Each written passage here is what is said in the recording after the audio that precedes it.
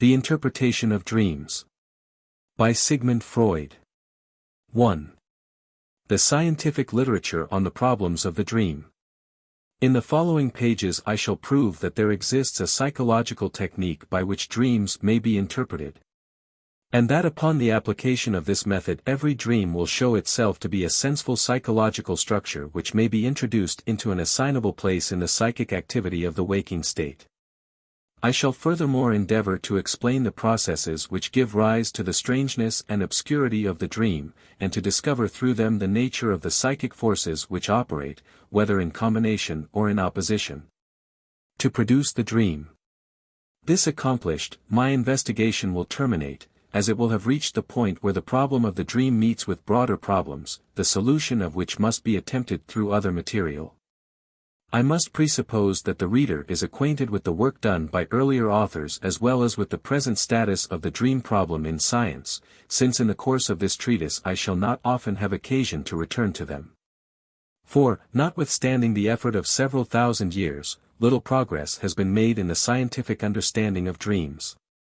This has been so universally acknowledged by the authors that it seems unnecessary to quote individual opinions. One will find in the writings indexed at the end of this book many stimulating observations and plenty of interesting material for our subject. But little or nothing too that concerns the true nature of the dream or that solves definitively any of its enigmas. Still less of course has been transmitted to the knowledge of the educated laity. The first book in which the dream is treated as an object of psychology seems to be that of Aristotle, concerning dreams and their interpretation. Aristotle asserts that the dream is of demoniacal, though not of divine nature, which indeed contains deep meaning, if it be correctly interpreted. He was also acquainted with some of the characteristics of dream life, e.g. he knew that the dream turns slight sensations perceived during sleep into great ones. One imagines that one walks through fire and feels hot, if this or that part of the body becomes slightly warmed. Which led him to conclude that dreams might easily betray to the physician the first indications of an incipient change in the body passing unnoticed during the day. I have been unable to go more deeply into the Aristotelian treatise, because of insufficient preparation and lack of skilled assistance. As everyone knows, the ancients before Aristotle did not consider the dream a product of the dreaming mind, but a divine inspiration, and in ancient times the two antagonistic streams, which one finds throughout in the estimates of dream life, were already noticeable. They distinguished between true and valuable dreams, sent to the dreamer to warn him or to foretell the future, and vain, fraudulent, and empty dreams, the object of which was to misguide or lead him to destruction.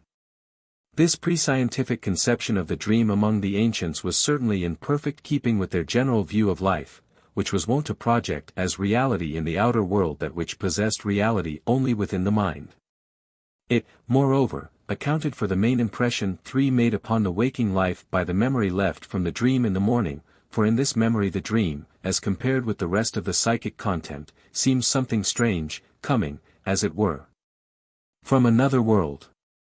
It would likewise be wrong to suppose that the theory of the supernatural origin of dreams lacks followers in our own day.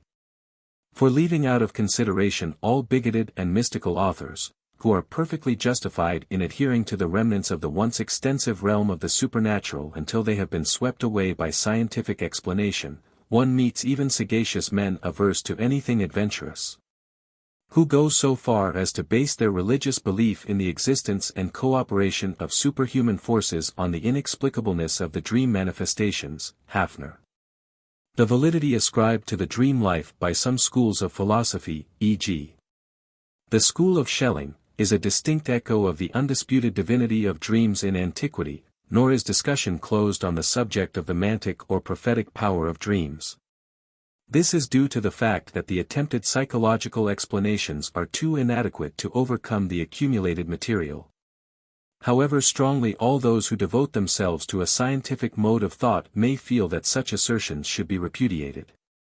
To write a history of our scientific knowledge of dream problems is so difficult because, however valuable some parts of this knowledge may have been, no progress in definite directions has been discernible. There has been no construction of a foundation of assured results upon which future investigators could continue to build, but every new author takes up the same problems afresh and from the very beginning. Were I to follow the authors in chronological order, and give a review of the opinions each has held concerning the problems of the dream, I should be prevented from drawing a clear and complete picture of the present state of knowledge on the subject. I have therefore preferred to base the treatment upon themes rather than upon the authors, and I shall cite for each problem of the dream the material found in the literature for its solution. But as I have not succeeded in mastering the entire literature, which is widely disseminated and interwoven with for that on other subjects, I must ask my readers to rest content provided no fundamental fact or important viewpoint be lost in my description. Until recently most authors have been led to treat the subjects of sleep and dream in the same connection, and with them they have also regularly treated analogous states of psychopathology, and other dreamlike states like hallucinations, visions, and in the more recent works, on the other hand, there has been a tendency to keep more closely to the theme, and to take as the subject one single question of the dream life. This change, I believe, is an expression of the conviction that enlightenment and agreement in such obscure matters can only be brought about by a series of detailed investigations. It is such a detailed investigation and one of a special psychological nature, that I would offer here. I have little occasion to study the problem of sleep, as it is essentially a psychological problem, although the change of functional determinations for the mental apparatus must be included in the character of sleep. The literature of sleep will therefore not be considered here. A scientific interest in the phenomena of dreams as such leads to the following in part interdependent inquiries. A. The relation of the dream to the waking state. The naive judgment of a person on awakening assumes that the dream, if indeed it does not originate in another world, at any rate has taken the dreamer into another world. The old physiologist, Burdach, to whom we are indebted for a careful and discriminating description of the phenomena of dreams, expressed this conviction in an often quoted passage, p. 474, "The waking life never repeats itself with its trials and joys, its pleasures and pains, but, on the contrary, the dream aims to relieve us of these. Even when our whole mind is filled with one subject, when profound sorrow has torn our hearts or when a task has claimed the whole power of our mentality, the dream either gives us something entirely strange, or it takes for its combinations only a few elements from reality, or it only enters into the strain of our mood and symbolizes reality."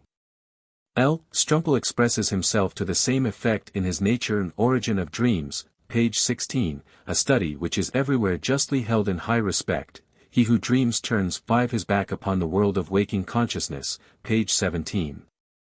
In the dream the memory of the orderly content of the waking consciousness and its normal behavior is as good as entirely lost, page 19.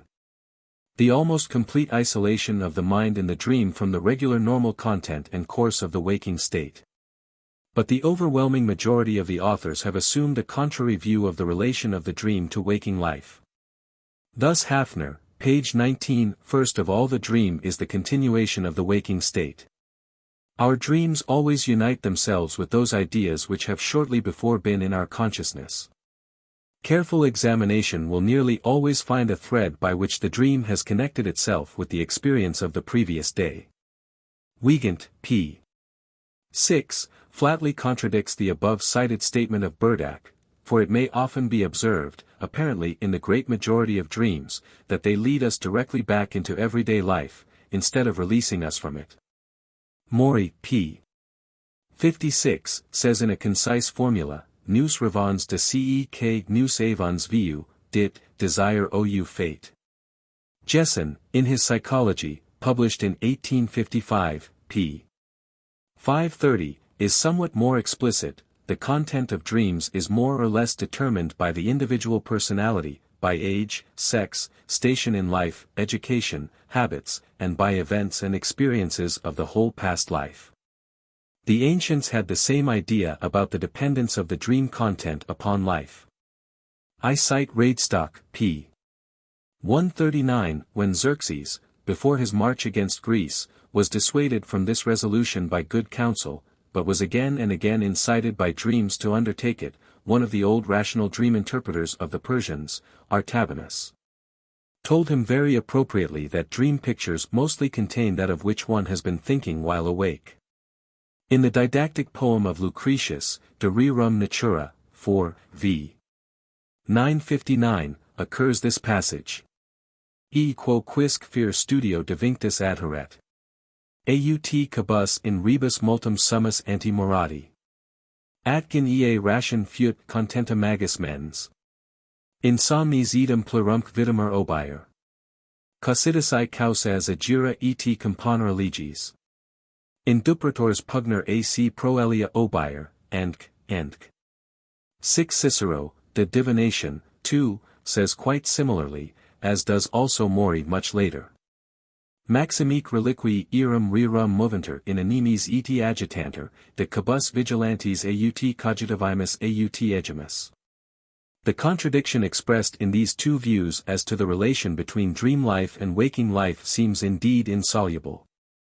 It will therefore not be out of place to mention the description of F. W. Hildebrandt, 1875, who believes that the peculiarities of the dream can generally be described only by calling them a series of contrasts which apparently shade off into contradictions, page 8.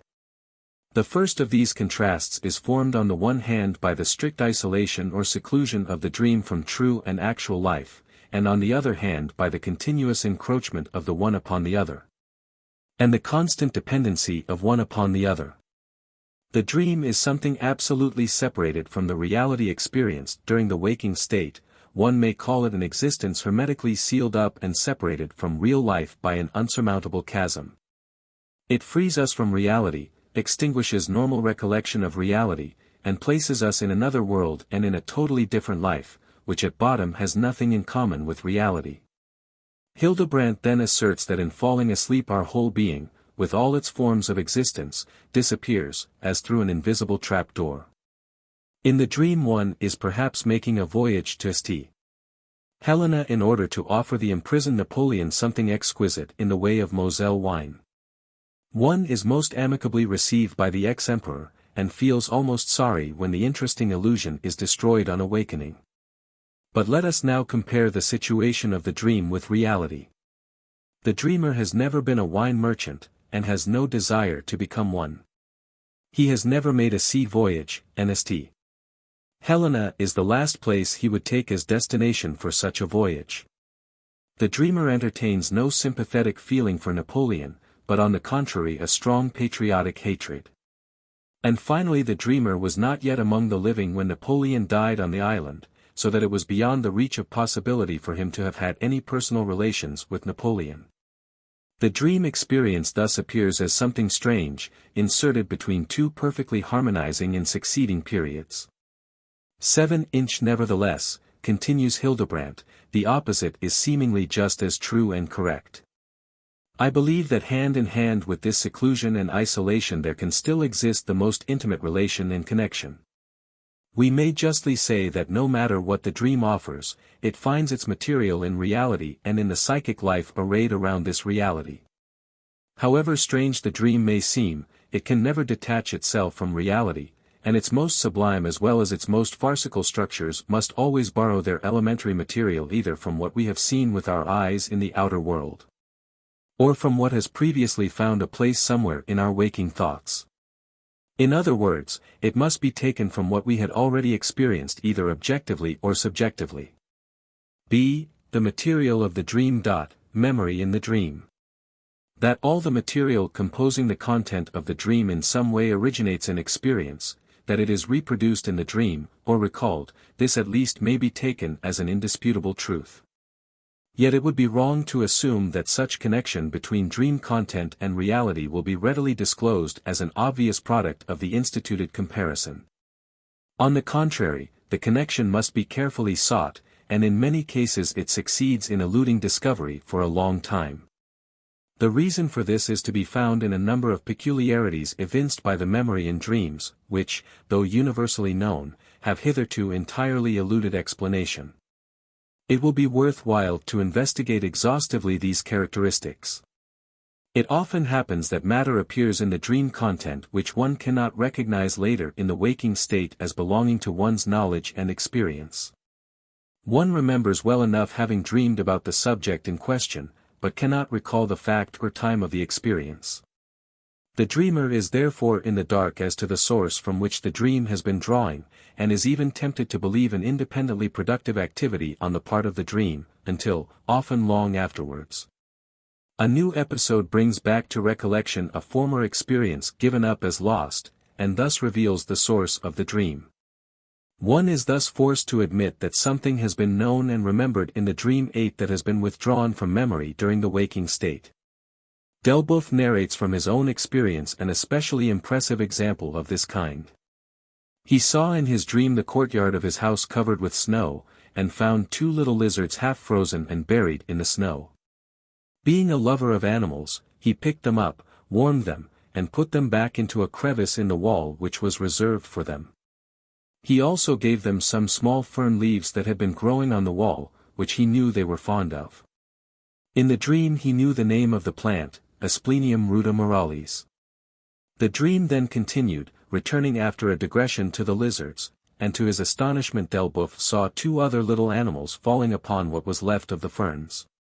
On turning his eyes to the open field he saw a 5th and a 6th lizard running into the hole in the wall, and finally the street was covered with a procession of lizards, all wandering in the same direction, and in his waking state Delboeuf knew only a few Latin names of plants, and nothing of the asplenium.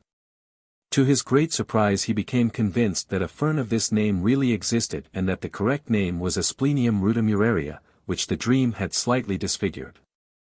An accidental coincidence could hardly be considered, but it remained a mystery for Delboeuf whence he got his knowledge of the name asplenium in the dream. The dream occurred in 1862. 16 years later, while at the house of one of his friends, the philosopher noticed a small album containing dried plants resembling the albums that are sold as souvenirs to visitors in many parts of Switzerland. A sudden recollection occurred to him. He opened the herbarium, and discovered therein the asplenium of his dream, and recognized his own handwriting in the accompanying Latin name. The connection could now be traced. While on her wedding trip, a sister of this friend visited Delboeuf in 1860, 2 years prior to the lizard dream. She had with her at the time this album, which was intended for her brother, and Delboeuf took the trouble to write, at the dictation of a botanist, under each of the dried plants the Latin name. The favorable accident which made possible the report of 9 this valuable example also permitted Delboeuf to trace another portion of this dream to its forgotten source. One day in 1877 he came upon an old volume of an illustrated journal, in which he found pictured the whole procession of lizards just as he had dreamed it in 1862.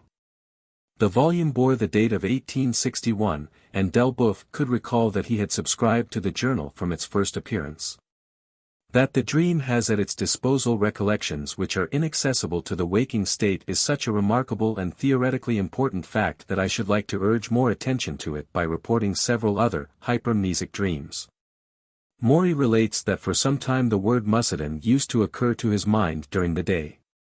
He knew it to be the name of a French city, but nothing else.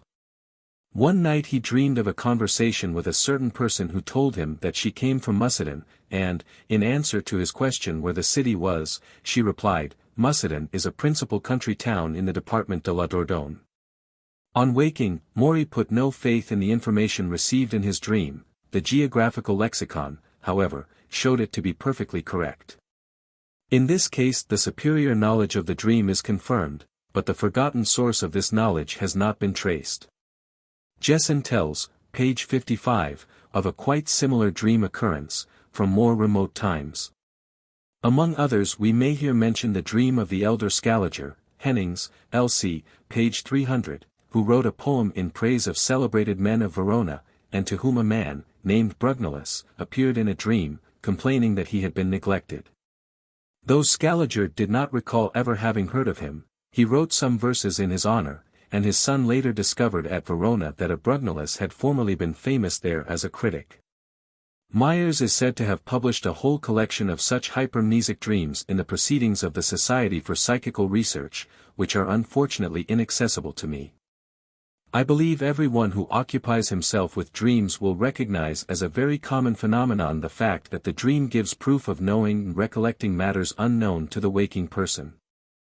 In my psychoanalytic investigations of nervous patients, of which I shall speak later, I am every 10 weeks more than once in position to convince my patients from their dreams that they are well acquainted with quotations, obscene expressions, and that they make use of these in their dreams, although they have forgotten them in the waking state. I shall cite here a simple case of dream hypermnesia because it was easy to trace the source which made the knowledge accessible to the dream.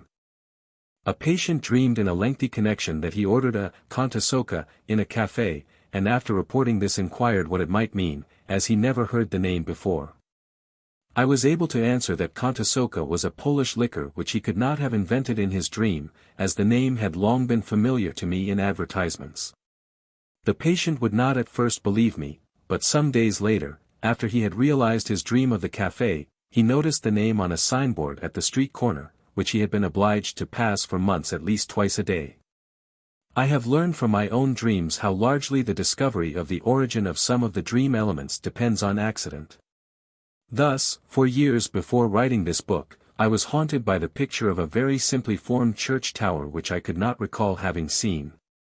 I then suddenly recognized it with absolute certainty at a small station between Salzburg and Reichenhall.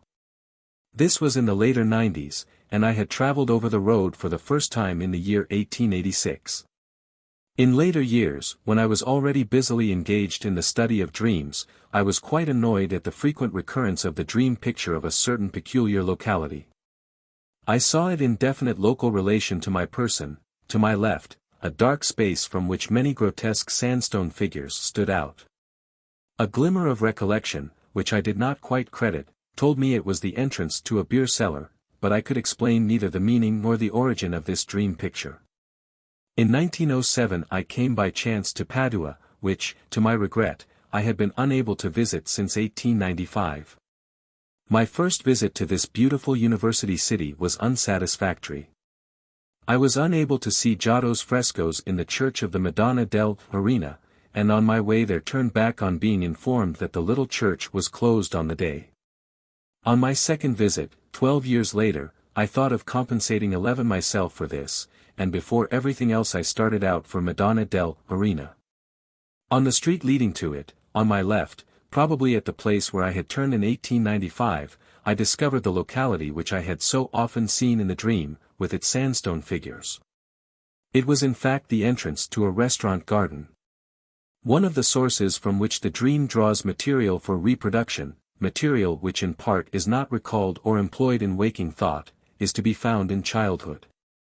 I shall merely cite some of the authors who have observed and emphasized this.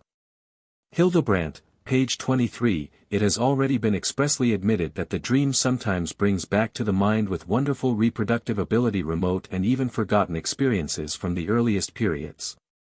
Strumpel, p. 40. The subject becomes more interesting when we remember how the dream sometimes brings forth, as it were, from among the deepest and heaviest strata which later years have piled upon the earliest childhood experiences. The pictures of certain places, things, and persons, quite uninjured and with their original freshness. This is not limited merely to such impressions as have gained vivid consciousness during their origin or have become impressed with strong psychic validity, and then later return in the dream as actual reminiscences, causing pleasure to the awakened consciousness. On the contrary, the depths of the dream memory comprise also such pictures of persons, things, places, and early experiences as either possessed but little consciousness and no psychic value at all, or have long ago lost both, and therefore appear totally strange and unknown both in the dream and in the waking state, until their former origin is revealed. Foucault, page 119, it is essentially noteworthy how easily infantile and youthful reminiscences enter into the dream. What we have long ceased to think about, what has long since lost for us all importance, is constantly recalled by the dream. The sway of the dream over the infantile material, which, as is well known, mostly occupies the gaps in the conscious memory, causes the origin of interesting hypermnestic dreams, a few of which I shall here report. 12 Maury relates, p. 92, that as a child he often went from his native city, Mo, to the neighboring Trillport, where his father superintended the construction of a bridge. On a certain night a dream transported him to Trillport, and he was again playing in the city streets. A man approached him wearing some sort of uniform. Mori asked him his name, and he introduced himself, saying that his name was C, and that he was a bridge guard. On waking, Mori, who still doubted the reality of the reminiscence, asked his old servant, who had been with him in his childhood, whether she remembered a man of this name. Certainly, was the answer, he used to be watchman on the bridge which your father was building at that time. Mori reports another example demonstrating just as nicely the reliability of infantile reminiscences appearing in dreams. Mr. F., who had lived as a child in Montbrison, decided to visit his home and old friends of his family after an absence of 25 years. The night before his departure he dreamt that he had reached his destination, and that he met near Montbrison a man, whom he did not know by sight, who told him he was Mr. F., a friend of his father. The dreamer remembered that as a child he had known a gentleman of this name, but on waking he could no longer recall his features. Several days later, having really arrived at Montbrison, he found the supposedly unknown locality of his dream, and there met a man whom he at once recognized as the Mr. F. of his dream. The real person was only older than the one in the dream picture. I may here relate one of my own dreams in which the remembered impression is replaced by an association. In my dream I saw a person whom I recognized, while dreaming, as the physician of my native town. The features were indistinct and confused with the picture of one of my colleague teachers, whom I still see occasionally. What association there was between the two persons I could not discover on awakening. But upon questioning my mother about the physician of my early childhood, I discovered that he was a one-eyed man. My teacher, whose figure concealed that of the physician in the dream, was also one-eyed. I have not seen the physician for 38 years, and I have not to my knowledge thought 13 of him in my waking state, although a scar on my chin might have reminded me of his help. As if to counterbalance the immense role ascribed to the infantile impressions in the dream, many authors assert that the majority of dreams show elements from the most recent time. Thus Robert P. 46, declares that the normal dream generally occupies itself only with the impressions of the recent days. We learn indeed that the theory of the dream advanced by Robert imperatively demands that the old impressions should be pushed back, and the recent ones brought to the front. Nevertheless, the fact claimed by Robert really exists. I can confirm this from my own investigations. Nelson, an American author, thinks that the impressions most frequently found in the dream date from 2 or 3 days before, as if the impressions of the day immediately preceding the dream were not sufficiently weakened and remote. Many authors who are convinced of the intimate connection between the dream content and the waking state are impressed by the fact that impressions which have intensely occupied the waking mind appear in the dream only after they have been to some extent pushed aside from the elaboration of the waking thought. Thus, as a rule, we do not dream of a dead beloved person while we are still overwhelmed with sorrow. Still Miss Hallam, one of the latest observers, has collected examples showing the very opposite behavior, and claims for the point the right of individual psychology. The third and the most remarkable and incomprehensible peculiarity of the memory in dreams, is shown in the selection of the reproduced material, for stress is laid not only on the most significant, but also on the most indifferent and superficial reminiscences. On this point I shall quote those authors who have expressed their surprise in the most emphatic manner. Hildebrandt, p.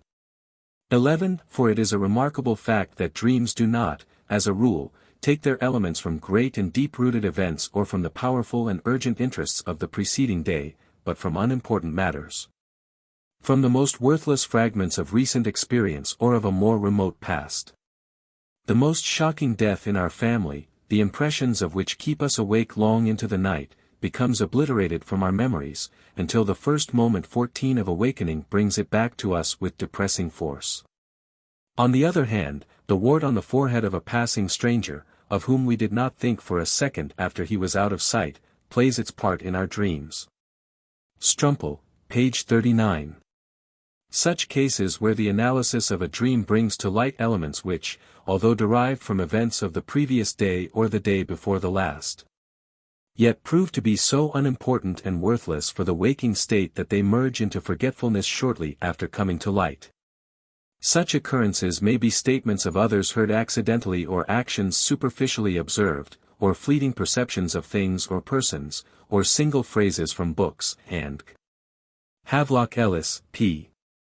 727, the profound emotions of waking life, the questions and problems on which we spread our chief voluntary mental energy, are not those which usually present themselves at once to dream consciousness. It is, so far as the immediate past is concerned, mostly the trifling, the incidental, the forgotten impressions of daily life which reappear in our dreams. The psychic activities that are awake most intensely are those that sleep most profoundly. Binns, p. 45, takes occasion from the above-mentioned characteristics of the memory in dreams to express his dissatisfaction with explanations of dreams which he himself has approved of, and the normal dream raises similar questions.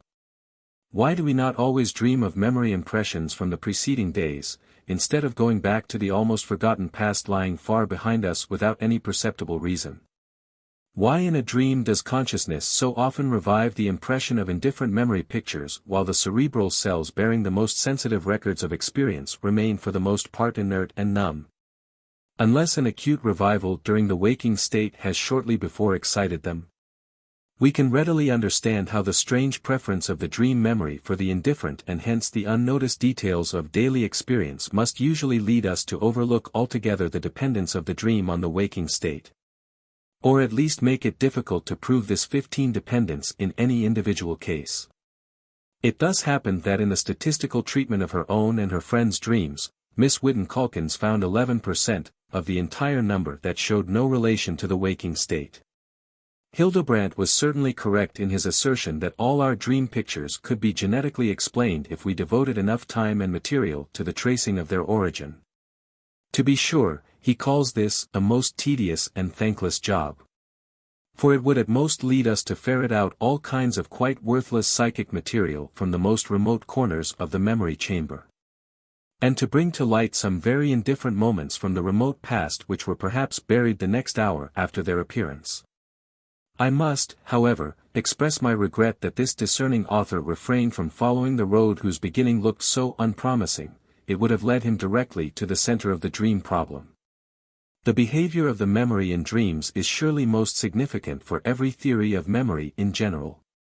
It teaches us that nothing which we have once psychically possessed is ever entirely lost, Scholz.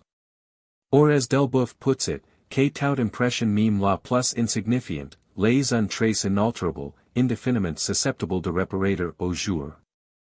A conclusion to which we are urged by so many of the other pathological manifestations of the psychic life.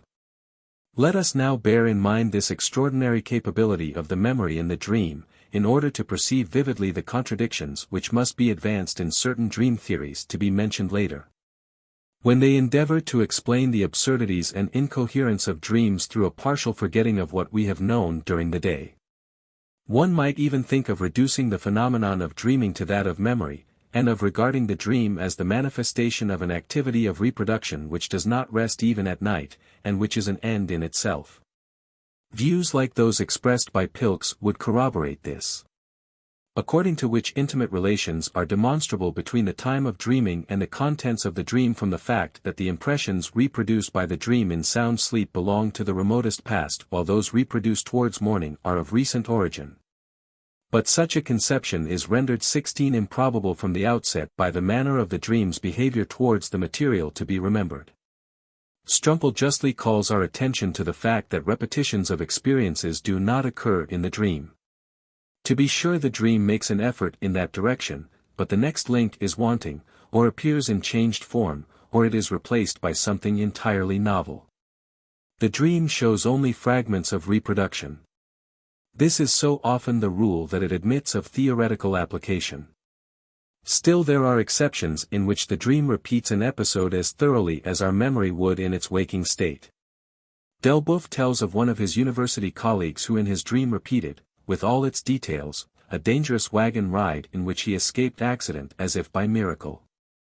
Miss Calkins mentions 2 dreams, the contents of which exactly reproduced incidents from the day before, and I shall later take occasion to report an example which came to my notice. showing a childish experience which returned unchanged in a dream. C. Dream stimuli and dream sources. What is meant by dream stimuli and dream sources may be explained by referring to the popular saying, dreams come from the stomach. This notion conceals a theory which conceives the dream as a result of a disturbance of sleep. We should not have dreamed if some disturbing element had not arisen in sleep, and the dream is the reaction from this disturbance. The discussion of the exciting causes of dreams takes up the most space in the descriptions of the authors. That this problem could appear only after the dream had become an object of biological investigation is self-evident. The ancients who conceived the dream as a divine inspiration had no need of looking for its exciting source. To them the dream resulted from the will of the divine or demoniacal powers, and its content was the product of their knowledge or intention. Science, however, soon raised the question whether the stimulus to the dream is always the same, or whether it might be manifold. And thus led to the question whether the causal 17 explanation of the dream belongs to psychology or rather to physiology. Most authors seem to assume that the causes of the disturbance of sleep, and hence the sources of the dream, might be of various natures, and that physical as well as mental irritations might assume the role of dream insiders. Opinions differ greatly in preferring this or that one of the dream sources, in ranking them, and indeed as to their importance for the origin of dreams. Wherever the enumeration of dream sources is complete we ultimately find 4 forms, which are also utilized for the division of dreams. I. External, objective, sensory stimuli. 2. Internal, subjective, sensory stimuli. 3. Internal, organic, physical excitations. 4. Purely psychical exciting sources. I. The external sensory stimuli. The younger Strumpel, son of the philosopher whose writings on the subject have already more than once served us as a guide in the problem of dreams, has, as is well known, reported his observations on a patient who was afflicted with general anesthesia of the skin and with paralysis of several of the higher sensory organs. This man merged into sleep when his few remaining sensory paths from the outer world were shut off. When we wish to sleep we are wont to strive for a situation resembling the one in Strumpel's experiment. We close the most important sensory paths, the eyes, and we endeavor to keep away from the other senses every stimulus and every change of the stimuli acting upon them. We then fall asleep, although we are never perfectly successful in our preparations. We can neither keep the stimuli away from the sensory organs altogether, nor can we fully extinguish the irritability of the sensory organs. That we may at any time be awakened by stronger stimuli should prove to us that the mind has remained in constant communication with the material world even during sleep. The sensory stimuli which reach us during sleep may easily become the source of dreams. There are a great many stimuli of such nature, ranging from those that are unavoidable, being brought on by the sleeping state or at least occasionally induced by it, to the accidental waking stimuli which are adapted or calculated to put an end to sleep. Thus a strong light may force itself 18 into the eyes, a noise may become perceptible, or some odoriferous matter may irritate the mucous membrane of the nose. In the spontaneous movements of sleep we may lay bare parts of the body and thus expose them to a sensation of cold, or through change of position we may produce sensations of pressure and touch. A fly may bite us, or a slight accident at night may simultaneously attack more than one sense. Observers have called attention to a whole series of dreams in which the stimulus verified on waking, and a part of the dream content corresponded to such a degree that the stimulus could be recognized as the source of the dream. I shall here cite a number of such dreams collected by Jessen, page 527, traceable to more or less accidental objective sensory stimuli. Every indistinctly perceived noise gives rise to corresponding dream pictures. The rolling of thunder takes us into the thick of battle, the crowing of a cock may be transformed into human shrieks of terror, and the creaking of a door may conjure up dreams of burglars breaking into the house. When one of our blankets slips off at night we may dream that we are walking about naked or falling into the water. If we lie diagonally across the bed with our feet extending beyond the edge, we may dream of standing on the brink of a terrifying precipice, or of falling from a steep height. Should our head accidentally get under the pillow, we may then imagine a big rock hanging over us and about to crush us under its weight. Accumulation of semen produces voluptuous dreams, and local pain the idea of suffering ill treatment, of hostile attacks, or of accidental bodily injuries. Meyer, Versuch einer Erklärung des Nachtwandelns, Halle, 1758, p. 33, once dreamed of being assaulted by several persons who threw him flat on the ground and drove a stake into the ground between his big and second toes. While imagining this in his dream, he suddenly awoke and felt a blade of straw sticking between his toes. The same author, according to Hemmings, von den Traumen und Nachtwandeln, Weimar, 1784, p. 258, dreamed on another occasion that he was being hanged when his shirt was pinned somewhat tight around his neck. Hofbauer dreamed in his youth of having fallen from a high wall and found upon waking that the bedstead had come apart, and that he had actually fallen to the 19th floor. Gregory relates that he once applied a hot water bottle to his feet, and dreamed of taking a trip to the summit of Mount Etna, where he found the heat on the ground almost unbearable. After having applied a blistering plaster to his head, a second man dreamed of being scalped by Indians, a third, whose shirt was damp, dreamed of being dragged through a stream. An attack of gout caused the patient to believe that he was in the hands of the Inquisition, and suffering pains of torture, Macnish. The argument based upon the resemblance between stimulus and dream content is reinforced if through a systematic induction of stimuli we succeed in producing dreams corresponding to the stimuli. According to Macnish, such experiments have already been made by Giron de Buserines. He left his knee exposed and dreamed of traveling in a mail coach at night. He remarked in this connection that travelers would well know how cold the knees become in a coach at night. Another time he left the back of his head uncovered, and dreamed of taking part in a religious ceremony in the open air. In the country where he lived it was customary to keep the head always covered except on such occasions. Maury reports new observations on dreams produced in himself. A number of other attempts produced no results. 1. He was tickled with a feather on his lips and on the tip of his nose. He dreamed of awful torture, viz. that a mask of pitch was stuck to his face and then forcibly torn off, taking the skin with it. 2. Scissors were sharpened on pincers. He heard bells ringing, then sounds of alarm which took him back to the June days of 1848. 3. Cologne water was put on his nose. He found himself in Cairo in the shop of John Maria Farina. This was followed by mad adventures which he was unable to reproduce. 4. His neck was lightly pinched. He dreamed that a blistering plaster was put on him, and thought of a doctor who treated him in his childhood. 5. A hot iron was brought near his face. He dreamed that chauffeurs broke into the house and forced the occupants 20 to give up their money by sticking their feet into burning coals. The Duchess of Abrantz, whose secretary he imagined himself in the dream, then entered. 6. A drop of water was let fall on his forehead. He imagined himself in Italy perspiring heavily and drinking white wine of Orvieto. 7. When a burning candle was repeatedly focused on him through red paper, he dreamed of the weather, of heat, and of a storm at sea which he once experienced in the English Channel. Dervey, Wiegand, and others have made other attempts to produce dreams experimentally.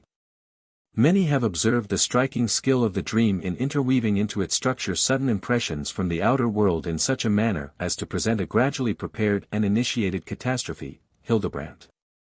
In former years, this author relates, I occasionally made use of an alarm clock in order to wake regularly at a certain hour in the morning. It probably happened hundreds of times that the sound of this instrument fitted into an apparently very long and connected dream, as if the entire dream had been especially designed for it.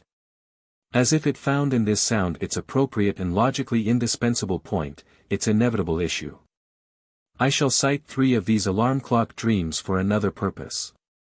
Foucault, page 68, relates, a composer once dreamed that he was teaching school, and was just explaining something to his pupils. He had almost finished when he turned to one of the boys with the question, did you understand me? The boy cried out like one possessed. Yeah. Annoyed at this, he reprimanded him for shouting. But now the entire class was screaming Oria, then Burio, and finally Fuirio. He was now aroused by an actual alarm of fire in the street. Garnier, Trait de facultés de l'âme, 1865, reported by Radestock, relates that Napoleon I, while sleeping in a carriage, was awakened from a dream by an explosion which brought back to him the crossing of the Tagliamento and the bombarding of the Austrians, so that he started up crying, "We are undermined." The following dream of Maury has become celebrated. 21 He was sick, and remained in bed, his mother sat beside him. He then dreamed of the reign of terror at the time of the Revolution. He took part in terrible scenes of murder, and finally he himself was summoned before the tribunal. There he saw Robespierre, Marat, Fouquier-Tinville, and all the sorry heroes of that cruel epoch. He had to give an account of himself, and, after all sort of incidents which did not fix themselves in his memory, he was sentenced to death. Accompanied by an enormous crowd, he was led to the place of execution. He mounted the scaffold, the executioner tied him to the board, it tipped, and the knife of the guillotine fell. He felt his head severed from the trunk, and awakened in terrible anxiety, only to find that the top piece of the bed had fallen down, and had actually struck his cervical vertebra in the same manner as the knife of a guillotine. This dream gave rise to an interesting discussion introduced by Lorraine and Egger in the Revue Philosophique.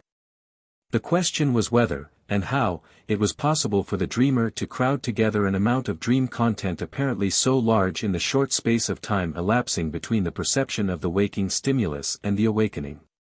Examples of this nature make it appear that the objective stimuli during sleep are the most firmly established of all the dream sources. Indeed, it is the only stimulus which plays any part in the layman's knowledge. If we ask an educated person, who is, however, unacquainted with the literature of dreams, how dreams originate, he is sure to answer by referring to a case familiar to him in which a dream has been explained after waking by a recognized objective stimulus. Scientific investigation cannot, however, stop here, but is incited to further research by the observation that the stimulus influencing the senses during sleep does not appear in the dream at all in its true form, but is replaced by some other presentation which is in some way related to it. But the relation existing between the stimulus and the result of the dream is, according to Maury, un affinit quelconque mais que n'est pas unique et exclusive, page 72. If we read, e.g., 3 of Hildebrandt's alarm clock dreams, we will then have to inquire why the same stimulus evoked so many different results, and why just these results and no others. 22, p. 37. I am taking a walk on a beautiful spring morning. I saunter through the green fields to a neighboring village, where I see the natives going to church in great numbers, wearing their holiday attire and carrying their hymn books under their arms. I remember that it is Sunday, and that the morning service will soon begin. I decide to attend it, but as I am somewhat overheated I also decide to cool off in the cemetery surrounding the church. While reading the various epitaphs, I hear the sexton ascend the tower and see the small village bell in the cupola which is about to give signal for the beginning of the devotions. For another short while it hangs motionless, then it begins to swing, and suddenly its notes resound so clearly and penetratingly that my sleep comes to an end. But the sound of bells comes from the alarm clock. A second combination. It is a clear day, the streets are covered with deep snow. I have promised to take part in a sleigh ride, but have had to wait for some time before it was announced that the sleigh is in front of my house. The preparations for getting into the sleigh are now made. I put on my furs and adjust my muff, and at last I am in my place. But the departure is still delayed, until the reins give the impatient horses the perceptible sign. They start, and the sleigh bells, now forcibly shaken, begin their familiar Janizary music with a force that instantly tears the gossamer of my dream. Again it is only the shrill sound of my alarm clock. Still a third example. I see the kitchen maid walk along the corridor to the dining room with several dozen plates piled up. The porcelain column in her arms seems to me to be in danger of losing its equilibrium. Take care, I exclaim, you will drop the whole pile.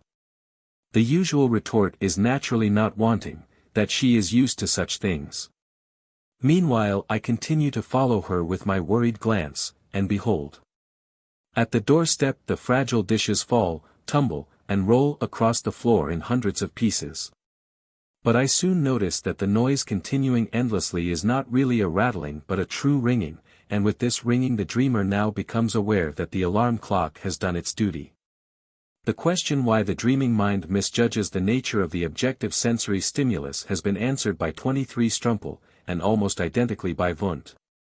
To the effect that the reaction of the mind to the attacking stimuli in sleep is determined by the formation of illusions. A sensory impression is recognized by us and correctly interpreted, i.e. it is classed with the memory group to which it belongs according to all previous experience, if the impression is strong, clear, and long enough, and if we have the necessary time at our disposal for this reflection. If these conditions are not fulfilled, we mistake the objects which give rise to the impression, and on its basis we form an illusion. If one takes a walk in an open field and perceives indistinctly a distant object, it may happen that he will at first take it for a horse. On closer inspection the image of a cow resting may obtrude itself, and the presentation may finally resolve itself with certainty into a group of people sitting.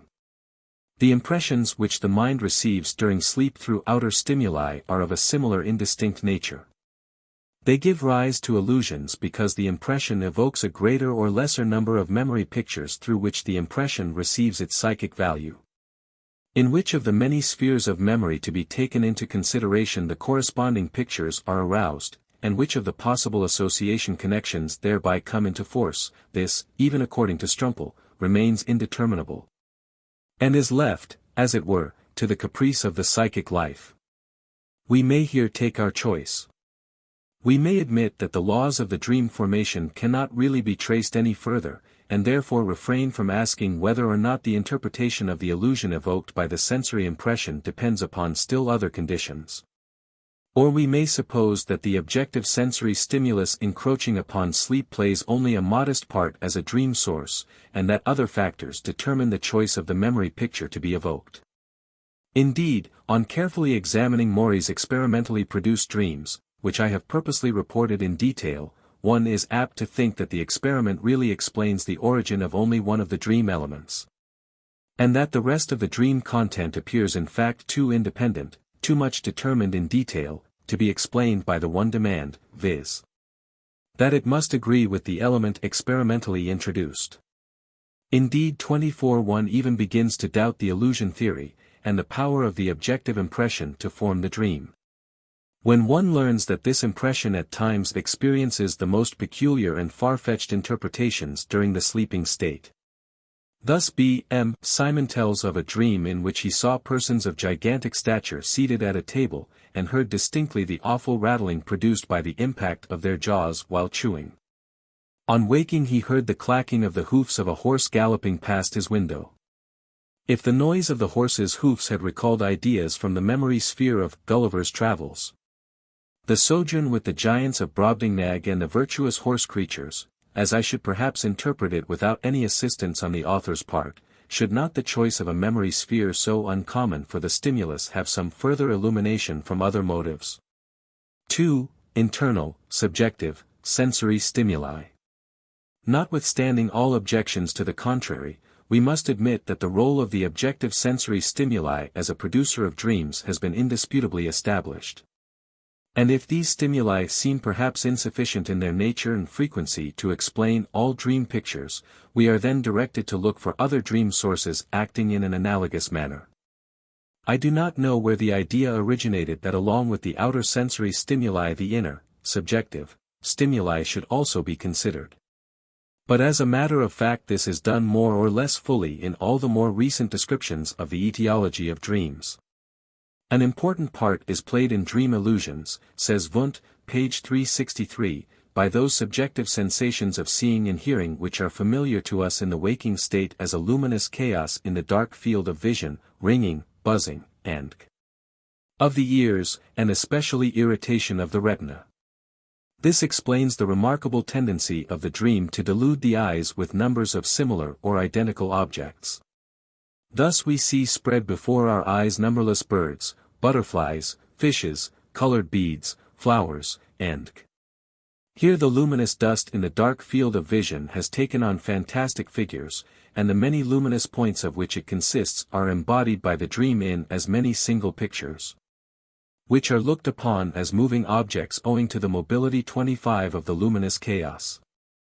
This is also the root of the great fondness of the dream for the most complex animal figures, the multiplicity of forms readily following the form of the subjective light pictures.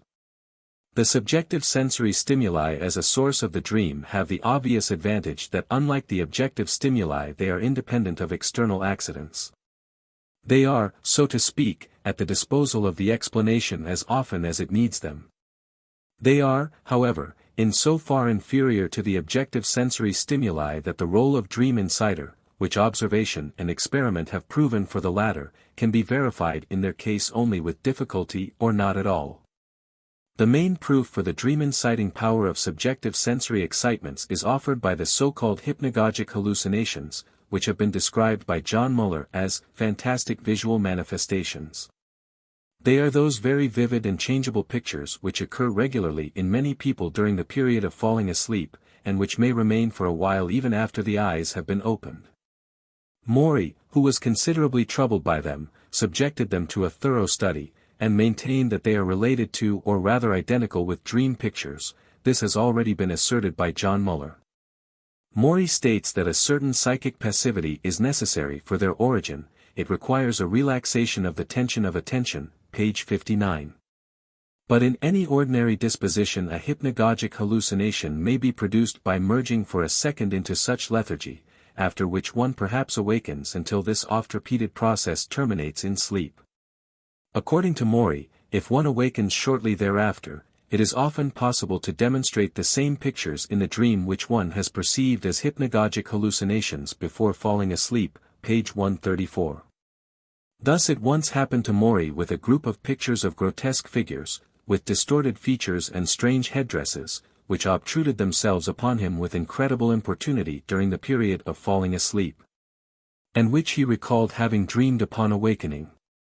On another occasion, while suffering from hunger, because he kept himself on a rather strict diet, he saw hypnagogically a plate and a hand armed with a fork taking some food from the plate. In his dream he found himself at a table abundantly supplied with 26 food, and heard the rattle made by the diners with their forks. On still another occasion, after falling asleep with irritated and painful eyes, he had the hypnagogic hallucination of seeing microscopically small characters which he was forced to decipher one by one with great exertion. Having been awakened from his sleep an hour later, he recalled a dream in which there was an open book with very small letters, which he was obliged to read through with laborious effort. Just as in the case of these pictures, auditory hallucinations of words, names, and may also appear hypnagogically, and then repeat themselves in the dream, like an overture announcing the principal motive of the opera which is to follow.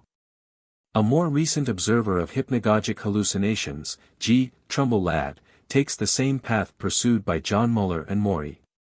By dint of practice he succeeded in acquiring the faculty of suddenly arousing himself, without opening his eyes, 2 to 5 minutes after having gradually fallen asleep, which gave him opportunity to compare the sensations of the retina just vanishing with the dream pictures remaining in his memory. He assures us that an intimate relation between the two can always be recognized, in the sense that the luminous dots and lines of the spontaneous light of the retina produced, so to speak, the sketched outline or scheme for the psychically perceived dream figures. A dream, e.g., in which he saw in front of him clearly printed lines which he read and studied, corresponded to an arrangement of the luminous dots and lines in the retina in parallel lines, or, to express it in his own words, the clearly printed page, which he was reading in the dream, resolved itself into an object which appeared to his waking perception like part of an actual printed sheet looked at through a little hole in a piece of paper, from too great a distance to be made out distinctly.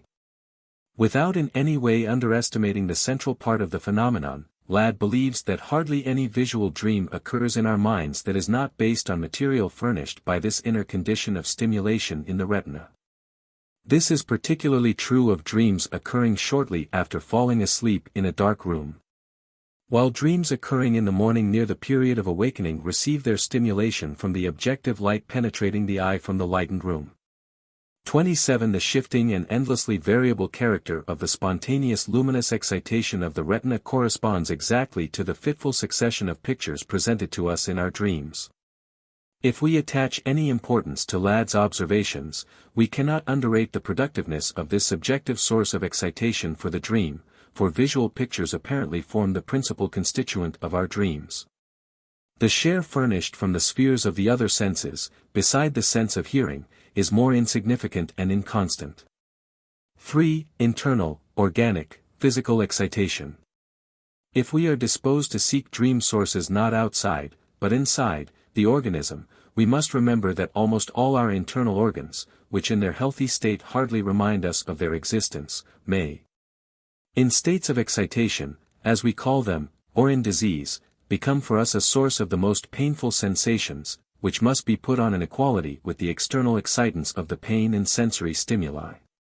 It is on the strength of very old experience that, e.g., Strumpel declares that, during sleep the mind becomes far more deeply and broadly conscious of its connection with the body than in the waking state. And it is compelled to receive and be influenced by stimulating impressions originating in parts and changes of the body of which it is unconscious in the waking state. Even Aristotle declares it quite possible that the dream should draw our attention to incipient morbid conditions which we have not noticed at all in the waking state owing to the exaggeration given by the dream to the impressions. And some medical authors, who were certainly far from believing in any prophetic power of the dream, have admitted this significance of the dream at least for the foretelling of disease. Compare M. Simon, page 31, and many older authors. Even in our times there seems to be no lack of authenticated examples of such diagnostic performances on the part of the dream. Thus Tissy cites from Artigas, Essai sur la valeur sémiologique de rêves, the history of a woman of 43 years, who, during several years of apparently perfect health, was troubled with anxiety dreams. And in whom medical examination later disclosed an incipient affection of the heart to which she soon succumbed. Serious disturbances of the internal organs apparently act 28 as inciders of dreams in a considerable number of persons. Attention is quite generally called to the frequency of anxiety dreams in the diseases of the heart and lungs. Indeed, this relation of the dream life is placed so conspicuously in the foreground by many authors that I shall here content myself with a mere reference to the literature. Radestock, Spitta, Maury, M. Simon, Tissy. Tissy even assumes that the diseased organs impress upon the dream content their characteristic features. The dreams of persons suffering from diseases of the heart are generally very brief and terminate in a terrified awakening. The situation of death under terrible circumstances almost always plays a part in their content. Those suffering from diseases of the lungs dream of suffocation, of being crowded, and of flight, and a great many of them are subject to the well-known nightmare, which, by the way, Berner has succeeded in producing experimentally by lying on the face and closing up the openings of the respiratory organs. In digestive disturbances the dream contains ideas from the sphere of enjoyment and disgust. Finally, the influence of sexual excitement on the dream content is perceptible enough in everyone's experience, and lends the strongest support to the entire theory of the dream excitation through organic sensation. Moreover, as we go through the literature of the dream, it becomes quite obvious that some of the authors, Maury, Wiegand, have been led to the study of dream problems by the influence of their own pathological state on the content of their dreams. The addition to dream sources from these undoubtedly established facts is, however, not as important as one might be led to suppose. For the dream is a phenomenon which occurs in healthy persons, perhaps in all persons, and every night, and a pathological state of the organs is apparently not one of its indispensable conditions. For us, however, the question is not whence particular dreams originate, but what may be the exciting source for the ordinary dreams of normal persons. But we need go only a step further to find a dream source which is more prolific than any of those mentioned above, which indeed promises to be inexhaustible in every case. If 29 it is established that the bodily organs become in sickness an exciting source of dreams, and if we admit that the mind, diverted during sleep from the outer world, can devote more attention to the interior of the body, we may readily assume that the organs need not necessarily become diseased in order to permit stimuli, which in some way or other grow into dream pictures, to reach the sleeping mind. What in the waking state we broadly perceive as general sensation, distinguishable by its quality alone, to which, in the opinion of the physicians, all the organic systems contribute their shares, this general sensation at night attaining powerful efficiency and becoming active with its individual components, would naturally furnish the most powerful as well as the most common source for the production of the dream presentations. It still remains, however, to examine according to what rule the organic sensations become transformed into dream presentations. The theory of the origin of dreams just stated has been the favorite with all medical authors. The obscurity which conceals the essence of our being, the amoisplanknique, as Tissy terms it, from our knowledge and the obscurity of the origin of the dream correspond too well not to be brought into relation with each other. The train of thought which makes organic sensation the inciter of the dream has besides another attraction for the physician, inasmuch as it favors the etiological union of the dream and mental diseases, which show so many agreements in their manifestations, for alterations in the organic sensations and excitations emanating from the inner organs are both of wide significance in the origin of the psychoses. It is therefore not surprising that the theory of bodily sensation can be traced to more than one originator who has propounded it independently. A number of authors have been influenced by the train of ideas developed by the philosopher Schopenhauer in 1851. Our conception of the universe originates through the fact that our intellect recasts the impressions coming to it from without in the molds of time, space, and causality. The sensations from the interior of the organism, proceeding from the sympathetic nervous system, exert in the daytime an influence on our mood for the most part unconscious. At 30 night, however, when the overwhelming influence of the day's impressions is no longer felt, the impressions pressing upward from the interior are able to gain attention, just as in the night we hear the rippling of the spring that was rendered inaudible by the noise of the day. In what other way, then, could the intellect react upon these stimuli than by performing its characteristic function? It will transform the stimuli into figures, filling space and time, which move at the beginning of causality. And thus the dream originates. Stirner, and after him Foucault, attempted to penetrate into closer relations between physical sensations and dream pictures. But we shall reserve the discussion of these attempts for the chapter on the theory of the dream. In a study particularly logical in its development, the psychiatrist Krauss found the origin of the dream as well as of deliria and delusions in the same element, viz. the organically determined sensation. According to this author, there is hardly a place in the organism which might not become the starting point of a dream or of a delusion. Now organically determined sensations may be divided into two classes: 1, those of the total feeling, general sensations; 2, specific sensations which are inherent in the principal systems of the vegetative organism, which may be divided into 5 groups: A, the muscular; B, the pneumatic; C, the gastric; D, the sexual; E, the peripheral sensations. P. 33 of the second article. The origin of the dream picture on the basis of the physical sensations is conceived by Krauss as follows: the awakened sensation evokes a presentation related to it in accordance with some law of association, and combines with this, thus forming an organic structure, towards which, however, consciousness does not maintain its normal attitude. For it does not bestow any attention on the sensation itself, but concerns itself entirely with the accompanying presentation. This is likewise the reason why the state of affairs in question should have been so long misunderstood, page 11, and Krauss finds for this process the specific term of transubstantiation of the feeling into dream pictures, page 24. That the organic bodily sensations exert some influence on the formation of the dream is nowadays almost universally acknowledged. But the question as to the law underlying the 31 relation between the two is answered in various ways and often in obscure terms. On the basis of the theory of bodily excitation, the special task of dream interpretation is to trace back the content of a dream to the causative organic stimulus, and if we do not recognize the rules of interpretation advanced by Stirner, we frequently find ourselves confronted with the awkward fact that the organic exciting source reveals itself in the content of the dream only. A certain agreement, however, is manifested in the interpretation of the various forms of dreams which have been designated as typical because they recur in so many persons with almost the same contents. Among these are the well-known dreams of falling from heights, of the falling out of teeth, of flying, and of embarrassment because of being naked or barely clad. This last dream is said to be caused simply by the perception felt in sleep that one has thrown off the bed cover and is exposed.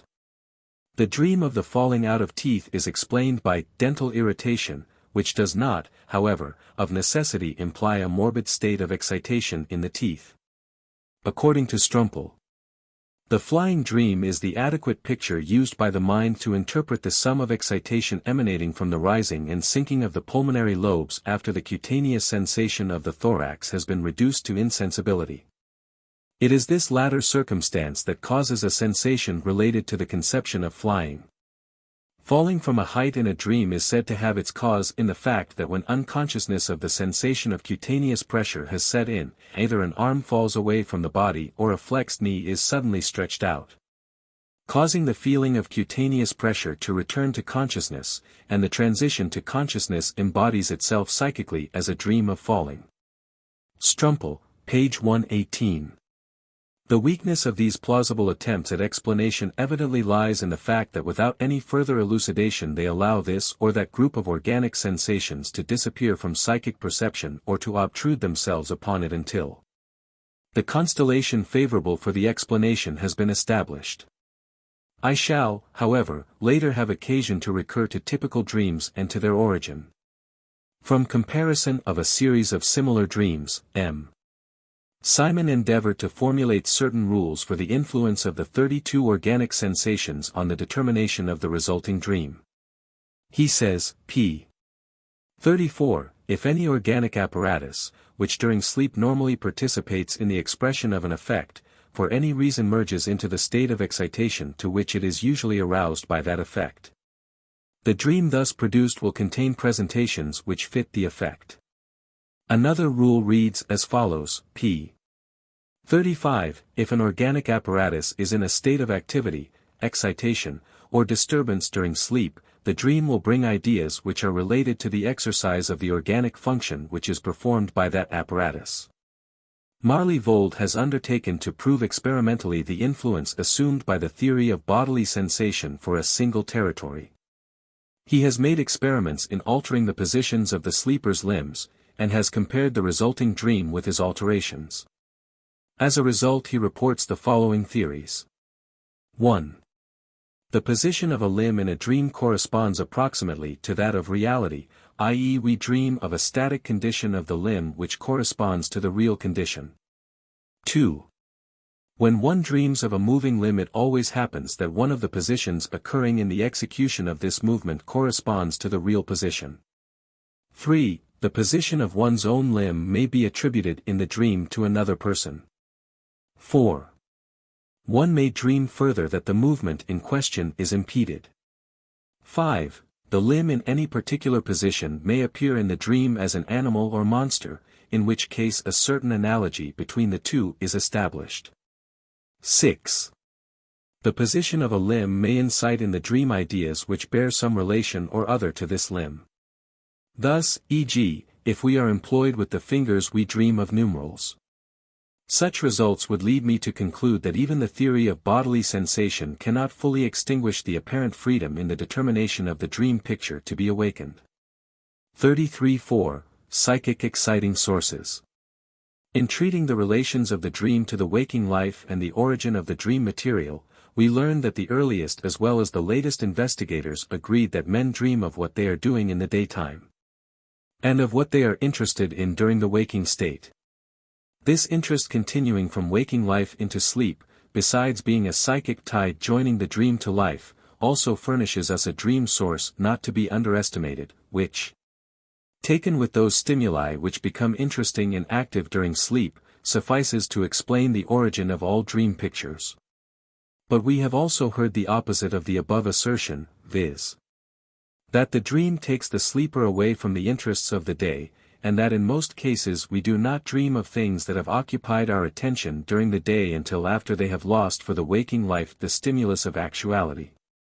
Hence in the analysis of the dream life we are reminded at every step that it is inadmissible to frame general rules without making provision for qualifications expressed by such terms as frequently, as a rule, in most cases, and without preparing for the validity of the exceptions.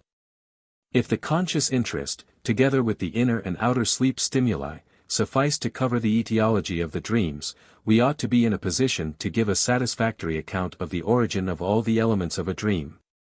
The riddle of the dream sources would thus be solved, leaving only the task of separating the part played by the psychic and the somatic dream stimuli in individual dreams. But as a matter of fact no such complete solution of a dream has ever been accomplished in any case, and, what is more, everyone attempting such solution has found that in most cases there have remained a great many components of the dream, the source of which he was unable to explain. The daily interest as a psychic source of dreams is evidently not far-reaching enough to justify the confident assertions to the effect that we all continue our waking affairs in the dream. Other psychic sources of dreams are unknown.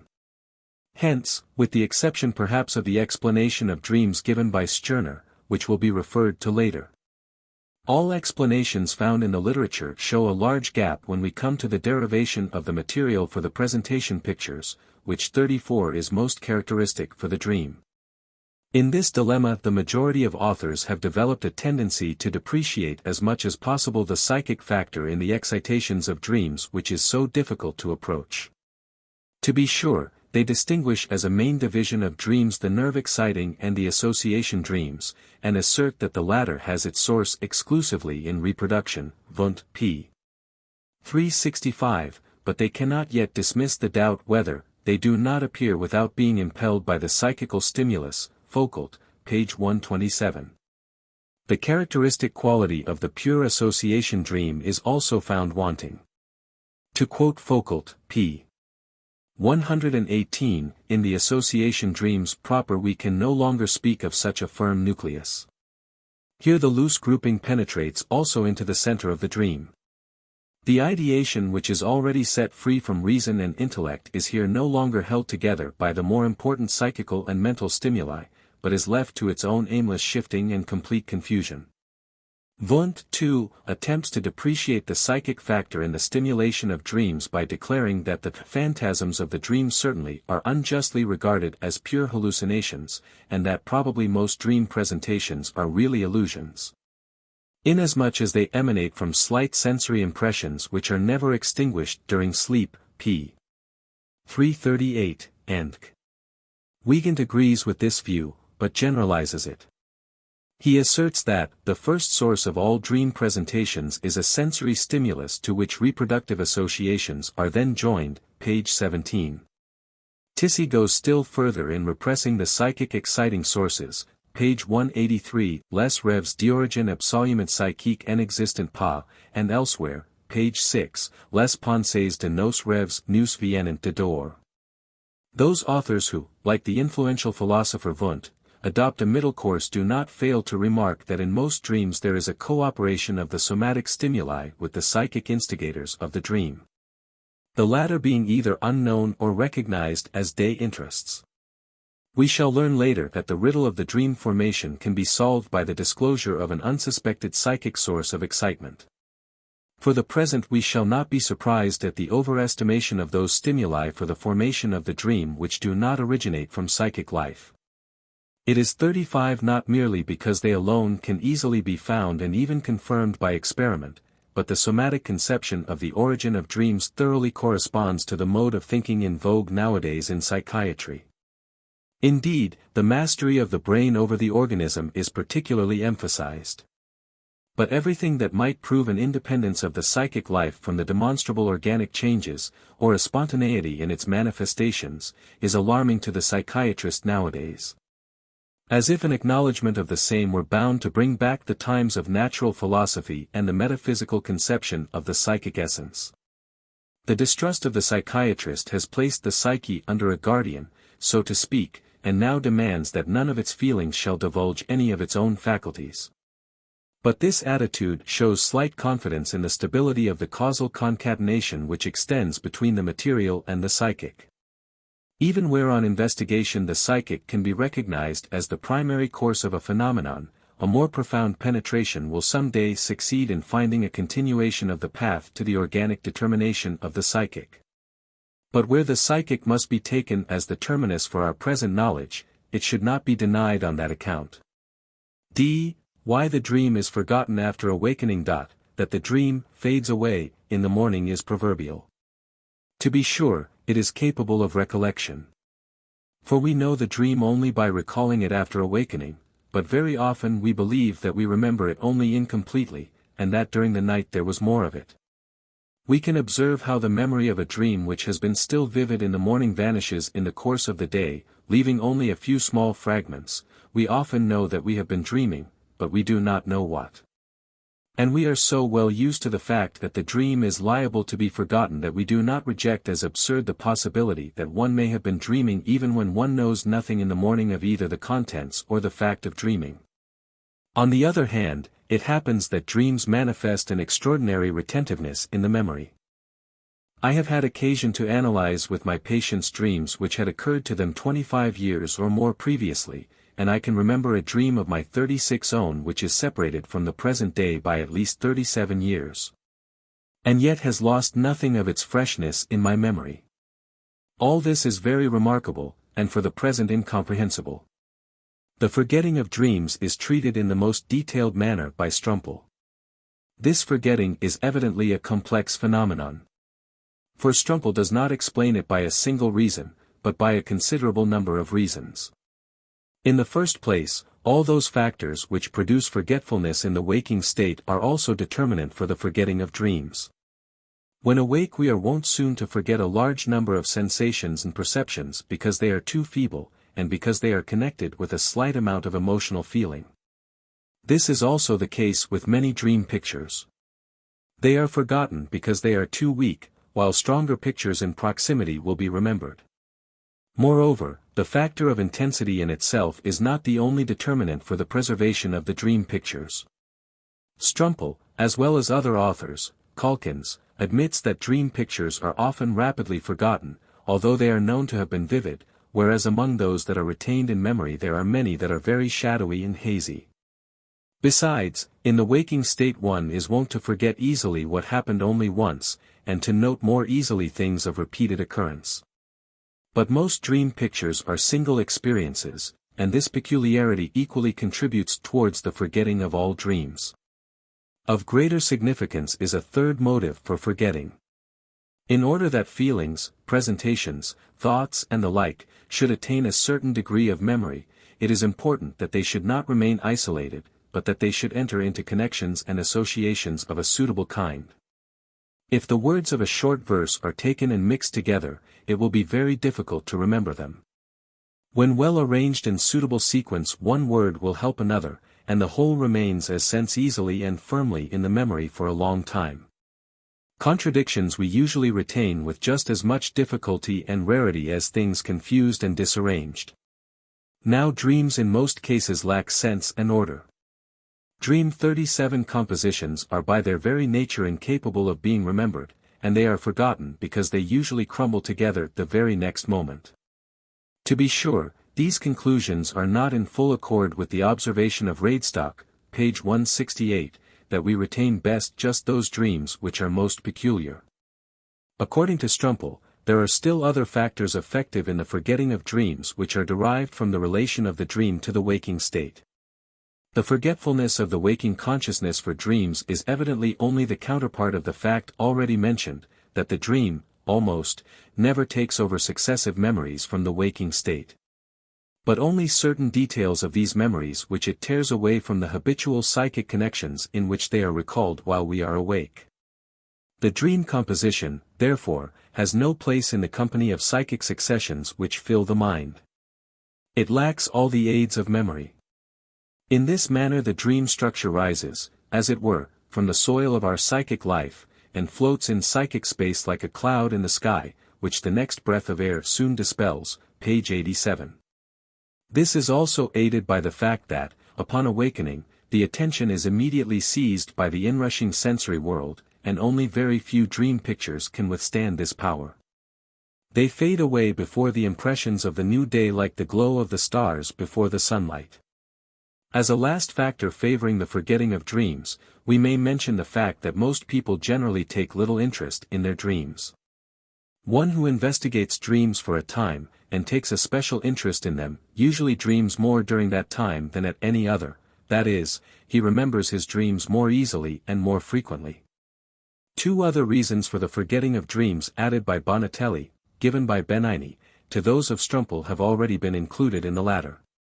Namely, 1, that the change of the general feeling between the sleeping and waking states is unfavorable to the mutual reproductions, and, 2, that the different arrangement of the presentation material in the dream makes the dream untranslatable, so to speak, for the waking consciousness.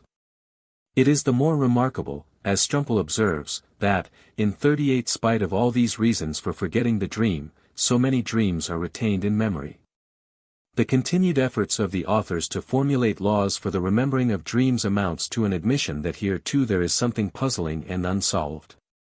Certain peculiarities relating to the memory of dreams have been particularly noticed of late, e.g.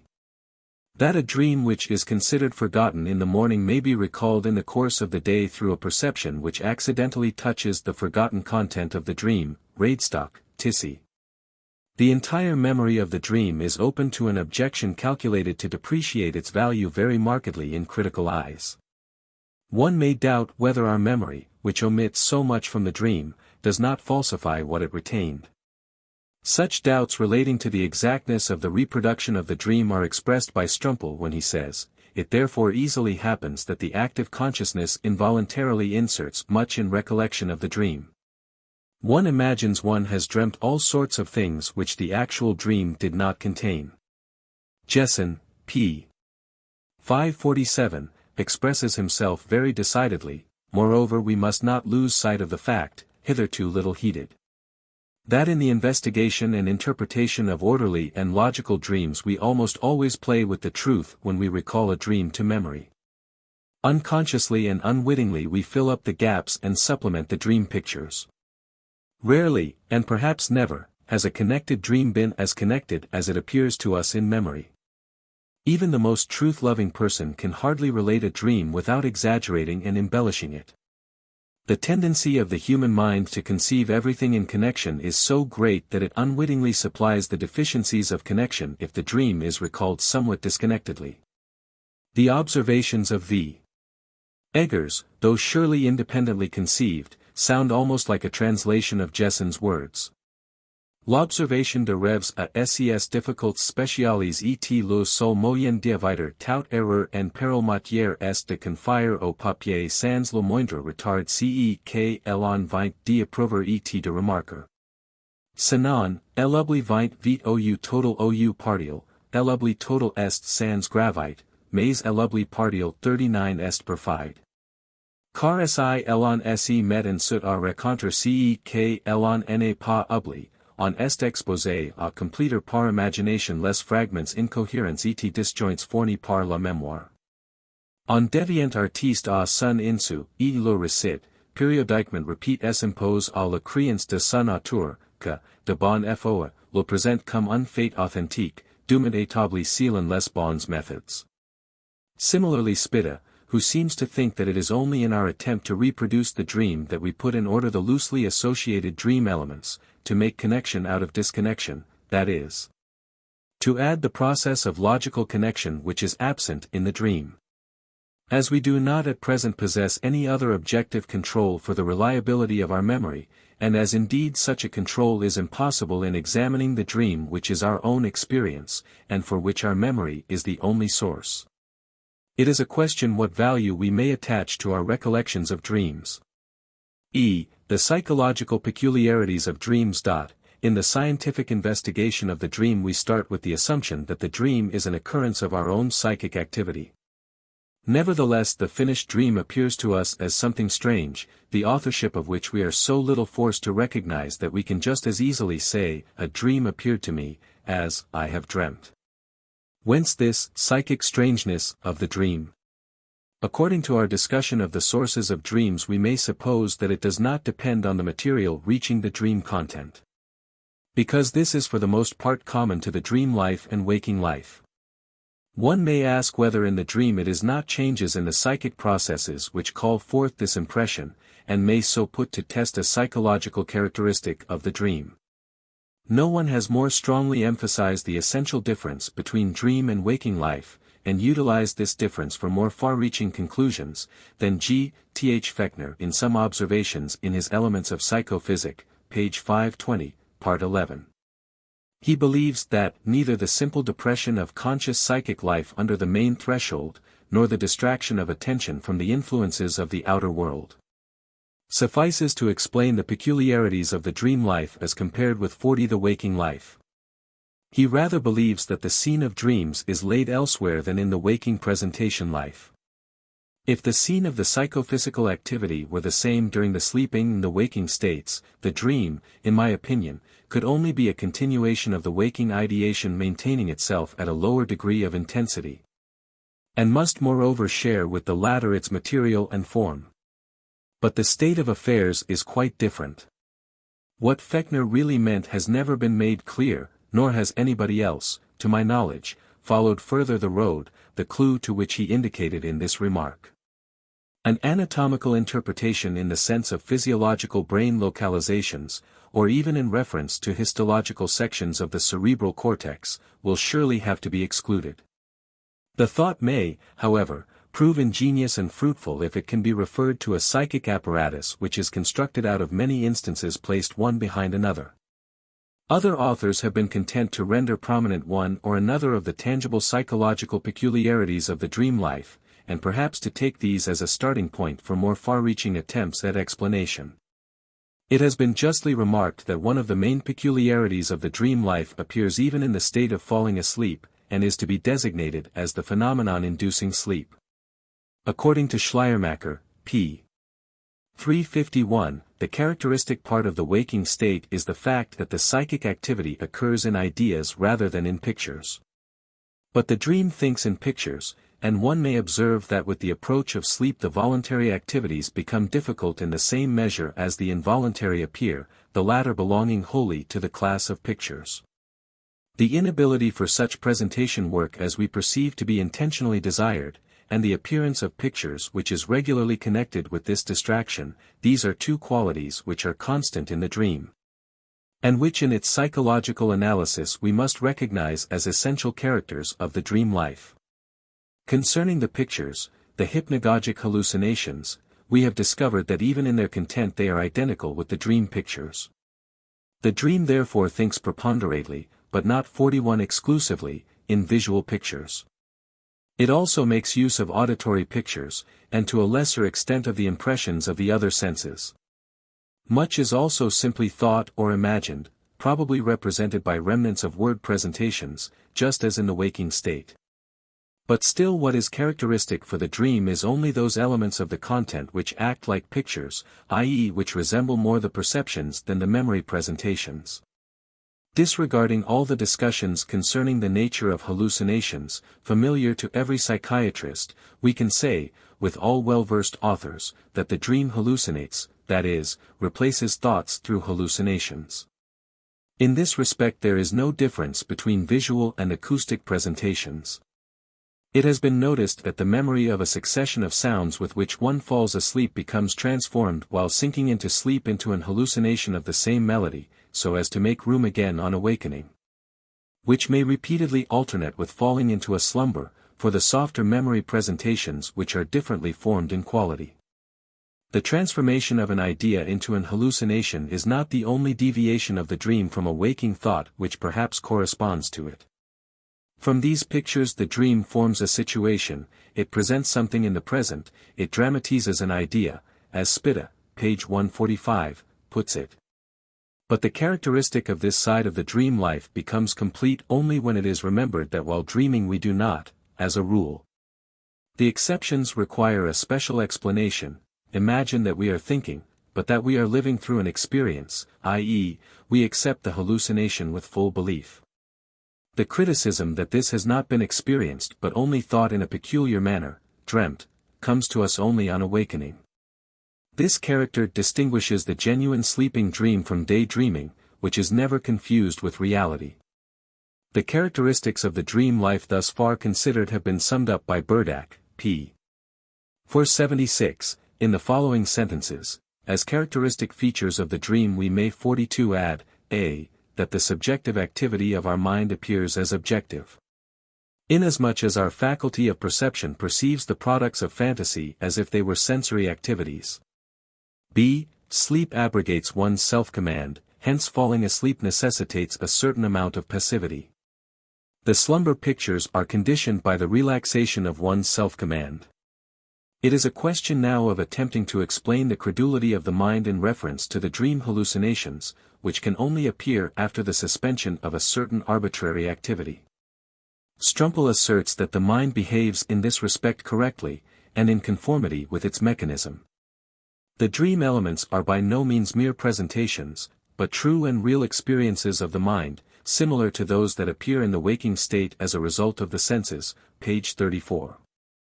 Whereas in the waking state the mind represents and thinks in word pictures and language, in the dream it represents and thinks in real tangible pictures, page 35. Besides, the dream manifests a consciousness of space by transferring the sensations and pictures, just as in the waking state, into an outer space, page 36. It must therefore be admitted that the mind in the dream is in the same relation to its pictures and perceptions as in the waking state, page 43.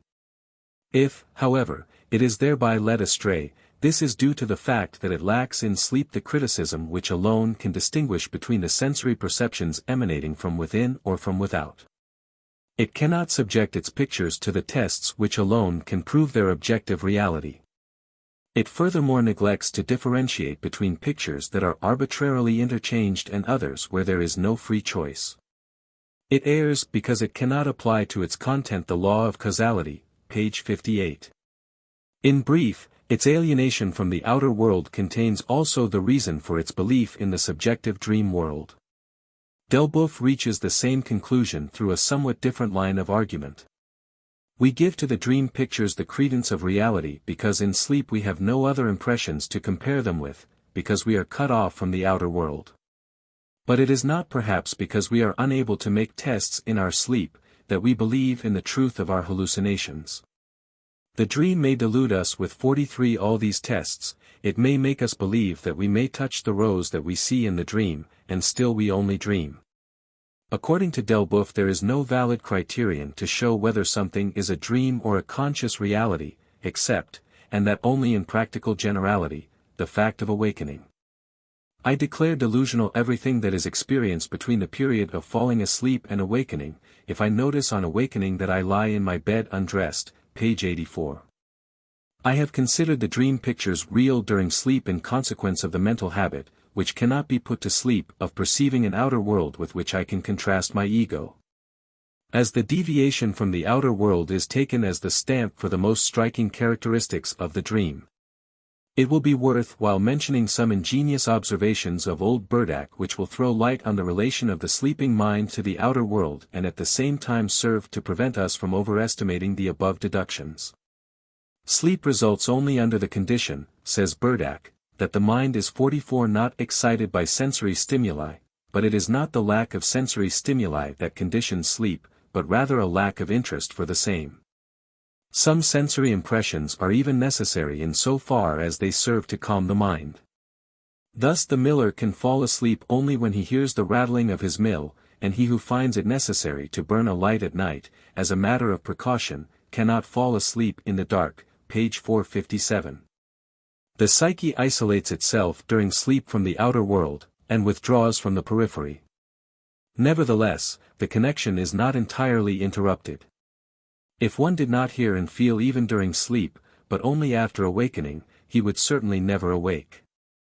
The continuance of sensation is even more plainly shown by the fact that we are not always awakened by the mere sensory force of the impression, but by the psychic relation of the same.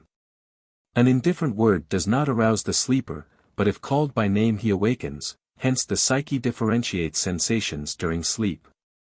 It is for this reason that we may be awakened by the lack of a sensory stimulus if it relates to the presentation of an important thing, thus one awakens when the light is extinguished, and the miller when the mill comes to a standstill. That is, the awakening is due to the cessation of a sensory activity, which presupposes that it has been perceived, and that it has not disturbed the mind, being indifferent or rather gratifying, page 460, and if we are willing to disregard these objections, which are not to be taken lightly, we still must admit that the qualities of the dream life thus far considered, which originate by withdrawing from the outer world, cannot fully explain the strangeness of the dream. For otherwise it would be possible to change back the hallucinations of the dream into presentations and the situations of the dream into thoughts, and thus to perform the task of dream interpretation. Now this is what we do when we reproduce the dream from memory after awakening, and whether we are fully or only partially successful in this back translation, the dream still retains its mysteriousness undiminished.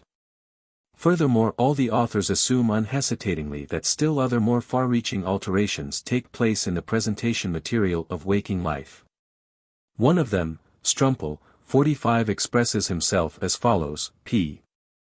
17. With the cessation of the objectively active outlook and of the normal consciousness, the psyche loses the foundation in which were rooted the feelings, desires, interests, and actions. Those psychic states, feelings, interests, estimates which cling in the waking state to the memory pictures also succumb to an obscure pressure, in consequence of which their connection with the pictures becomes severed. The perception pictures of things, persons, localities, events, and actions of the waking state are singly very abundantly reproduced, but none of these brings along its psychic value. The latter is removed from them, and hence they float about in the mind dependent upon their own resources. This deprivation the picture suffers of its psychic value, which again goes back to the derivation from the outer world, is according to Strumpel mainly responsible for the impression of strangeness with which the dream is confronted in our memory. We have heard that even falling asleep carries with it the abandonment of one of the psychic activities, namely, the voluntary conduct of the presentation course. Thus the supposition, suggested also by other grounds, obtrudes itself, that the sleeping state may extend its influence also over the psychic functions. One or the other of these functions is perhaps entirely suspended. Whether the remaining ones continue to work undisturbed, whether they can furnish normal work under the circumstances, is the next question. The idea occurs to us that the peculiarities of the dream may be explained through the inferior psychic activity during the sleeping state. But now comes the impression made by the dream upon our waking judgment, which is contrary to such a conception. The dream is disconnected, it unites without hesitation the worst contradictions, it allows impossibilities, it disregards our authoritative knowledge from the day, and evinces ethical and moral dullness. He who would behave in the waking state as the dream does in its situations would be considered insane. He who in the waking state would speak in such manner or report such things as occur in the dream content, would impress us as confused and weak-minded. Thus we believe that we are only finding words for the fact 46 when we place but little value on the psychic activity in the dream. And especially when we declare that the higher intellectual activities are suspended or at least much impaired in the dream. With unusual unanimity, the exceptions will be dealt with elsewhere. The authors have pronounced their judgments on the dream, such judgments as lead immediately to a definite theory or explanation of the dream life. It is time that I should supplement the resume which I have just given with a collection of the utterances of different authors, philosophers and physicians, on the psychological character of the dream. According to Lemoyne, the incoherence of the dream picture is the only essential character of the dream. Maury agrees with him, he says, p. 163 ILNY apada revs absolument raisonnables et que any continent quelque incoherence, quelque anachronism, quelque absurdite. According to Hegel, quoted by Spitta, the dream lacks all objective and comprehensible connection.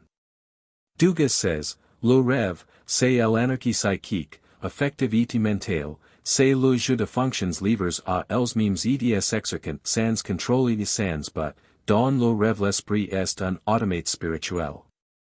The relaxation, solution, and confusion of the presentation life which is held together through the logical force of the central ego, is conceded even by Foucault, p. 14, according to whose theory the psychic activity during sleep seems in no way aimless. The absurdity of the presentation connections appearing in the dream can hardly be more strongly condemned than it was by Cicero, De Divin. 2. Nihil tam preposter, tam incondite, tam monstruos cogitari potest, quat non possumus somnier. Fechner says, page 522, it is as if the psychological activity were transferred from the brain of a reasonable being into the brain of a fool. Radestock, page 145, says, it seems indeed impossible to recognize in this absurd action any firm law. Having withdrawn itself from the strict police of the rational will guiding the waking presentation life, and of the attention, the dream whirls everything about kaleidoscopically in mad play. 47 Hildebrandt, p. 45, says, what wonderful jumps the dreamer allows himself, e.g., in his chain of reasoning. With what unconcern he sees the most familiar laws of experience turned upside down. What ridiculous contradictions he can tolerate in the orders of nature and society before things go too far, as we say, and the overstraining of the nonsense brings an awakening. We often multiply quite unconcernedly, 3 times 3 make 20. We are not at all surprised when a dog recites poetry for us, when a dead person walks to his grave, and when a rock swims on the water. We go in all earnestness by high command to the Duchy of Bernburg or the Principality of Liechtenstein in order to observe the navy of the country, or we allow ourselves to be recruited as a volunteer by Charles XII. Shortly before the Battle of Pultowa. Binns, page 33, points to a dream theory resulting from the impressions. Among 10 dreams 9 at least have an absurd content. We unite in them persons or things which do not bear the slightest relation to one another. In the next moment, as in a kaleidoscope, the grouping changes, if possible to one more nonsensical and irrational than before. Thus the changing play of the imperfectly sleeping brain continues until we awaken, and put our hand to our forehead and ask ourselves whether we really still possess the faculty of rational imagination and thought. Mori, p. 50, finds for the relation of the dream picture to the waking thoughts, a comparison most impressive for the physician, la production de ces images que chez l'homme evil fate le plus souvent nader la volonté, correspond, pour l'intelligence. A ce que compte pour la modalité certains mouvements que nous offrent la théorie et les affections paralytiques. For the rest, he considers the dream, tout une série de dégradation de la faculté pensante et raisonnante, page 27. It is hardly necessary to mention the utterances of the authors which repeat Maury's assertion for the individual higher psychic activities. According to Strumpel, some logical mental operations based on relations and connections disappear in the dream, naturally also at points where the nonsense is not obvious, page 26. According to Spitta, p. 148, the presentations in the dream are entirely withdrawn from the laws of causality. 48 Radestock and others emphasize the weakness of judgment and decision in the dream. According to Jodl, p. 123, there is no critique in the dream, and no correcting of a series of perceptions through the content of the sum of consciousness.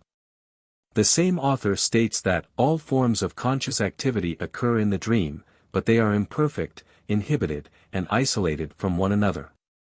The contradictions manifested in the dream towards our conscious knowledge are explained by Stricker, and many others, on the ground that facts are forgotten in the dream and logical relations between presentations are lost, page 98, and The authors who in general speak thus unfavorably about the psychic capacities in the dream, nevertheless admit that the dream retains a certain remnant of psychic activity. Wundt, whose teaching has influenced so many other workers in the dream problems, positively admits this. One might inquire as to the kind and behavior of the remnants of the psychic life which manifest themselves in the dream. It is now quite universally acknowledged that the reproductive capacity, the memory in the dream, seems to have been least affected. Indeed it may show a certain superiority over the same function in the waking life, vid. Supra, p. 10, although a part of the absurdities of the dream are to be explained by just this forgetfulness of the dream life. According to Spitta, it is the emotional life of the psyche that is not overtaken by sleep and that then directs the dream. By emotion, Gemuth, we understand the constant comprehension of the feelings as the inmost subjective essence of man, page 84. Scholz, p. 37, sees a psychic activity manifested in the dream in the allegorizing interpretation, to which the dream material is subjected. Siebeck verifies also in the dream the supplementary interpretative activity, p. 11, which the mind exerts on all that is perceived and viewed. The judgment of the apparently highest psychic function, the consciousness, presents for the dream a special difficulty. As we can know anything only through consciousness, there can be no doubt as to its retention. Spitta, however, believes that only consciousness is retained in the dream, and not self-consciousness. Delboeuf confesses that he is unable to conceive this differentiation. 49. The laws of association which govern the connection of ideas hold true also for the dream pictures. Indeed, their domination evinces itself in a purer and stronger expression in the dream than elsewhere. Strumpel, p. 70, says, the dream follows either the laws of undisguised presentations as it seems exclusively or organic stimuli along with such presentations, that is, without being influenced by reflection and reason, aesthetic sense, and moral judgment.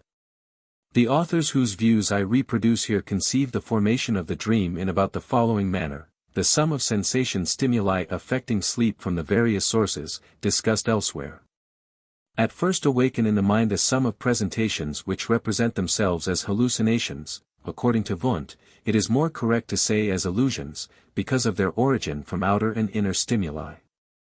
These unite with one another according to the known laws of association, and, following the same rules, in turn evoke a new series of presentations, pictures.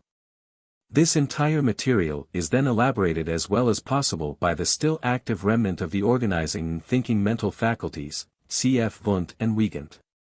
But thus far no one has been successful in finding the motive which would decide that the awakening of pictures which do not originate objectively follow this or that law of association. But it has been repeatedly observed that the associations which connect the dream presentations with one another are of a particular kind, and different from those found in the waking mental activity. Thus Foucault says, in the dream, the ideas chase and hunt each other on the strength of accidental similarities and barely perceptible connections. All dreams are pervaded by such loose and free associations. Maury attaches great value to this characteristic of connection between presentations, which allows him to bring the dream life in closer analogy to certain mental disturbances. He recognizes two main characters of the délire: 1, une action spontanéité comme automatique de l'esprit, 2, une association vicieuse et irrégulière d'idées, page 126. Maury gives us two excellent examples from his own dreams, in which the mere similarity of sound forms the connection of the dream presentations. He dreamed once that he undertook a pilgrimage, pèlerinage, to Jerusalem or Mecca. After many 50 adventures he was with the chemist Pelletier. The latter after some talk gave him a zinc shovel, Pell, which became his long battle sword in the dream fragment which followed, page 137. On another occasion he walked in a dream on the highway and read the kilometers on the milestones. Presently he was with a spice merchant who had large scales with which to weigh Maury. The spice merchant then said to him, "You are not in Paris, but on the island Gilolo." This was followed by many pictures, in which he saw the flower Lobelia, then the General Lopez, of whose demise he had read shortly before. He finally awoke while playing a game of lotto. We are, however, quite prepared to hear that this depreciation of the psychic activities of the dream has not remained without contradiction from the other side. To be sure, contradiction seems difficult here. Nor is it of much significance that one of the depreciators of dream life, Spitta, p. 118, assures us that the same psychological laws which govern the waking state rule the dream also, or that another, Dugas, states, "Le rêve n'est pas de raison ni même raison pure." As long as neither of them has made any effort to bring this estimation into harmony with the psychic anarchy and dissolution of all functions in the dream described by them. Upon others, however, the possibility seems to have dawned that the madness of the dream is perhaps not without its method, that it is perhaps only a sham, like that of the Danish prince, to whose madness the intelligent judgment here cited refers. These authors must have refrained from judging by appearances, or the appearance which the dream showed to them was quite different. Without wishing to linger at its apparent absurdity, Havelock Ellis considers the dream as an archaic world of vast emotions and imperfect thoughts, the study of which may make us acquainted with primitive stages of development of the psychic life. A thinker like Delboeuf asserts, to be sure without adducing proof against the contradictory material, and hence indeed unjustly, dans le sommeil, hormis la perception, touts les facultés de l'esprit, intelligence, imagination, mémoire, volonté. Moralite, restant intacts dans leur essence. Seulement, elles s'appliquent à de objets imaginaires et mobiles. Le songeur est un acteur que joue à volant les 51 faux et les sages, les bourreaux et les victimes, les nains et les géants, les démons et les anges, page 222. The Marquis of Hervey, who is sharply controverted by Maury, and whose work I could not obtain despite all effort, seems to combat most energetically the underestimation of the psychic capacity in the dream. Maury speaks of him as follows, p. 19 M. Le Marquis de Hervey prit à l'intelligence, durant le sommeil tout sa liberté d'action et d'attention et d'il n'y semble faire consister le sommeil que dans l'éclusion descends, dans leur fermeture au monde extérieur. En sorte qu'il home que dort ni se distingue guère, s'il sa manière de voir, del home que les vaguer sa pensée en se bouchant les sens. Tout la différence que sépare alors la pensée ordinaire du celle du dormeur c'est que, chez celui-ci, l'idée prend un forme visible, objective et ressemble, à ce me prendre, à la sensation déterminée par les objets extérieurs. Le souvenir revêt l'apparence du fait présent. Maury adds, however, qu'il y a une différence de plus et capitale à savoir que les facultés intellectuelles del homme endormi n'offrent pas l'équilibre qu'elles gardent chez l'homme evil. The scale of the estimation of the dream as a psychic product has a great range in the literature. It reaches from the lowest underestimation, the expression of which we have come to know, through the idea of a value not yet revealed to the overestimation which places the dream far above the capacities of the waking life. Hildebrandt, who, as we know, sketches the psychological characteristics into three antinomies, sums up in the third of these contradistinctions the extreme points of this series as follows, p. 19, it is between a climax, often an involution which raises itself to virtuosity, and on the other hand a decided diminution and weakening of the psychic life often leading below the human niveau. As for the first, who could not confirm from his own experience that, in the creations and weavings of the genius of the dream, there sometimes comes to light a profundity and sincerity of emotion, a tenderness of feeling, a clearness of view, a fineness of observation, and a readiness of wit, all which we should modestly have to deny that we possess as a constant property during the waking life. The dream has a 52 wonderful poetry, an excellent allegory, an incomparable humor, and a charming irony. It views the world under the guise of a peculiar idealization, and often raises the effect of its manifestations into the most ingenious understanding of the essence lying at its basis. It represents for us earthly beauty in true heavenly radiance, the sublime in the highest majesty, the actually frightful in the most gruesome figure, and the ridiculous in the indescribably drastic comical. And at times we are so full of one of these impressions after awakening that we imagine that such a thing has never been offered to us by the real world. One may ask, is it really the same object that the depreciating remarks and these inspired praises are meant for? Have the latter overlooked the stupid dreams and the former the thoughtful and ingenious dreams? And if both kinds do occur, that is, dreams that merit to be judged in this or that manner, does it not seem idle to seek the psychological character of the dream? Would it not suffice to state that everything is possible in the dream, from the lowest depreciation of the psychic life to a raising of the same which is unusual in the waking state? As convenient as this solution would be, it has this against it, that behind the efforts of all dream investigators, it seems to be presupposed that there is such a definable character of the dream, which is universally valid in its essential features and which must eliminate these contradictions. It is unquestionable that the psychic capacities of the dream have found quicker and warmer recognition in that intellectual period which now lies behind us, when philosophy rather than exact natural science ruled intelligent minds. Utterances like those of Schubert, that the dream frees the mind from the power of outer nature, that it liberates the soul from the chains of the sensual, and similar opinions expressed by the younger Fichte, and others, who represent the dream as a soaring up of the psychic life to a higher stage, hardly seem conceivable to us today. They are only repeated at present by mystics and devotees. With the advance of the scientific mode of thinking, a reaction took place in the estimation of the dream. It is really the medical authors who are most prone to underrate the psychic activity in the dream, 53 as being insignificant and invaluable, whereas philosophers and unprofessional observers, amateur psychologists, whose contributions in this realm can surely not be overlooked, in better agreement with the popular ideas, have mostly adhered to the psychic value of the dream. He who is inclined to underrate the psychic capacity in the dream prefers, as a matter of course, the somatic exciting sources in the etiology of the dream. He who leaves to the dreaming mind the greater part of its capacities, naturally has no reason for not also admitting independent stimuli for dreaming. Among the superior activities which, even on sober comparison, one is tempted to ascribe to the dream life, memory is the most striking. We have fully discussed the frequent experiences which prove this fact. Another superiority of the dream life, frequently extolled by the old authors, viz.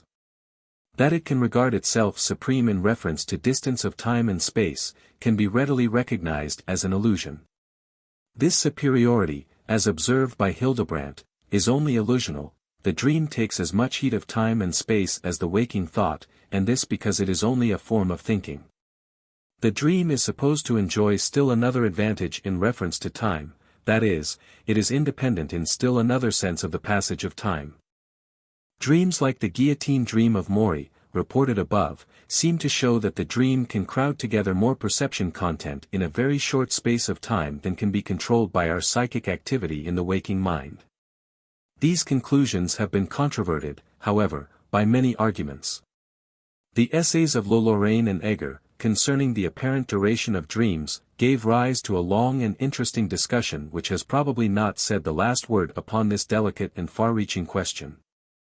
That the dream has the ability to take up the intellectual work of the day and bring to a conclusion what has not been settled during the day, that it can solve doubt and problems, and that it may become the source of new inspiration in poets and composers, seems to be indisputable, as is shown by many reports and by the collection compiled by Chabanese. But even if there be no dispute as to the facts, nevertheless their interpretation is open in principle to a great many doubts. Finally, the asserted divinatory power of the dream forms 54 an object of contention in which hard unsurmountable reflection encounters obstinate and continued faith. It is indeed just that we should refrain from denying all that is based on fact in this subject, as there is a possibility that a number of such cases may perhaps be explained on a natural psychological basis. F. The ethical feelings in the dream. For reasons which will be understood only after cognizance has been taken of my own investigations of the dream, I have separated from the psychology of the dream the partial problem whether and to what extent the moral dispositions and feelings of the waking life extend into the dreams. The same contradictions which we were surprised to observe in the author's descriptions of all the other psychic capacities strike us again here. Some affirm decidedly that the dream knows nothing of moral obligations. Others as decidedly that the moral nature of man remains even in his dream life. A reference to our dream experience of every night seems to raise the correctness of the first assertion beyond doubt. Jessen says, p. 553, nor does one become better or more virtuous in the dream. On the contrary, it seems that conscience is silent in the dream, inasmuch as one feels no compassion and can commit the worst crimes, such as theft, murder, and assassination, with perfect indifference and without subsequent remorse. Radestock, p.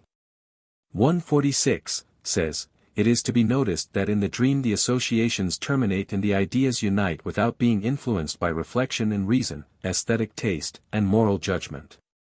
The judgment is extremely weak, and ethical indifference reigns supreme. Foucault, page 23, expresses himself as follows: as everyone knows, the sexual relationship in the dream is especially unbridled. Just as the dreamer himself is shameless in the extreme, and wholly lacking moral feeling and judgment, so also he sees others, even the most honored persons, engaged in actions which even in thought he would blush to associate with them in his waking state. Utterances like those of Schopenhauer, that in the dream every person acts and talks in accordance with his character, form the sharpest contrast to those mentioned above. R. P. 55 Fisher maintains that the subjective feelings and desires or affects and passions manifest themselves in the willfulness of the dream life, and that the moral characteristics of a person are mirrored in his dream. Hafner, p. 25, with rare exceptions, a virtuous person will be virtuous also in his dreams, he will resist temptation, and show no sympathy for hatred, envy, anger, and all other vices. While the sinful person will, as a rule, also find in his dreams the pictures which he has before him while awake. Scholes, page 36, in the dream there is truth, despite all masking in pride or humility, we still recognize our own self. The honest man does not commit any dishonorable offense even in the dream, or, if this does occur, he is terrified over it as if over something foreign to his nature. The Roman emperor who ordered one of his subjects to be executed because he dreamed that he cut off the emperor's head, was not wrong in justifying his action on the ground that he who has such dreams must have similar thoughts while awake. About a thing that can have no place in our mind we therefore say significantly, I would never dream of such a thing. Pfaff, varying a familiar proverb, says, tell me for a time your dreams, and I will tell you what you are within. The short work of Hildebrandt, from which I have already taken so many quotations, a contribution to the dream problem as complete and as rich in thought as I found in the literature, places the problem of morality in the dream as the central point of its interest. For Hildebrandt, too, it is a strict rule that the purer the life, the purer the dream, the impurer the former, the impurer the latter. The moral nature of man remains even in the dream, but while we are not offended nor made suspicious by an arithmetical error no matter how obvious, by a reversal of science no matter how romantic, or by an anachronism no matter how witty, we nevertheless do not lose sight of the difference between good and evil, right and wrong, virtue and vice. No matter how much of what follows us during the 56th day may vanish in our hours of sleep, Kant's categorical imperative sticks to our heels as an inseparable companion from whom we cannot rid ourselves even in slumber. This can be explained, however, only by the fact that the fundamental in human nature, the moral essence, is too firmly fixed to take part in the activity of the kaleidoscopic shaking up to which fantasy, reason, memory, and other faculties of the same rank succumb in the dream, p. 45, and k. In the further discussion of the subject we find remarkable distortion and inconsequence in both groups of authors. Strictly speaking, interest in immoral dreams would cease for all those who assert that the moral personality of the person crumbles away in the dream. They could just as calmly reject the attempt to hold the dreamer responsible for his dreams, and to draw inferences from the badness of his dreams as to an evil strain in his nature, as they rejected the apparently similar attempt to demonstrate the insignificance of his intellectual life in the waking state from the absurdity of his dreams.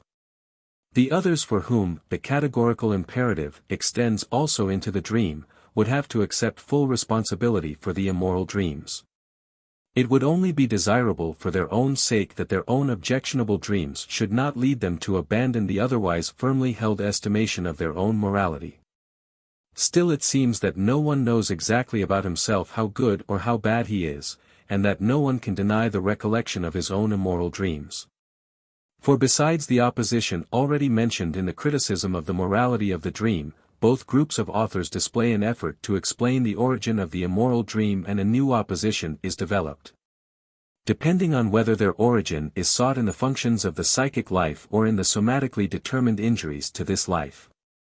The urgent force of the facts then permits the representatives of the responsibility, as well as of the irresponsibility of the dream life, to agree in the recognition of a special psychic source for the immorality of dreams.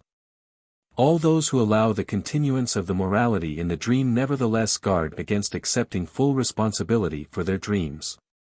Hafner says, p.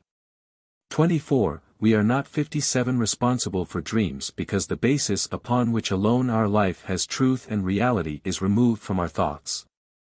Hence there can be no dream wishing and dream acting, no virtue or sin. Still the person is responsible for the sinful dream in so far as he brings it about indirectly. Just as in the waking state, it is his duty to cleanse his moral mind, particularly so before retiring to sleep. The analysis of this mixture of rejection and recognition of responsibility for the moral content of the dream is followed much further by Hildebrandt. After specifying that the dramatic manner of representation in the dream, the crowding together of the most complicated processes of deliberation in the briefest period of time, and the depreciation and the confusion of the presentation elements in the dream admitted by him must be recognized as unfavorable to the immoral aspect of dreams. He nevertheless confesses that, yielding to the most earnest reflection, he is inclined simply to deny all responsibility for faults and dream sins. p. 49. If we wish to reject very decisively any unjust accusation, especially one that has reference to our intentions and convictions, we naturally make use of the expression, "I should never have dreamed of such a thing."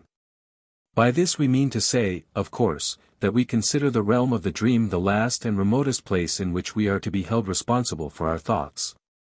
Because there these thoughts are only loosely and incoherently connected with our real being, so that we should hardly still consider them as our own.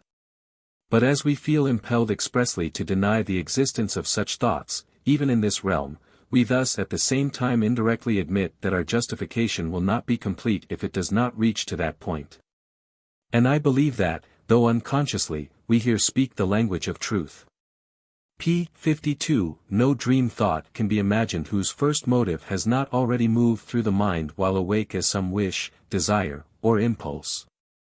Concerning this original impulse we must say that the dream has not discovered it, it has only imitated and extended it, it has only elaborated a bit of historical material which it has found in us, into dramatic form. It enacts the words of the Apostle, "He who hates his brother is a murderer." And whereas, after we 58 awaken and become conscious of our moral strength, we may smile at the boldly executed structure of the depraved dream, the original formative material, nevertheless, has no ridiculous side. One feels responsible for the transgressions of the dreamer, not for the whole sum, but still for a certain percentage. In this sense, which is difficult to impugn, we understand the words of Christ, "Out of the heart come evil thoughts," for we can hardly help being convinced that every sin committed in the dream brings with it at least a vague minimum of guilt. Hildebrandt thus finds the source of the immorality of dreams in the germs and indications of evil impulses which pass through our minds during the day as tempting thoughts. And he sees fit to add these immoral elements to the moral estimation of the personality. It is the same thoughts and the same estimation of these thoughts, which, as we know, have caused devout and holy men of all times to lament that they are evil sinners.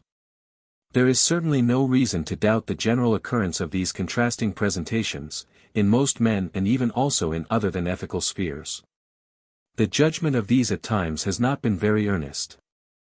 In Spitta we find the following relevant expression from A. Zeller, article, here, in the Allgemeinen Enzyklopädie der Wissenschaften of Erich and Gruber, p. 144. The mind is rarely so happily organized as to possess at all times power enough not to be disturbed, not only by unessential but also by perfectly ridiculous ideas running counter to the usual clear trend of thought. Indeed, the greatest thinkers have had cause to complain of this dreamlike disturbing and painful rabble of ideas, as it destroys their profoundest reflection and their most sacred and earnest mental work. A clearer light is thrown on the psychological status of this idea of contrast by another observation of Hildebrandt, that the dream at times allows us to glance into the deep and inmost recesses of our being, which are generally closed to us in our waking state, p. 55. The same knowledge is revealed by Kant in his Anthropology, when he states that the dream exists in order to lay bare for us our hidden dispositions and to reveal to us not what we are, but what we might have been if 59 we had a different education. Radestock, page 84, says that the dream often only reveals to us what we do not wish to admit to ourselves, and that we therefore unjustly condemn it as a liar and deceiver. That the appearance of impulses which are foreign to our consciousness is merely analogous to the already familiar disposition which the dream makes of other material of the presentation, which is either absent or plays only an insignificant part in the waking state, has been called to our attention by observations like those of Benigni, who says, Cert nostre inclinazione che si credevano soffocate aspenta un pezzo. Si ridestano. Passioni veci e sepult revivono, cos e person a cui non pensiamo mai, ci vengono dinanzi, page 149.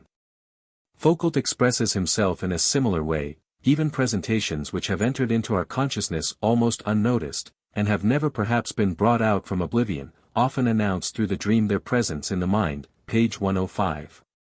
Finally, it is not out of place to mention here that, according to Schleiermacher, the state of falling asleep is accompanied by the appearance of undesirable presentations, pictures. We may comprise under undesirable presentations this entire material of presentations, the occurrence of which excites our wonder in immoral as well as in absurd dreams. The only important difference consists in the fact that our undesirable presentations in the moral sphere exhibit an opposition to our other feelings, whereas the others simply appear strange to us. Nothing has been done so far to enable us to remove this difference through a more penetrating knowledge. But what is the significance of the appearance of undesirable presentations in the dream? What inferences may be drawn for the psychology of the waking and dreaming mind from these nocturnal manifestations of contrasting ethical impulses? We may here note a new diversity of opinion, and once more a different grouping of the authors. The stream of thought followed by Hildebrandt, and by others who represent his fundamental view, cannot be continued in any other way than by ascribing to the immoral impulses a certain force even in the waking state, which, to be sure, is inhibited from advancing to action, and asserting 60 that something falls off during sleep, which, having the effect of an inhibition, has kept us from noticing the existence of such an impulse. The dream thus shows the real, if not the entire nature of man, and is a means of making the hidden psychic life accessible to our understanding. It is only on such assumption that Hildebrandt can attribute to the dream the role of monitor who calls our attention to the moral ravages in the soul, just as in the opinion of physicians it can announce a hitherto unobserved physical ailment. Spitta, too, cannot be guided by any other conception when he refers to the stream of excitement which, e.g., flows in upon the psyche during puberty, and consoles the dreamer by saying that he has done everything in his power when he has led a strictly virtuous life during his waking state. When he has made an effort to suppress the sinful thoughts as often as they arise, and has kept them from maturing and becoming actions. According to this conception, we might designate the undesirable presentations as those that are suppressed during the day, and must recognize in their appearance a real psychic phenomenon. If we followed other authors we would have no right to the last inference. For Jessen the undesirable presentations in the dream as in the waking state, in fever and other deliria, merely have the character of a voluntary activity put to rest and a somewhat mechanical process of pictures and presentations produced by inner impulses, p. 360. An immoral dream proves nothing for the psychic life of the dreamer except that he has in some way become cognizant of the ideas in question. It is surely not a psychic impulse of his own. Another author, Mori, makes us question whether he, too, does not attribute to the dream state the capacity for dividing the psychic activity into its components instead of destroying it aimlessly. He speaks as follows about dreams in which one goes beyond the bounds of morality. Ce sont nos pensions que parlant éthique nous font agir, sans que la conscience nous retienne, bien que parfois elle nous avertisse.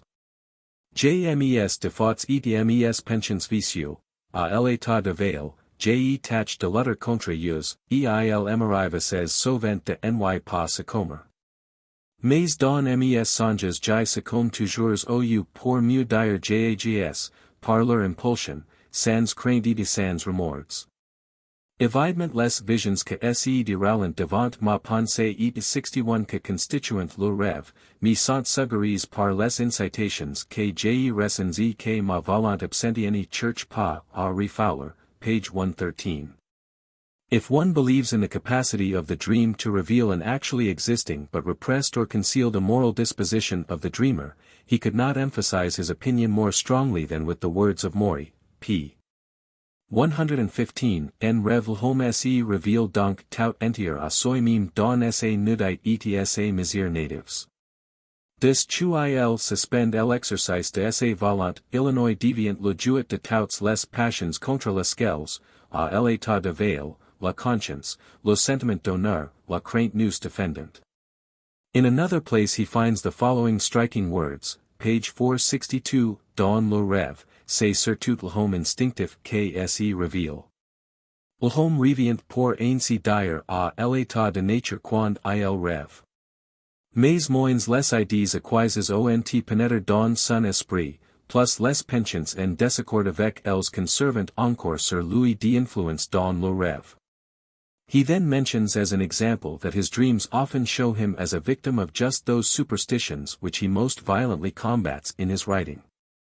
The value of all these ingenious observations for a psychological knowledge of the dream life, however, is marred by Maury through the fact that he refuses to recognize in the phenomena so correctly observed by him any proof of the automatisme psychologique which in his opinion dominates the dream life.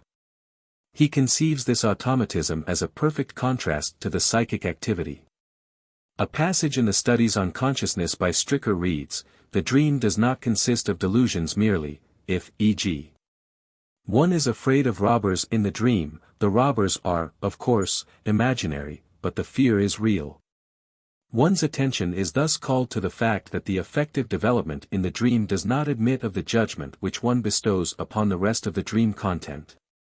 And the problem arises what part of the psychic processes in the dream may be real, i.e., what part of them may demand to be enrolled among the psychic processes of the waking state.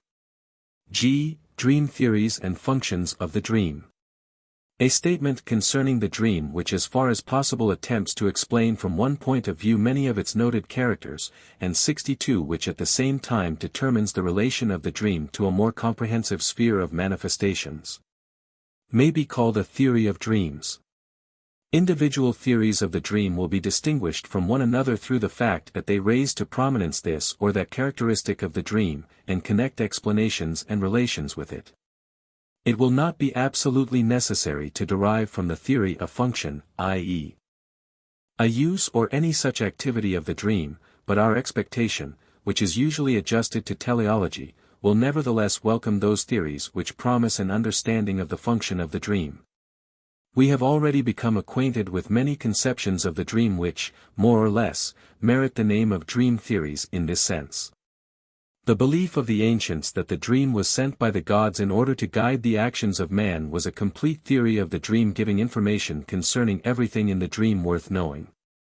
Since the dream has become an object of biological investigation, we have a greater number of theories, of which, however, some are very incomplete. If we waive completeness, we may attempt the following loose grouping of dream theories based on their fundamental conception of the degree and mode of the psychic activity in the dream. 1. Theories, like those of Delboeuf, which allow the full psychic activity of the waking state to continue into the dream. Here the mind does not sleep. Its apparatus remains intact, and, being placed under the conditions different from the waking state, it must in normal activity furnish results different from those of the waking state. In these theories it is a question whether they are in position to derive the distinctions between dreaming and waking thought altogether from the determinations of the sleeping state. They moreover lack a possible access to a function of the dream. One cannot understand why one dreams, why the complicated mechanism of the psychic apparatus continues to play even when it is placed under conditions for which it is not apparently adapted. There remain only two expedient reactions: to sleep dreamlessly or to awake when approached by disturbing stimuli, instead of the third, that of dreaming. 632. Theories which, on the contrary, assume for the dream a diminution for the psychic activity, a loosening of the connections, and an impoverishment in available material. In accordance with these theories, one must assume for sleep a psychological character entirely different from the one given by Delboeuf. Sleep extends far beyond the mind, it does not consist merely in a shutting off of the mind from the outer world. On the contrary, it penetrates into its mechanism, causing it at times to become useless. If I may draw a comparison from psychiatrical material, I may say that the first theories construct the dream like a paranoia, while the second make it after the model of a dementia or an amentia. The theory that only a fragment of the psychic activity paralyzed by sleep comes to expression is by far the favorite among the medical writers and in the scientific world. As far as one may presuppose a more general interest in dream interpretation, it may well be designated as the ruling theory of the dream. It is to be emphasized with what facility this particular theory escapes the worst rock threatening every dream interpretation, that is to say, being shipwrecked upon one of the contrasts embodied in the dream. As this theory considers the dream the result of a partial waking, or as Herbart's psychology of the dream says, a gradual, partial, and at the same time very anomalous waking. It succeeds in covering the entire series of inferior activities in the dream which reveal themselves in its absurdities, up to the full concentration of mental activity. By following a series of states which become more and more awake until they reach full awakening. One who finds the psychological mode of expression indispensable, or who thinks more scientifically, will find this theory of the dream expressed in the discussion of Binns, p. 43. This state, of numbness, however, gradually approaches its end in the early morning hours. The accumulated material of fatigue in the albumin of the brain gradually becomes less. It is gradually decomposed or carried away by the constantly flowing circulation. Here and there some masses of cells can be distinguished as awake, while all around everything still remains in a state of torpidity. The isolated work of the individual groups now appears before our clouded 64 consciousness, which lacks the control of other parts of the brain governing the associations. Hence the pictures created, which mostly correspond to the objective impressions of the recent past, fit with each other in a wild and irregular manner. The number of the brain cells set free becomes constantly greater, the irrationality of the dream constantly less. The conception of the dream as an incomplete, partial waking state, or traces of its influence, can surely be found among all modern physiologists and philosophers. It is most completely represented by Maury. It often seems as if this author represented to himself the state of being awake or asleep in anatomical regions.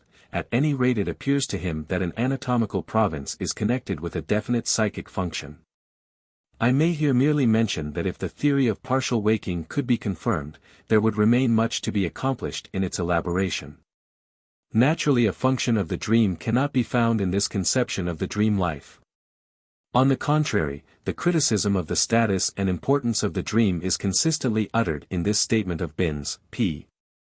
357, all the facts, as we see, urge us to characterize the dream as a physical process in all cases useless, in many cases even morbid. The expression, physical, in reference to the dream, which owes its prominence to this author, points in more than one direction. In the first place, it refers to the etiology of the dream, which was especially clear to Binns, as he studied the experimental production of dreams by the administration of poisons. It is certainly in keeping with this kind of dream theory to ascribe the incitement of the dream exclusively to somatic origin whenever possible. Presented in the most extreme form, it reads as follows: after we have put ourselves to sleep by removing the stimuli, there would be no need and no occasion for dreaming until morning. when the gradual awakening through the incoming stimuli would be reflected in the phenomenon of dreaming. But as a matter of fact, it is not possible to keep sleep free from stimuli. Just as Mephisto complains about the germs of life, so stimuli reach the sleeper from every side, from without, from within, and even from certain bodily regions which never give us any concern during the waking state. Thus sleep is disturbed. The mind is 65 aroused, now by this, now by that little thing, and functionates for a while with the awakened part only to be glad to fall asleep again. The dream is a reaction to the stimulus causing a disturbance of sleep. To be sure, it is a purely superfluous reaction. To designate the dream as a physical process, which for all that remains an activity of the mental organ, has still another sense. It is meant to dispute the dignity of a psychic process for the dream. The application to the dream of the very old comparison of the 10 fingers of a musically ignorant person running over the keyboard of an instrument perhaps best illustrates in what estimation the dream activity has been held by the representatives of exact science. In this sense it becomes something entirely untranslatable, for how could the 10 fingers of an unmusical player produce any music? The theory of partial wakefulness has not passed without objection even in early times. Thus Burdach, in 1830, says, if we say that the dream is a partial wakefulness, in the first place, we explain thereby neither the waking nor the sleeping state. Secondly, this expresses nothing more than that certain forces of the mind are active in the dream while others are at rest. But such irregularities take place throughout life. Page 483. Among extant dream theories which consider the dream a physical process, there is one very interesting conception of the dream, first propounded by Robert in 1866, which is attractive because it assigns to the dream a function or a useful end. As a basis for this theory, Robert takes from observation two facts which we have already discussed in our consideration of the dream material, see page 13. These facts are, that one very often dreams about the insignificant impressions of the day, and that one rarely carries over into the dream the absorbing interests of the day. Robert asserts as exclusively correct, that things which have been fully settled never become dream insiders, but only such things as are incomplete in the mind or touch it fleetingly, page 11. We cannot usually explain our dreams because their causes are to be found in sensory impressions of the preceding day which have not attained sufficient recognition by the dreamer. The conditions allowing an impression to reach the dream are therefore, either that 66 this impression has been disturbed in its elaboration, or that being too insignificant it has no claim to such elaboration. Robert therefore conceives the dream as a physical process of elimination which has reached to cognition in the psychic manifestation of its reaction. Dreams are eliminations of thoughts nipped in the bud. A man deprived of the capacity for dreaming would surely in time become mentally unbalanced, because an immense number of unfinished and unsolved thoughts and superficial impressions would accumulate in his brain, under the pressure of which there would be crushed all that should be incorporated as a finished whole into memory. The dream acts as a safety valve for the overburdened brain. Dreams possess healing and unburdening properties, page 32.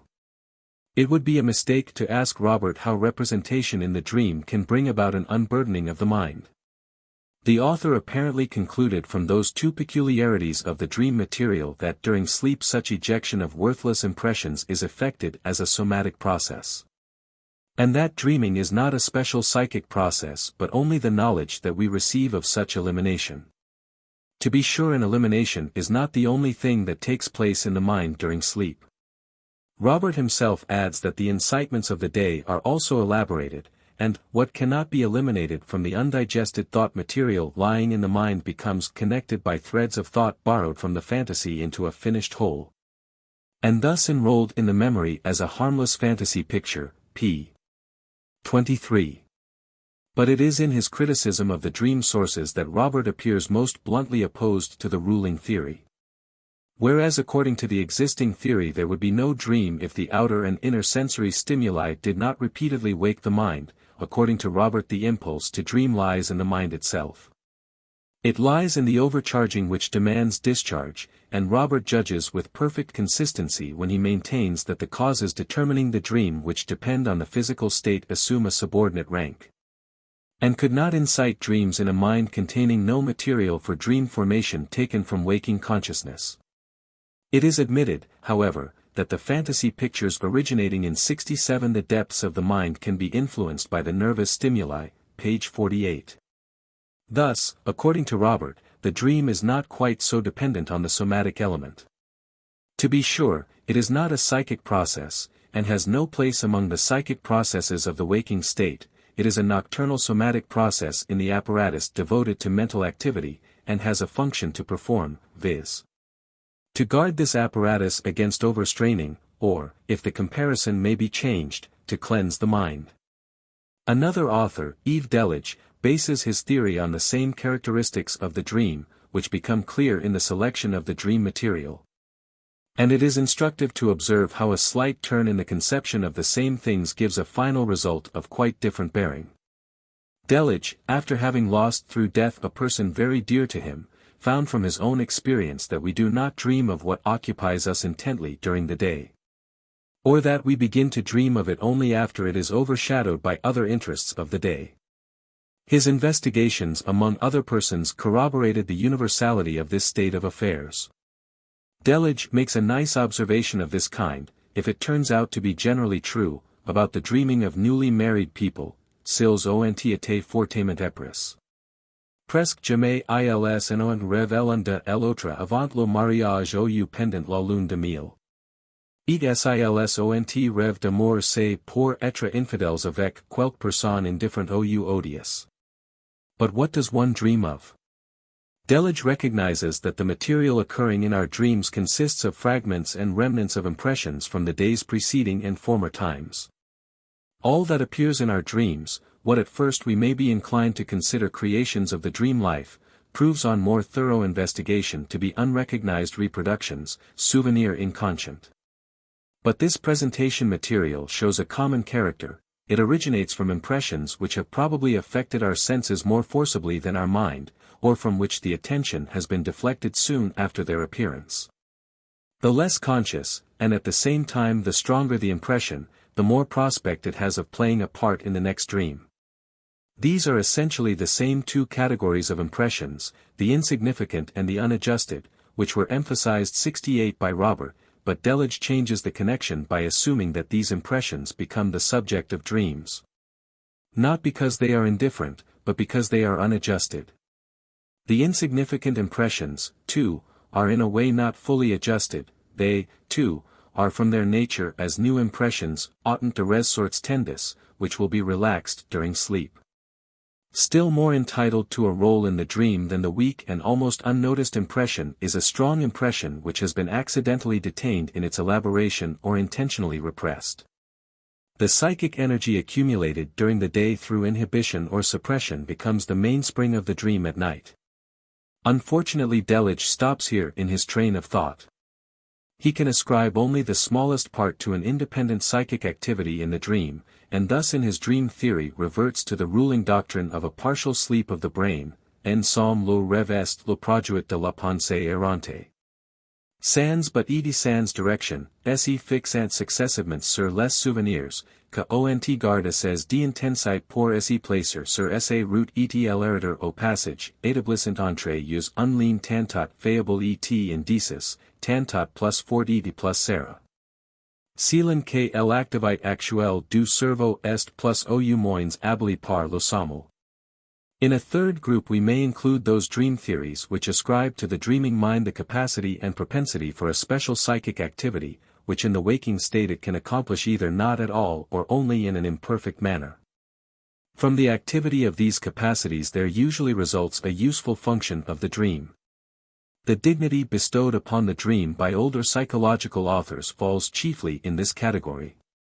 I shall content myself, however, with quoting, in their place, the assertions of Burdach, by virtue of which the dream is the natural activity of the mind, which is not limited by the force of the individuality. Not disturbed by self-consciousness and not directed by self-determination, but is the state of life of the sensible central point indulging in free play, p. 486. Burdak and others apparently consider this reveling in the free use of one's own powers as a state in which the mind refreshes itself and takes on new strength for the day work, something after the manner of a vacation holiday. Burdak, 69 therefore, cites with approval the admirable words in which the poet Novalis lauds the sway of the dream. The dream is a bulwark against the regularity and commonness of life, a free recreation of the fettered fantasy, in which it mixes together all the pictures of life and interrupts the continued earnestness of grown-up men with a joyous children's play. Without the dream we should surely age earlier, and thus the dream may be considered perhaps not a gift directly from above, but a delightful task, a friendly companion, on our pilgrimage to the grave. The refreshing and curative activity of the dream is even more impressively depicted by Purkinje. The productive dreams in particular would perform these functions. They are easy plays of the imagination, which have no connection with the events of the day. The mind does not wish to continue the tension of the waking life, but to release it and recuperate from it. It produces, in the first place, conditions opposed to those of the waking state. It cures sadness through joy, worry through hope and cheerfully distracting pictures, hatred through love and friendliness, and fear through courage and confidence. It calms doubt through conviction and firm belief, and vain expectations through realization. Many sore spots in the mind, which the day keeps continually open, sleep heals by covering them and guarding against fresh excitement. Upon this the curative effect of time is partially based. We all feel that sleep is beneficial to the psychic life, and the vague surmise of the popular consciousness apparently cannot be robbed of the notion that the dream is one of the ways in which sleep distributes its benefits. The most original and most far-reaching attempt to explain the dream as a special activity of the mind, which can freely display itself only in the sleeping state, was the one undertaken by Stirner in 1861. Stirner's book, written in a heavy and bombastic style, inspired by an almost intoxicated enthusiasm for the subject, which must repel us unless it can carry us away with it, places so many difficulties in the way of an analysis that we gladly resort to the clearer and shorter description in which the philosopher Foucault presents Stirner's theories.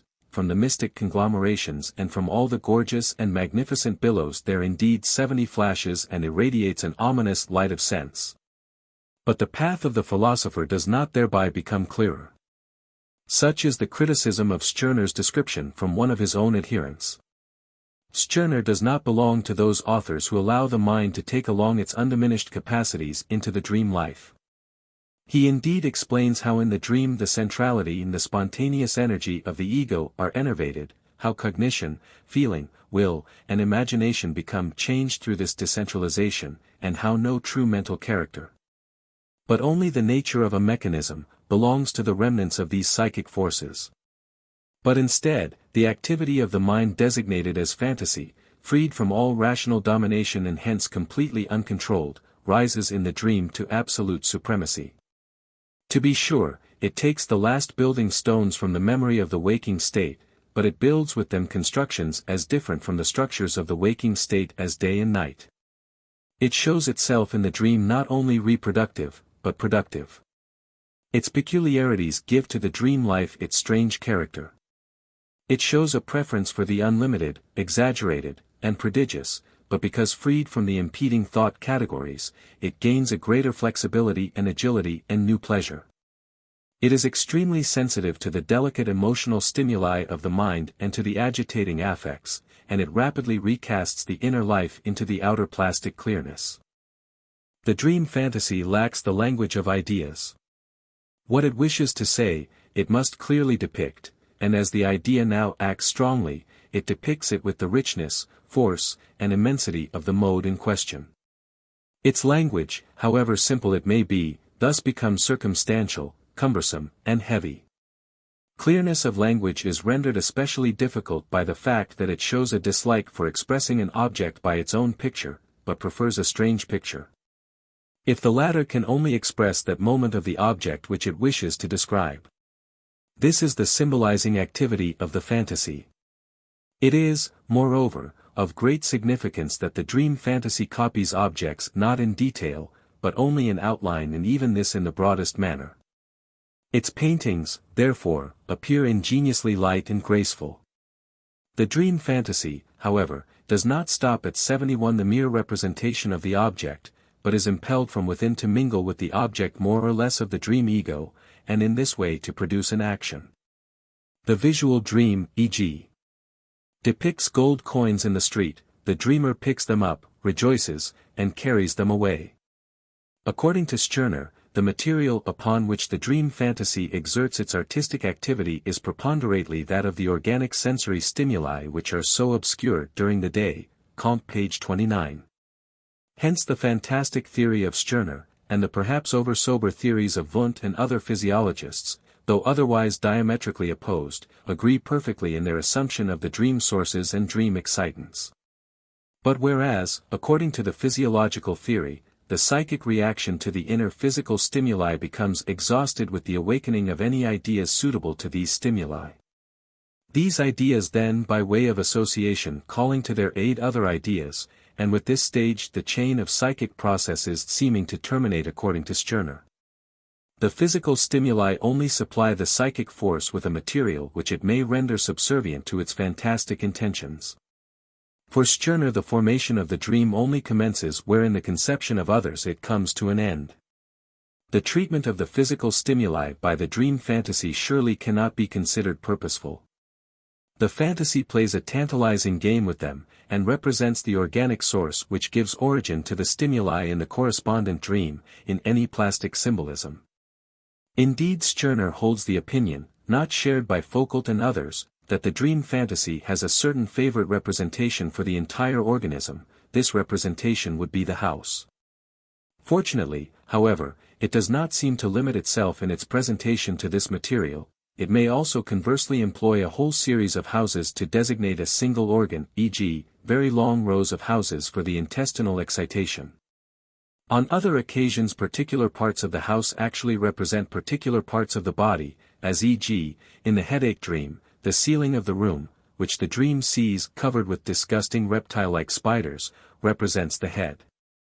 Quite irrespective of the house symbolism, any other suitable object may be employed for the representation of 72 these parts of the body which excite the dream. Thus the breathing lungs find their symbol in the flaming stove with its gaseous roaring, the heart in hollow boxes and baskets, the bladder in round, bag-shaped, or simply hollowed objects. The male dream of sexual excitement makes the dreamer find in the street the upper portion of a clarinet, next to it the same part of a tobacco pipe, and next to that a piece of fur. The clarinet and tobacco pipe represent the approximate shape of the male sexual organ, while the fur represents the pubic hair. In the female sexual dream the tightness of the closely approximated thighs may be symbolized by a narrow courtyard surrounded by houses, and the vagina by a very narrow, slippery and soft footpath, leading through the courtyard, upon which the dreamer is obliged to walk, in order perhaps to carry a letter to a gentleman. Foucault, p.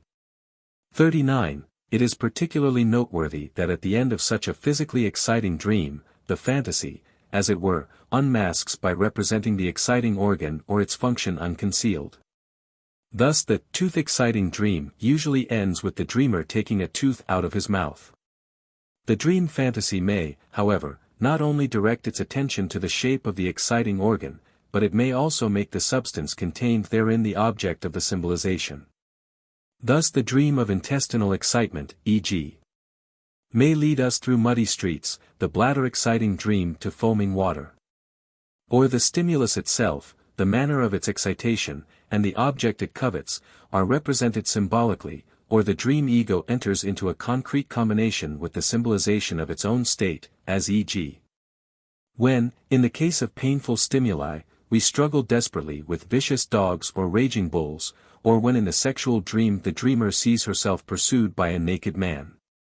Disregarding all the possible prolixity of elaboration, a symbolizing fantastic activity remains as the central force of every dream. Foucault, in his finely and fervently written book, next attempted to penetrate further into the character of this fantasy and to assign to the psychical activity thus recognized, its position in a system of philosophical ideas, which, however, remains altogether too difficult of comprehension for anyone who is not prepared by previous schooling for the sympathetic comprehension of philosophical modes of thinking. 73 Stirner connects no useful function with the activity of the symbolizing fantasy in dreams. In the dream the psyche plays with the stimuli at its disposal.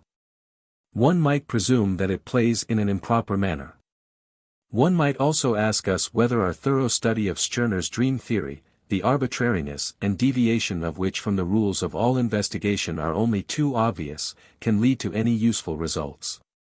It would then be proper for us to forestall the rejection of Stirner's theory without examination by saying that this would be too arrogant. This theory is built up on the impression received from his dreams by a man who paid great attention to them, and who would appear to be personally very well fitted to trace obscure psychic occurrences. Furthermore, it treats a subject which, for thousands of years, has appeared mysterious to humanity though rich in its contents and relations. And for the elucidation of which stern science, as it confesses itself, has contributed nothing beyond attempting, in entire opposition to popular sentiment, to deny the substance and significance of the object. Finally, let us frankly admit that apparently we cannot avoid the fantastical in our attempts to elucidate the dream. There are also fantastic ganglia cells, the passage cited on p. 63 from a sober and exact investigator like Binns, which depicts how the aurora of awakening flows along the dormant cell masses of the cerebrum, is not inferior in fancifulness and in improbability to Stirner's attempts at interpretation. I hope to be able to demonstrate that there is something actual underlying the latter, though it has only been indistinctly observed and does not possess the character of universality entitling it to the claim of a dream theory. For the present, Stirner's theory of the dream, in its contrast to the medical theory, may perhaps lead us to realize between what extremes the explanation of dream life is still unsteadily vacillating. Relations between the dream and mental diseases. When we speak of the relation of the dream to mental disturbances, we may think of three different things: 1. Etiological and clinical relations, as when a dream represents or initiates a psychotic condition, or when it leaves such a condition behind it. 2. Changes to which the dream life is subjected in mental diseases. 3. Inner relations between the dream and the 74 psychoses, analogies indicating an intimate relationship. These manifold relations between the two series of phenomena have been a favorite theme of medical authors in the earlier periods of medical science, and again in recent times, as we learn from the literature on the subject gathered from Spitta, Radestock, Mori, and Tissy. Santé de Sanctis has lately directed his attention to this relationship. For the purposes of our discussion it will suffice merely to glance at this important subject. In regard to the clinical and etiological relations between the dream and the psychoses, I will report the following observations as paradigms. Honbaum asserts, C. Krauss, p. 39, that the first attack of insanity frequently originates in an anxious and terrifying dream, and that the ruling idea has connection with this dream. Santé de Sanctis adduces similar observations in paranoiacs, and declares the dream to be, in some of them, the vraie cause déterminante de la folie. The psychosis may come to life all of a sudden with the dream causing and containing the explanation for the mental disturbances, or it may slowly develop through further dreams that have yet to struggle against doubt. In one of de Sanctis's cases, the affecting dream was accompanied by light hysterical attacks, which in their turn were followed by an anxious, melancholic state. Fear, cited by Tissy, refers to a dream which caused an hysterical paralysis. Here the dream is offered us as an etiology of mental disturbance, though we equally consider the prevailing conditions when we declare that the mental disturbance shows its first manifestation in dream life. That it has its first outbreak in the dream. In other instances the dream life contained the morbid symptoms, or the psychosis was limited to the dream life. Thus Thomeyer calls attention to anxiety dreams which must be conceived as equivalent to epileptic attacks. Allison has described nocturnal insanity, cited by Radestock, in which the subjects are apparently perfectly well in the daytime, while hallucinations, fits of frenzy, and the like regularly appear at night. De Sanctis and Tissy report similar observations, paranoiac dream equivalent in an alcoholic, voices accusing a wife of infidelity. Tissey reports abundant observations from recent times in which actions of a pathological 75 character, based on delusions, obsessive impulses, had their origin in dreams. Guaslane describes a case in which sleep was replaced by an intermittent insanity. There is hardly any doubt that along with the psychology of the dream, the physician will one day occupy himself with the psychopathology of the dream. In cases of convalescence from insanity, it is often especially obvious that, while the functions of the day are normal, the dream life may still belong to the psychosis. Gregory is said first to have called attention to such cases, cited by Krauss. Macario, reported by Tissey, gives account of a maniac who, a week after his complete recovery again experienced in dreams the flight of ideas and the passionate impulses of his disease. Concerning the changes to which the dream life is subjected in chronic psychotic persons, very few investigations have so far been made. On the other hand, timely attention has been called to the inner relationship between the dream and mental disturbance, which shows itself in an extensive agreement of the manifestations occurring to both. According to Mori, Cubanis, in his reports Du physique et du moral, first called attention to this. Following him came Lellet, J. Moreau, and more particularly the philosopher Maine de Byron. To be sure, the comparison is still older. Radestock begins the chapter dealing with this comparison, by giving a collection of expressions showing the analogy between the dream and insanity. Kant somewhere says, the lunatic is a dreamer in the waking state. According to Krauss, insanity is a dream with the senses awake. Schopenhauer terms the dream a short insanity, and insanity a long dream.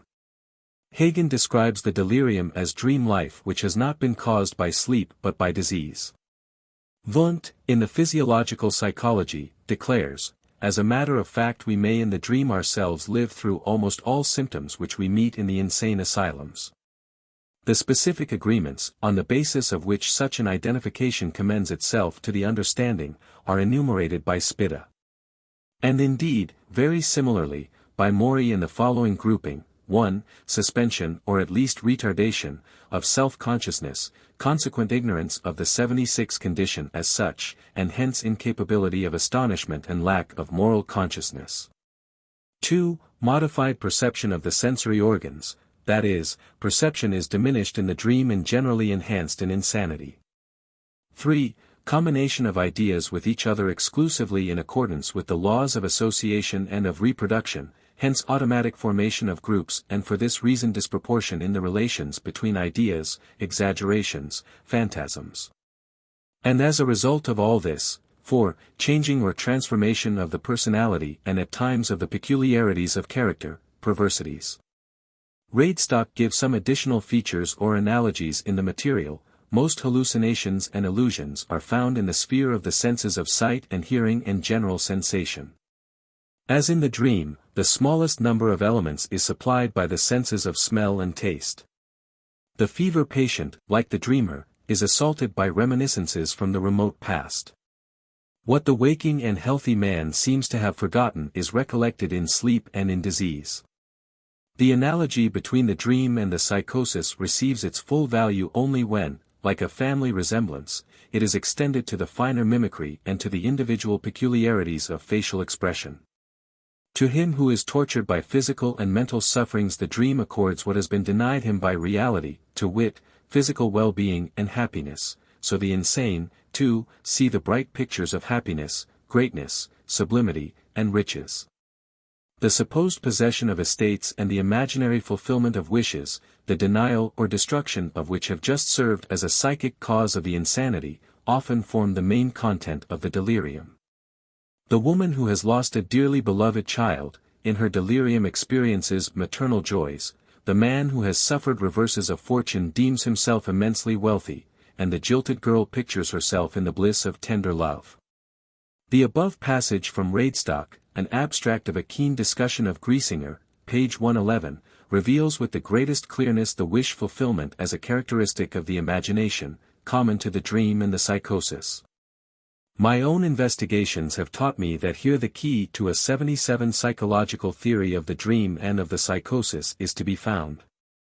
Absurd combinations of ideas and weakness of judgment are the main characteristics of the dream and of insanity. The overestimation of one's own mental capacity, which appears absurd to sober judgment, is found alike both in one and the other, and the rapid course of ideas in the dream corresponds to the flight of ideas in the psychosis. Both are devoid of any measure of time. The dissociation of personality in the dream, which, for instance, distributes one's own knowledge between two persons, one of whom, the strange one, corrects in the dream one's own ego, fully corresponds to the well-known splitting of personality in hallucinatory paranoia. The dreamer, too, hears his own thoughts expressed by strange voices. Even the constant delusions find their analogy in the stereotyped recurring pathological dreams, rev obsedent. After recovering from a delirium, patients not infrequently declare that the disease appeared to them like an uncomfortable dream. Indeed, they inform us that occasionally, even during the course of their sickness, they have felt that they were only dreaming, just as it frequently happens in the sleeping dream. Considering all this, it is not surprising that Radestock condenses his own opinion and that of many others into the following: insanity, an abnormal phenomenon of disease, is to be regarded as an enhancement of the periodically recurring normal dream states, p. 228. Krauss attempted to base the relationship between the dream and insanity upon the etiology, or rather upon the exciting sources, perhaps making the relationship even more intimate than was possible through the analogy of the phenomena they manifest. According to him, the fundamental element common to both is, as we have learned, the organically determined sensation, the sensation of physical stimuli, the general feeling produced by contributions from all the organs. Cf. Pesa, cited by Mori, page 60. The incontestable agreement between the dream and mental disturbance, extending into characteristic details, constitutes one of the strongest supports of the medical theory of dream life, according to which the dream is represented as a 78 useless and disturbing process and as the expression of a reduced psychic activity. One cannot expect, however, to derive the final explanation of the dream from the mental disturbances, as it is generally known in what unsatisfactory state our understanding of the origin of the latter remains. It is very probably, however, that a modified conception of the dream must also influence our views in regard to the inner mechanism of mental disturbances. And hence we may say that we are engaged in the elucidation of the psychosis when we endeavor to clear up the mystery of the dream. I shall have to justify myself for not extending my summary of the literature of the dream problems over the period between the first appearance of this book and its second edition. If this justification may not seem very satisfactory to the reader, I was nevertheless influenced by it. The motives which mainly induced me to summarize the treatment of the dream in the literature have been exhausted with the foregoing introduction. To have continued with this work would have cost me extraordinary effort and would have afforded little advantage or knowledge. For the period of 9 years referred to has yielded nothing new or valuable either for the conception of the dream in actual material or in points of view. In most of the publications that have since appeared my work has remained unmentioned and unregarded.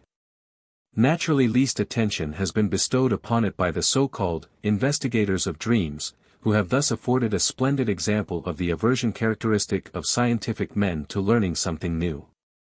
Les savants n'y sont pas curieux, said the scoffer Anatole France. If there were such a thing in science as right to revenge, I in turn should be justified in ignoring the literature since the appearance of this book. The few accounts that have appeared in scientific journals are so full of folly and misconception that my only possible answer to my critics would be to request them to read this book over again. Perhaps also the request should be that they read it as a whole. In the works of those physicians who make use of the psychoanalytic method of treatment, Jung, Abraham, Ricklin, Muthman, Steckel, Rank, and others, an abundance of dreams have been reported and interpreted in accordance with my 79 instructions. In so far as these works go beyond the confirmation of my assertions, I have noted their results in the context of my discussion. A supplement to the literary index at the end of this book brings together the most important of these new publications. The voluminous book on the dream by Sante de Sanctis, of which a German translation appeared soon after its publication, has, so to speak, crossed with mine, so that I could take as little notice of him as the Italian author could of me. Unfortunately, I am further obliged to declare that this laborious work is exceedingly poor in ideas, so poor that one could never divine from it the existence of the problems treated by me. I have finally to mention two publications which show a near relation to my treatment of the dream problems. A younger philosopher, H. Swoboda, who has undertaken to extend W. Fleece's discovery of biological periodicity, in groups of 23 and 28 days, to the psychic field, has produced an imaginative work, in which, among other things, he has used this key to solve the riddle of the dream. The interpretation of dreams would herein have fared badly. The material contained in dreams would be explained through the coincidence of all those memories which during the night complete one of the biological periods for the first or the nth time. A personal statement from the author led me to assume that he himself no longer wished to advocate this theory earnestly. But it seems I was mistaken in this conclusion. I shall report in another place some observations in reference to Swoboda's assertion, concerning the conclusions of which I am, however, not convinced. It gave me far greater pleasure to find accidentally, in an unexpected place, a conception of the dream in essentials fully agreeing with my own. The circumstances of time preclude the possibility that this conception was influenced by a reading of my book. I must therefore greet this as the only demonstrable concurrence in the literature with the essence of my dream theory. The book which contains the passage concerning the dream which I have in mind was published as a second edition in 1900 by Lincas under the title Fantasien eins Realissen. 2. Method of Dream Interpretation. The Analysis of a Sample Dream. The title which I have given my treatise indicates the tradition which I wish to make the starting point in my discussion of dreams. I have made it my task to show that dreams are capable of interpretation, and contributions to the solution of the dream problems that have just been treated can only be yielded as possible byproducts of the settlement of my own particular problem. With the hypothesis that dreams are interpretable, I at once come into contradiction with the prevailing dream science, in fact with all dream theories except that of Stirner, for to interpret a dream means to declare its meaning.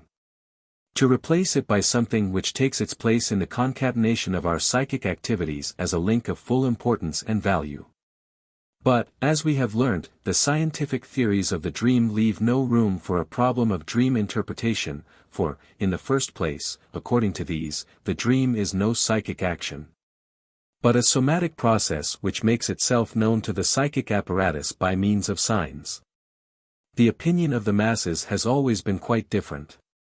It asserts its privilege of proceeding illogically, and although it admits the dream to be incomprehensible and absurd, it cannot summon the resolution to deny the dream all significance. Led by a dim intuition, it seems rather to assume that the dream has a meaning, albeit a hidden one. That it is intended as a substitute for some other thought process, and that it is only a question of revealing this substitute correctly in order to reach the hidden signification of the dream.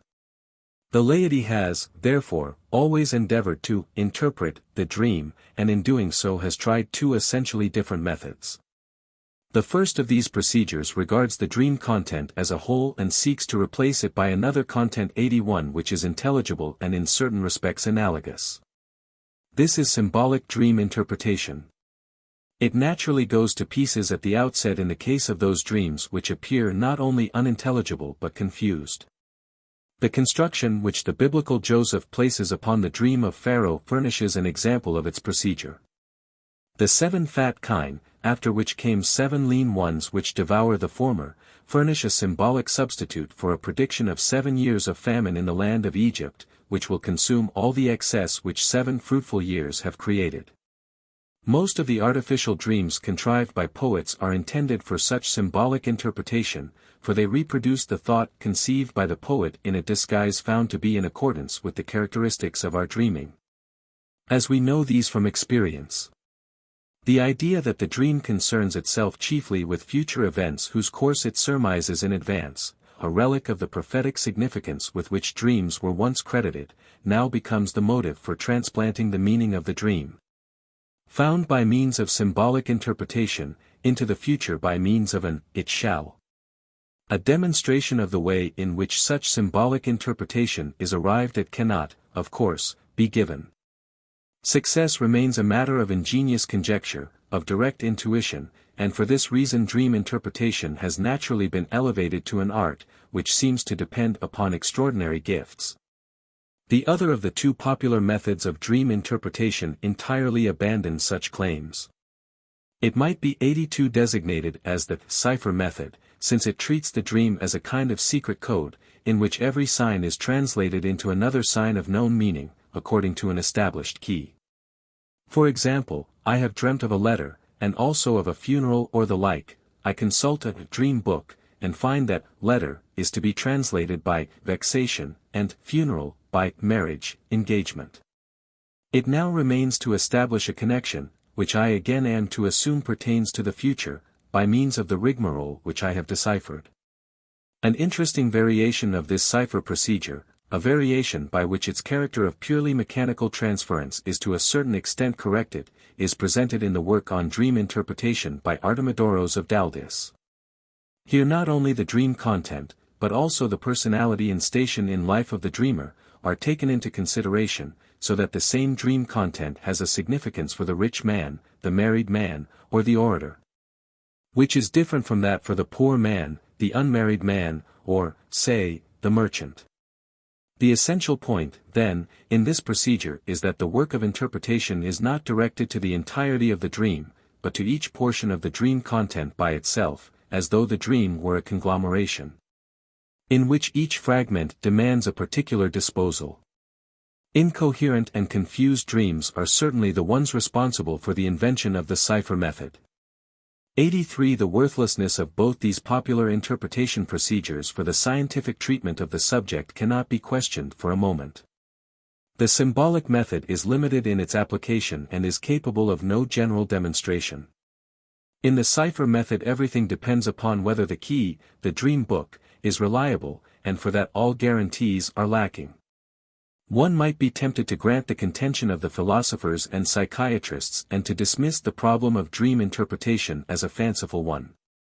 I have come, however, to think differently.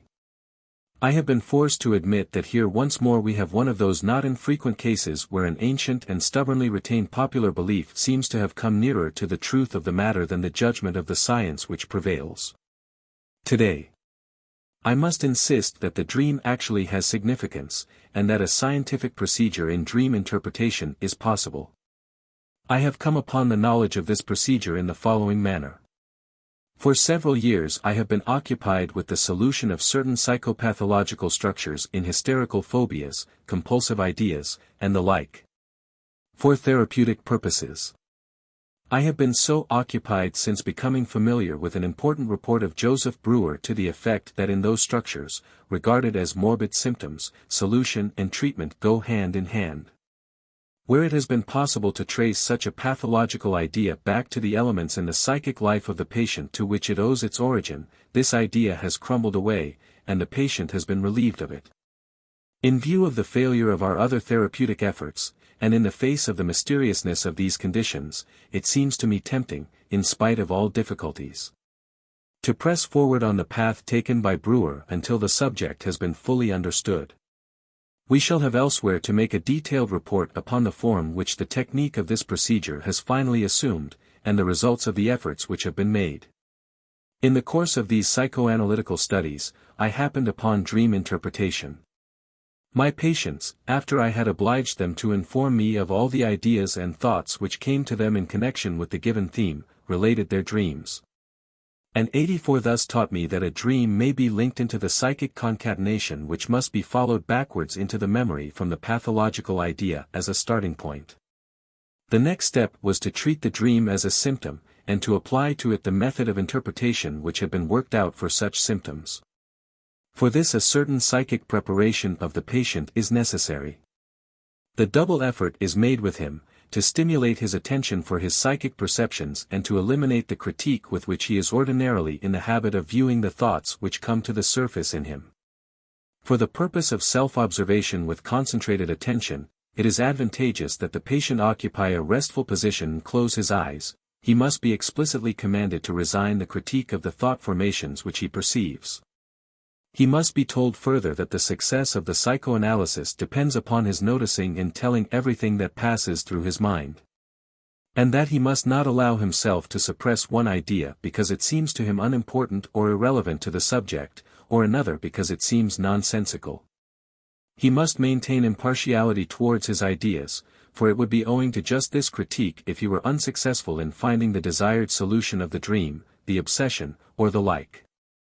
I have noticed in the course of my psychoanalytic work that the state of mind of a man in contemplation is entirely different from that of a man who is observing his psychic processes. In contemplation there is a greater play of psychic action than in the most attentive self-observation. This is also shown by the tense attitude and wrinkled brow of contemplation, in contrast with the restful features of self-observation. In both cases, there must be concentration of attention, but, besides this, in contemplation one exercises a critique, in consequence of which he rejects some of the ideas which he has perceived, and cuts short others, so that he does not follow the trains of thought which they would open. Towards still other thoughts he may act in such a manner that they do not become conscious at all, that is to say, they are suppressed before they are perceived. In self-observation, on the other hand, one has only the task of suppressing the 85 critique. If he succeeds in this, an unlimited number of ideas, which otherwise would have been impossible for him to grasp, come to his consciousness. With the aid of this material, newly secured for the purpose of self-observation, the interpretation of pathological ideas, as well as of dream images, can be accomplished. As may be seen, the point is to bring about a psychic state to some extent analogous as regards the apportionment of psychic energy, transferable attention, to the state prior to falling asleep, and indeed also to the hypnotic state. In falling asleep, the undesired ideas come into prominence on account of the slackening of a certain arbitrary, and certainly also critical, action, which we allow to exert an influence upon the trend of our ideas. We are accustomed to assign fatigue as the reason for this slackening. The emerging undesired ideas as the reason are changed into visual and acoustic images. Cf. the remarks of Schleiermacher and others, page 40. In the condition which is used for the analysis of dreams and pathological ideas, this activity is purposely and arbitrarily dispensed with, and the psychic energy thus saved, or a part of it, is used for the attentive following of the undesired thoughts now coming to the surface, which retain their identity as ideas. This is the difference from the condition of falling asleep. Undesired ideas are thus changed into desired ones. The suspension thus required of the critique for these apparently freely rising ideas, which is here demanded and which is usually exercised on them, is not easy for some persons. The undesired ideas are in the habit of starting the most violent resistance, which seeks to prevent them from coming to the surface. But if we may credit our great poet-philosopher Friedrich Schiller, a very similar tolerance must be the condition of poetic production. At a point in his correspondence with Kerner, for the noting of which we are indebted to Mr. Otto Rank, Schiller answers a friend who complains of his lack of creativeness in the following words: "The reason for your complaint lies, it seems to me, in the constraint which your intelligence imposes upon your imagination. I must here make an observation and illustrate it by an allegory. It does not seem beneficial, and it is harmful for the creative work of the mind, if the intelligence inspects 286 closely the ideas already pouring in, as it were, at the gates. Regarded by itself, an idea may be very trifling and very adventurous, but it perhaps becomes important on account of one which follows it. Perhaps in a certain connection with others, which may seem equally absurd, it is capable of forming a very useful construction. The intelligence cannot judge all these things if it does not hold them steadily long enough to see them in connection with the others. In the case of a creative mind, however, the intelligence has withdrawn its watchers from the gates, the ideas rush in pell-mell, and it is only then that the great heap is looked over and critically examined. Messrs. Critics, or whatever else you may call yourselves, you are ashamed or afraid of the momentary and transitory madness which is found in all creators, and whose longer or shorter duration distinguishes the thinking artist from the dreamer. Hence your complaints about barrenness, for you reject too soon and discriminate too severely. Letter of December 1, 1788. And yet, such a withdrawal of the watchers from the gates of intelligence, as Schiller calls it, such a shifting into the condition of uncritical self-observation, is in no way difficult. Most of my patients accomplish it after the first instructions. I myself can do it very perfectly, if I assist the operation by writing down my notions. The amount, in terms of psychic energy, by which the critical activity is in this manner reduced, and by which the intensity of the self-observation may be increased, varies widely according to the subject matter upon which the attention is to be fixed. The first step in the application of this procedure now teaches us that not the dream as a whole, but only the parts of its content separately, may be made the object of our attention. If I ask a patient who is as yet unpracticed, what occurs to you in connection with this dream, as a rule he is unable to fix upon anything in his psychic field of vision. I must present the dream to him piece by piece, then for every fragment he gives me a series of notions, which may be designated as the background thoughts of this part of the dream. In this first and important condition, then, the method of dream interpretation which I employ avoids 87 the popular, traditional method of interpretation by symbolism famous in the legends, and approaches the second, the decipher method. Like this one it is an interpretation in detail, not in mass. Like this it treats the dream from the beginning as something put together, as a conglomeration of psychic images. In the course of my psychoanalysis of neurotics, I have indeed already subjected many thousand dreams to interpretation, but I do not now wish to use this material in the introduction to the technique and theory of dream interpretation. Quite apart from the consideration that I should expose myself to the objection that these are dreams of neuropathic subjects, the conclusions drawn from which would not admit of reapplication to the dreams of healthy persons. Another reason forces me to reject them. The theme which is naturally always the subject of these dreams, is the history of the disease which is responsible for the neurosis. For this purpose there would be required a very long introduction and an investigation into the nature and logical conditions of psychoneuroses, things which are in themselves novel and unfamiliar in the highest degree, and which would thus distract attention from the dream problem. My purpose lies much more in the direction of preparing the ground for a solution of difficult problems in the psychology of the neuroses by means of the solution of dreams. But if I eliminate the dreams of neurotics, I must not treat the remainder too discriminatingly. Only those dreams still remain which have been occasionally related to me by healthy persons of my acquaintance, or which I find as examples in the literature of dream life. Unfortunately in all these dreams the analysis is lacking, without which I cannot find the meaning of the dream. My procedure is, of course, not as easy as that of the popular cipher method, which translates the given dream content according to an established key. I am much more prepared to find that the same dream may cover a different meaning in the case of different persons, and in a different connection I must then resort to my own dreams, as an abundant and convenient material, furnished by a person who is about normal, and having reference to many incidents of everyday life. I shall certainly be with doubts as to the trustworthiness of these self-analyses. Arbitrariness is here in no way avoided. In my opinion, conditions are 88 more likely to be favorable in self-observation than in the observation of others. In any case, it is permissible to see how much can be accomplished by means of self-analysis. I must overcome further difficulties arising from inner self.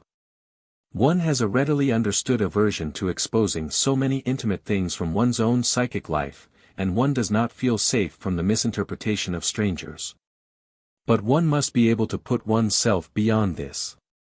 Tout psychologist, writes Delboeuf, est obligé de faire l'événement de ses faiblesses s'il croit par la jitter du jour sur quelque problème obscur.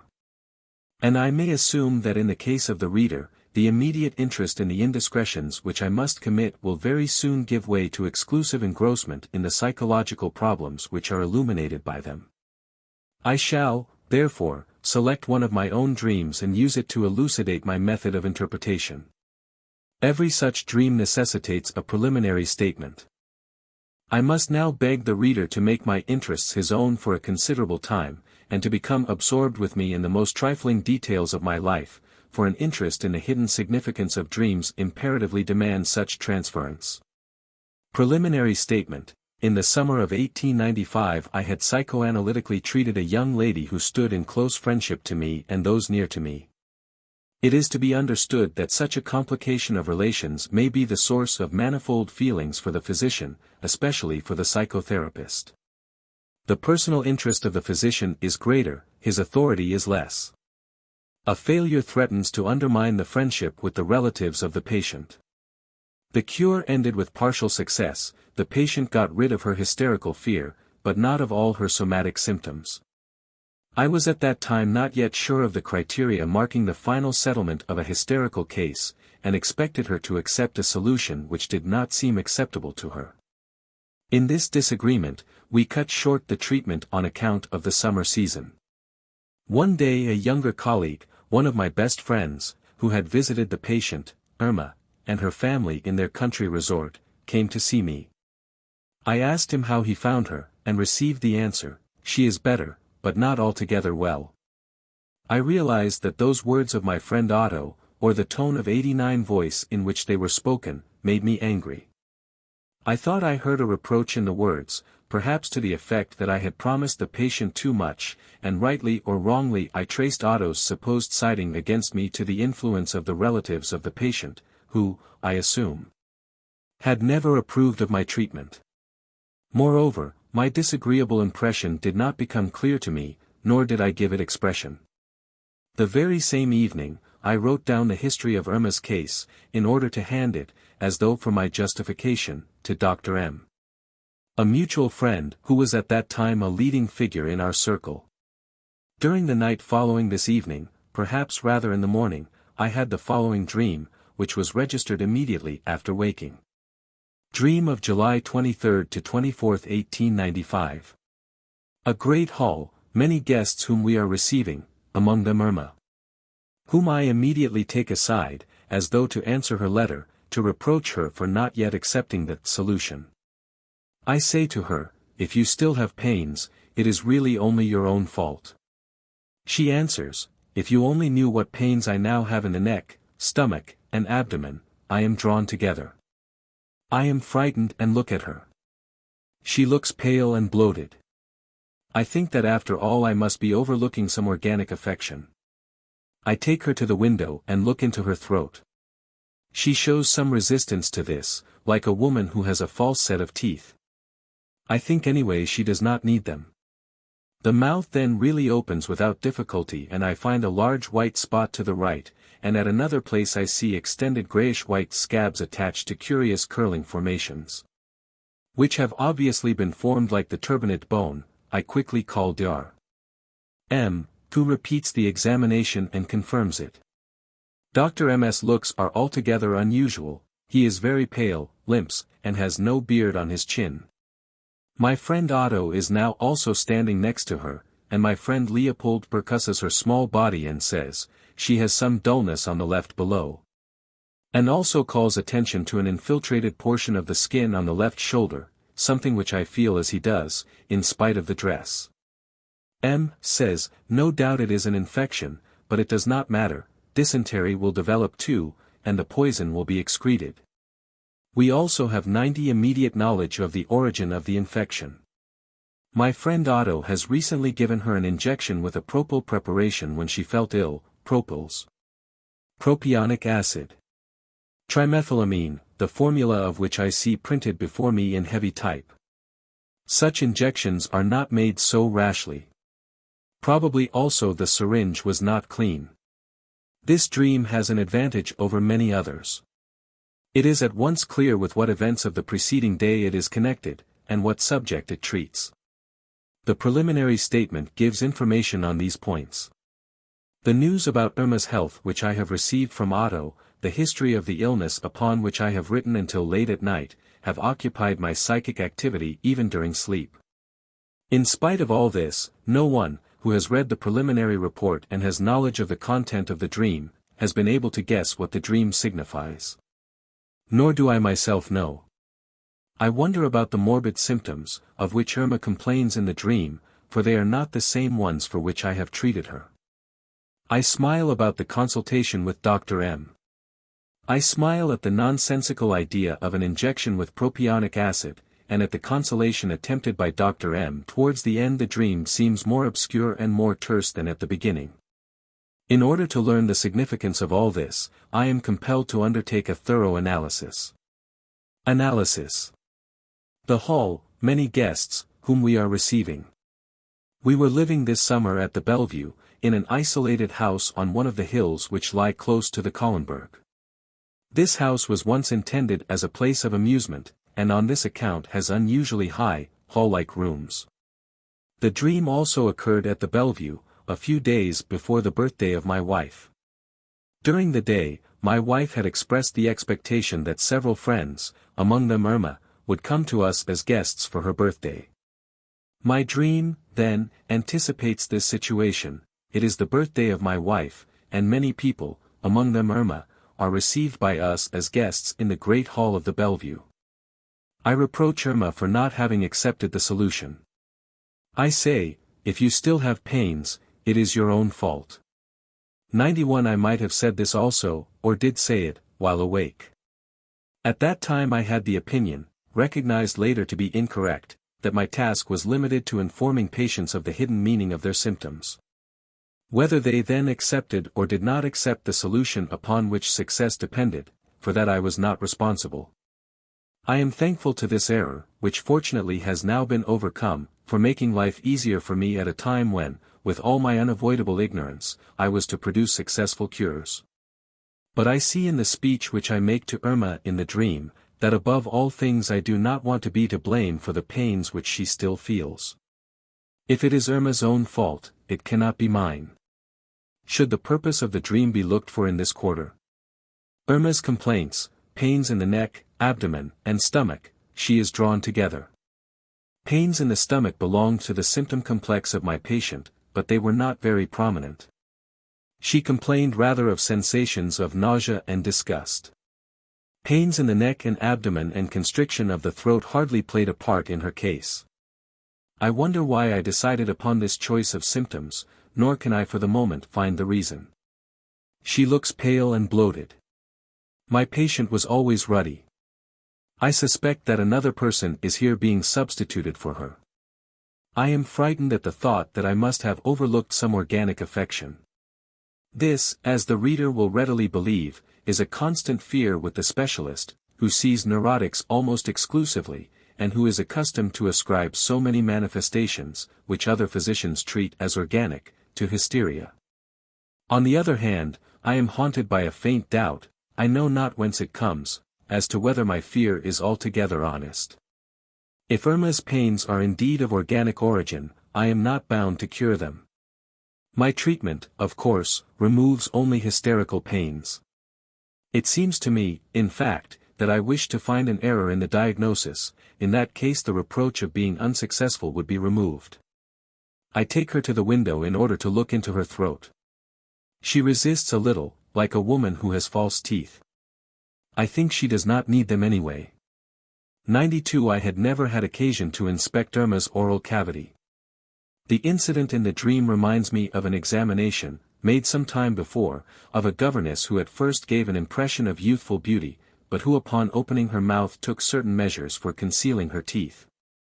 Other memories of medical examinations and of little secrets which are discovered by them, unpleasantly for both examiner and examined, connect themselves with this case. She does not need them anyway, is at first perhaps a compliment for Irma. But I suspect a different meaning. In careful analysis one feels whether or not the background thoughts which are to be expected have been exhausted. The way in which Irma stands at the window suddenly reminds me of another experience. Irma possesses an intimate woman friend, of whom I think very highly. One evening on paying her a visit I found her in the position at the window reproduced in the dream, and her physician, the same Dr. M., declared that she had a diphtheritic membrane. The person of Dr. M. and the membrane return in the course of the dream. Now it occurs to me that during the last few months, I have been given every reason to suppose that this lady is also hysterical. Yes, Irma herself has betrayed this to me. But what do I know about her condition? Only the one thing, that like Irma she suffers from hysterical choking in dreams. Thus in the dream I have replaced my patient by her friend. Now I remember that I have often trifled with the expectation that this lady might likewise engage me to relieve her of her symptoms. But even at the time I thought it improbable, for she is of a very shy nature. She resists, as the dream shows. Another explanation might be that she does not need it. In fact, until now she has shown herself strong enough to master her condition without outside help. Now only a few features remain, which I can assign neither to Irma nor to her friend: pale, bloated, false teeth. The false teeth lead me to the governess. I now feel inclined to be satisfied with bad teeth. Then another person, to whom these features may allude, occurs to me. She is not my patient, and I do not wish her to be my patient, for I have noticed that she is not at her ease with me, and I do not consider her a docile patient. She is generally pale, and once, when she had a particularly 93 good spell, she was bloated. I have thus compared my patient Irma with two others, who would likewise resist treatment. What can it mean that I have exchanged her for her friend in the dream? Perhaps that I wish to exchange her. Either the other one arouses in me stronger sympathies or I have a higher opinion of her intelligence. For I consider Irma foolish because she does not accept my solution. The other one would be more sensible, and would thus be more likely to yield. The mouth then really opens without difficulty. She would tell more than Irma. What I see in the throat, a white spot and scabby nostrils. The white spot recalls diphtheria, and thus Irma's friend, but besides this it recalls the grave illness of my eldest daughter 2 years before and all the anxiety of that unfortunate time. The scab on the nostrils reminds me of a concern about my own health. At that time I often used cocaine in order to suppress annoying swellings in the nose, and had heard a few days before that a lady patient who did likewise had contracted an extensive necrosis of the nasal mucous membrane. The recommendation of cocaine, which I had made in 1885, had also brought grave reproaches upon me. A dear friend, already dead in 1895, had hastened his end through the misuse of this remedy. I quickly call Dr. M, who repeats the examination. This would simply correspond to the position which M occupied among us. But the word quickly is striking enough to demand a special explanation. It reminds me of a sad medical experience. By the continued prescription of a remedy, sulfonal, which was still at that time considered harmless, I had once caused the severe intoxication of a woman patient, and I had turned in great haste to an older, 94 more experienced colleague for assistance. The fact that I really had this case in mind is confirmed by an accessory circumstance. The patient who succumbed to the intoxication bore the same name as my eldest daughter. I had never thought of this until now. Now it seems to me almost like a retribution of fate, as though I ought to continue the replacement of the persons here in another sense, this Matilda for that Matilda, an eye for an eye, a tooth for a tooth. It is as though I were seeking every opportunity to reproach myself with lack of medical conscientiousness. Dr. M is pale, without a beard on his chin, and he limps. Of this so much is correct, that his unhealthy appearance often awakens the concern of his friends. The other two characteristics must belong to another person. A brother living abroad occurs to me, who wears his chin clean-shaven, and to whom, if I remember aright, M, of the dream on the whole bears some resemblance. About him the news arrived some days before that he was lame on account of an arthritic disease in the hip. There must be a reason why I fused the two persons into one in the dream. I remember that in fact I was on bad terms with both of them for similar reasons. Both of them had rejected a certain proposal which I had recently made to them. My friend Otto is now standing next to the sick woman, and my friend Leopold examines her and calls attention to a dullness on the left below. My friend Leopold is also a physician, a relative of Otto. Since the two practice the same specialty, fate has made them competitors, who are continually being compared with each other.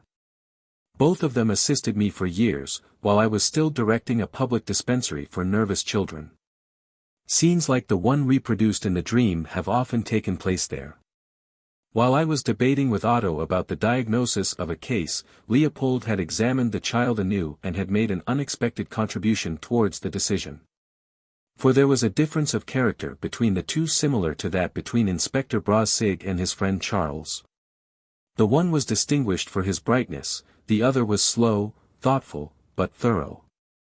If I contrast Otto and the careful Leopold in the dream, I do it, apparently, in order to extol 95 Leopold. It is a comparison similar to the one above between the disobedient patient Irma and her friend who is thought to be more sensible. I now become aware of one of the tracks along which the thought association of the dream progresses, from the sick child to the children's asylum. The dullness to the left, below, recalls a certain case corresponding to it, in every detail in which Leopold astonished me by his thoroughness. Besides this, I have a notion of something like a metastatic affection, but it might rather be a reference to the lady patient whom I should like to have instead of Irma. For this lady, as far as I can gather, resembles a woman suffering from tuberculosis. An infiltrated portion of skin on the left shoulder. I see at once that this is my own rheumatism of the shoulder, which I always feel when I have remained awake until late at night. The turn of phrase in the dream also sounds ambiguous, something which I feel, in spite of the dress. Feel on my own body, is intended. Moreover, I am struck with the unusual sound of the term, infiltrated portion of skin. An infiltration behind on the upper left, is what we are accustomed to. This would refer to the lung, and thus again to tuberculosis patients. In spite of the dress. This, to be sure, is only an interpolation. We, of course, examine the children in the clinic undressed. It is some sort of contradiction to the manner in which grown-up female patients must be examined. The story used to be told of a prominent clinician that he always examined his patients physically only through the clothes. The rest is obscure to me. I have, frankly, no inclination to follow the matter further. Dr. M says, it is an infection, but it does not matter. Dysentery will develop, and the poison will be excreted. This at first seems ridiculous to me. Still it must be carefully analyzed like everything else. Observed more closely, it seems, however, to have a kind of meaning. What I had found in the patient was local diphtheritis. I remember the discussion about diphtheritis and diphtheria at the time of my daughter's illness. The latter is the general infection which proceeds from local diphtheritis. Leopold proves the 96 existence of such general infection by means of the dullness, which thus suggests a metastatic lesion. I believe, however, that just this kind of metastasis does not occur in the case of diphtheria. It rather recalls pyemia. It does not matter, is a consolation. I believe it fits in as follows. The last part of the dream has yielded a content to the effect that the pains of the patient are the result of a serious organic affection. I begin to suspect that with this I am only trying to shift the blame from myself. Psychic treatment cannot be held responsible for the continued presence of diphtheritic affection. But now, in turn, I am disturbed at inventing such serious suffering for Irma for the sole purpose of exculpating myself. It seems cruel. I need, accordingly, the assurance that the result will be happy, and it does not seem ill-advised that I should put the words of consolation into the mouth of Dr. M. But here I consider myself superior to the dream, a fact which needs explanation. But why is this consolation so nonsensical? Dysentery. Some sort of far-fetched theoretical notion that pathological material may be removed through the intestines. Am I in this way trying to make fun of Dr. M.'s great store of far-fetched explanations, his habit of finding curious pathological relationships? Dysentery suggests something else. A few months ago I had in charge a young man suffering from remarkable pains during evacuation of the bowels, a case which colleagues had treated as anemia with malnutrition. I realized that it was a question of hysteria. I was unwilling to use my psychotherapy on him, and sent him off on a sea voyage. Now a few days before I had received a despairing letter from him from Egypt, saying that while there he had suffered a new attack, which the physician had declared to be dysentery. I suspect, indeed, that the diagnosis was only an error of my ignorant colleague, who allows hysteria to make a fool of him. But still I cannot avoid reproaching myself for putting the invalid in a position where he might contract an organic affection of the bowels in addition to his hysteria. Furthermore, dysentery sounds like diphtheria, a word which does not occur in the dream. Indeed it must be that, with the consoling prognosis, 97-inch dysentery will develop, and, I am making fun of Dr. M. For I recollect that years ago he once jokingly told a very similar story of another colleague. He had been called to consult with this colleague in the case of a woman who was very seriously ill and had felt obliged to confront the other physician, who seemed very hopeful, with the fact that he found albumin in the patient's urine. The colleague, however, did not let this worry him, but answered calmly, "That does not matter, doctor, the albumin will without doubt be excreted." Thus I can no longer doubt that derision for those colleagues who are ignorant of hysteria is contained in this part of the dream. As though in confirmation, this question now arises in my mind: does Dr. M. know that the symptoms of his patient, of our friend Irma, which give cause for fearing tuberculosis, are also based on hysteria? Has he recognized this hysteria, or has he stupidly ignored it? But what can be my motive in treating this friend so badly? This is very simple. Dr. M. agrees with my solution as little as Irma herself.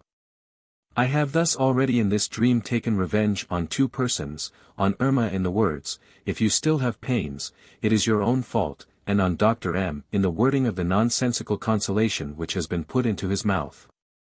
We have immediate knowledge of the origin of the infection. This immediate knowledge in the dream is very remarkable. Just before we did not know it, since the infection was first demonstrated by Leopold.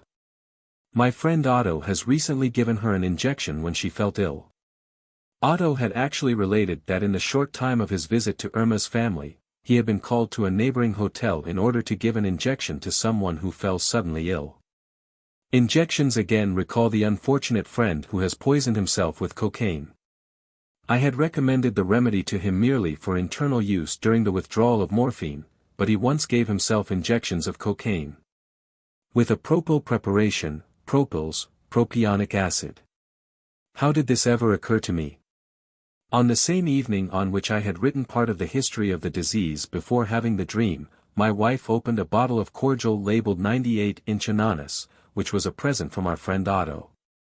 For he had a habit of making presents on every possible occasion. I hope he will some day be cured of this by a wife. Such a smell of fusel oil arose from this cordial that I refused to taste it. My wife observed, "We will give this bottle to the servants," and I, still more prudent, forbade it, with the philanthropic remark, "They mustn't be poisoned either." The smell of fusel oil, amyl, has now apparently awakened in my memory the whole series, propyl, methyl, and which has furnished the propyl preparation of the dream. In this, it is true, I have employed a substitution. I have dreamt of propyl, after smelling amyl, but substitutions of this kind are perhaps permissible, especially in organic chemistry. Trimethylamine. I see the chemical formula of this substance in the dream, a fact which probably gives evidence of a great effort on the part of my memory, and, moreover, the formula is printed in heavy type.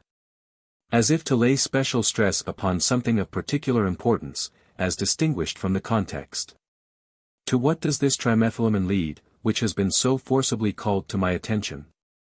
It leads to a conversation with another friend who for years has known all my germinating activities, as I have his. At that time he had just informed me of some of his ideas about sexual chemistry, and had mentioned, among others, that he thought he recognized in trimethylamine one of the products of sexual metabolism. This substance thus leads me to sexuality, to that factor which I credit with the greatest significance for the origin of the nervous affections which I attempt to cure. My patient Irma is a young widow. If I am anxious to excuse the failure of her cure, I suppose I shall best do so by referring to this condition, which her admirers would be glad to change. How remarkably, too, such a dream is fashioned. The other woman, whom I take as my patient in the dream instead of Irma, is also a young widow. I suspect why the formula of trimethylamine has made 99 itself so prominent in the dream. So many important things are gathered up in this one word. Trimethylamine is not only an allusion to the overpowering factor of sexuality, but also to a person whose sympathy I remember with satisfaction when I feel myself forsaken in my opinions. Should not this friend, who plays such a large part in my life, occur again in the chain of thoughts of the dream? Of course, he must.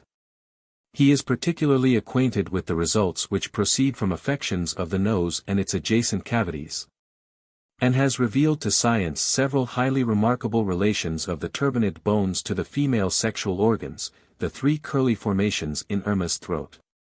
I have had Irma examined by him to see whether the pains in her stomach might be of nasal origin. But he himself suffers from suppurative rhinitis, which worries him, and to this perhaps there is an allusion in pyemia, which hovers before me in the metastases of the dream. Such injections are not made so rashly. Here the reproach of carelessness is hurled directly at my friend Otto. I am under the impression that I had some thought of this sort in the afternoon, when he seemed to indicate his siding against me by word and look. It was perhaps, how easily he can be influenced, how carelessly he pronounces judgment. Furthermore, the above sentence again points to my deceased friend, who so lightly took refuge in cocaine injections. As I have said, I had not intended injections of the remedy at all. I see that in reproaching Otto I again touch upon the story of the unfortunate Matilda, from which arises the same reproach against me. Obviously I am here collecting examples of my own conscientiousness, but also of the opposite. Probably also the syringe was not clean. Another reproach directed at Otto, but originating elsewhere. The day before I happened to meet the son of a lady 82 years of age whom I am obliged to give daily 2 injections of morphine. At present she is in the country, and I have heard that she is suffering from an inflammation of the veins. I immediately thought that it was a case of infection due to contamination from the syringe. It is my pride that in 2 years I have not given her a single infection. I am constantly concerned, of course, to see that the syringe is perfectly clean. For I am 100% conscientious. From the inflammation of the veins, I returned to my wife, who had suffered from emboli during a period of pregnancy, and now 3 related situations come to the surface in my memory, involving my wife, Irma, and the deceased Matilda. The identity of which 3 persons plainly justifies my putting them in one another's place. I have now completed the interpretation of the dream. In the course of this interpretation I have taken great pains to get possession of all the notions to which a comparison between the dream content and the dream thoughts hidden behind it must have given rise. Meanwhile, the meaning of the dream has dawned upon me. I have become conscious of a purpose which is realized by means of the dream, and which must have been the motive for dreaming. The dream fulfills several wishes, which have been actuated in me by the events of the preceding evening, Otto's news, and the writing down of the history of the disease. For the result of the dream is that I am not to blame for the suffering which Irma still has, and that Otto is to blame for it. Now Otto has made me angry by his remark about Irma's imperfect cure. The dream avenges me upon him by turning the reproach back upon himself. The dream acquits me of responsibility for Irma's condition by referring it to other causes, which indeed furnish a great number of explanations. The dream represents a certain condition of affairs as I should wish it to be. The content of the dream is thus the fulfillment of a wish, its motive is a wish. This much is apparent at first sight. But many things in the details of the dream become intelligible when regarded from the point of view of wish fulfillment. I take revenge on Otto, not only for hastily taking part against me, in that I accuse him of a careless medical operation, the injection, but I am also avenged on him for the bad cordial which smells like fusel oil. And I find an expression in the dream which unites both reproaches. The injection with a preparation of propyl. Still I am not satisfied, but continue my revenge by comparing him to his more reliable competitor. I seem to say by this, I like him better than you. But Otto is not the only one who must feel the force of my anger. I take revenge on the 101 disobedient patient by exchanging her for a more sensible, more docile one. Nor do I leave the contradiction of Dr. M. unnoticed, but express my opinion of him in an obvious allusion, to the effect that his relation to the question is that of an ignoramus, dysentery will develop, and it seems to me, indeed, as though I were appealing from him to some one better informed, my friend, who has told me about trimethylamine, just as I have turned from Irma to her friend, I turn from Otto to Leopold. Rid me of these 3 persons, replace them by 3 others of my own choice, and I shall be released from the reproaches which I do not wish to have deserved. The unreasonableness itself of these reproaches is proved to me in the dream in the most elaborate way. Irma's pains are not charged to me, because she herself is to blame for them, in that she refuses to accept my solution. Irma's pains are none of my business, for they are of an organic nature, quite impossible to be healed by a psychic cure. Irma's sufferings are satisfactorily explained by her widowhood, trimethylamine, a fact which, of course, I cannot alter. Irma's illness has been caused by an incautious injection on the part of Otto, with an ill-suited substance, in a way I should never have made an injection. Irma's suffering is the result of an injection made with an unclean syringe, just like the inflammation of the veins in my old lady, while I never do any such mischief with my injections. I am aware, indeed, that these explanations of Irma's illness, which unite in acquitting me, do not agree with one another, they even exclude one another. The whole pleading, "This dream is nothing else," recalls vividly the defensive argument of a man who was accused by his neighbor of having returned a kettle to him in a damaged condition. In the first place, he said, he had returned the kettle undamaged; in the second, it already had holes in it when he borrowed it; and thirdly, he had never borrowed the kettle from his neighbor at all. But so much the better. If even one of these 3 methods of defense is recognized as valid, the man must be acquitted. Still other subjects mingle in the dream, whose relation to my release from responsibility for Irma's illness is not so transparent: the illness of my daughter and that of a patient of the same name, the harmfulness of cocaine. The illness of 102 my patient traveling in Egypt, concern about the health of my wife, my brother, of Dr. M., my own bodily troubles, and concern about the absent friend who is suffering from suppurative rhinitis. But if I keep all these things in view, they combine into a single train of thought, labeled perhaps, concern for the health of myself and others, professional conscientiousness. I recall an undefined disagreeable sensation as Otto brought me the news of Irma's condition. I should like to note finally the expression of this fleeting sensation, which is part of the train of thought that is mingled into the dream. It is as though Otto had said to me, "You do not take your physician's duties seriously enough, you are not conscientious, do not keep your promises."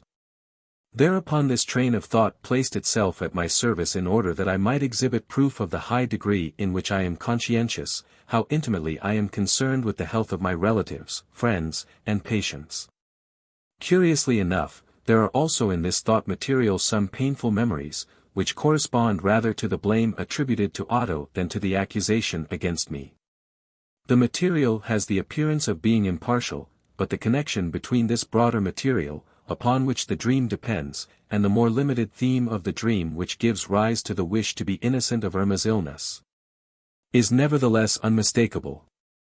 I do not wish to claim that I have revealed the meaning of the dream entirely, or that the interpretation is flawless. I could still spend much time upon it. I could draw further explanations from it, and bring up new problems which it bids us consider. I even know the points from which further thought associations might be traced.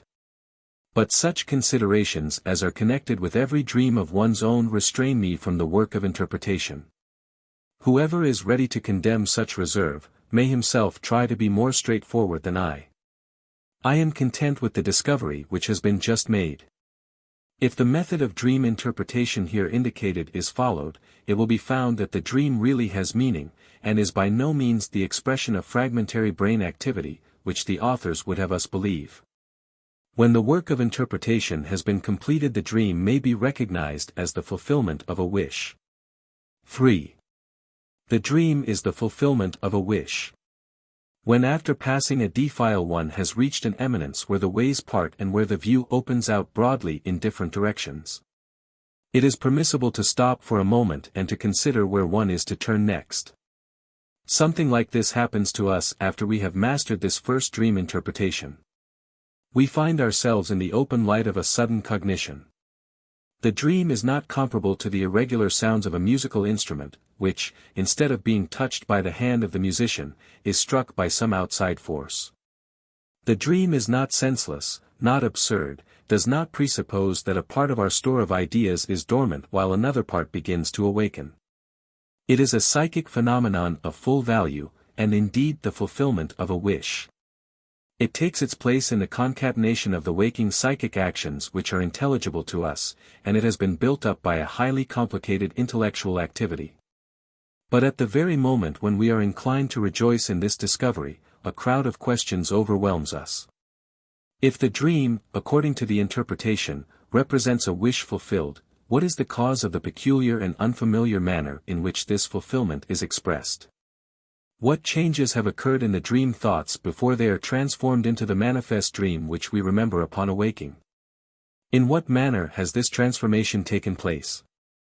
Whence comes the material which has been worked over into the dream? What causes the peculiarities which we observe in the dream thoughts, for example, that they may contradict one another? The analogy of the kettle, page 87. Is the dream capable of teaching us something new about our inner psychic processes, and can its content correct opinions which we have held during the day? I suggest that for the present all these questions be laid aside, and that a single path be pursued. We have found that the dream 104 represents a wish as fulfilled. It will be our next interest to ascertain whether this is a universal characteristic of the dream, or only the accidental content of the dream, of Irma's injection, with which we have begun our analysis. For even if we make up our minds that every dream has a meaning and psychic value, we must nevertheless allow for the possibility that this meaning is not the same in every dream. The first dream we have considered was the fulfillment of a wish, another may turn out to be a realized apprehension, a third may have a reflection as to its content, a fourth may simply reproduce a reminiscence. Are there then other wish dreams? Or are there possibly nothing but wish dreams? It is easy to show that the character of wish fulfillment in dreams is often undisguised and recognizable, so that one may wonder why the language of dreams has not long since been understood. There is, for example, a dream which I can cause as often as I like, as it were experimentally. If in the evening I eat anchovies, olives, or other strongly salted foods, I become thirsty at night, whereupon I waken. The awakening, however, is preceded by a dream, which each time has the same content, namely, that I am drinking.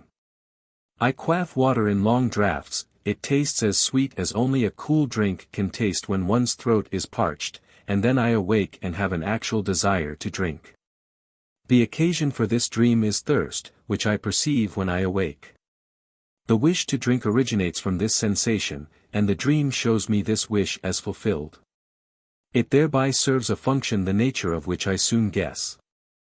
I sleep well, and am not accustomed to be awakened by a bodily need.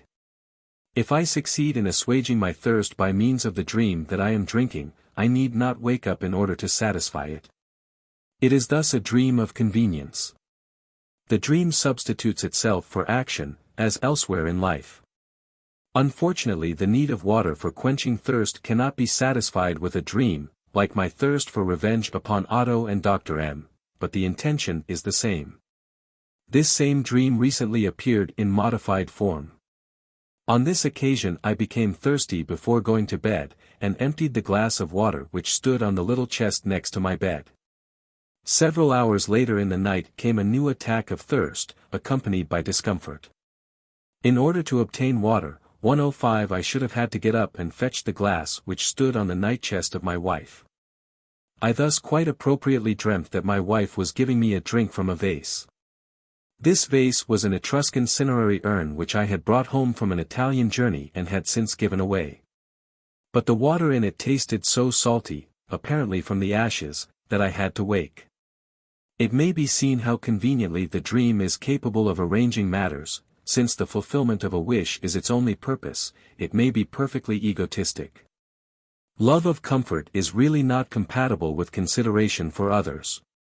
The introduction of the cinerary urn is probably again the fulfillment of a wish. I am sorry that I no longer possess this vase. It, like the glass of water at my wife's side, is inaccessible to me. The cinerary urn is also appropriate to the sensation of a salty taste which has now grown stronger, and which I know will force me to wake up. Such convenience dreams were very frequent with me in the years of my youth.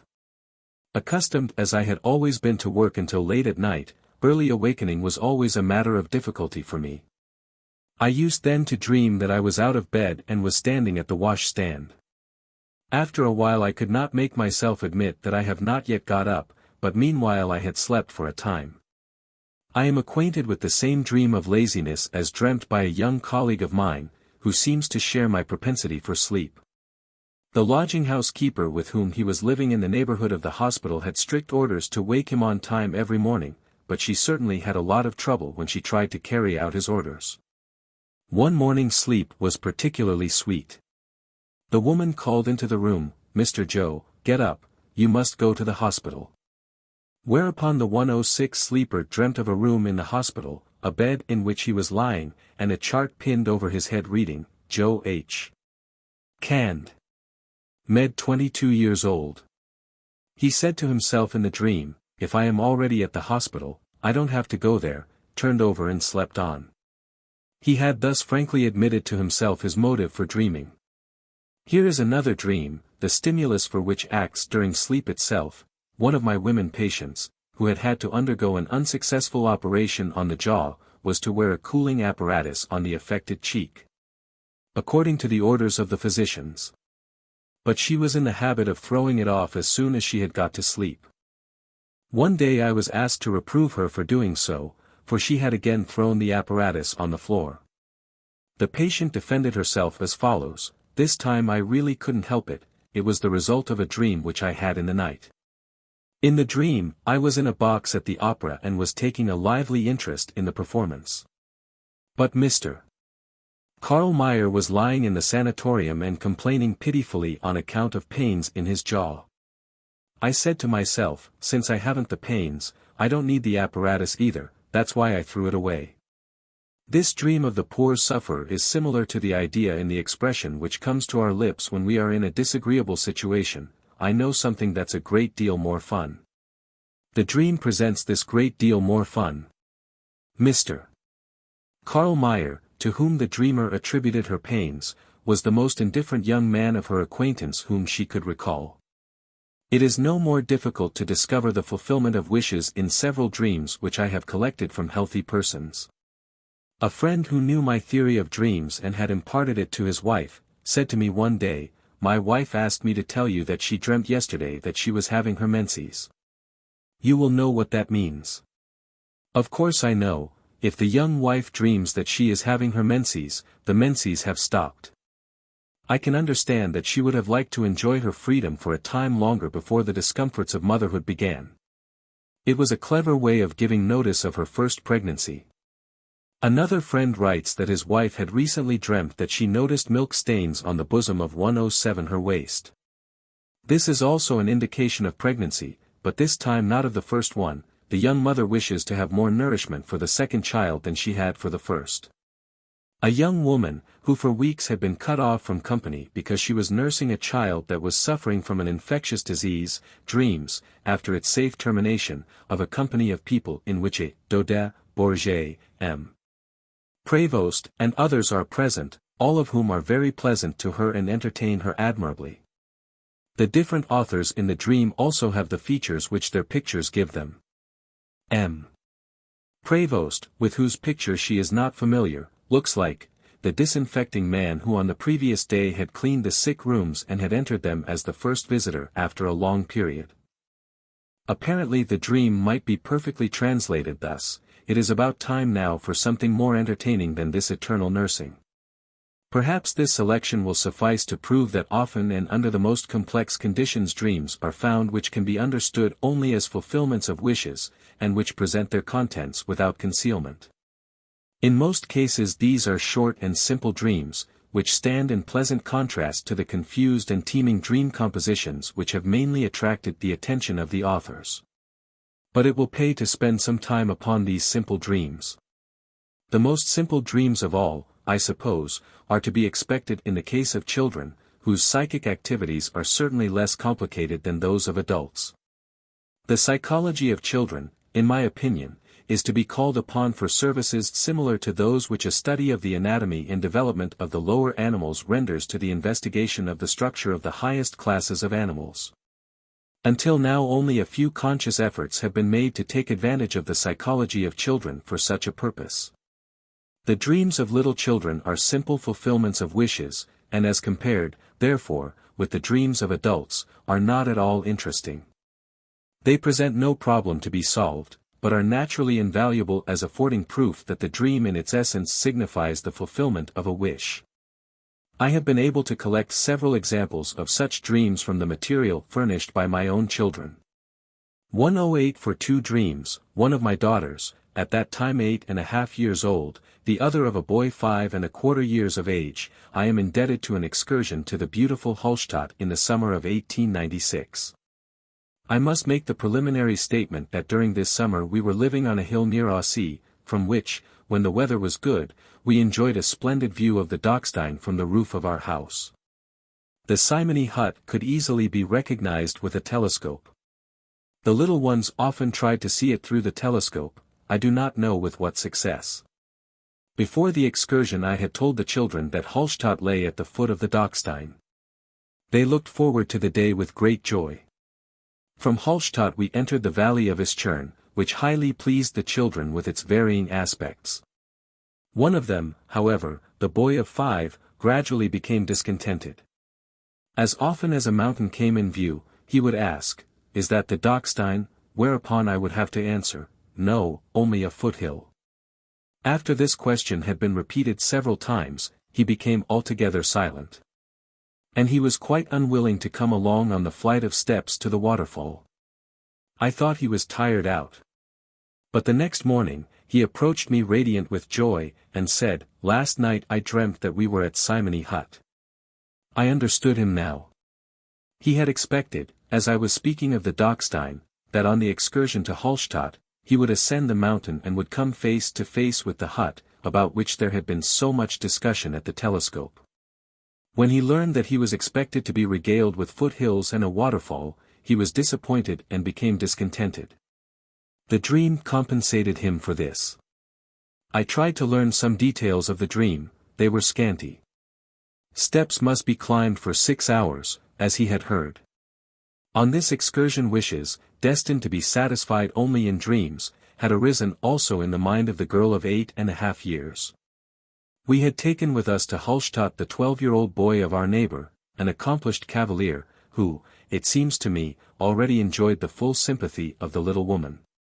The next morning, then, she related the following dream: "Just think, I dreamt that Emile was one of us, that he said Papa and Mama to you, and slept at our house 109 inches the big room like our boys.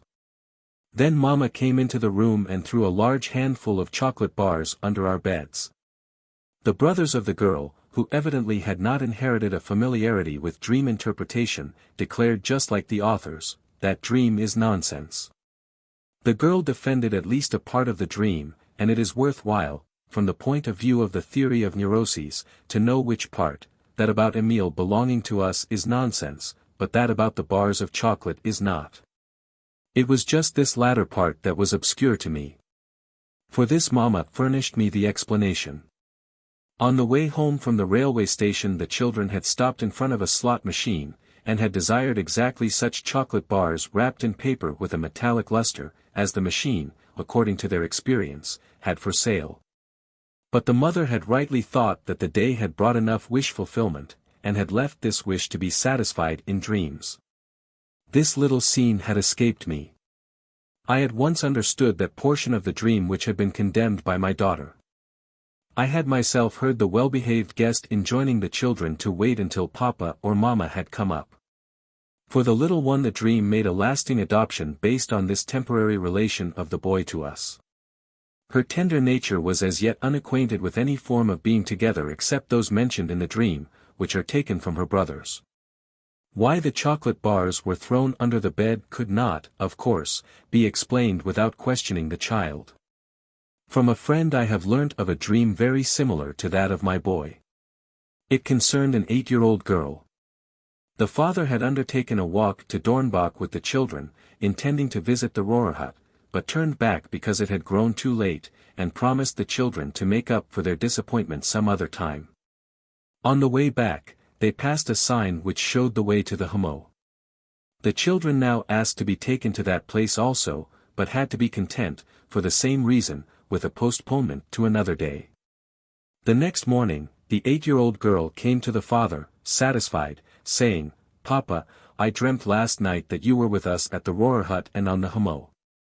Her impatience had thus in the dream anticipated the fulfillment of the promise made by her father.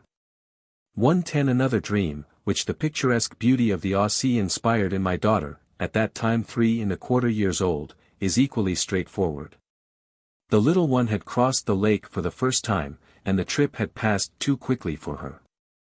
She did not want to leave the boat at the landing, and cried bitterly. The next morning she told us, "Last night I was sailing on the lake." Let us hope that the duration of this dream ride was more satisfactory to her.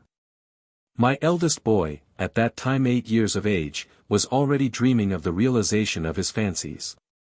He had been riding in a chariot with Achilles, with Diomed as charioteer. He had, of course, on the previous day shown a lively interest in the myths of Greece, which had been given to his elder sister. If it be granted that the talking of children in sleep likewise belongs to the category of dreaming, I may report the following as one of the most recent dreams in my collection. My youngest girl, at that time 19 months old, had vomited one morning, and had therefore been kept without food throughout the day. During the night which followed upon this day of hunger, she was heard to call excitedly in her sleep, "Anna Feud, Strawberry, Huckleberry, Omelette, Pap." She used her name in this way in order to express her idea of property. The menu must have included about everything which would seem to her a desirable meal. The fact that berries appeared in it twice was a demonstration against the domestic sanitary regulations, and was based on the circumstance, by no means overlooked by her, that the nurse ascribed her indisposition to an over-plentiful consumption of strawberries. She thus in the dream took revenge for this opinion which was distasteful to her.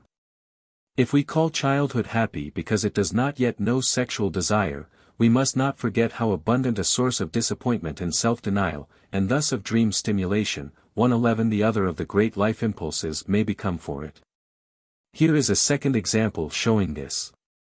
My nephew of 22 months had been given the task of congratulating me upon my birthday, and of handing me, as a present, a little basket of cherries, which at that time of the year were not yet in season. It seemed difficult for him, for he repeated again and again, "Cherries in it," and could not be induced to let the little basket go out of his hands.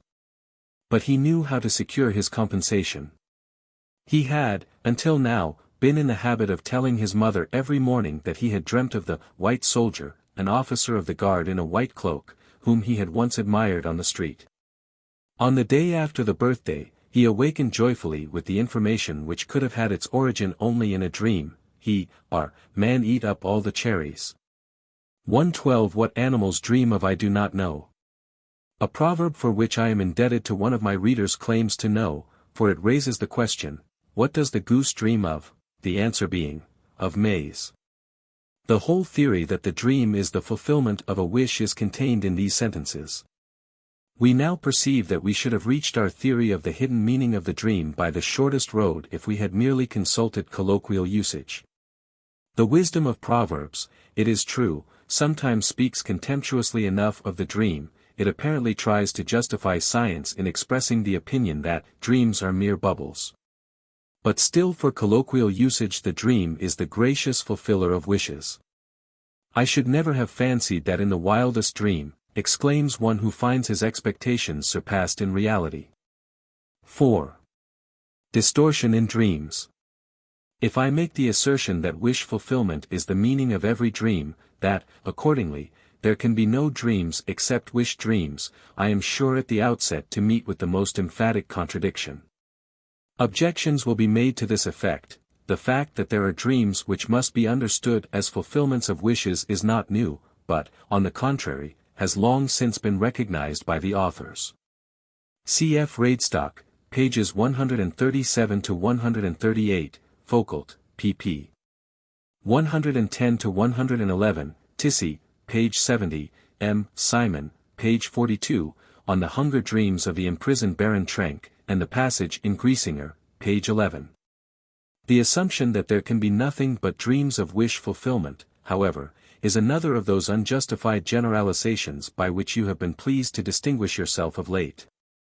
Indeed, dreams which exhibit the most painful content, but not a trace of wish fulfillment, occur plentifully enough.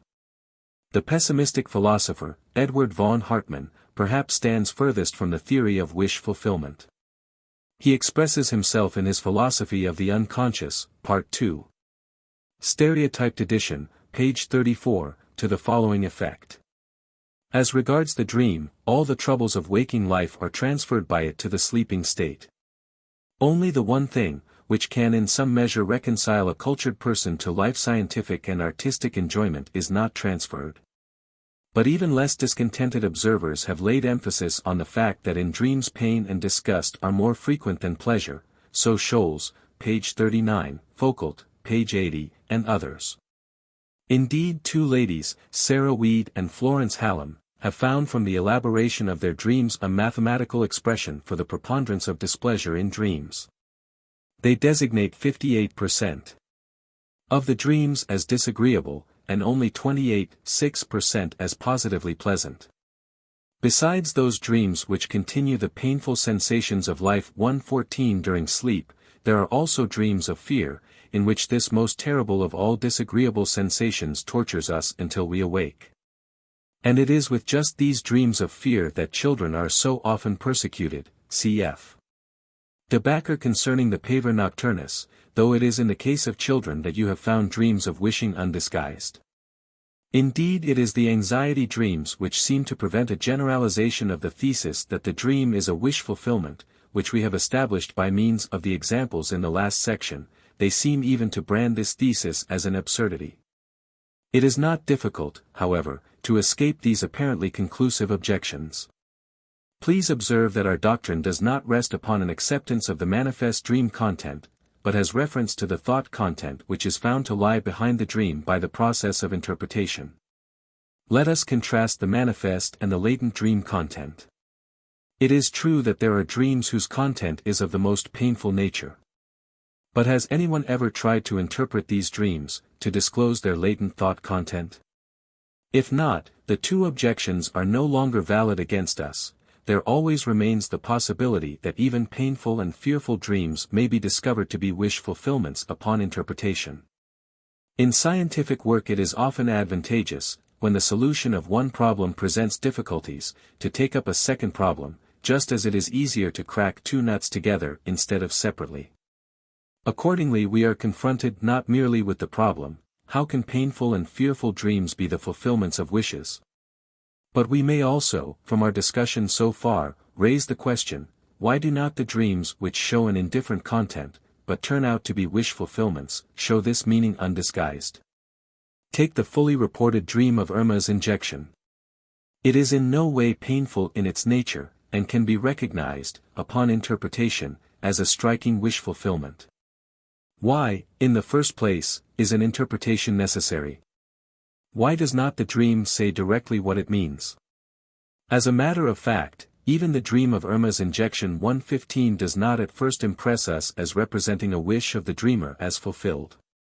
The reader will not have received this impression, and even I myself did not know it until I had undertaken the analysis. If we call this peculiarity of the dream of needing an explanation the fact of the distortion of dreams, then a second question arises: what is the origin of this disfigurement of dreams? If one's first impressions on this subject were consulted, one might happen upon several possible solutions, for example, that there is an inability during sleep to find an adequate expression for the dream thoughts.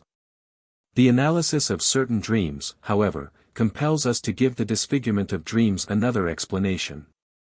I shall show this by employing a second dream of my own, which again involves numerous indiscretions, but which compensates for this personal sacrifice by affording a thorough elucidation of the problem. Preliminary statement. In the spring of 1897 I learnt that two professors of our university had proposed me for appointment as Professor Extraord. Assistant Professor. This news reached me unexpectedly and pleased me considerably as an expression of appreciation on the part of two eminent men which could not be explained by personal interest.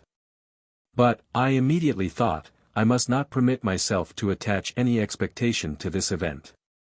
The university government had during the last few years left proposals of this kind unconsidered, and several colleagues, who were ahead of me in years, and who were at least my equals in merit, had been waiting in vain during this time for their appointment.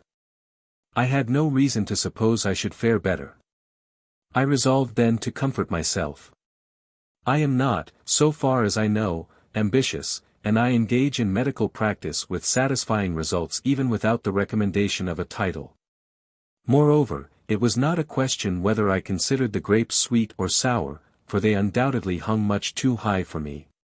One evening I was visited by a friend of mine, one of those colleagues whose fate I had taken as a warning for myself.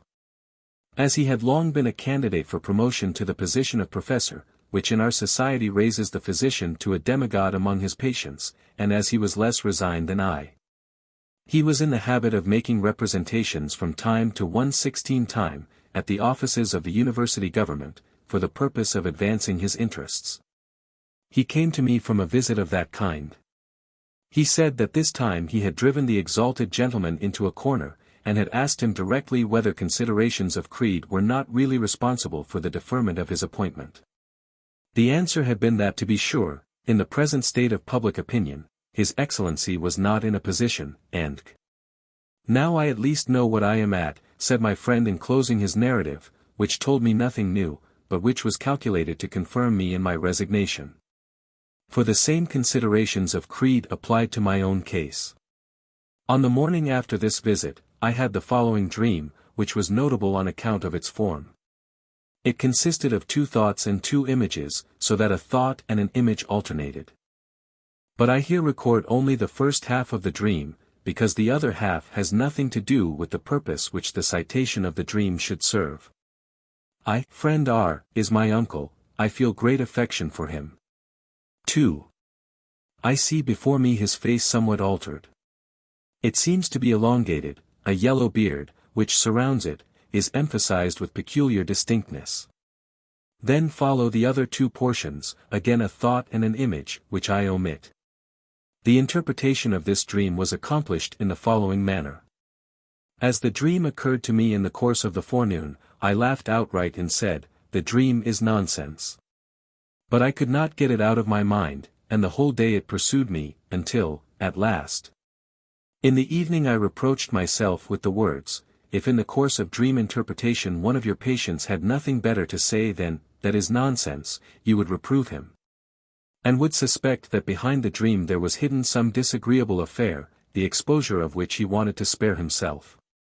Apply the same thing in your own case. Your opinion that the dream is nonsense probably signifies merely an inner resistance to its interpretation. Do not let yourself be deterred." I then proceeded to the interpretation. R is my uncle. What does that mean? I have had only one uncle, my Uncle Joseph. His story, to be sure, was a sad one. He had yielded to the temptation, more than 30 years before, of engaging in dealings which the law punishes severely, and which on that occasion also it had visited with punishment. My father, who thereupon became grey from grief in a few days, always used to say that Uncle Joseph was never a wicked man, but that he was indeed a simpleton, so he expressed himself. If, then, friend R is my Uncle Joseph, that is equivalent to saying, R is a simpleton. Hardly credible and very unpleasant. But there is that face which I see in the dream, with its long features and its yellow beard. My uncle actually had such a face, long and surrounded by a handsome blonde beard. My friend R was quite dark, but when dark-haired persons begin to grow grey, they pay for the glory of their youthful years. Their black beard undergoes an unpleasant change of color, each hair separately. First it becomes reddish-brown, then yellowish-brown, and then at last definitely grey. The beard of my friend R is now in this stage, as is my own moreover, a fact which I notice with regret. The face which I see in the dream is at once that of my friend R, and that of my uncle. It is like a composite photograph of Galton, who, in order to emphasize family resemblances, had several faces photographed on the same plate. No doubt is thus possible. I am really of the opinion that my friend R. is a simpleton, like my Uncle Joseph. I have still no idea for what purpose I have constructed this relationship, to which I must unconditionally object. But it is not a very far-reaching one, for my uncle was a criminal, my friend R. is innocent, perhaps with the exception of having been punished for knocking down an apprentice with his bicycle. Could I mean this offense? That would be making ridiculous comparisons. Here I recollect another conversation which I had with another colleague, and indeed upon the same subject. I met North on the street. He likewise has been nominated for a professorship, and having 118 heard of my being honored, congratulated me upon it. I declined emphatically, saying, "You are the last man to make a joke like this, because you have experienced what the nomination is worth in your own case." Thereupon he said, though probably not in earnest, "You cannot be sure about that. Against me there is a very particular objection. Don't you know that a woman once entered a legal complaint against me? I need not assure you that an inquiry was made. It was a mean attempt at blackmail, and it was all I could do to save the plaintiff herself from punishment. But perhaps the affair will be pressed against me at the office in order that I may not be appointed. You, however, are above reproach. Here I have come upon a criminal, and at the same time upon the interpretation and trend of the dream. My Uncle Joseph represents for me both colleagues who have not been appointed to the professorship, the one as a simpleton, the other as a criminal. I also know now for what purpose I need this representation. If considerations of creed are a determining factor in the postponement of the appointment of my friends, then my own appointment is also put in question, but if I can refer the rejection of the two friends to other causes, which do not apply to my case, my hope remains undisturbed. This is the procedure of my dream. It makes the one, R, a simpleton, the other, N, a criminal. Since, however, I am neither the one nor the other, our community of interest is destroyed, I have a right to enjoy the expectation of being appointed a professor, and have escaped the painful application to my own case of the information which the high official has given to R. I must occupy myself still further with the interpretation of this dream. For my feelings it is not yet sufficiently cleared up. I am still disquieted by the ease with which I degrade two respected colleagues for the purpose of clearing the way to the professorship for myself. My dissatisfaction with my procedure has indeed diminished since I have learnt to evaluate statements made in dreams. I would argue against anyone who urged that I really consider R a simpleton, and that I do not credit N's account of the blackmail affair. I do not believe either that Irma has been made seriously ill by an injection given her by Otto with a preparation of propyl. 119 Here, as before, it is only the wish that the case may be as the dream expresses it. The statement in which my wish is realized sounds less absurd in the second dream than in the first. It is made here with a more skillful utilization of facts as points of attachment, something like a well-constructed slander, where there is something in it. For my friend R. had at that time the vote of a professor from the department against him, and my friend N. had himself unsuspectingly furnished me with the material for slander. Nevertheless, I repeat, the dream seems to me to require further elucidation. I remember now that the dream contains still another portion which so far our interpretation has not taken into account. After it occurs to me that my friend R. is my uncle, I feel great affection for him. To whom does this feeling belong? For my Uncle Joseph, of course, I have never had any feelings of affection. For years my friend R. has been beloved and dear to me. But if I were to go to him and express my feelings for him in terms which came anywhere near corresponding to the degree of affection in the dream, he would doubtless be surprised. My affection for him seems untrue and exaggerated, something like my opinion of his psychic qualities, which I express by fusing his personality with that of my uncle, but it is exaggerated in an opposite sense. But now a new state of affairs becomes evident to me. The affection in the dream does not belong to the hidden content, to the thoughts behind the dream, it stands in opposition to this content. It is calculated to hide the information which interpretation may bring. Probably this is its very purpose. I recall with what resistance I applied myself to the work of interpretation, how long I tried to postpone it, and how I declared the dream to be sheer nonsense. I know from my psychoanalytical treatments how such condemnation is to be interpreted. It has no value as affording information, but only as the registration of an effect. If my little daughter does not like an apple which is offered her, she asserts that the apple has a bitter taste, without even having tasted it.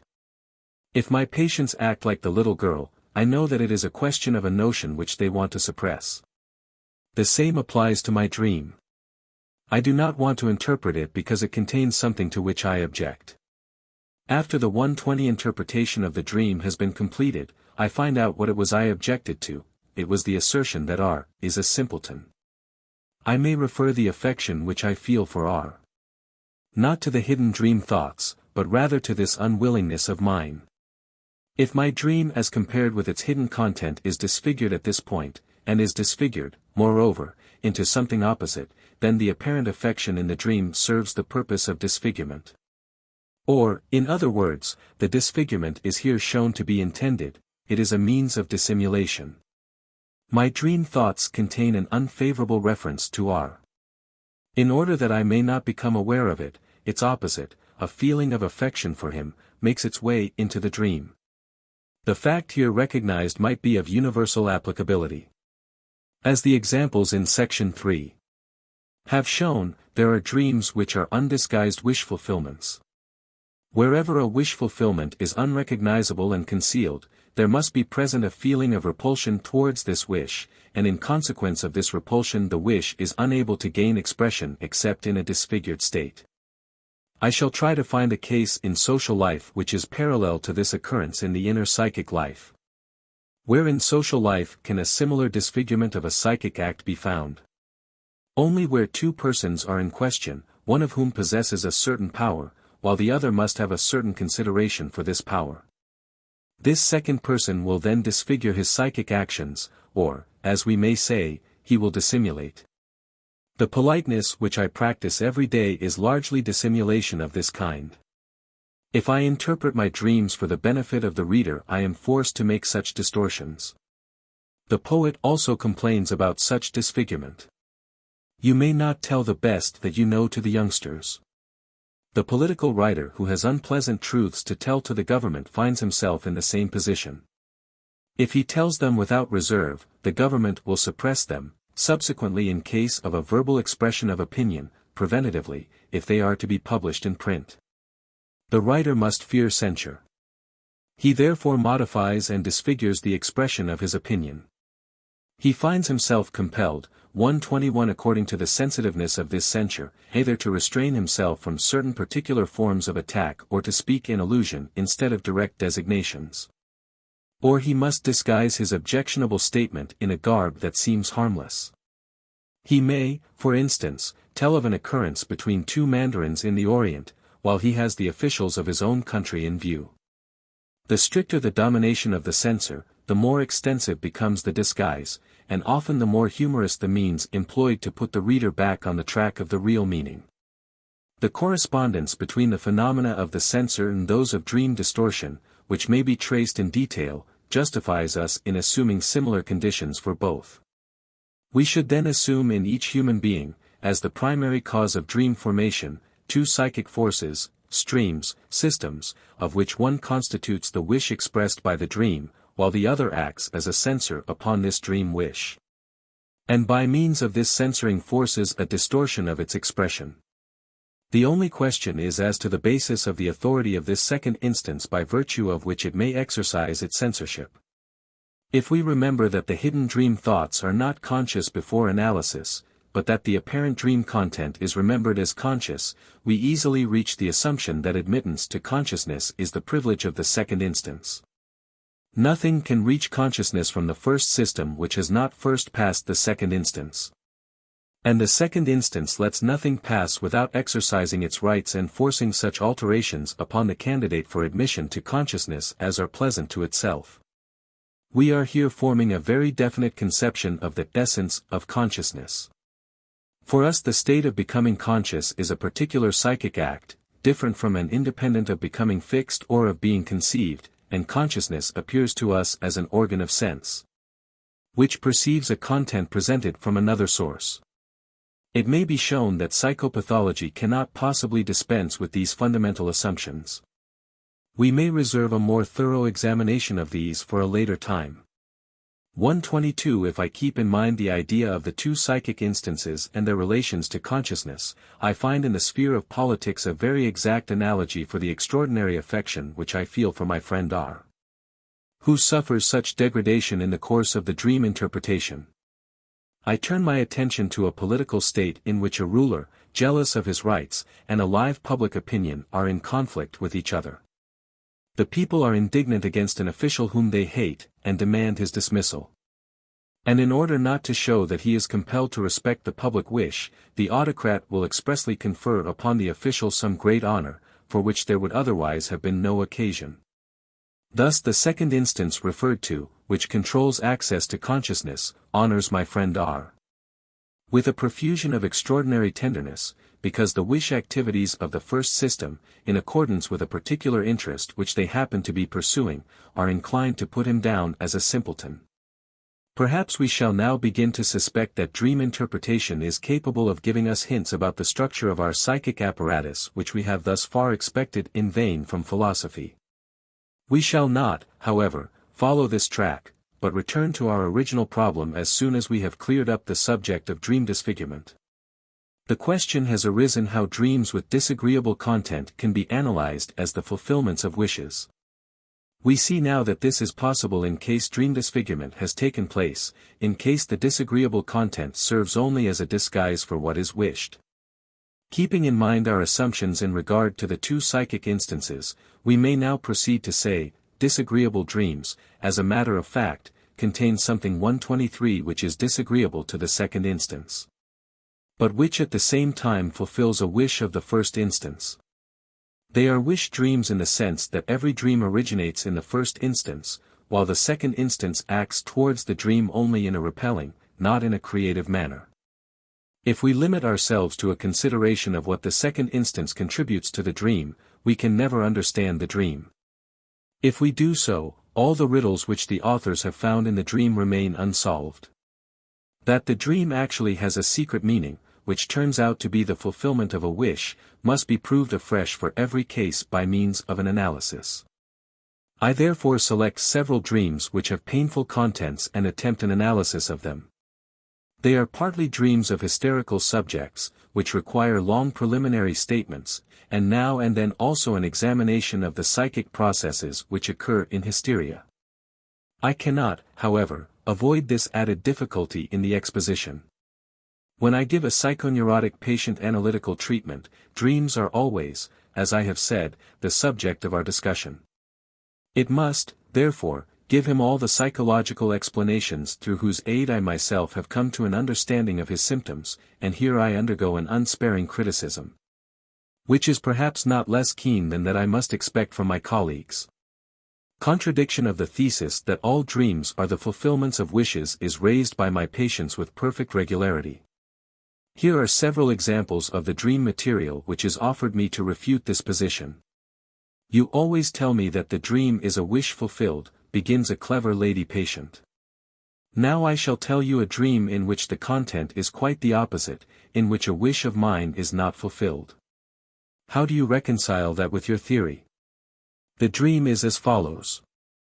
I want to give a supper, but having nothing at hand except some smoked salmon, I think of going marketing, but I remember that it is Sunday afternoon, when all the shops are closed.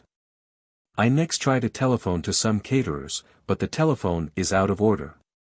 Thus I must resign my wish to give a supper.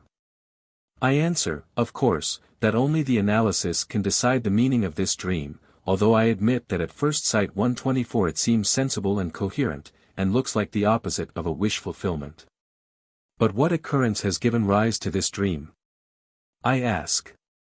You know that the stimulus for a dream always lies among the experiences of the preceding day. Analysis. The husband of the patient, an upright and conscientious wholesale butcher, had told her the day before that he is growing too fat, and that he must, therefore, begin treatment for obesity. He was going to get up early, take exercise, keep to a strict diet, and above all accept no more invitations to suppers. She proceeds laughingly to relate how her husband at an inn table had made the acquaintance of an artist, who insisted upon painting his portrait because he, the painter, had never found such an expressive head.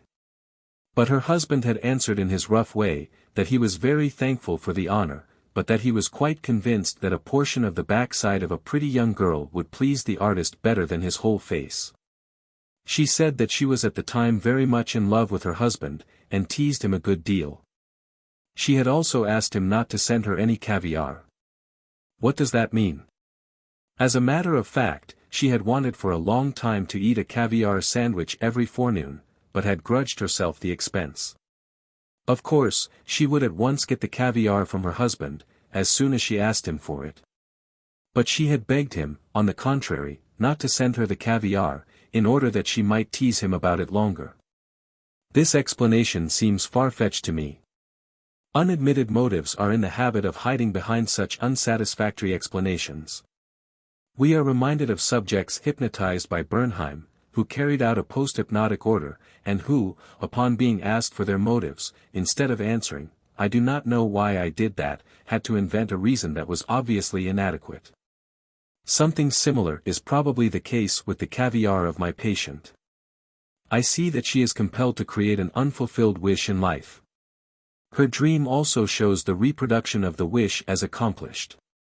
But why does she need an unfulfilled wish? 125 The ideas so far produced are insufficient for the interpretation of the dream. I beg for more.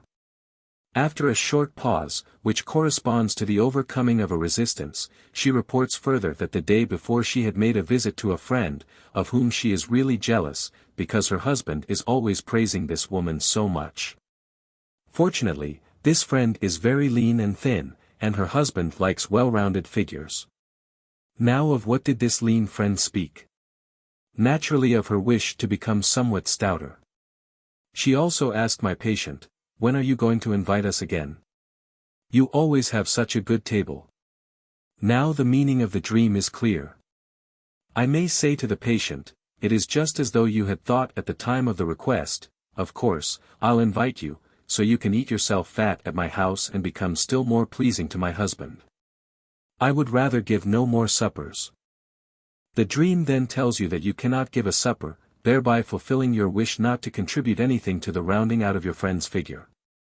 The resolution of your husband to refuse invitations to supper for the sake of getting thin teaches you that one grows fat on the things served in company.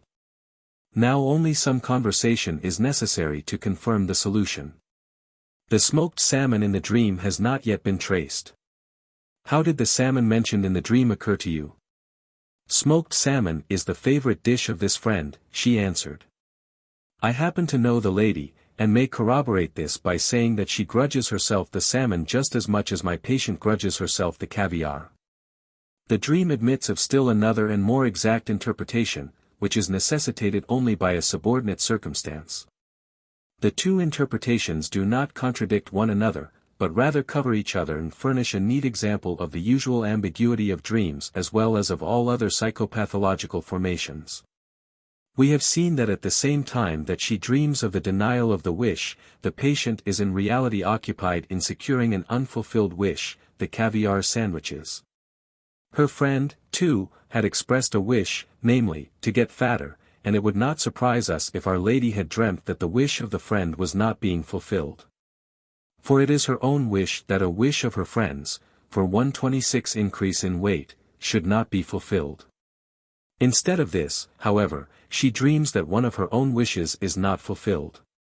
The dream becomes capable of a new interpretation, if in the dream she does not intend herself, but her friend, if she has put herself in the place of her friend, or, as we may say, has identified herself with her friend. I think she has actually done this, and as a sign of this identification she has created an unfulfilled wish in reality. But what is the meaning of this hysterical identification? To clear this up a thorough exposition is necessary. Identification is a highly important factor in the mechanism of hysterical symptoms. By this means patients are enabled in their symptoms to represent not merely their own experiences, but the experiences of a great number of other persons, and can suffer, as it were, for a whole mass of people, and fill all the parts of a drama by means of their own personalities alone. It will here be objected that this is well-known hysterical imitation, the ability of hysteric subjects to copy all the symptoms which impress them when they occur in others, as though their pity were stimulated to the point of reproduction. But this only indicates the way in which the psychic process is discharged in hysterical imitation. The way in which a psychic act proceeds and the act itself are two different things. The latter is slightly more complicated than one is apt to imagine the imitation of hysterical subjects to be. It corresponds to an unconscious concluded process, as an example will show. The physician who has a female patient with a particular kind of twitching, lodged in the company of other patients in the same room of the hospital, is not surprised when some morning he learns that this peculiar hysterical attack has found imitations. He simply says to himself, "The others have seen her and have done likewise, that is psychic infection." Yes, but psychic infection proceeds in somewhat the following manner. As a rule, patients know more about one another than the physician knows about each of them, and they are concerned about each other when the visit of the doctor is over. Some of them have an attack today. Soon it is known among the rest that a letter from home, or return of love sickness or the like, is the cause of it. Their sympathy is aroused, and the following syllogism, which does not reach consciousness, 127 is completed in them. If it is possible to have this kind of an attack from such causes, I too may have this kind of an attack. For I have the same reasons. If this were a cycle capable of becoming conscious, it would perhaps express itself in fear of getting the same attack, but it takes place in another psychic sphere, and, therefore, ends in the realization of the dreaded symptom. Identification is therefore not a simple imitation, but a sympathy based upon the same etiological claim. It expresses an as though, and refers to some common quality which has remained in the unconscious. Identification is most often used in hysteria to express sexual community. An hysterical woman identifies herself most readily, although not exclusively, with persons with whom she has had sexual relations, or who have sexual intercourse with the same persons as herself. Language takes such a conception into consideration. Two lovers are one. In the hysterical fantasy, as well as in the dream, it is sufficient for the identification if one thinks of sexual relations, whether or not they become real. The patient, then, only follows the rules of the hysterical thought processes when she gives expression to her jealousy of her friend, which, moreover, she herself admits to be unjustified. In that she puts herself in her place and identifies herself with her by creating a symptom, the denied wish. I might further clarify the process specifically as follows. She puts herself in the place of her friend in the dream, because her friend has taken her own place in relation to her husband. And because she would like to take her friend's place in the esteem of her husband. The contradiction to my theory of dreams in the case of another female patient, the most witty among all my dreamers, was solved in a simpler manner. Although according to the scheme that the non-fulfillment of one wish signifies the fulfillment of another.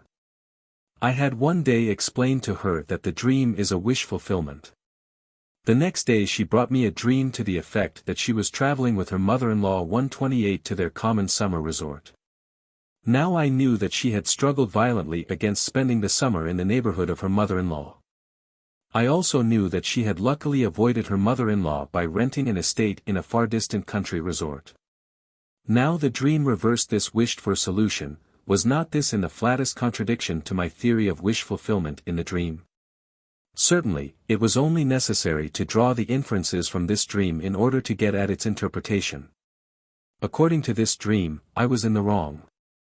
It was thus her wish that I should be in the wrong, and this wish the dream showed her as fulfilled. But the wish that I should be in the wrong, which was fulfilled in the theme of the country home, referred to a more serious matter. At that time I had made up my mind, from the material furnished by her analysis, that something of significance for her illness must have occurred at a certain time in her life. She had denied it because it was not present in her memory. We soon came to see that I was in the right. Her wish that I should be in the wrong, which is transformed into the dream, thus corresponded to the justifiable wish that those things, which at the time had only been suspected, had never occurred at all. Without an analysis, and merely by means of an assumption, I took the liberty of interpreting a little occurrence in the case of a friend, who had been my colleague through the 8 classes of the gymnasium. He once heard a lecture of mine delivered to a small assemblage, on the novel subject of the dream as the fulfillment of a wish. He went home, dreamt that he had lost all his suits, he was a lawyer, and then complained to me about it. I took refuge in the evasion, one can't win all one's suits, but I thought to myself, if for 8 years I sat as primus on the first bench, while he moved around somewhere in the middle of the class, may he not naturally have had a wish from his boyhood days that I, too, might for once completely disgrace myself? In the same way another dream of a more gloomy character was offered me by a female patient as a contradiction to my theory of the wish dream. The patient, a young girl, began as follows: "You remember that my sister has now only one boy, Charles. She lost the elder one, Otto, while I was still at her house. Otto was my favorite, it was I who really 129 brought him up. I liked the other little fellow, too, but of course not nearly as much as the dead one. Now I dreamt last night that I saw Charles lying dead before me. He was lying in his little coffin, his hands folded, there were candles all about, and, in short, it was just like the time of little Otto's death, which shocked me so profoundly. Now tell me, what does this mean? You know me, am I really bad enough to wish my sister to lose the only child she has left? Or does the dream mean that I wish Charles to be dead rather than Otto, whom I like so much better?" I assured her that this interpretation was impossible. After some reflection I was able to give her the interpretation of the dream, which I subsequently made her confirm. Having become an orphan at an early age, the girl had been brought up in the house of a much older sister, and had met among the friends and visitors who came to the house, a man who made a lasting impression upon her heart. It looked for a time as though these barely expressed relations were to end in marriage, but this happy culmination was frustrated by the sister, whose motives have never found a complete explanation. After the break, the man who was loved by our patient avoided the house. She herself became independent some time after little Otto's death, to whom her affection had now turned. But she did not succeed in freeing herself from the inclination for her sister's friend in which she had become involved. Her pride commanded her to avoid him. But it was impossible for her to transfer her love to the other suitors who presented themselves in order. Whenever the man whom she loved, who was a member of the literary profession, announced a lecture anywhere, she was sure to be found in the audience. She also seized every other opportunity to see him from a distance unobserved by him. I remembered that on the day before she had told me that the professor was going to a certain concert, and that she was also going there, in order to enjoy the sight of him. This was on the day of the dream. And the concert was to take place on the day on which she told me the dream. I could now easily see the correct interpretation, and I asked her whether she could think of any event which had happened after the death of little Otto. She answered immediately, 1/30" certainly. At that time the professor returned after a long absence, and I saw him once more beside the coffin of little Otto. It was exactly as I had expected. I interpreted the dream in the following manner: if now the other boy were to die, the same thing would be repeated. You would spend the day with your sister, the professor would surely come in order to offer condolence, and you would see him again under the same circumstances as at that time. The dream signifies nothing but this wish of yours to see him again, against which you are fighting inwardly. I know that you are carrying the ticket for today's concert in your bag. Your dream is a dream of impatience. It has anticipated the meeting which is to take place today by several hours. In order to disguise her wish she had obviously selected a situation in which wishes of that sort are commonly suppressed, a situation which is so filled with sorrow that love is not thought of. And yet, it is very easily probable that even in the actual situation at the bier of the second, more dearly loved boy, which the dream copied faithfully, she had not been able to suppress her feelings of affection for the visitor whom she had missed for so long a time. A different explanation was found in the case of a similar dream of another female patient, who was distinguished in her earlier years by her quick wit and her cheerful demeanor. and who still showed these qualities at least in the notions which occurred to her in the course of treatment. In connection with a longer dream, it seemed to this lady that she saw her 15-year-old daughter lying dead before her in a box. She was strongly inclined to convert this dream image into an objection to the theory of wish fulfillment, but herself suspected that the detail of the box must lead to a different conception of the dream. In the course of the analysis it occurred to her that on the evening before, the conversation of the company had turned upon the English word box, and upon the numerous translations of it into German, such as box, theater box, chest, box on the ear, and from other components of the same dream it is now possible to add that the lady had guessed the relationship between the English word box and the German Buchs, and had then been 131 haunted by the memory that Buchs, as well as box, is used in vulgar speech to designate the female genital organ. It was therefore possible, making a certain allowance for her notions on the subject of topographical anatomy, to assume that the child in the box signified a child in the womb of the mother. At this stage of the explanation she no longer denied that the picture of the dream really corresponded to one of her wishes. Like so many other young women, she was by no means happy when she became pregnant, and admitted to me more than once the wish that her child might die before its birth. In a fit of anger following a violent scene with her husband she had even struck her abdomen with her fists in order to hit the child within. The dead child was, therefore, really the fulfillment of a wish, but a wish which had been put aside for 15 years, and it is not surprising that the fulfillment of the wish was no longer recognized after so long an interval. For there had been many changes meanwhile. The group of dreams to which the two last mentioned belong, having as content the death of beloved relatives, will be considered again under the head of typical dreams. I shall there be able to show by new examples that in spite of their undesirable content, all these dreams must be interpreted as wish fulfillments. For the following dream, which again was told me in order to deter me from a hasty generalization of the theory of wishing in dreams, I am indebted, not to a patient, but to an intelligent jurist of my acquaintance. I dream, my informant tells me, that I am walking in front of my house with a lady on my arm. Here a closed wagon is waiting, a gentleman steps up to me, gives his authority as an agent of the police, and demands that I should follow him. I only ask for time in which to arrange my affairs. Can you possibly suppose this is a wish of mine to be arrested? Of course not, I must admit. Do you happen to know upon what charge you were arrested? Yes, I believe for infanticide. Infanticide? But you know that only a mother can commit this crime upon her newly born child. That is true. And under what circumstances did you 132 dream, what happened on the evening before? I would rather not tell you that. It is a delicate matter. But I must have it, otherwise we must forego the interpretation of the dream. Well, then, I will tell you. I spent the night, not at home, but at the house of a lady who means very much to me. When we awoke in the morning, something again passed between us. Then I went to sleep again, and dreamt what I have told you. The woman is married? Yes. And you do not wish her to conceive a child? No, that might betray us. Then you do not practice normal coitus? I take the precaution to withdraw before ejaculation. Am I permitted to assume that you did this trick several times during the night, and that in the morning you were not quite sure whether you had succeeded? That might be the case. Then your dream is the fulfillment of a wish.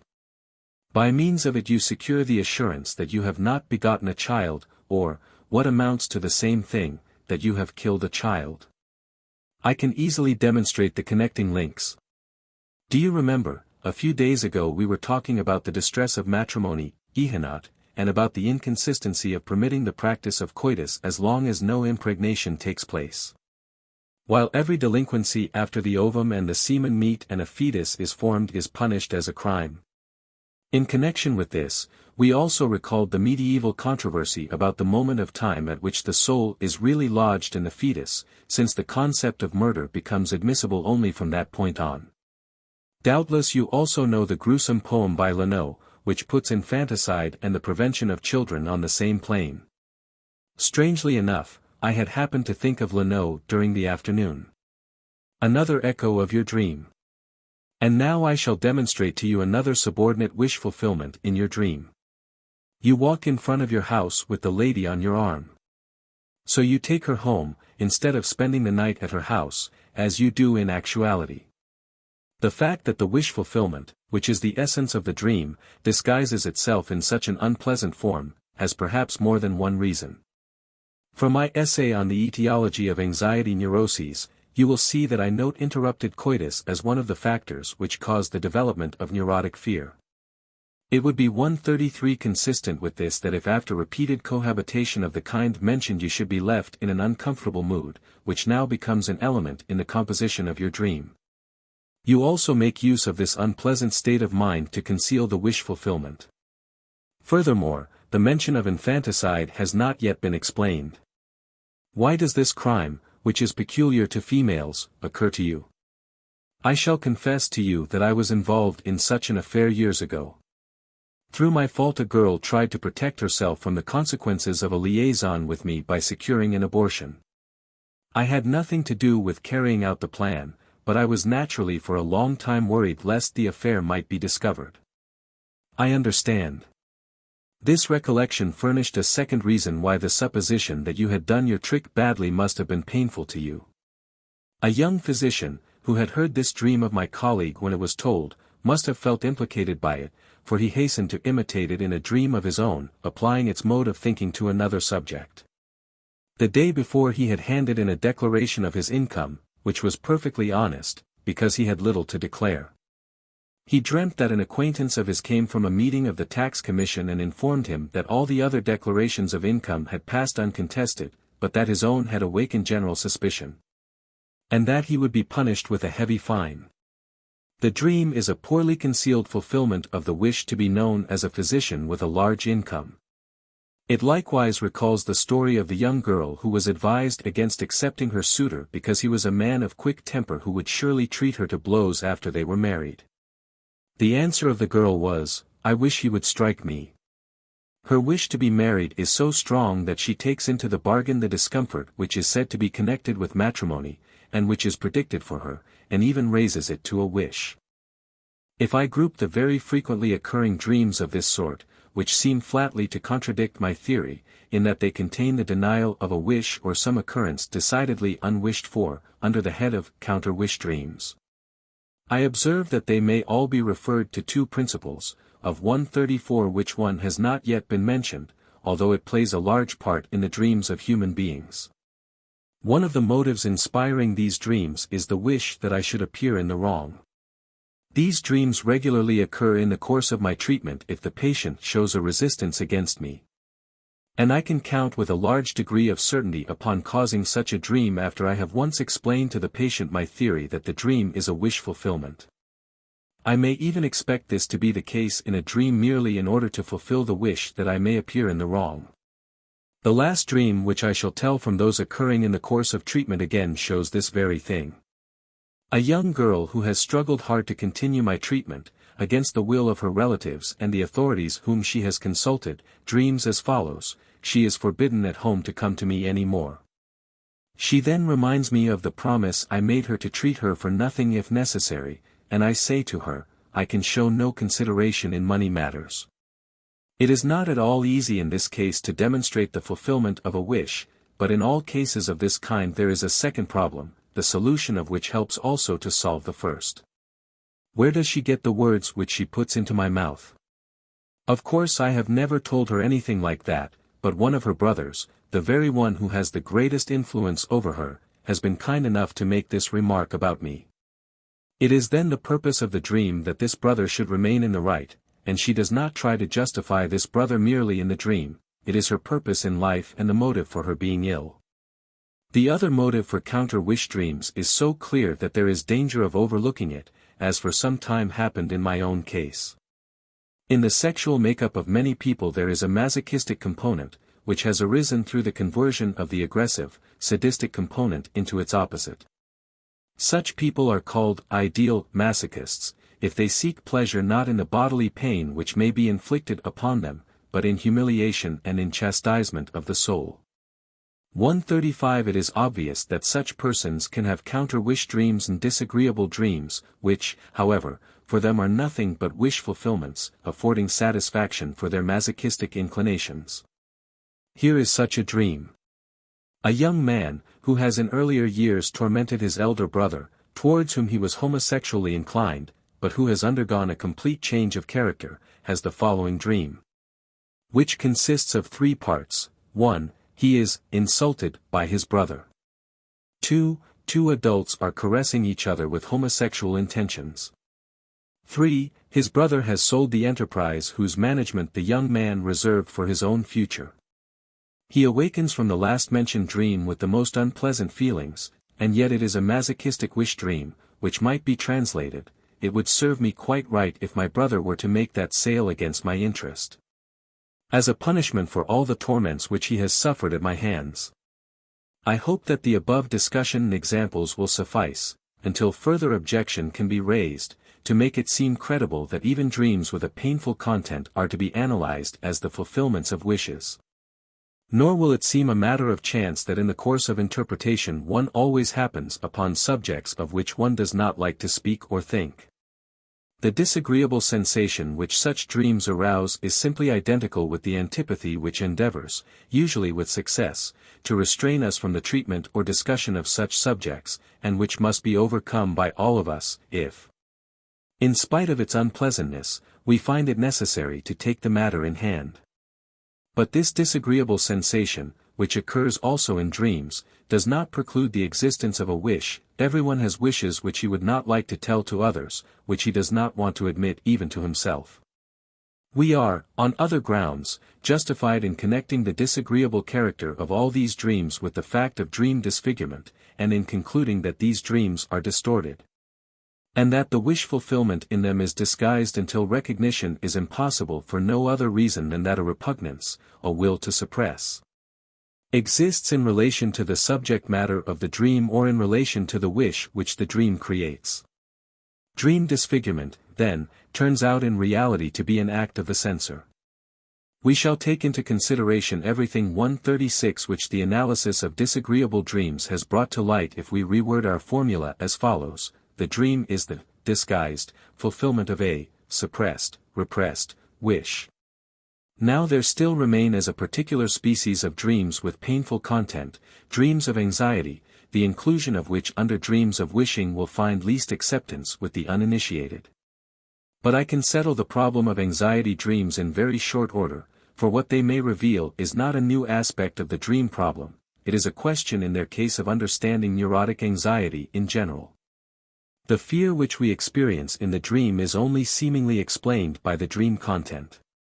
If we subject the content of the dream to analysis, we become aware that the dream fear is no more justified by the dream content than the fear in a phobia is justified by the idea upon which the phobia depends. For example, it is true that it is possible to fall out of a window, and that some care must be exercised when one is near a window, but it is inexplicable why the anxiety in the corresponding phobia is so great, and why it follows its victims to an extent so much greater than is warranted by its origin. The same explanation, then, which applies to the phobia applies also to the dream of anxiety. In both cases the anxiety is only superficially attached to the idea which accompanies it and comes from another source. On account of the intimate relation of dream fear to neurotic fear, discussion of the former obliges me to refer to the latter. In a little essay on the anxiety neurosis, I maintain that neurotic fear has its origin in the sexual life, and corresponds to a libido which has been turned away from its object and has not succeeded in being applied. From this formula, which has since proved its validity more and more clearly, we may deduce the conclusion that the content of anxiety dreams is of a sexual nature, the libido belonging to which 137 content has been transformed into fear. Later on I shall have opportunity to support this assertion by the analysis of several dreams of neurotics. I shall have occasion to revert to the determinations in anxiety dreams and their compatibility with the theory of wish fulfillment when I again attempt to approach the theory of dreams. V. The material and sources of dreams. After coming to realize from the analysis of the dream of Irma's injection that the dream is the fulfillment of a wish, Our interest was next directed to ascertaining whether we had thus discovered a universal characteristic of the dream, and for the time being we put aside every other question which may have been aroused in the course of that interpretation.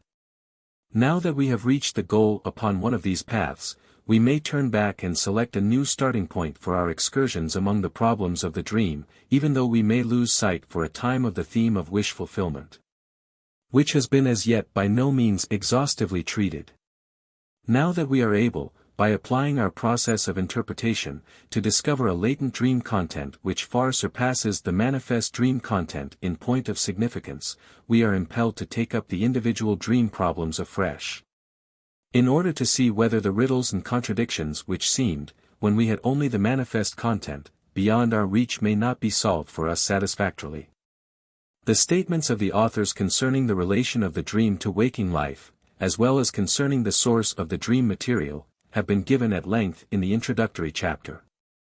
We may recall that there are three peculiarities of recollection in the dreams, which have been often remarked but never explained. 1. That the dream distinctly prefers impressions of the few days preceding. Robert, Strumpel, Hildebrandt, also Wiedhallam. 2. That it makes its selection according to principles other than those of our waking memory, in that it recalls not what is essential and important, but what is subordinate and disregarded, cf. Page 13. 1393, that it has at its disposal the earliest impressions of our childhood, and brings to light details from this period of life which again seem trivial to us, and which in waking life were considered long ago forgotten. These peculiarities in the selection of the dream material have of course been observed by the authors in connection with the manifest dream content. A. Recent and indifferent impressions in the dream. If I now consult my own experience concerning the source of the elements which appear in the dream, I must at once express the opinion that some reference to the experiences of the day which has most recently passed is to be found in every dream. Whatever dream I take up, whether my own or another's, this experience is always reaffirmed. Knowing this fact, I can usually begin the work of interpretation by trying to learn the experience of the previous day which has stimulated the dream. For many cases, indeed, this is the quickest way. In the case of the two dreams which I have subjected to close analysis in the preceding chapter, of Irma's injection, and of my uncle with the yellow beard, the reference to the previous day is so obvious that it needs no further elucidation. But in order to show that this reference may be regularly demonstrated, I shall examine a portion of my own dream chronicle. I shall report the dreams only so far as is necessary for the discovery of the dream stimulus in question. 1. I make a visit at a house where I am admitted only with difficulty, and meanwhile I keep a woman waiting for me. Source. A conversation in the evening with a female relative to the effect that she would have to wait for some aid which she demanded until, 2. I have written a monograph about a certain, obscure, species of plant. Source. I have seen in the show window of a bookstore a monograph upon the genus Cyclamen. 1403, I see two women on the street, mother and daughter, the latter of whom is my patient. Source. A female patient who is under treatment has told me what difficulties her mother puts in the way of her continuing the treatment. 4. At the bookstore of S&R. I subscribe to a periodical which costs 20 florins annually. Source. During the day my wife has reminded me that I still owe her 20 florins of her weekly allowance. 5. I receive a communication, in which I am treated as a member, from the Social Democratic Committee. Source. I have received communications simultaneously from the Liberal Committee on Elections and from the President of the Humanitarian Society, of which I am really a member. 6. A man on a steep rock in the middle of the ocean, after the manner of Becklin. Source. Dreyfus on Devil's Island, at the same time news from my relatives in England, and the question might be raised, whether the dream is invariably connected with the events of the previous day, or whether the reference may be extended to impressions from a longer space of time in the immediate past. Probably this matter cannot claim primary importance, but I should like to decide in favor of the exclusive priority of the day before the dream day. As often as I thought I had found a case where an impression of 2 or 3 days before had been the source of the dream, I could convince myself, after careful investigation, that this impression had been remembered the day before. That a demonstrable reproduction had been interpolated between the day of the event and the time of the dream, and, furthermore, I was able to point out the recent occasion upon which the recollection of the old impression might have occurred. On the other hand, I was unable to convince myself that a regular interval, H. Swoboda calls the first one of this kind 18 hours, of biological significance occurs between the stimulating impression of the day and its repetition in the dream. 141 I am, therefore, of the opinion that the stimulus for every dream is to be found among those experiences, upon which one has not yet slept, for a night. Thus the impressions of the immediate past, with the exception of the day before the night of the dream, stand in no different relation to the dream content from those of times which are as far removed in the past as you please. The dream may select its material from all times of life, provided only, 142 that a chain of thought starting from one of the experiences of the day of the dream, one of the recent impressions, reaches back to these earlier ones. But why this preference for recent impressions? We shall reach some conjectures on this point if we subject one of the dreams already mentioned to a more exact analysis. I select the dream about the monograph. Content of the dream. I have written a monograph upon a 143 certain plant. The book lies before me, I am just turning over a folded colored plate. A dried specimen of the plant is bound with every copy, as though from a herbarium. Analysis. In the forenoon I saw in the show window of a bookstore a book entitled, The Genus Cyclamen, apparently a monograph on this plant. The cyclamen is the favorite flower of my wife. I reproach myself for so seldom thinking to bring her flowers, as she wishes. In connection with the theme, bringing flowers, I am reminded of a story which I recently told in a circle of friends to prove my assertion that forgetting is very often the purpose of the unconscious. And that in any case it warrants a conclusion as to the secret disposition of the person who forgets. A young woman who is accustomed to receive a bunch of flowers from her husband on her birthday, misses this token of affection on a festive occasion of this sort, and thereupon bursts into tears. The husband comes up, and is unable to account for her tears until she tells him, "Today is my birthday." He strikes his forehead and cries, "Why, I had completely forgotten it," and wants to go out to get her some flowers. But she is not to be consoled, for she sees in the forgetfulness of her husband a proof that she does not play the same part in his thoughts as formerly. This Mrs. L. met my wife 2 days before, and told her that she was feeling well, and asked about me. She was under my treatment years ago. Supplementary facts: I once actually wrote something like a monograph on a plant, namely, an essay on the coca plant, which drew the attention of K. Kohler to the anesthetic properties of cocaine. I had hinted at this use of the alkaloid in my publication, but I was not sufficiently thorough to pursue the matter further. This suggests that on the forenoon of the day after the dream, for the interpretation of which I did not find time until the evening, I had thought of cocaine in a kind of day fantasy. In case I should ever be afflicted with glaucoma, I was going to go to Berlin, and there have myself operated upon, incognito, at the house of my Berlin friend, by a physician whom he would recommend to me.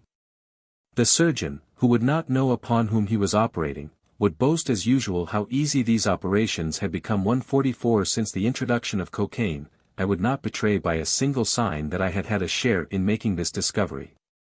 With this fantasy were connected thoughts of how difficult it really is for a doctor to claim the medical services of a colleague for his own person. I should be able to pay the Berlin eye specialist, who did not know me, like anyone else. Only after recalling this daydream do I realize that the recollection of a definite experience is concealed behind it. Shortly after Kohler's discovery my father had, in fact, become ill with glaucoma. He was operated upon by my friend, the eye specialist, Dr. Konigstein. Dr. Kohler attended to the cocaine anesthetization, and thereupon made the remark that all 3 of the persons who had shared in the introduction of cocaine had been brought together on one case. I now proceed to think of the time when I was last reminded of this affair about the cocaine. This was a few days before, when I received a Festschrift, with whose publication grateful scholars had commemorated the anniversary of their teacher and laboratory director. Among the honors ascribed to persons connected with the laboratory, I found a notice to the effect that the discovery of the anesthetic properties of cocaine had been made there by K. Kohler. Now I suddenly become aware that the dream is connected with an experience of the previous evening. I had just accompanied Dr. Königstein to his home, and had spoken to him about a matter which strongly arouses my interest whenever it is mentioned. While I was talking with him in the vestibule, Professor Gartner and his young wife came up. I could not refrain from congratulating them both upon their healthy appearance. Now Professor Gartner is one of the authors of the Festschrift of which I have just spoken, and may well have recalled it to me.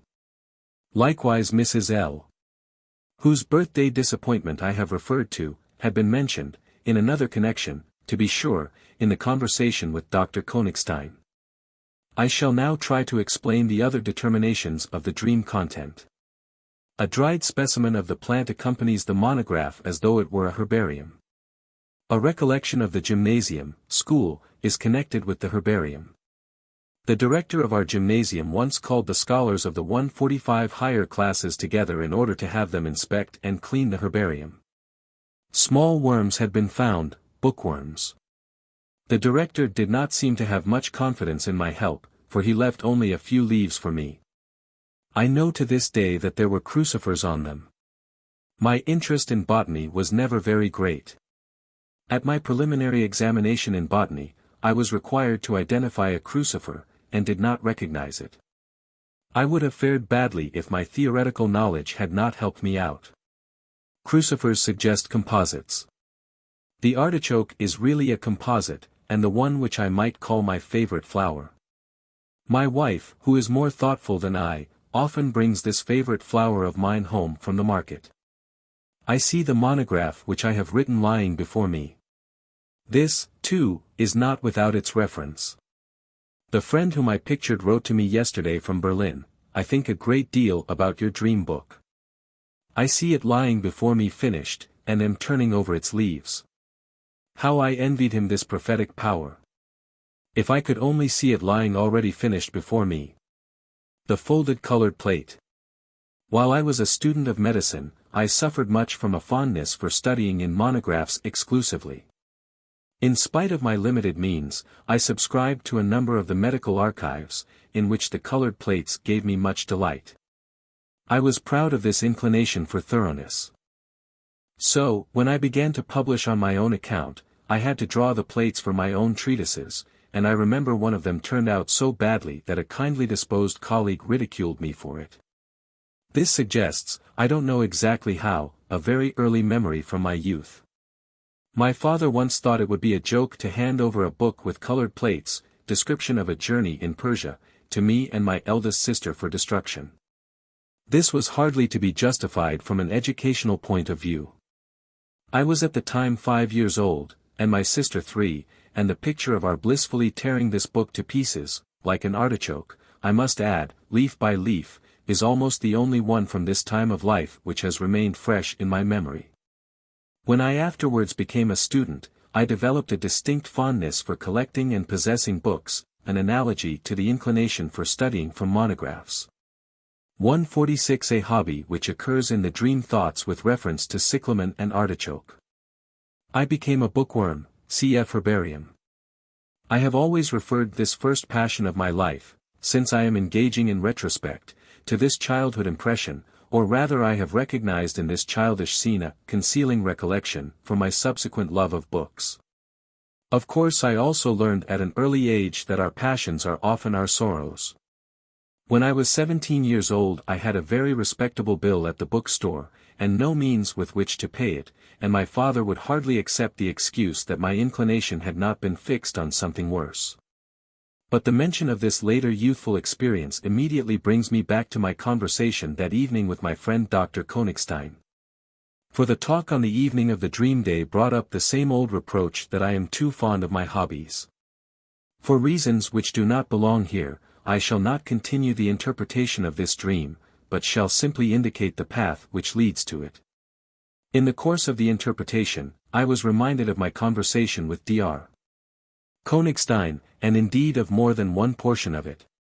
If I consider the subjects touched upon in this conversation, the meaning of the dream becomes clear to me.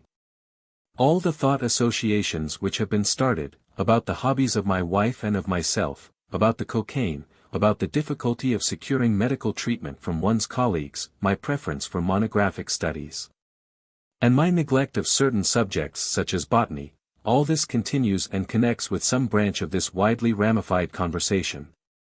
The dream again takes on the character of a justification, of a pleading for my rights, like the first analyzed dream of Irma's injection. It even continues the theme which that dream started, and discusses it with the new subject matter which has accrued in the interval between the two dreams. Even the apparently indifferent manner of expression of the dream receives new importance. The meaning is now, I am indeed the man who has written that valuable and successful treatise, on cocaine, just as at that time I asserted for my justification, I am a thorough 147 and industrious student. In both cases, then, I can afford to do that. But I may dispense with the further interpretation of the dream, because my only purpose in reporting it was to examine the relation of the dream content to the experience of the previous day which arouses it. As long as I know only the manifest content of this dream, but one relation to a day impression becomes obvious, after I have made the interpretation, a second source of the dream becomes evident in another experience of the same day. The first of these impressions to which the dream refers is an indifferent one, a subordinate circumstance. I see a book in a shop window whose title holds me for a moment, and whose contents could hardly interest me. The second experience has great psychic value. I have talked earnestly with my friend, the eye specialist, for about an hour. I have made allusions in this conversation which must have touched both of us closely, and which awakened memories revealing the most diverse feelings of my inner self. Furthermore, this conversation was broken off unfinished because some friends joined us. What, now, is the relation of these two impressions of the day to each other and to the dream which followed during the next night? I find in the manifest content merely an allusion to the indifferent impression, and may thus reaffirm that the dream preferably takes up into its content non-essential experiences. In the dream interpretation, on the contrary, everything converges upon an important event which is justified in demanding attention. If I judge the dream in the only correct way, according to the latent content which is brought to light in the analysis, I have unawares come upon a new and important fact. I see the notion that the dream deals only with the worthless fragments of daily experience shattered. I am compelled also to contradict the assertion that our waking psychic life is not continued in the dream, and that the dream instead wastes psychic activity upon a trifling subject matter. The opposite is true. What has occupied our minds during the day also dominates our dream thoughts, and we take pains to dream only of such matters as have given us food for thought during the day. Perhaps the most obvious explanation for the fact that I dream about some indifferent impression of the day, while 148 the impression which is justifiably stirring furnishes the occasion for dreaming, is that this again is a phenomenon of the dream disfigurement, which we have above traced to a psychic power acting as a censor. The recollection of the monograph on the genus Cyclamen is employed as though it were an allusion to the conversation with my friend. Very much as mention of the friend in the dream of the deferred supper is represented by the allusion, smoked salmon. The only question is, by what intermediate steps does the impression of the monograph come to assume the relation of an allusion to the conversation with the eye specialist, since such a relation is not immediately evident. In the example of the deferred supper, the relation is set forth at the outset. Smoked salmon, as the favorite dish of the friend, belongs at once to the series of associations which the person of the friend would call up in the lady who is dreaming. In our new example we have two separated impressions, which seem at first glance to have nothing in common except that they occur on the same day. The monograph catches my attention in the forenoon, I take part in the conversation in the evening. The answer supplied by the analysis is as follows: such relations between the two impressions do not at first exist, but are established subsequently between the presentation content of the one impression and the presentation content of the other. I have recently emphasized the components in this relation in the course of recording the analysis. With the notion of the monograph on cyclamen I should probably associate the idea that cyclamen is my wife's favorite flower only under some outside influence, and this is perhaps the further recollection of the bunch of flowers missed by Mrs. L. I do not believe that these underlying thoughts would have been sufficient to call forth a dream. There needs no ghost, my lord, come from the grave to tell us this. As we read in Hamlet. But behold, I am reminded in the analysis that the name of the man who interrupted our conversation was Gardner, and that I found his wife in blooming health. I even remember now that one of 149 my female patients, who bears the pretty name of Flora, was for a time the main subject of our conversation. It must have happened that I completed the connection between the two events of the day, the indifferent and the exciting one, by means of these links from the series of associations belonging to the idea of botany. Other relations are then established, that of cocaine, which can with perfect correctness form a go-between connecting the person of Dr. Königstein with the botanical monograph which I have written, and strengthen the fusion of the two series of associations into one, so that now a portion of the first experience may be used as an allusion to the second. I am prepared to find this explanation attacked as arbitrary or artificial. What would have happened if Professor Gartner and his blooming wife had not come up, and if the patient who was talked about had been called, not Flora, but Anna? The answer is easy, however. If these thought relations had not been present, others would probably have been selected. It is so easy to establish relations of this sort, as the joking questions and conundrums with which we amuse ourselves daily suffice to show. The range of wit is unlimited. To go a step further, if it had been impossible to establish interrelations of sufficient abundance between the two impressions of the day, the dream would simply have resulted differently. Another of the indifferent impressions of the day, such as come to us in multitudes and are forgotten, would have taken the place of the monograph in the dream, would have secured a connection with the content of the talk, and would have represented it in the dream.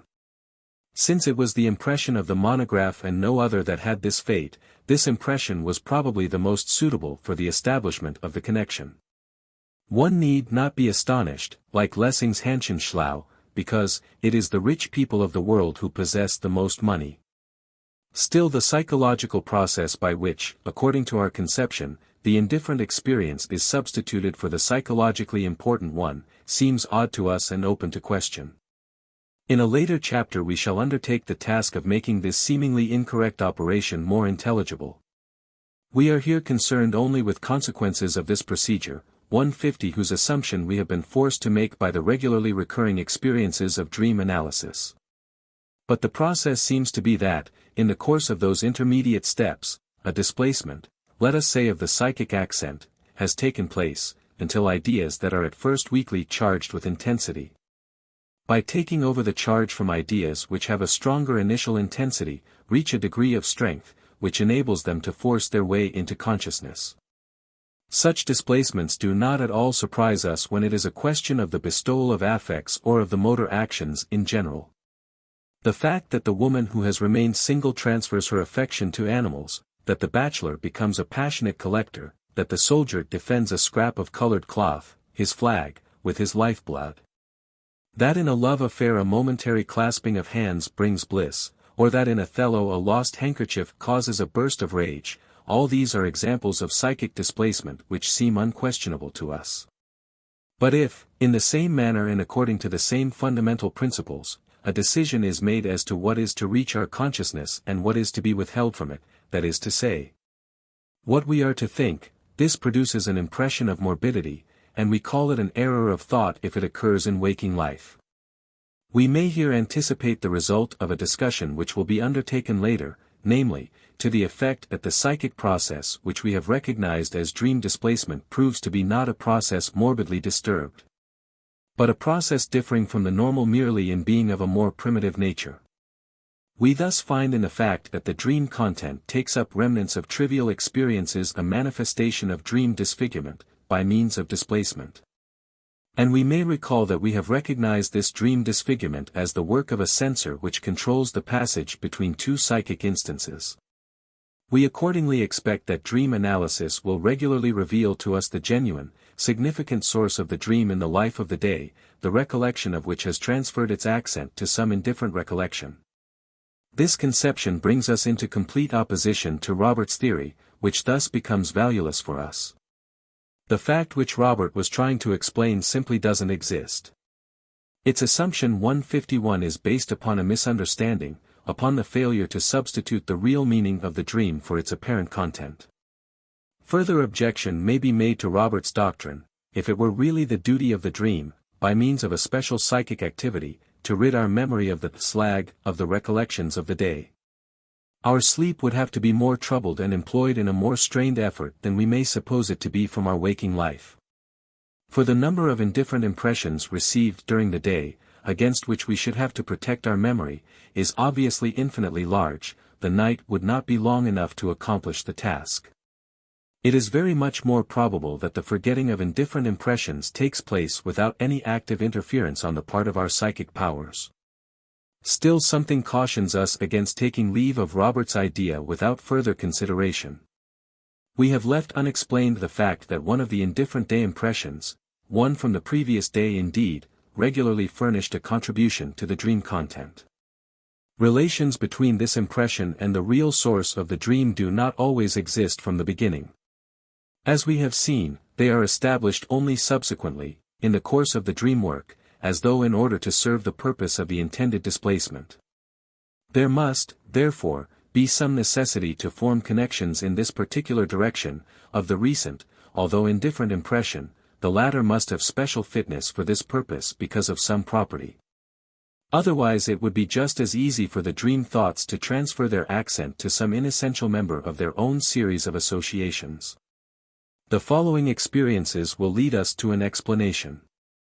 If a day has brought two or more experiences which are fitted to stimulate a dream, then the dream fuses the mention of both into a single whole. It obeys an impulse to fashion a whole out of them. For instance, one summer afternoon I entered a railroad compartment, in which I met two friends who were unknown to each other. One of them was an influential colleague, the other a member of a distinguished family, whose physician I was. I made the two gentlemen acquainted with each other, but during the long ride I was the go-between 152 inches the conversation, so that I had to treat a subject of conversation now with the one, now with the other. I asked my colleague to recommend a common friend who had just begun his medical practice. He answered that he was convinced of the young man's thoroughness, but that his plain appearance would make his entrance into households of rank difficult. I answered, that is just why he needs recommendation. Soon afterwards I asked the other fellow traveler about the health of his aunt, the mother of one of my patients, who was at the time prostrated by a serious illness. During the night after this journey I dreamt that the young friend, for whom I had asked assistance, was in a splendid salon, and was making a funeral oration to a select company with the air of a man of the world, the oration being upon the old lady, now dead for the purposes of the dream, who was the aunt of the second fellow traveler. I confess frankly that I had not been on good terms with this lady. My dream had thus found connections between the two impressions of the day, and by means of them composed a unified situation. In view of many similar experiences, I am driven to conclude that a kind of compulsion exists for the dream function, forcing it to bring together in the dream all the available sources of dream stimulation into a unified whole. In a subsequent chapter, on the dream function, we shall become acquainted with this impulse for putting together as a part of condensation another primary psychic process. I shall now discuss the question whether the source from which the dream originates, and to which our analysis leads, must always be a recent, and significant, event, or whether a subjective experience, that is to say, the recollection of a psychologically valuable experience, a chain of thought, can take the part of a dream stimulus. The answer, which results most unequivocally from numerous analyses, is to the following effect. The stimulus for the dream may be a subjective occurrence, which has been made recent, as it were, by the 153 mental activity during the day. It will probably not be out of place here to give a synopsis of various conditions which may be recognized as sources of dreams. The source of a dream may be a recent and psychologically significant experience which is directly represented in the dream. b. several recent, significant experiences, which are united by the dream into a whole.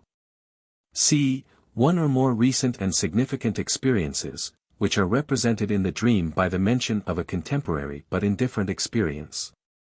D. A subjective significant experience, a recollection, train of thought, which is regularly represented in the dream by the mention of a recent but indifferent impression.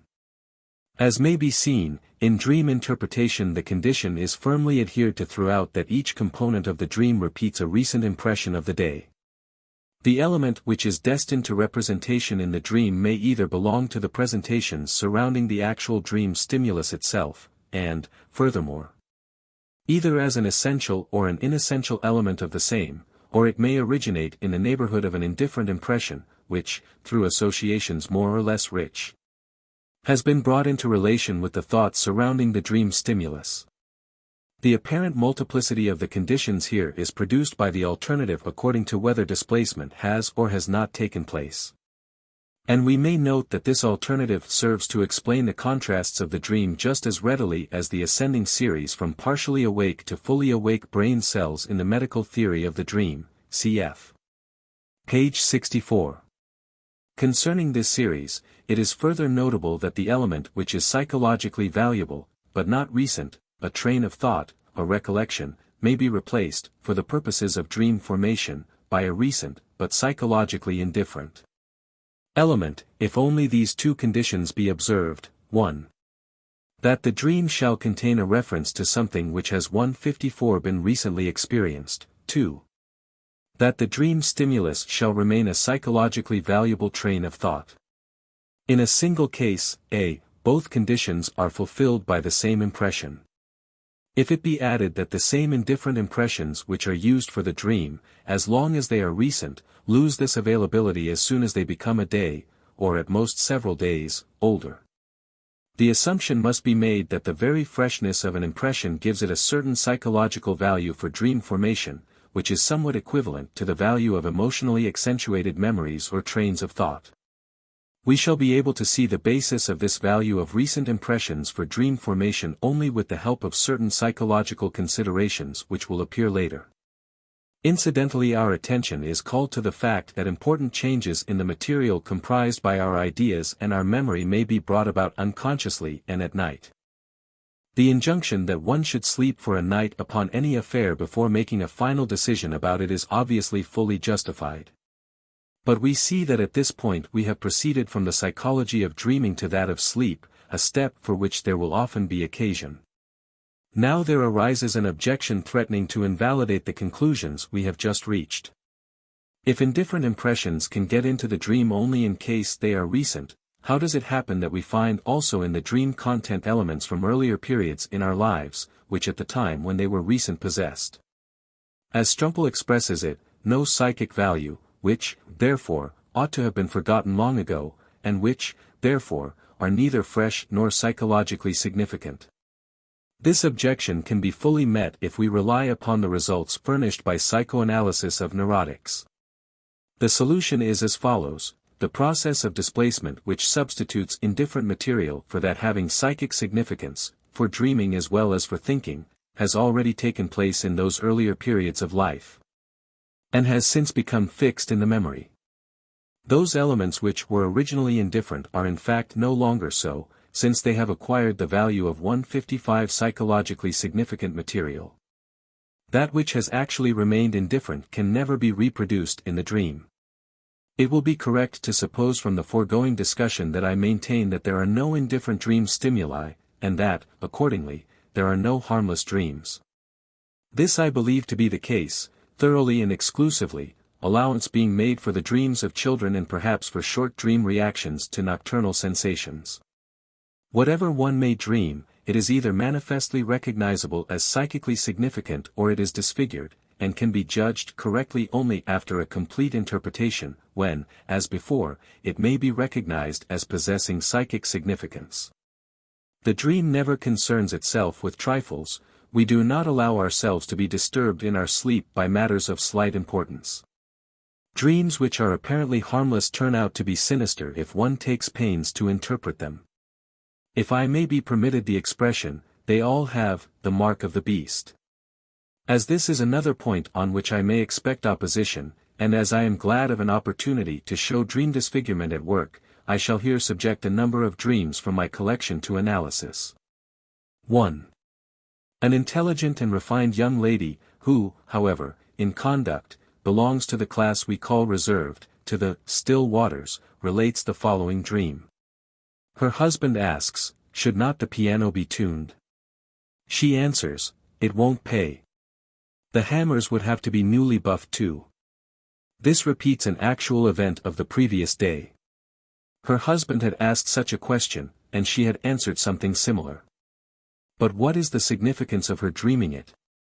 She tells of the piano, indeed, that it is a disgusting old box which has a bad tone. It is one of the things which her husband had before they were married, but the key to the true solution lies in the phrase, "It won't pay." This originated in a visit made the day before to a lady friend. Here she was asked to take off her coat, but she declined, saying, "It won't pay. I must go in a moment." At this point, I recall that during yesterday's analysis she suddenly took hold of her coat, a button of which had opened. It is 1:56 therefore, as if she had said, "Please don't look in this direction, it won't pay." Thus, box develops into chest, or breast box, bust, and the interpretation of the dream leads directly to a time in her bodily development when she was dissatisfied with her shape. It also leads to earlier periods, if we take into consideration disgusting and bad tone.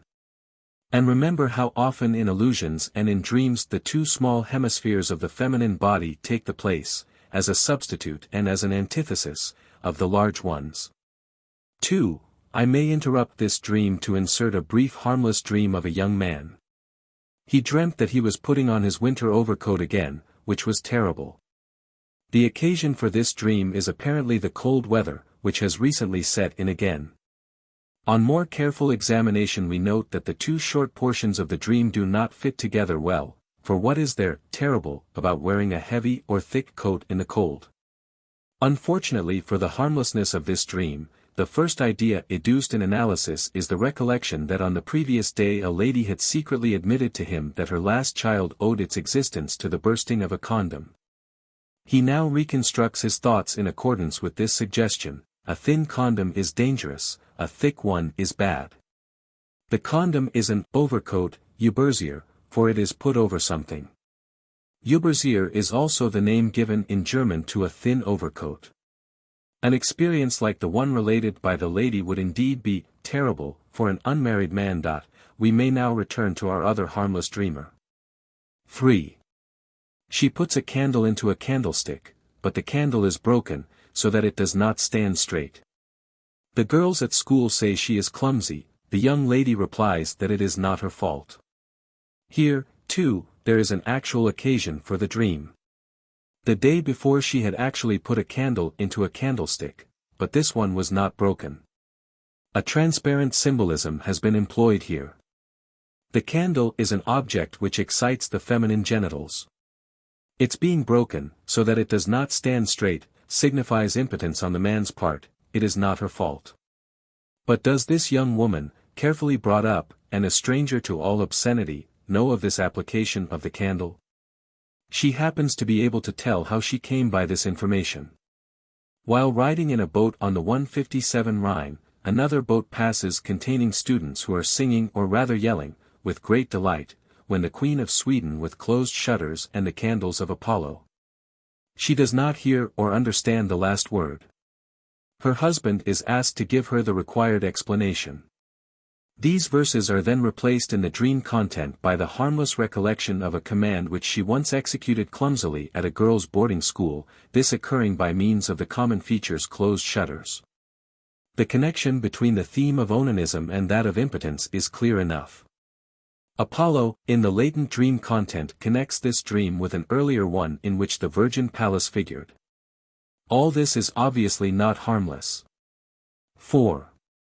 Lest it may seem too easy a matter to draw conclusions from dreams concerning the dreamer's real circumstances, I add another dream coming from the same person which likewise appears harmless.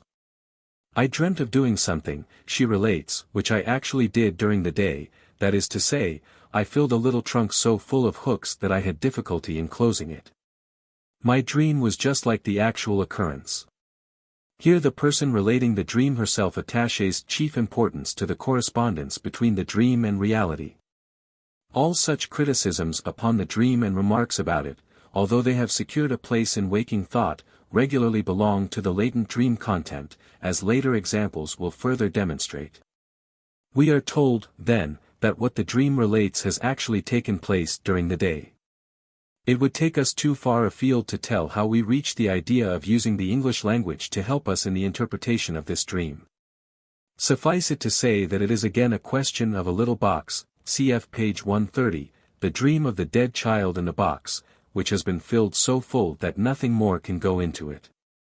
Nothing in the least sinister this time. In all these harmless dreams the sexual factor as a motive for the exercise of the censor receives striking prominence. But this is a matter of primary importance, which we must postpone. b. Infantile experiences as the source of dreams. As the third of the peculiarities of the dream content, we 158 have cited from all the authors, except Robert, the fact that impressions from the earliest times of our lives, which seem not to be at the disposal of the waking memory, may appear in the dream. It is, of course, difficult to judge how often or how seldom this occurs, because the respective elements of the dream are not recognized according to their origin after waking. The proof that we are dealing with childhood impressions must thus be reached objectively, and the conditions necessary for this happen to coincide only in rare instances. The story is told by A. Maury, as being particularly conclusive, of a man who decided to visit his birthplace after 20 years' absence. During the night before his departure, he dreams that he is in an altogether strange district, and that he there meets a strange man with whom he has a conversation. Having afterward returned to his home, he was able to convince himself that this strange district really existed in the neighborhood of his hometown, and the strange man in the dream turned out to be a friend of his dead father who lived there. Doubtless, a conclusive proof that he had seen both the man and the district in his childhood. The dream, moreover, is to be interpreted as a dream of impatience, like that of the girl who carries her ticket for the concert of the evening in her pocket, p. 110, of the child whose father had promised him an excursion to the Hamo, and the like. The motives explaining why just this impression of childhood is reproduced for the dreamer cannot, of course, be discovered without an analysis. One of the attendants at my lectures, who boasted that his dreams were very rarely subject to disfigurement, told me that he had some time before in a dream seen his former tutor in bed with his nurse, who had been in the household until he was 11 years old. The location of this scene does not occur to him in the dream. As he was much interested, he told the dream to his elder brother, who laughingly confirmed its reality. The brother said he remembered the affair very well, for he was at the time 6 years old. The lovers were in the habit of making him, the elder boy, drunk with beer, whenever circumstances were favorable for nocturnal relations. The smaller child, at that time 3 years old, our dreamer, who slept in the same room as the nurse, was not considered an obstacle. 159 inches. Still another case. It may be definitely ascertained, without the aid of dream interpretation, that the dream contains elements from childhood. That is, if it be a so-called perennial dream, which being first dreamt in childhood, later appears again and again after adult age has been reached. I may add a few examples of this sort to those already familiar, although I have never made the acquaintance of such a perennial dream in my own case. A physician in the 30s tells me that a yellow lion, about which he can give the most detailed information, has often appeared in his dream life from the earliest period of his childhood to the present day. This lion, known to him from his dreams, was one day discovered in Natura as a long-forgotten object made of porcelain, and on that occasion the young man learned from his mother that this object had been his favorite toy in early childhood. A fact which he himself could no longer remember. If we now turn from the manifest dream content to the dream thoughts which are revealed only upon analysis. The cooperation of childhood experiences may be found to exist even in dreams whose content would not have led us to suspect anything of the sort. I owe a particularly delightful and instructive example of such a dream to my honored colleague of the Yellow Lion. After reading Nansen's account of his polar expedition, he dreamt that he was giving the bold explorer electrical treatment in an ice field for an ischemia of which the latter complained. In the analysis of this dream, he remembered a story of his childhood, without which the dream remains entirely unintelligible. When he was a child, 3 or 4 years old, he was listening attentively to a conversation of older people about trips of exploration, and presently asked Papa whether exploration was a severe illness. He had apparently confused trips with rips, and the ridicule of his brothers and sisters prevented his ever forgetting the humiliating experience. The case is quite similar when, in the analysis of the dream of the monograph on the genus Cyclamen, I happen upon the recollection, retained from childhood, that my father allowed me to destroy a book embellished with colored plates when I was a little boy 5 years old. It will perhaps be doubted whether this recollection actually took part in the composition 160 of the dream content, and it will be intimated that the process of analysis has subsequently established the connection. But the abundance and intricacy of the ties of association vouch for the truth of my explanation. Cyclamen, favorite flower, favorite dish, artichoke. To pick to pieces like an artichoke, leaf by leaf, a phrase which at that time rang in our ears apropos of the dividing up of the Chinese Empire, herbarium bookworm, whose favorite dish is books. I may state further that the final meaning of the dream, which I have not given here, has the most intimate connection with the content of the childhood scene. In another series of dreams we learn from analysis that the wish itself, which has given rise to the dream, and whose fulfillment the dream turns out to be, has originated in childhood, until one is astonished to find that the child with all its impulses lives on in the dream. I shall now continue the interpretation of a dream which has already proved instructive. I refer to the dream in which friend R. is my uncle, page 116. We have carried its interpretation far enough for the wish motive, of being appointed professor, to assert itself tangibly, and we have explained the affection displayed in the dream for friend R. as a fiction of opposition and spite against the aspersion of the two colleagues, who appear in the dream thoughts. The dream was my own. I may, therefore, continue the analysis by stating that my feelings were not quite satisfied by the solution reached. I know that my opinion of these colleagues who are so badly treated in the dream thoughts would have been expressed in quite different terms in waking life. The potency of the wish not to share their fate in the matter of appointment seemed to me too slight to account for the discrepancy between my estimate in the dream and that of waking. If my desire to be addressed by a new title proves so strong, it gives proof of a morbid ambition, which I did not know to exist in me, and which I believe is far from my thoughts. I do not know how others, who think they know me, would judge me, for perhaps I have really been ambitious, but if this be true, my ambition has long since transferred itself to other objects than the title and rank of assistant professor. Whence, then, the ambition which the dream has ascribed 161 to me? Here I remember a story which I heard often in my childhood, that at my birth an old peasant's wife had prophesied to my happy mother, I was her firstborn, that she had given to the world a great man. Such prophecies must occur very frequently. There are so many mothers happy in expectation, and so many old peasant wives whose influence on earth has waned, and who have therefore turned their eyes towards the future. The prophetess was not likely to suffer for it either. Might my hunger for greatness have originated from this source? But here I recollect an impression from the later years of my childhood, which would serve still better as an explanation. It was of an evening at an inn on the Prater, where my parents were accustomed to take me when I was 11 or 12 years old. We noticed a man who went from table to table and improvised verses upon any subject that was given to him. I was sent to bring the poet to our table, and he showed himself thankful for the message. Before asking for his subject, he threw off a few rhymes about me, and declared it probable, if he could trust his inspiration, that I would one day become a minister. I can still distinctly remember the impression made by this second prophecy.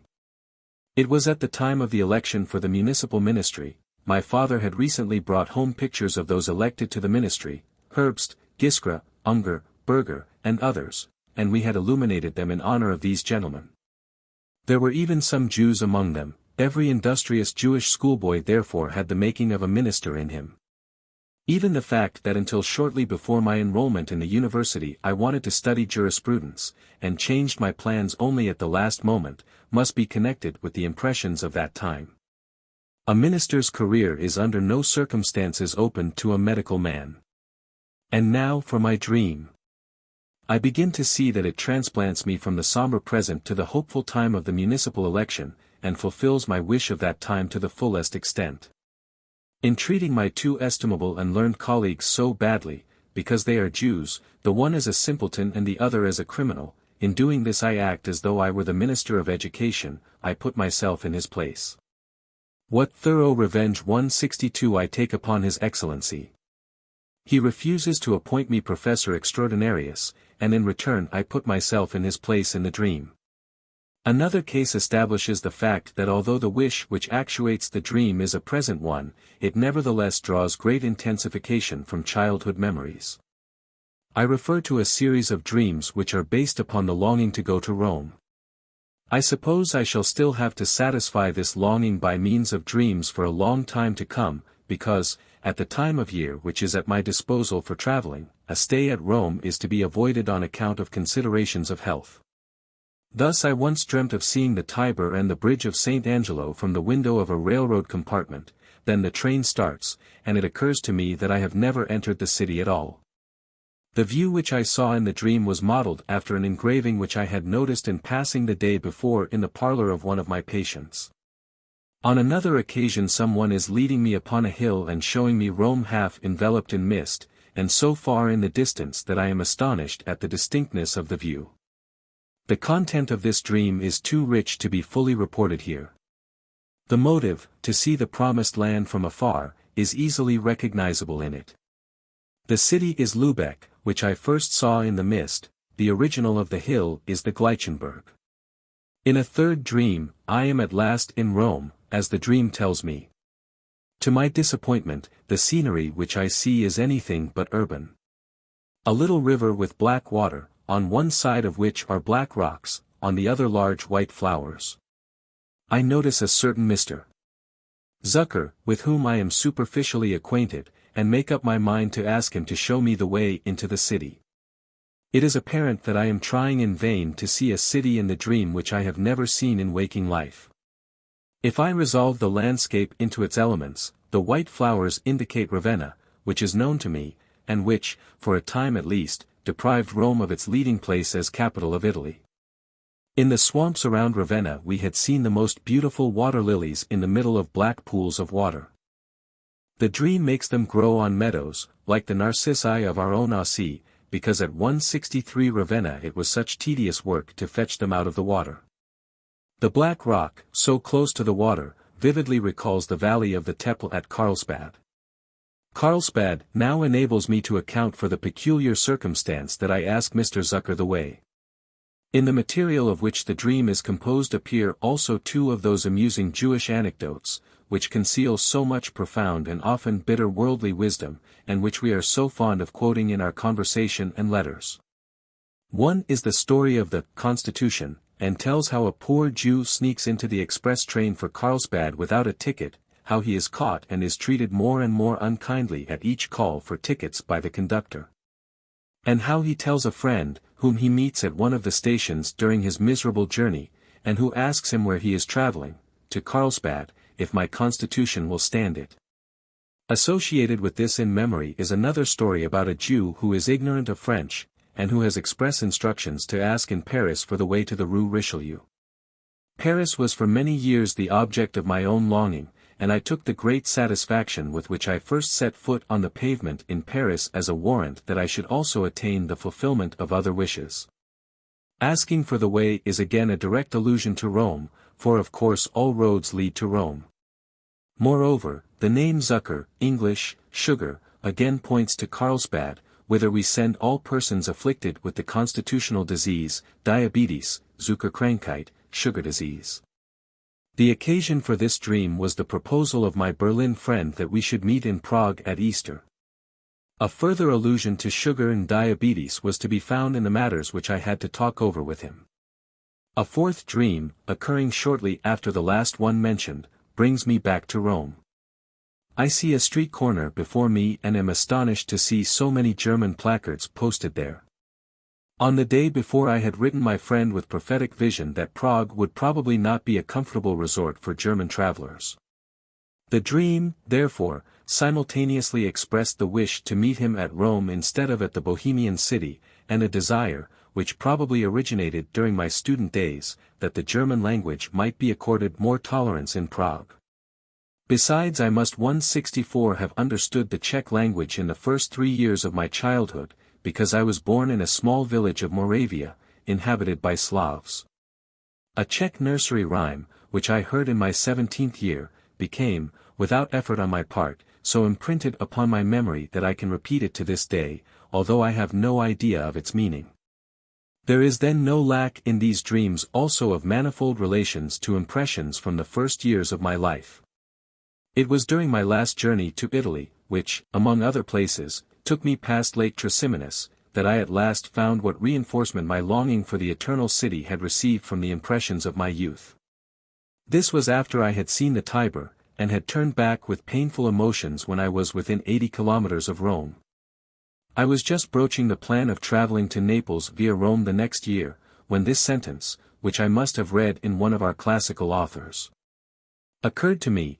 It is a question which of the two paced up and down in his room the more impatiently after he had made the plan to go to Rome, Assistant Headmaster Winckelmann or the great General Hannibal.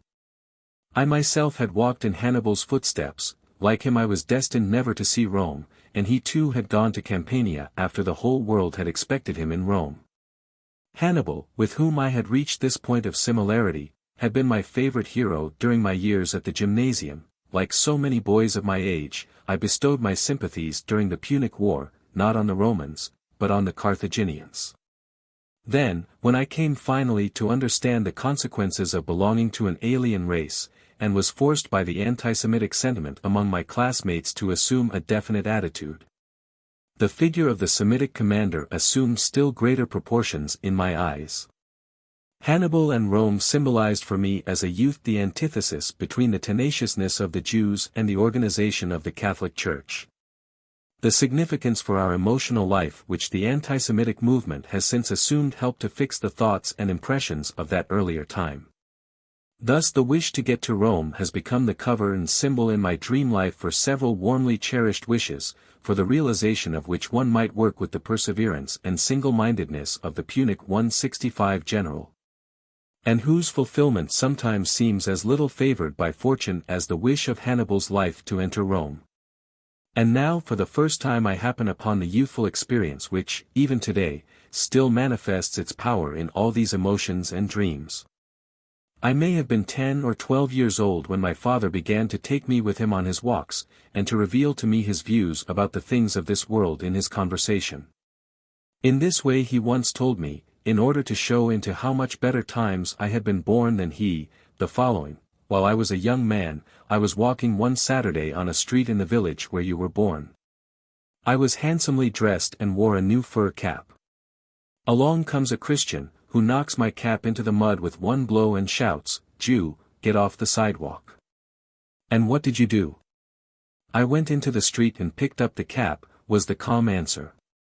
That did not seem heroic on the part of the big strong man, who was leading me, a little fellow, by the hand.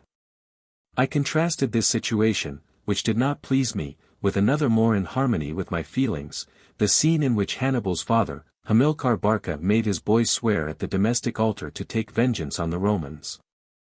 Since that time Hannibal has had a place in my fantasies. I think I can follow my enthusiasm for the Carthaginian general still further back into my childhood, so that possibly we have here the transference of an already formed emotional relation to a new vehicle. One of the first books which fell into my childish hands, after I learned to read, was Tier Consulat und Kaiserreich, Consulship and Empire.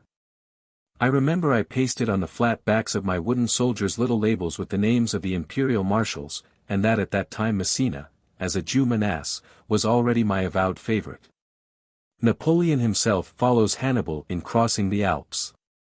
And perhaps the development of this martial ideal can be traced still further back into my childhood, to the wish which the now friendly, now hostile intercourse during my 166 first 3 years with a boy a year older than myself must have actuated in the weaker of the two playmates. The deeper one goes in the analysis of dreams, the more often one is put on the track of childish experiences which play the part of dream sources in the latent dream content. We have learned, p. 16, that the dream very rarely reproduces experiences in such a manner that they constitute the sole manifest dream content, unabridged and unchanged. Still some authentic examples showing this process have been reported, and I can add some new ones which again refer to infantile scenes. In the case of one of my patients, a dream once gave a barely disfigured reproduction of a sexual occurrence, which was immediately recognized as an accurate recollection. The memory of it indeed had never been lost in waking life, but it had been greatly obscured, and its revivification was a result of the preceding work of analysis. The dreamer had at the age of 12 visited a bedridden schoolmate, who had exposed himself by a movement in bed, probably only by chance. At the sight of the genitals, he was seized by a kind of compulsion, exposed himself and took hold of the member belonging to the other boy, who, however, looked at him with surprise and indignation, whereupon he became embarrassed and let go.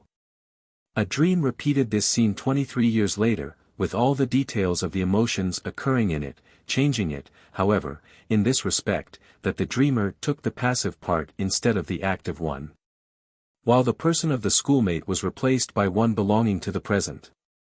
As a rule, of course, a childhood scene is represented in the manifest dream content only by an illusion, and must be extricated from the dream by means of interpretation. The citation of examples of this kind cannot have a very convincing effect, because every guarantee that they are experiences of childhood is lacking. If they belong to an earlier time of life, they are no longer recognized by our memory. Justification for the conclusion that such childish experiences generally exist in dreams is based upon a great number of factors which become apparent in psychoanalytical work, and which seem reliable enough when regarded as a whole. But 167 when, for the purposes of dream interpretation, such references of dreams to childish experiences are torn from their context, they will perhaps not make much impression. Especially since I never give all the material upon which the interpretation depends. However, I shall not let this prevent me from giving some examples. The following dream is from another female patient. She is in a large room, in which there are all kinds of machines, perhaps, as she imagines, an orthopedic institute. She hears that I have no time, and that she must take the treatment along with 5 others. But she resists, and is unwilling to lie down on the bed, or whatever it is, which is intended for her. She stands in a corner and waits for me to say, "It is not true." The others, meanwhile, laugh at her, saying it is all foolishness on her part. At the same time it is as if she were called upon to make many small squares. The first part of the content of this dream is an allusion to the treatment and a transference on me. The second contains an allusion to a childhood scene. The two portions are connected by the mention of the bed. The Orthopedic Institute refers to one of my talks in which I compared the treatment as to its duration and nature with an orthopedic treatment. At the beginning of the treatment I had to tell her that for the present I had little time for her, but that later on I would devote a whole hour to her daily. This aroused in her the old sensitiveness, which is the chief characteristic of children who are to be hysterical. Their desire for love is insatiable. My patient was the youngest of 6 brothers and sisters, hence, with 5 others, and as such the favorite of her father, but in spite of that she seems to have found that her beloved father devoted too little time and attention to her. The detail of her waiting for me to say, "It is not true," has the following explanation. A tailor's apprentice had brought her a dress, and she had given him the money for it. Then she asked her husband whether she would have to pay the money again if the boy were to lose it. To tease her, her husband answered, "Yes," the teasing in the dream, and she asked again and again, and waited for him to say, "It is not true." The thought of the latent dream content may now be construed as follows: will she have to pay me the double amount if I devote twice 1/68 the time to her? A thought which is stingy or filthy. The uncleanliness of childhood is often replaced in the dream by greediness for money. The word filthy here supplies the bridge. If all that about waiting until I should say, and serves as a dream circumlocution for the word filthy, the standing in a corner and not lying down on the bed are in keeping. For these two features are component parts of a scene of childhood, in which she had soiled her bed, and for punishment was put into a corner, with the warning that Papa would not love her any more, and her brothers and sisters laughed at her, and the little squares refer to her young niece, who has shown her the arithmetical trick of writing figures in 9 squares, I believe it is, in such a way that upon being added together in any direction they make 15. 2.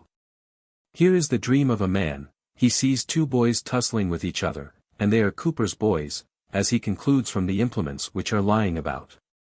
One of the boys has thrown the other down, the prostrate one wears earrings with blue stones. He hurries after the wrongdoer with lifted cane, in order to chastise him. The latter takes refuge with a woman who is standing against a wooden fence, as though it were his mother. She is the wife of a day laborer, and she turns her back to the man who is dreaming. At last she faces about and stares at him with a horrible look, so that he runs away in fright. In her eyes the red flesh of the lower lid seems to stand out. The dream has made abundant use of trivial occurrences of the previous day. The day before he actually saw 2 boys on the street, one of whom threw the other one down. When he hurried up to them in order to settle the quarrel, both of them took flight. Cooper's boys, this is explained only by a subsequent dream, in the analysis of which he used the expression, to knock the bottom out of the barrel. Earrings with blue stones, according to his observation, are chiefly worn by prostitutes. Furthermore, a familiar doggerel rhyme about 2 boys comes up. The other boy, his name was Mary, that is, he was a girl. The woman standing up, after the scene with the 2 boys, he took a walk on the bank of the Danube, and took advantage of being alone to urinate against a wooden fence. A little later during 169 his walk, a decently dressed elderly lady smiled at him very pleasantly, and wanted to hand him her card with her address. Since in the dream the woman stood as he had while urinating, it is a question of a woman urinating, and this explains the horrible look, and the prominence of the red flesh, which can only refer to the genitals which gap in squatting. He had seen genitals in his childhood, and they had appeared in later recollection as proud flesh and as wound. The dream unites 2 occasions upon which, as a young boy, the dreamer had had opportunity to see the genitals of little girls, in throwing one down, and while another was urinating. And, as is shown by another association, he had kept in memory a punishment or threat of his father's, called forth by the sexual curiosity which the boy manifested on these occasions. 3. A great mass of childish memories, which have been hastily united in a fantasy, is to be found behind the following dream of a young lady. She goes out in trepidation, in order to do some shopping. On the graben she sinks to her knees as though broken down. Many people collect around her, especially the hackney coach drivers, but no one helps her to get up. She makes many unavailing attempts. Finally she must have succeeded, for she is put into a hackney coach which is to take her home. A large, heavily laden basket, something like a market basket, is thrown after her through the window. This is the same woman who is always harassed in her dreams as she was harassed when a child. The first situation of the dream is apparently taken from seeing a horse that had fallen, just as broken down points to horse racing. She was a rider in her early years, still earlier she was probably also a horse. Her first childish memory of the 17-year-old son of the porter, who, being seized on the street by an epileptic fit, was brought home in a coach, is connected with the idea of falling down.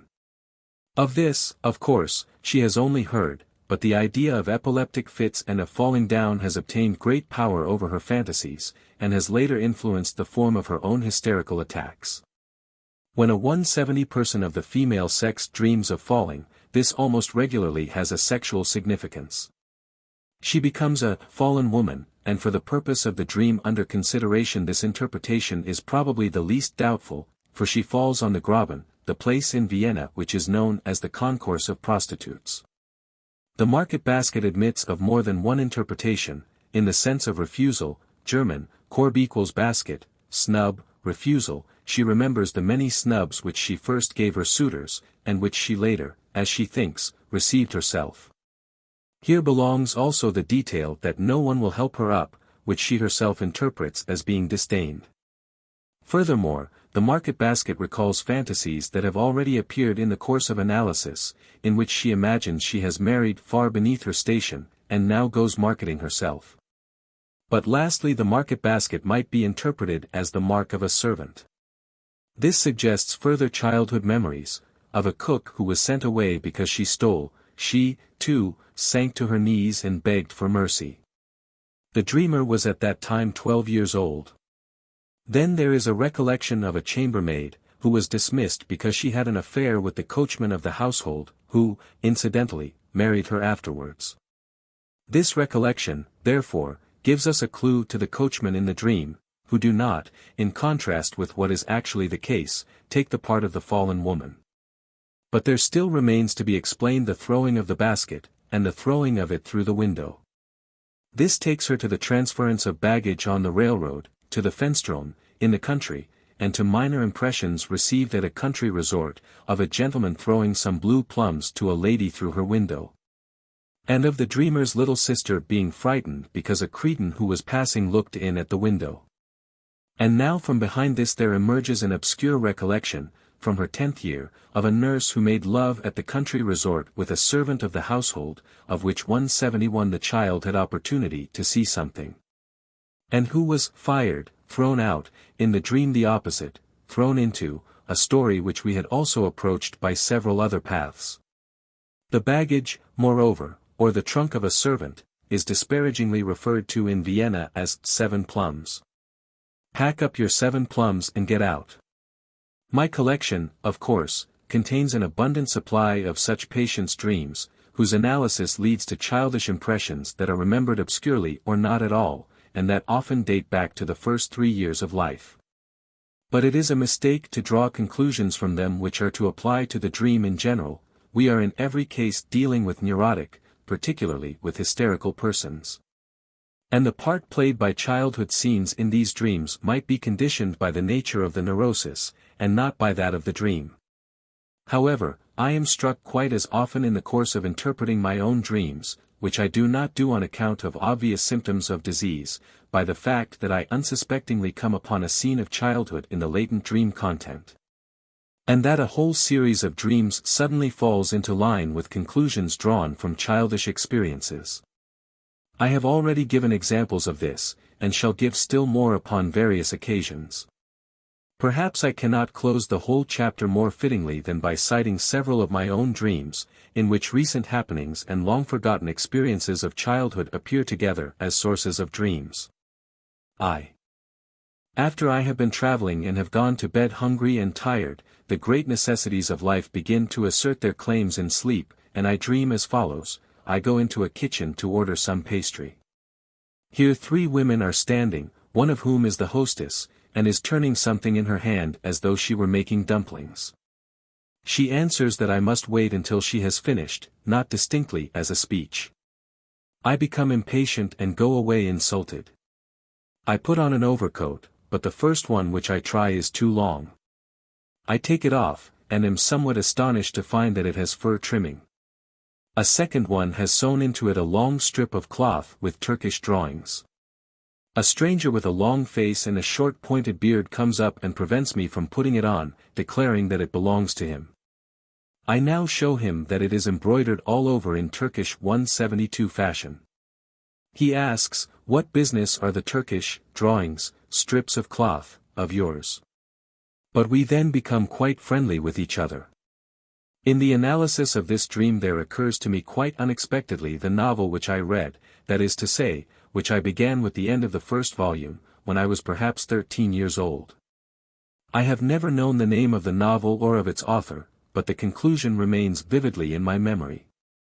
The hero succumbs to insanity, and continually calls the names of the 3 women that have signified the greatest good and ill fortune for him during life.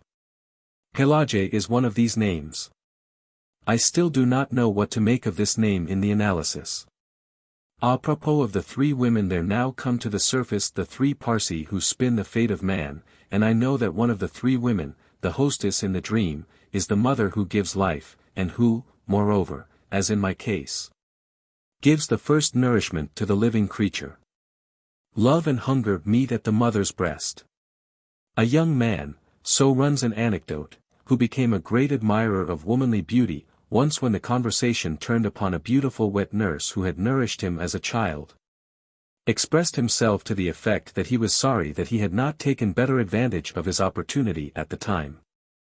I am in the habit of using the anecdote to illustrate the factor of subsequence in the mechanism of psychoneuroses.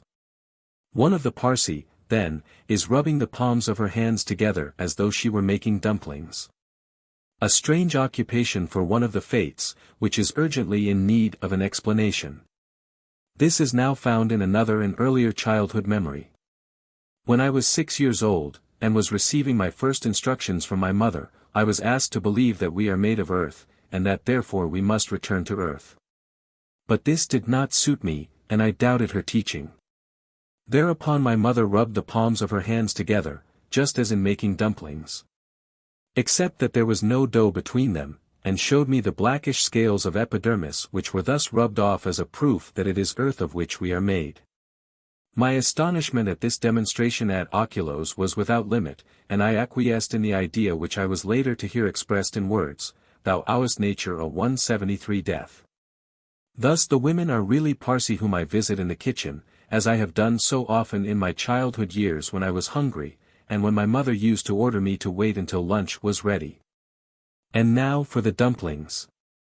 At least one of my teachers at the university, the very one to whom I am indebted for my histological knowledge, epidermis, might be reminded by the name nodal, German. Nodal equals dumplings, of a person whom he had to prosecute for committing a plagiarism of his writings. To commit plagiarism, to appropriate anything one can get, even though it belongs to another, obviously leads to the second part of the dream, in which I am treated like a certain overcoat thief, who for a time plied his trade in the auditoria. I wrote down the expression plagiarism, without any reason, because it presented itself to me, and now I perceive that it must belong to the latent dream content, because it will serve as a bridge between different parts of the manifest dream content. The chain of associations, pelage, plagiarism, plagiostomy, sharks, fish bladder, connects the old novel with the affair of nodal and with the overcoats, German, Überzieher equals thing drawn over, overcoat or condom. Which obviously refer to an object belonging to the technique of sexual life. This, it is true, is a very forced and irrational connection, but it is nevertheless one which I could not establish in waking life if it had not been already established by the activity of the dream. Indeed, as though nothing were sacred for this impulse to force connections, the beloved name, Brueck, Bridge of Words, see above, now serves to remind me of the institution in which I spent my happiest hours as a student. Quite without any cares, so you will ever find more pleasure at the breasts of knowledge without measure, in the most complete contrast to the urgent desires which vex me while I dream. And finally there comes to the surface the recollection of another dear teacher, whose name again sounds like 174 something to eat, Fleischl, German, Fleisch equals meat, like nodal, and of a pathetic scene, in which the scales of epidermis play a part, mother, hostess, and insanity, the novel, and a remedy from the Latin kitchen which numbs the sensation of hunger, to wit, cocaine.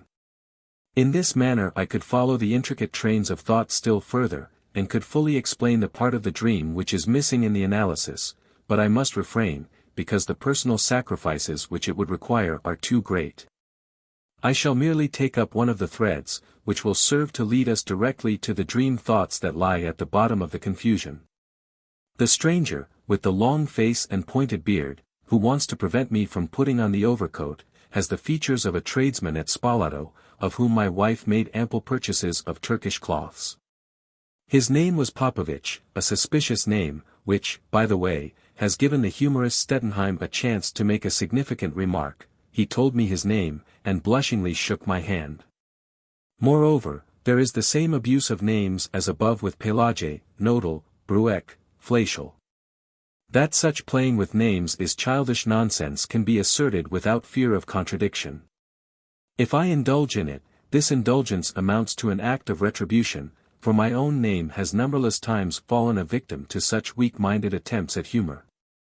Goethe once remarked how sensitive a man is about his name, with which, as with his skin, he feels that he has grown up, whereupon Herder composed the following on his name. Thou who art born of gods, of Goths, or of cot, mud. Thy godlike images, too, are dust. I perceive that this digression about the abuse of names was only intended to prepare for this complaint. But let us stop here. The purchase at Spoleto reminds me of another one at Cattaro, where I was too cautious, and missed an opportunity for making some desirable acquisitions. Missing an opportunity at the breast of the nurse, see above. Another dream thought, occasioned in the dreamer by the sensation of hunger, is as follows: one should let nothing 175 which one can have escape, even if a little wrong is done, no opportunity should be missed, life is so short, death inevitable. Owing to the fact that this also has a sexual significance, and that desire is unwilling to stop at a wrong, this philosophy of carpe diem must fear the censor and must hide behind a dream. This now makes articulate counter-thoughts of all kinds, recollections of a time when spiritual food alone was sufficient for the dreamer. It suggests repressions of every kind, and even threats of disgusting sexual punishments. 2. A second dream requires a longer preliminary statement. I have taken a car to the West Station in order to begin a vacation journey to the Aussie, and I reached the station in time for the train to Ischl, which leaves earlier. Here I see Count Thun, who is again going to see the Emperor at Ischl. In spite of the rain, he has come in an open carriage, has passed out at once through the door for local trains, and has motioned back the gatekeeper, who does not know him and who wants to take his ticket, with a little wave of his hand. After the train to Ischl has left, I am told to leave the platform and go back into the hot waiting room, but with difficulty I secure permission to remain. I pass the time in watching the people who make use of bribes to secure a compartment. I make up my mind to insist on my rights, that is, to demand the same privilege. Meanwhile I sing something to myself, which I afterwards recognize to be the aria from Figaro's Wedding. If my Lord Count wishes to try a dance. Try a dance. Let him but say so. I'll play him a tune. Possibly another person would not have recognized the song. During the whole afternoon I have been in an insolent, combative mood. I have spoken roughly to the waiter and the cabman, I hope without hurting their feelings. Now all kinds of bold and revolutionary thoughts come into my head, of a kind suited to the words of Figaro and the comedy of Beaumarchais, which I had seen at the Comédie Française.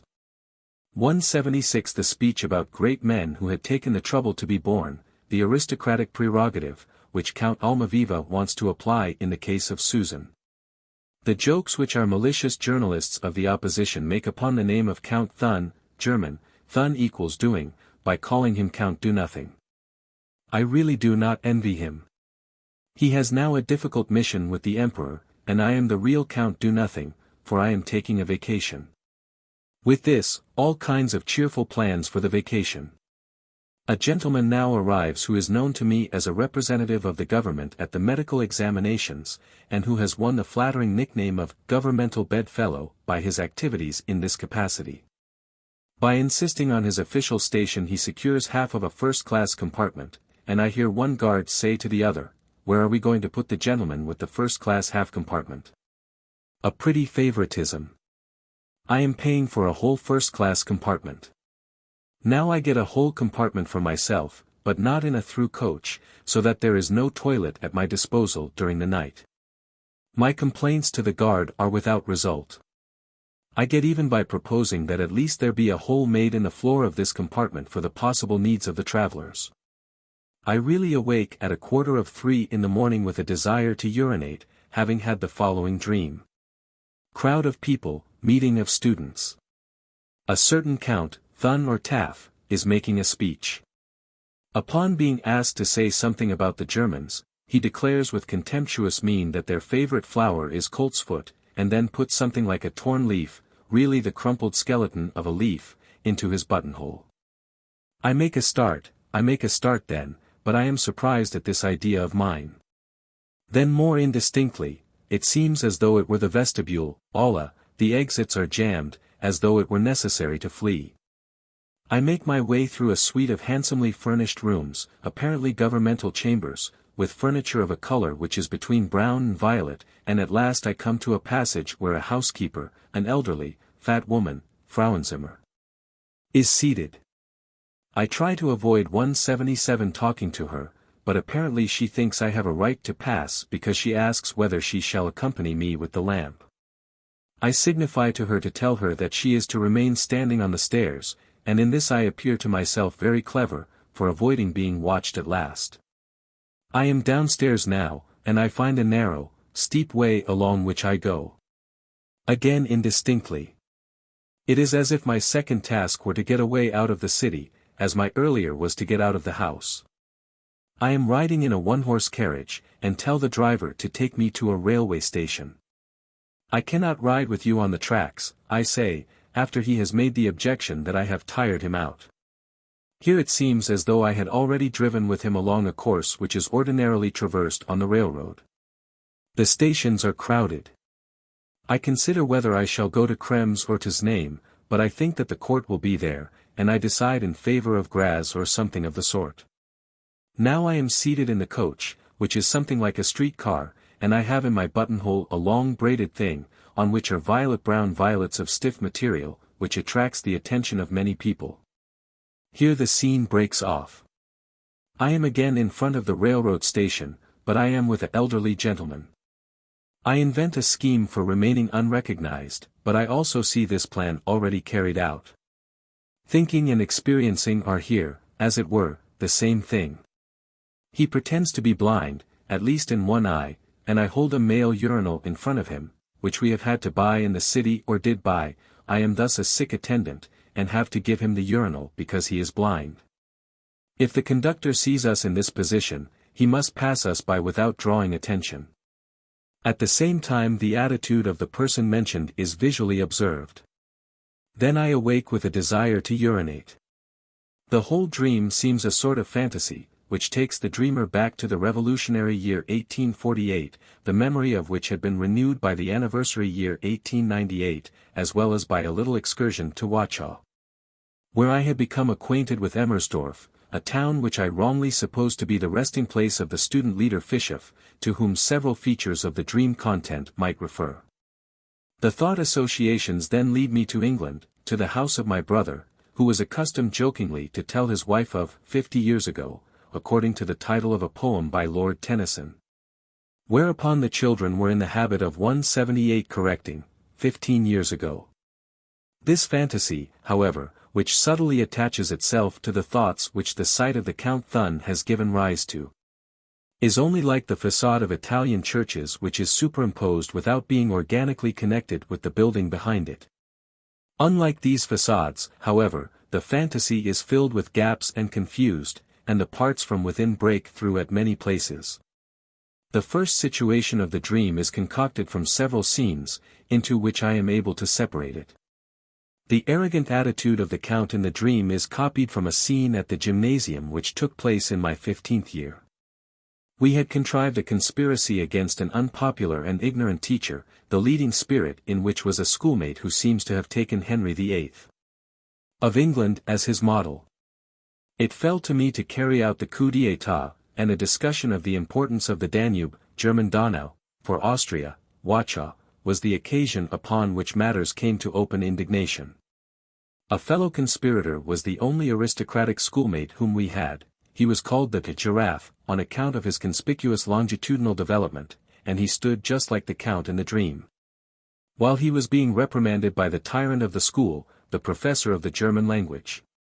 The explanation of the favorite flower and the putting into the buttonhole of something which again must have been a flower, which recalls the orchids, which I had brought to a lady friend on the same day. And besides that the Rose of Jericho prominently recalls the scene in Shakespeare's historical plays which opens the civil wars of the Red and the White Roses. The mention of Henry VIII has opened the way to this reminiscence. It is not very far now from roses to red and white carnations. Meanwhile two little rhymes, the one German, the other Spanish, insinuate themselves into the analysis: roses, tulips, carnations, all flowers fade, and, Isabelita, no lores que se marketan las flores. The Spanish is taken from Figaro. Here in Vienna white carnations have become the insignia of the anti-Semites, the red ones of the Social Democrats. Behind this is the recollection of an anti-Semitic challenge during a railway trip in beautiful Saxony, Anglo-Saxon. The third scene contributing to the formation of the first situation in the dream takes 179 place in my early student life. There was a discussion in the German Students' Club about the relation of philosophy to the general sciences. A green youth, full of the materialistic doctrine, I thrust myself forward and defended a very one-sided view. Thereupon a sagacious older schoolfellow, who has since shown his capacity for leading men and organizing the masses, and who, moreover, bears a name belonging to the animal kingdom, arose and called us down thoroughly. He too, he said, had herded swine in his youth, and had come back repentant to the house of his father. I started up, as in the dream, became very uncivil, and answered that since I knew he had herded swine, I was not surprised at the tone of his discourse. In the dream I am surprised at my national German sentiment. There was great commotion. And the demand came from all sides that I take back what I had said, but I remained steadfast. The man who had been insulted was too sensible to take the advice, which was given him, to send a challenge, and let the matter drop. The remaining elements of this scene of the dream are of more remote origin. What is the meaning of the Count's proclaiming the colt's foot? Here I must consult my train of associations. Colt's foot, German, Huflatik, lettuce, salad dog, the dog that grudges others what he cannot eat himself. Here plenty of opprobrious epithets may be discerned: Giraffe, German F equals monkey, ape, pig, sow, dog. I might even find means to arrive at donkey, on a detour by way of a name, and thus again at contempt for an academic teacher. Furthermore I translate colt's foot, Huflatik, I do not know how correctly, by Pissenlit. I got this idea from Zola's Germinal, in which children are ordered to bring salad of this kind. The dog, Chien, has a name sounding like the major function, cheer, as pisser stands for the minor one. Now we shall soon have before us the indecent in all three of its categories. For in the same Germinal, which has a lot to do with the future revolution, there is described a very peculiar contest, depending upon the production of gaseous excretions, called flatus. And now I must remark 180 how the way to this flatus has been for a long while preparing, beginning with the flowers, and proceeding to the Spanish rhyme of Isabelita to Ferdinand and Isabella, and, by way of Henry VIII. To English history at the time of the expedition of the Armada against England, after the victorious termination of which the English struck a medal with the inscription, Afflavit et dissipati sunt, for the storm had scattered the Spanish fleet. I had thought of taking this phrase for the title of a chapter on therapeutics, to be meant half jokingly, if I should ever have occasion to give a detailed account of my conception and treatment of hysteria. I cannot give such a detailed solution of the second scene of the dream, out of regard for the censor. For at this point I put myself in the place of a certain eminent gentleman of that revolutionary period, who also had an adventure with an eagle, who is said to have suffered from incontinence of the bowels, and the like. And I believe I should not be justified at this point in passing the censor, although it was an Aulic counselor, Aula, Consularius Aulicus, who told me the greater part of these stories. The allusion to the suite of rooms in the dream relates to the private car of His Excellency, into which I had opportunity to look for a moment, but it signifies, as so often in dreams, a woman, Frauenzimmer. German Zimmer, room is appended to Frauen, woman, in order to imply a slight amount of contempt. In the person of the housekeeper I give scant recognition to an intelligent elderly lady for the entertainment and the many good stories which I have enjoyed at her house. The feature of the lamp goes back to Grillparzer, who notes a charming experience of a similar nature, which he afterwards made use of in Hero and Leander, the billows of the ocean and of love, the Armada and the storm.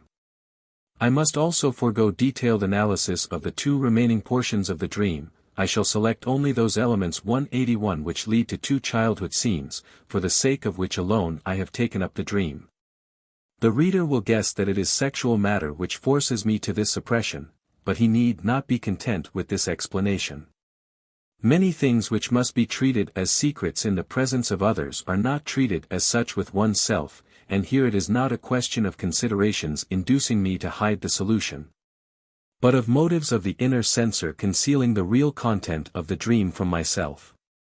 I may say, then, that the analysis shows these three portions of the dream to be impertinent boasting, the exuberance of an absurd grandiose idea which has long since been suppressed in my waking life, which, however, dares show itself in the manifest dream content by one or two projections, I seem clever to myself, and which makes the arrogant mood of the evening before the dream perfectly intelligible. It is boasting, indeed, in all departments. Thus the mention of Graz refers to the phrase, "What is the price of Graz?" which we are fond of using when we feel oversupplied with money. Whoever will recall Master Rabelais' unexcelled description of the life and deeds of Gargantua and his son Pantagruel, will be able to supply the boastful content intimated in the first portion of the dream. The following belongs to the two childhood scenes which have been promised. I had bought a new trunk for this journey, whose color, a brownish violet, appears in the dream several times. Violet-brown violets made of stiff material, next to a thing which is called girl-catcher, the furniture in the governmental chambers. That something new attracts people's attention is a well-known belief of children. Now I have been told the following story of my childhood. I remember hearing the story rather than the occurrence itself.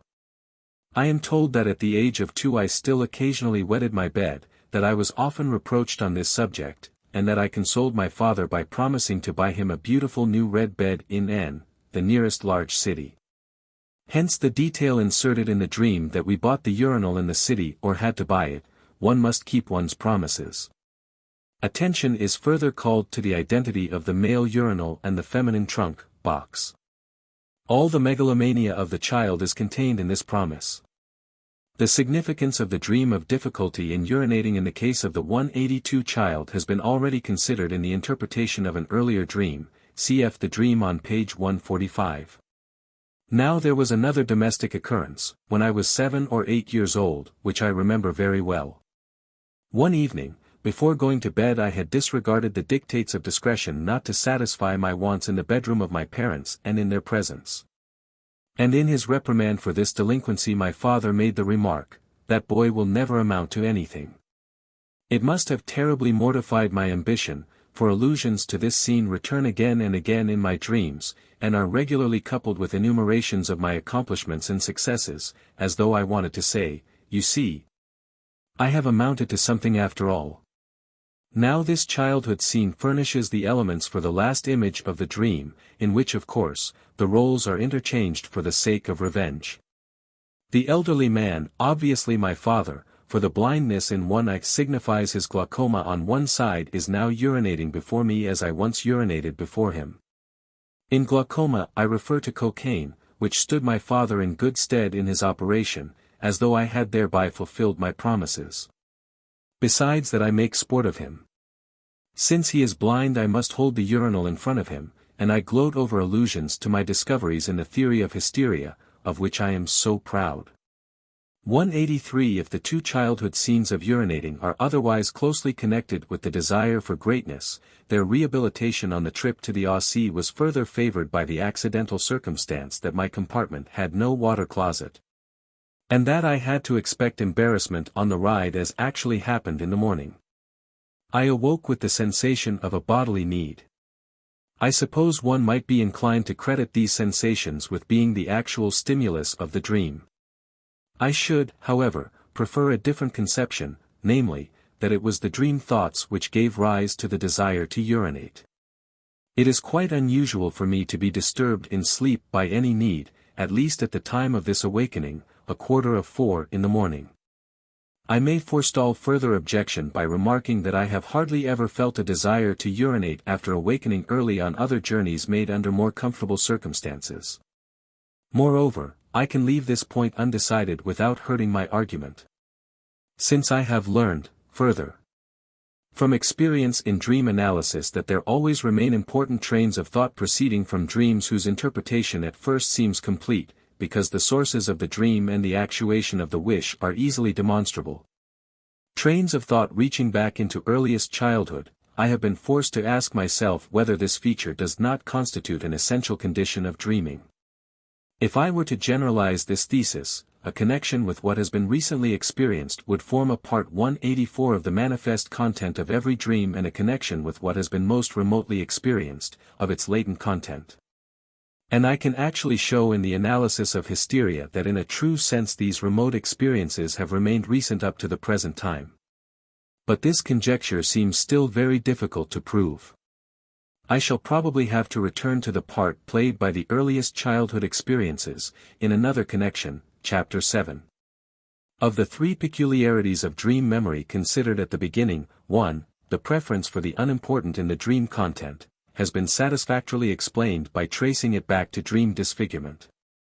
We have been able to establish the existence of the other two, the selection of recent and of infantile material, but we have found it impossible to explain them by the motive of dream. Let us keep in mind these two characteristics, which still remain to be explained or evaluated.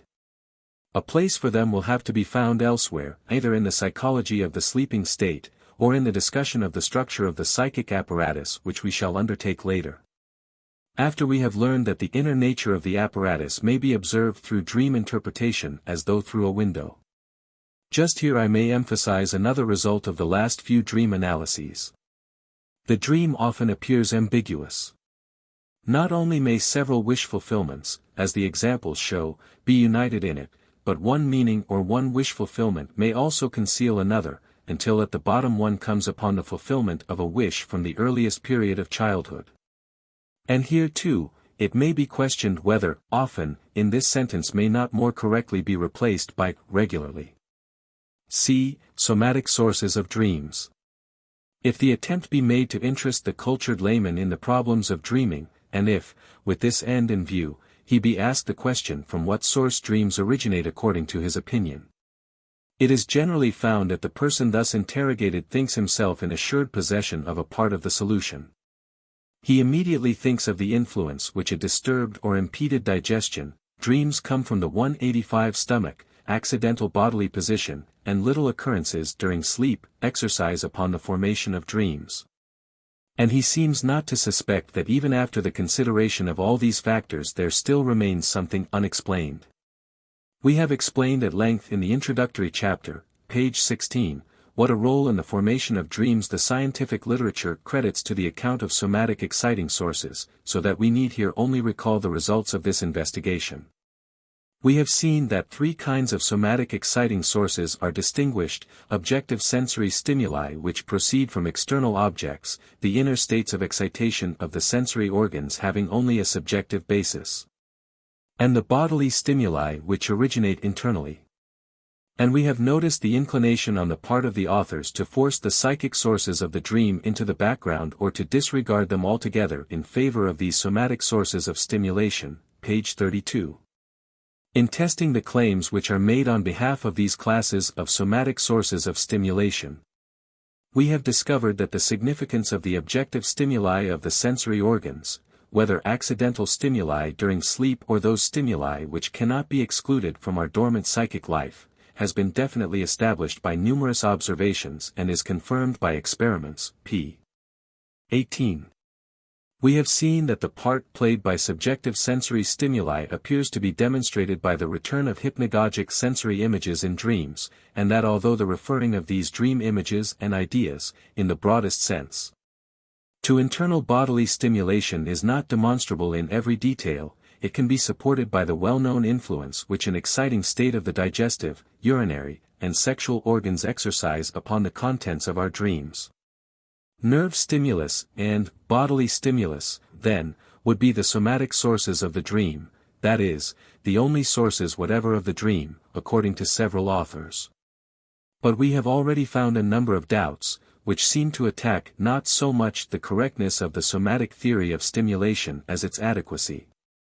However certain all the representatives of this theory may have felt about the actual facts on which it is based, especially 186 inches case of the accidental and external nerve stimuli, which may be recognized in the content of the dream without any trouble, nevertheless none of them has been able to avoid the admission that the abundant ideal content of dreams does not admit of explanation by external nerve stimuli alone. Miss Mary Whitten Calkins has tested her own dreams and those of another person for a period of 6 weeks with this idea in mind, and has found only from 13.2% to 6.7%. In which the element of external sensory perception was demonstrable, only 2 cases in the collection could be referred to organic sensations. Statistics here confirm what a hasty glance at our own experience might have led us to suspect. The decision has been made repeatedly to distinguish the dream of nerve stimulus from the other forms of the dream as a well-established subspecies. Spitta divided dreams into dreams of nerve stimulus and association dreams. But the solution clearly remained unsatisfactory as long as the link between the somatic sources of dreams and their ideal content could not be demonstrated. Besides the first objection, of the inadequate frequency of external exciting sources, there arises as a second objection the inadequate explanation of dreams offered by the introduction of this sort of dream sources. The representatives of the theory accordingly must explain 2 things: in the first place, why the external stimulus in the dream is never recognized according to its real nature, but is regularly mistaken for something else, cf. The Alarm Clock Dreams, page 22, and secondly, why the reaction of the receiving mind to this misrecognized stimulus should result so indeterminately and changefully. As an answer to these questions, we have heard from Strumpel that the mind, as a result of its being turned away from the outer world during sleep, is not capable of giving correct interpretation to the objective sensory stimulus, but is forced to form illusions on the basis of the indefinite incitements from many directions. As expressed in his own words, p. 108. As soon as a sensation, a sensational complex, a feeling, or a psychic process in general, arises in the mind during sleep from an outer or inner nerve stimulus, and is perceived by the mind, this process calls up sensory images. That is to say, 187 earlier perceptions, either unembellished or with the psychic values belonging to them, from the range of waking experiences, of which the mind has remained in possession. It seems to collect about itself, as it were, a greater or less number of such images, from which the impression which originates from the nerve stimulus receives its psychic value. It is usually said here, as the idiom does of waking thought, that the mind interprets impressions of nerve stimuli in sleep. The result of this interpretation is the so-called nerve stimulus dream, that is to say, a dream whose composition is conditioned by the fact that a nerve stimulus brings about its effect in psychic life according to the laws of reproduction. The opinion of Wundt agrees in all essentials with this theory. He says that the ideas in the dream are probably the result, for the most part, of sensory stimuli, especially of those of general sensation, and are therefore mostly fantastic illusions, probably memory presentations which are only partly pure, and which have been raised to hallucinations. Strumpel has found an excellent simile, page 84. It is as if the 10 fingers of a person ignorant of music should stray over the keyboard of an instrument, to illustrate the relation between dream content and dream stimuli, which follows from this theory. The implication is that the dream does not appear as a psychic phenomenon, originating from psychic motives, but as the result of a physiological stimulus, which is expressed in psychic symptomology. Because the apparatus which is affected by the stimulus is not capable of any other expression. Upon a similar assumption is based, for example, the explanation of compulsive ideas which Maynard tried to give by means of the famous simile of the dial on which individual figures are prominent because they are in more marked relief. However popular this theory of somatic dream stimuli may have become, and however seductive it may seem, it is nevertheless easy to show the weak point in it. Every somatic dream stimulus which provokes the psychic apparatus to interpretation through the formation of illusions, is capable of giving rise to an incalculable number of such attempts at interpretation. It can thus attain representation in the dream content by means of an extraordinary number of 188 different ideas. But the theory of Strumpel and Wundt is incapable of instancing any motive which has control over the relation between the external stimulus and the dream idea which has been selected to interpret it. and therefore of explaining the peculiar choice, which the stimuli often enough make in the course of their reproductive activity, lips, Grundtatschen des Seelenlebens, p. 170. Other objections may be directed against the fundamental assumption of the whole theory of illusions, the assumption that during sleep the mind is not in a condition to recognize the real nature of the objective sensory stimuli. The old physiologist Burdach proves to us that the mind is quite capable even during sleep of interpreting correctly the sensory impressions which reach it, and of reacting in accordance with the correct interpretation. He establishes this by showing that it is possible to exempt certain impressions which seem important to the individuals, from the neglect of sleeping, nurse and child. And that one is more surely awakened by one's own name than by an indifferent auditory impression, all of which presupposes, of course, that the mind distinguishes among sensations, even in sleep, chapter 1. Page 41. Burdach infers from these observations that it is not an incapability of interpreting sensory stimuli in the sleeping state which must be assumed, but a lack of interest in them. The same arguments which Burdach used in 1830, later reappear unchanged in the works of Lipps in the year 1883, where they are employed for the purpose of attacking the theory of somatic stimuli.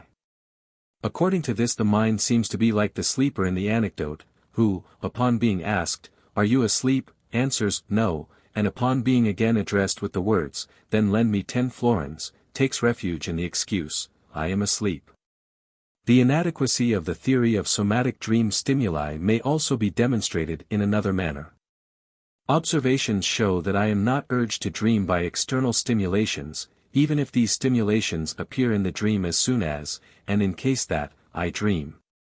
In response to the tactile or pressure stimulus which I get while sleeping, various reactions are at my disposal. I can overlook it and discover only upon awakening that my leg has been uncovered or my arm under pressure. Pathology shows the most numerous examples where powerfully 189 acting sensory and motor stimuli of different sorts remain without effect during sleep.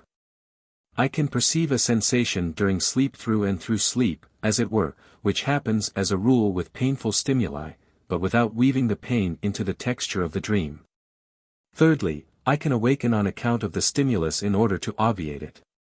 Only as a fourth possible reaction, I may be impelled to dream by a nerve stimulus, but the other possibilities are realized at least as often as that of dream formation. This could not be the case if the motive for dreaming did not lie outside of the somatic sources of dreams. Taking proper account of the defect in the explanation of dreams by somatic stimuli which has just been shown, other authors, Stirner, who was joined by the philosopher Foucault, have tried to determine more exactly the psychic activities which cause the variegated dream images to arise from the somatic stimuli, and have thus transferred the essential nature of dreams back to the province of the mind, and to that of psychic activity. Stirner not only gave a poetically appreciative, glowing and vivid description of the psychic peculiarities which develop in the course of dream formation. He also thought he had guessed the principle according to which the mind proceeds with the stimuli that are at its disposal. The dream activity, according to Stirner, after fantasy has been freed from the shackles imposed upon it during the day, and has been given free rein, strives to represent symbolically the nature of the organ from which the stimulus proceeds. Thus we have a kind of dream book as a guide for the interpretation of dreams, by means of which bodily sensations, the conditions of the organs and of the stimuli may be inferred from dream images. Thus the image of a cat expresses an angry discontented mood, the image of a light-colored bit of smooth pastry the nudity of the body. The human body as a whole is pictured as a house by the fantasy of the dream, and each individual organ of the body as a part of the house. In toothache dreams, a high vaulted vestibule corresponds to the mouth and a stair to the descent of the gullet to the alimentary canal. In the headache dream, the ceiling of a room which is covered with disgusting reptile-like spiders is chosen to denote the 190 upper part of the head, Foucault, page 39. Several different symbols are used by the dream for the same organ, thus the breathing lungs find their symbol in an oven filled with flames and with a roaring draught, the heart in hollow chests and baskets, and the bladder in round, bag-shaped objects or anything else hollow. It is especially important that at the end of a dream the stimulating organ or its function be represented undisguised and usually on the dreamer's own body. Thus the toothache dream usually ends by the dreamer drawing a tooth from his own mouth, page 35. It cannot be said that this theory has found much favor with the authors. Above all, it seems extravagant. There has been no inclination even to discover the small amount of justification to which it may, in my opinion, lay claim. As may be seen, it leads to a revival of the dream interpretation by means of symbolism, which the ancients used, except that the source from which the interpretation is to be taken is limited to the human body. The lack of a technique of interpretation which is scientifically comprehensible must seriously limit the applicability of Stirner's theory.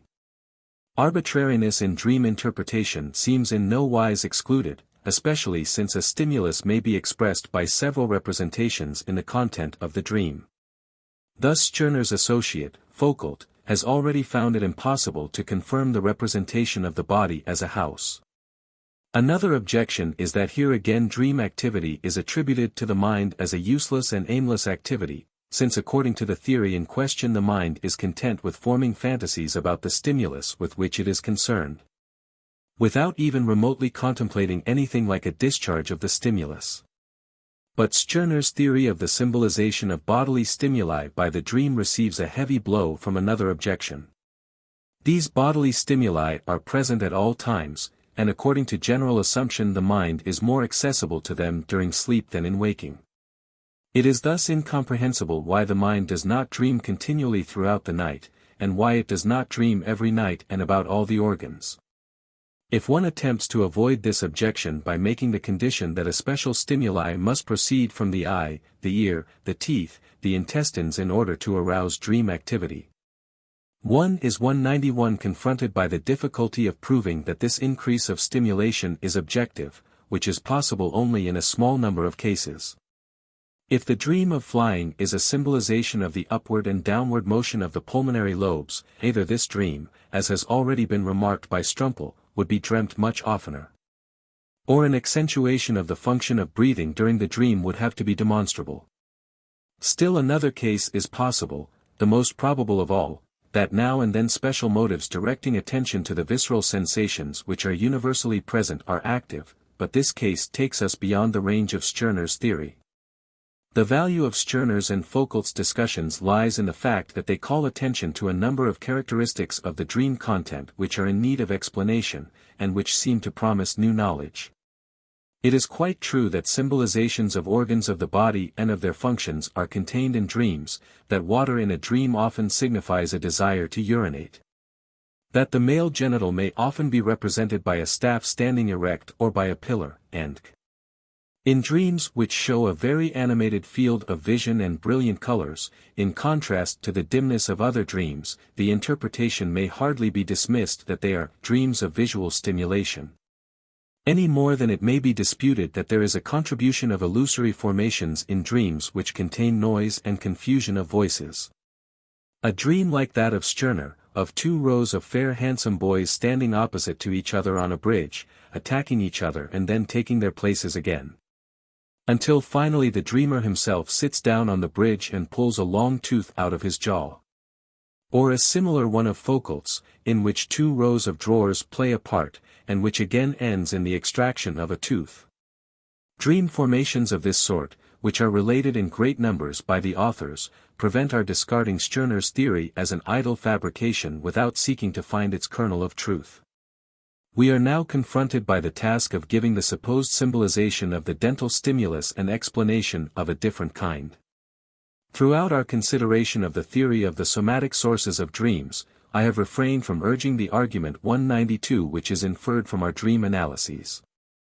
If we have succeeded in proving, by a procedure which other authors have not applied in their investigation of dreams, that the dream as a psychic action possesses value peculiar to itself, that a wish supplies the motive for its formation, and that the experiences of the previous day furnish the immediate material for its content, any other theory of dreams neglecting such an important method of investigation, and accordingly causing the dream to appear a useless and problematic psychic reaction to somatic stimuli, is dismissible without any particular comment.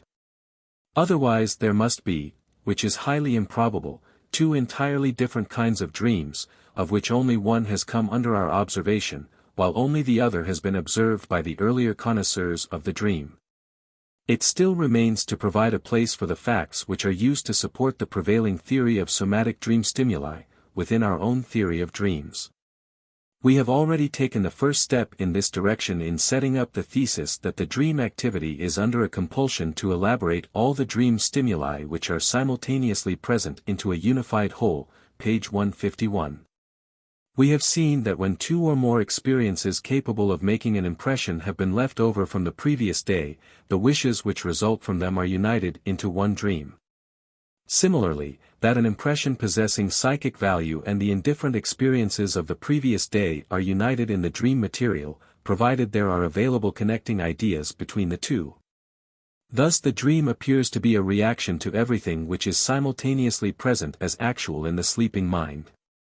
As far as we have hitherto analyzed the dream material, we have discovered it to be a collection of psychic remnants and memory traces, which we were obliged to credit, on account of the preference shown for recent and infantile material, with a character of actuality, though the nature of this was not at the time determinable. Now it will not be difficult to foretell what will happen when new material in the form of sensations is added to these actualities of memory.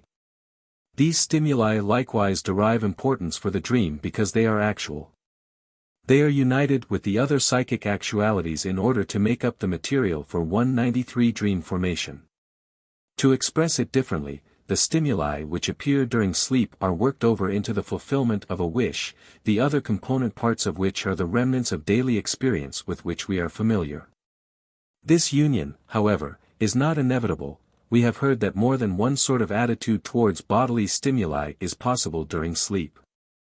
Wherever this union has been brought about, it has simply been possible to find for the dream content that kind of presentation material which will give representation to both classes of dream sources, the somatic as well as the psychic.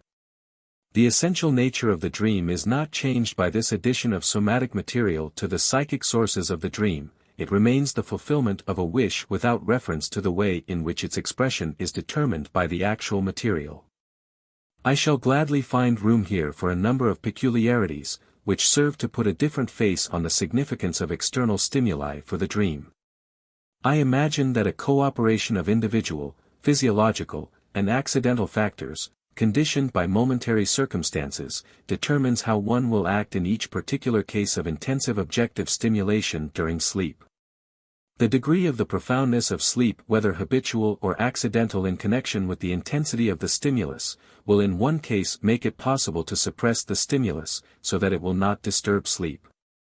In another case they will force an awakening or will support the attempt to overcome the stimulus by weaving it into the texture of the dream.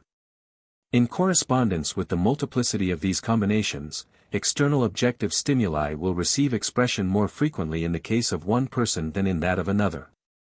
In the case of myself, who am an excellent sleeper, and who stubbornly resists any kind of disturbance in sleep, this intermixture of external causes of irritation into my dreams is very rare. While psychic motives apparently cause me to dream very easily. I have indeed noted only a single dream in which an objective, painful source of stimulation is demonstrable, and it will be highly instructive to see what effect the external stimulus had in this very dream. I am riding on a grey horse, at first timidly and awkwardly, as though I were only leaning against something. I meet a 194 colleague P, who is mounted on a horse and is wearing a heavy woolen suit. He calls my attention to something, probably to the fact that my riding position is bad. Now I become more and more expert on the horse, which is most intelligent. I sit comfortably, and I notice that I am already quite at home in the saddle.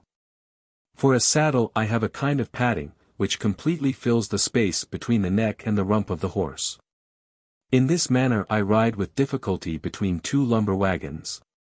After having ridden up the street for some distance, I turn around and want to dismount, at first in front of a little open chapel, which is situated close to the street. Then I actually dismount in front of a chapel which stands near the first. The hotel is in the same street. I could let the horse go there by itself, but I prefer to lead it there. It seems as if I should be ashamed to arrive there on horseback. In front of the hotel is standing a hall boy who shows me a card of mine which has been found, and who ridicules me on account of it. On the card is written, doubly underlined, eat nothing, and then a second sentence, indistinct, something like, do not work, at the same time a hazy idea that I am in a strange city, in which I do no work. It will not be apparent at once that this dream originated under the influence, or rather under the compulsion, of a stimulus of pain. The day before I had suffered from furuncles, which made every movement a torture, and at last a furuncle had grown to the size of an apple at the root of the scrotum, and had caused me the most intolerable pains that accompanied every step. A feverish lassitude, lack of appetite, and the hard work to which I had nevertheless kept myself during the day, had conspired with the pain to make me lose my temper. I was not altogether in a condition to discharge my duties as a physician, but in view of the nature and the location of the malady, one might have expected some performance other than riding, for which I was very especially unfitted. It is this very activity, of riding into which I am plunged by the dream, it is the most energetic denial of the suffering which is capable of being conceived. In the first place, I do not know how to ride, I do not usually dream of it, and I never sat on a horse but once, without a saddle, and then I did not feel comfortable. But in this dream I ride as though I had no furuncle on the perineum, and why? Just because I 195 don't want any. According to the description my saddle is the poultice which has made it possible for me to go to sleep. Probably I did not feel anything of my pain, as I was thus taken care of, during the first few hours of sleeping. Then the painful sensations announced themselves and tried to wake me up, whereupon the dream came and said soothingly, keep on sleeping, you won't wake up anyway. You have no furuncle at all, for you are riding on a horse, and with a furuncle where you have it riding is impossible. And the dream was successful, the pain was stifled, and I went on sleeping. But the dream was not satisfied with suggesting away the furuncle by means of tenaciously adhering to an idea incompatible with that of the malady, in doing which it behaved like the hallucinatory insanity of the mother who has lost her child. Or like the merchant who has been deprived of his fortune by losses. In addition, the details of the denied sensation and of the image which is used to displace it are employed by the dream as a means to connect the material ordinarily actually present in the mind with the dream situation. And to give this material representation.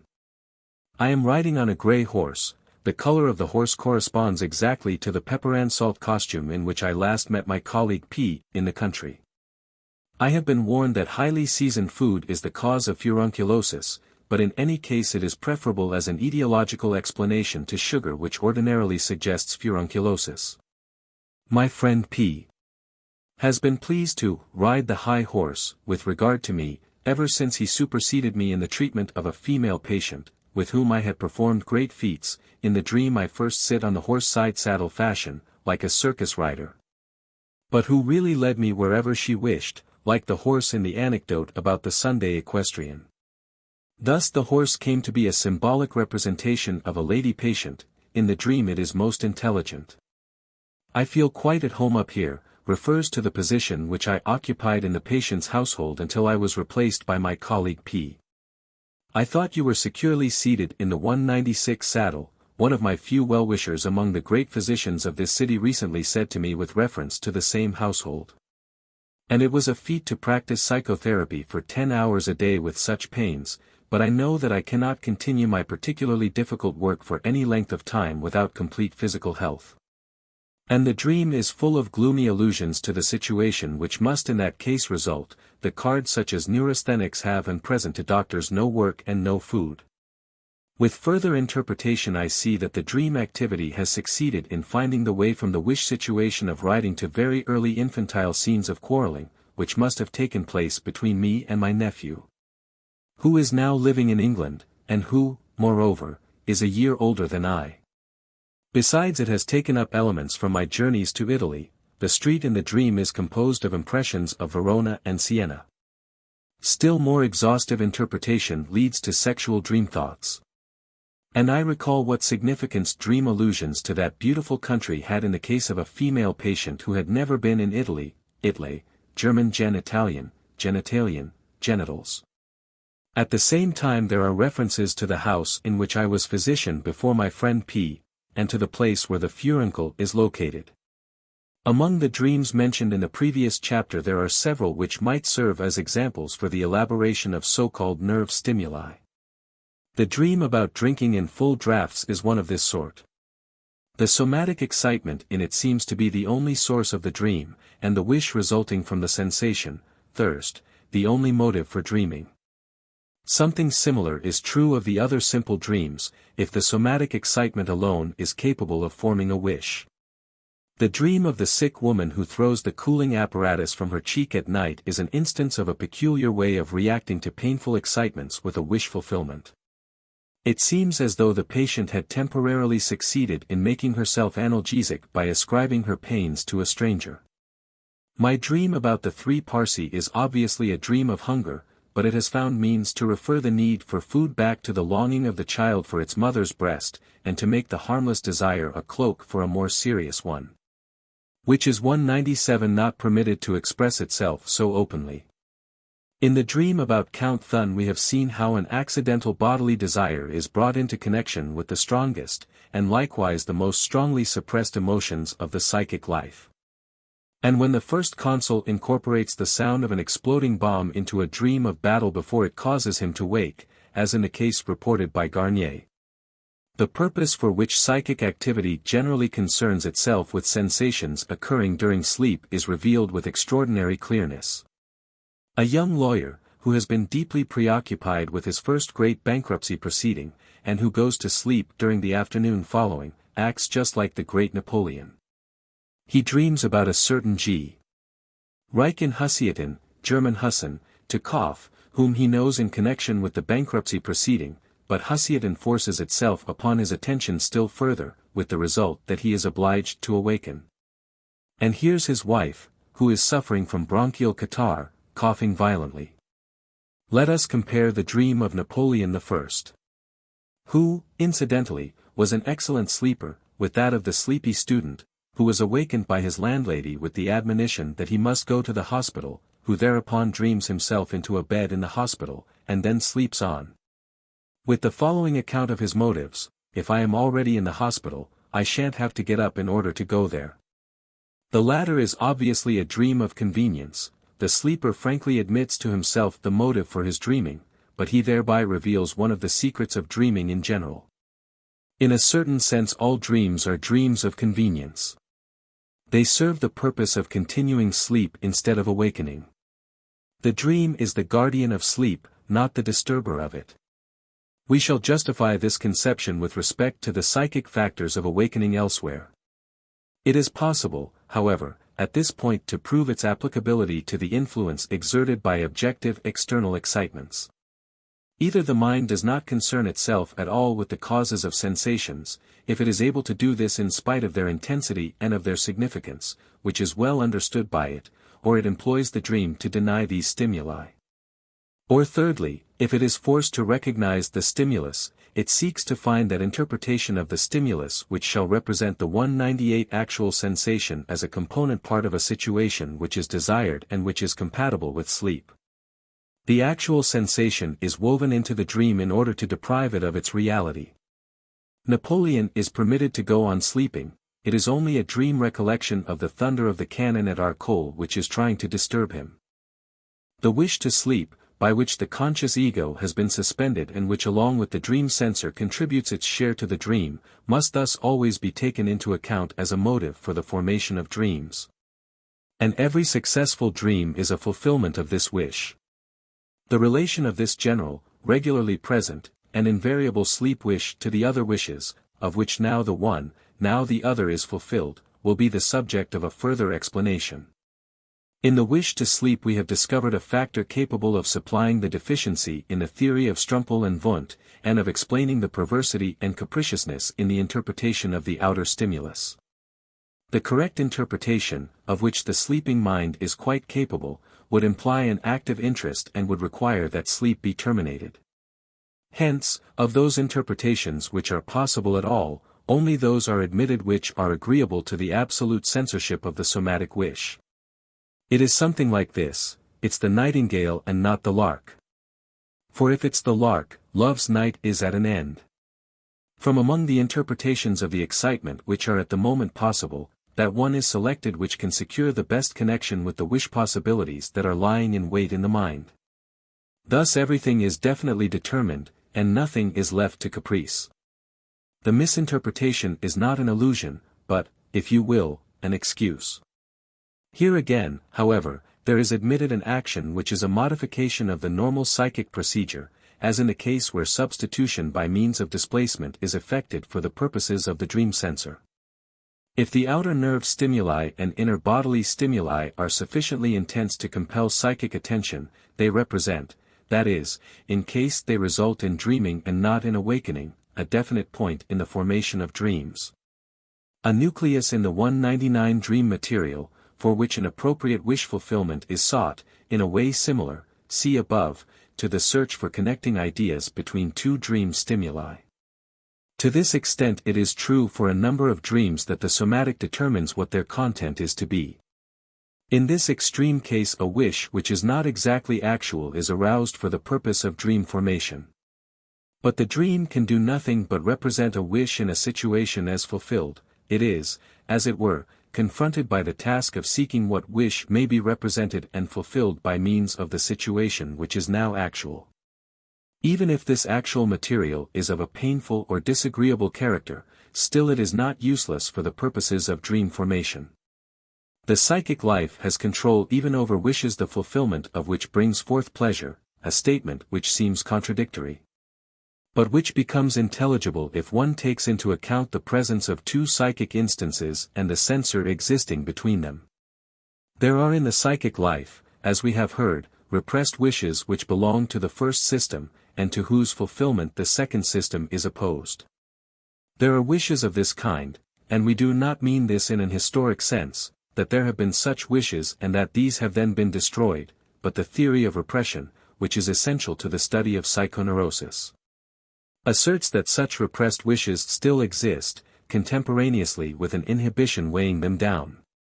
Language has hit upon the truth when it speaks of the suppression of such impulses. The psychic contrivance for bringing such wishes to realization remains preserved and in a condition to be used. But if it happens that such a suppressed wish is fulfilled, the vanquished inhibition of the second system, which is capable of becoming conscious, is then expressed as a painful feeling. To close this discussion, if sensations of a disagreeable character which originate from somatic sources are presented during sleep, this constellation is taken advantage of by the dream activity to represent the fulfillment, with more or less retention of the censor, of an otherwise suppressed wish. This condition of affairs makes possible a number of anxiety dreams, while another series of the dream formations which are unfavorable to the wish theory exhibits a different 200 mechanism. For anxiety in dreams may be of a psychoneurotic nature, or it may originate in psychosexual excitements, in which case the anxiety corresponds to a repressed libido. Then this anxiety as well as the whole anxiety dream has the significance of a neurotic symptom, and we are at the dividing line where the wish-fulfilling tendency of dreams disappears. But in other anxiety dreams the feeling of anxiety comes from somatic sources, for instance in the case of persons suffering from pulmonary or heart trouble, where there is occasional difficulty in getting breath. And then it is used to aid those energetically suppressed wishes in attaining fulfillment in the form of a dream, the dreaming of which from psychic motives would have resulted in the same release of fear. It is not difficult to unite these two apparently discrepant cases. Of two psychic formations, an emotional inclination and an ideal content, which are intimately connected, the one, which is presented as actual, supports the other in the dream. Now anxiety of somatic origin supports the suppressed presentation content, now the ideal content, which is freed from suppression, and which proceeds with the impetus given by sexual emotion, assists the discharge of anxiety.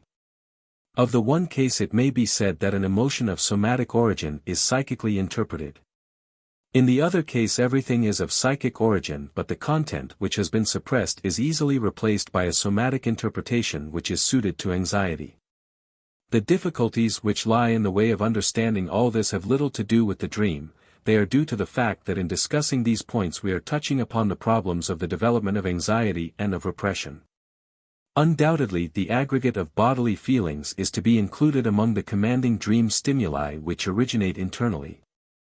Not that it is able to furnish the dream content, but it forces the dream thoughts to make a choice from the material destined to serve the purpose of representation in the dream content.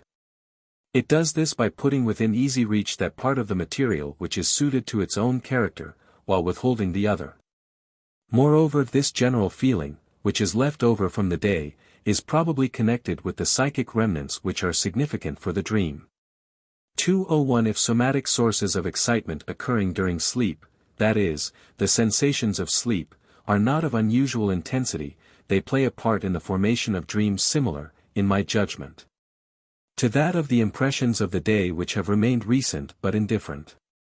I mean that they are drawn into the dream formation, if they are qualified for being united with the presentation content of the psychic dream source, but in no other case. They are treated as a cheap ever-ready material, which is utilized as often as it is needed, instead of prescribing, as a precious material does, the manner in which it is to be utilized.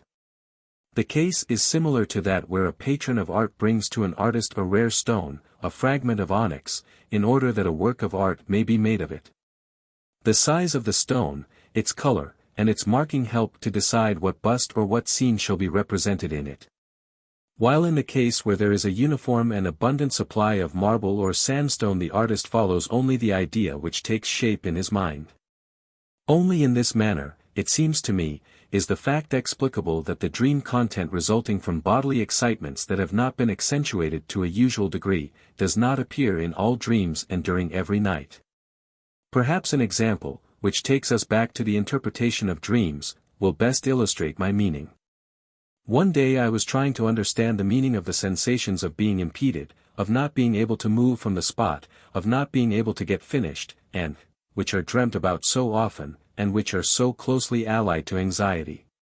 That night I had the following dream: I am very incompletely dressed, and I go from a dwelling on the ground floor up a flight of stairs to an upper story.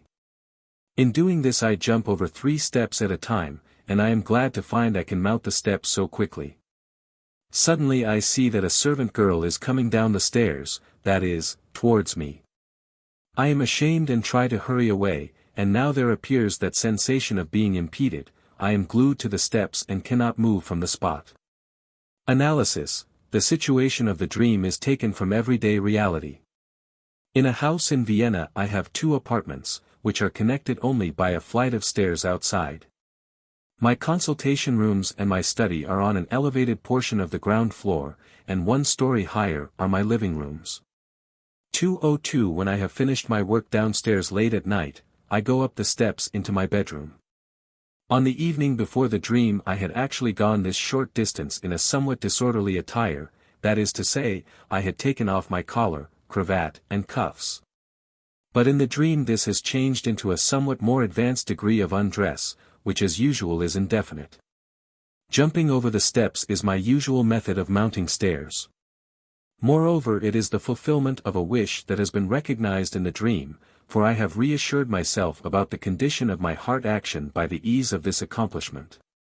Moreover, the manner in which I climb the stairs is an effective contrast to the sensation of being impeded which occurs in the second half of the dream. It shows me, something which needed no proof, that the dream has no difficulty in representing motor actions as carried out fully and completely. Think of flying in dreams.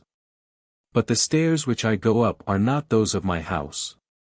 At first I do not recognize them, only the person coming toward me reveals to me the location which they are intended to signify. This woman is the maid of the old lady whom I visit twice daily to give hypodermic injections. The stairs, too, are quite similar to those which I must mount there twice daily. How do this flight of stairs and this woman get into my dream? Being ashamed because one is not fully dressed, is undoubtedly of a sexual character. The servant of whom I dream is older than I, sulky, and not in the least attractive. These questions call up exactly the following occurrences. When I make my morning visit at this house I am usually seized with a desire to clear my throat. The product of the expectoration falls upon the steps. For there is no spittoon on either of these floors, and I take the view that the stairs should not be kept clean at my expense, but by the provision of a spittoon. The housekeeper, likewise an elderly and sulky person, with instincts for cleanliness, takes another view of the matter.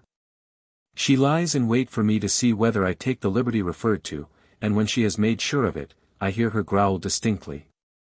For days thereafter she refuses to show me her customary regard when we meet. On the day before the dream the position of the housekeeper had been 203 strengthened by the servant girl. I had just finished my usual hurried visit to the patient when the servant confronted me in the anteroom and observed, "You might as well have wiped your shoes today, doctor, before you came into the room. The red carpet is all dirty again from your feet."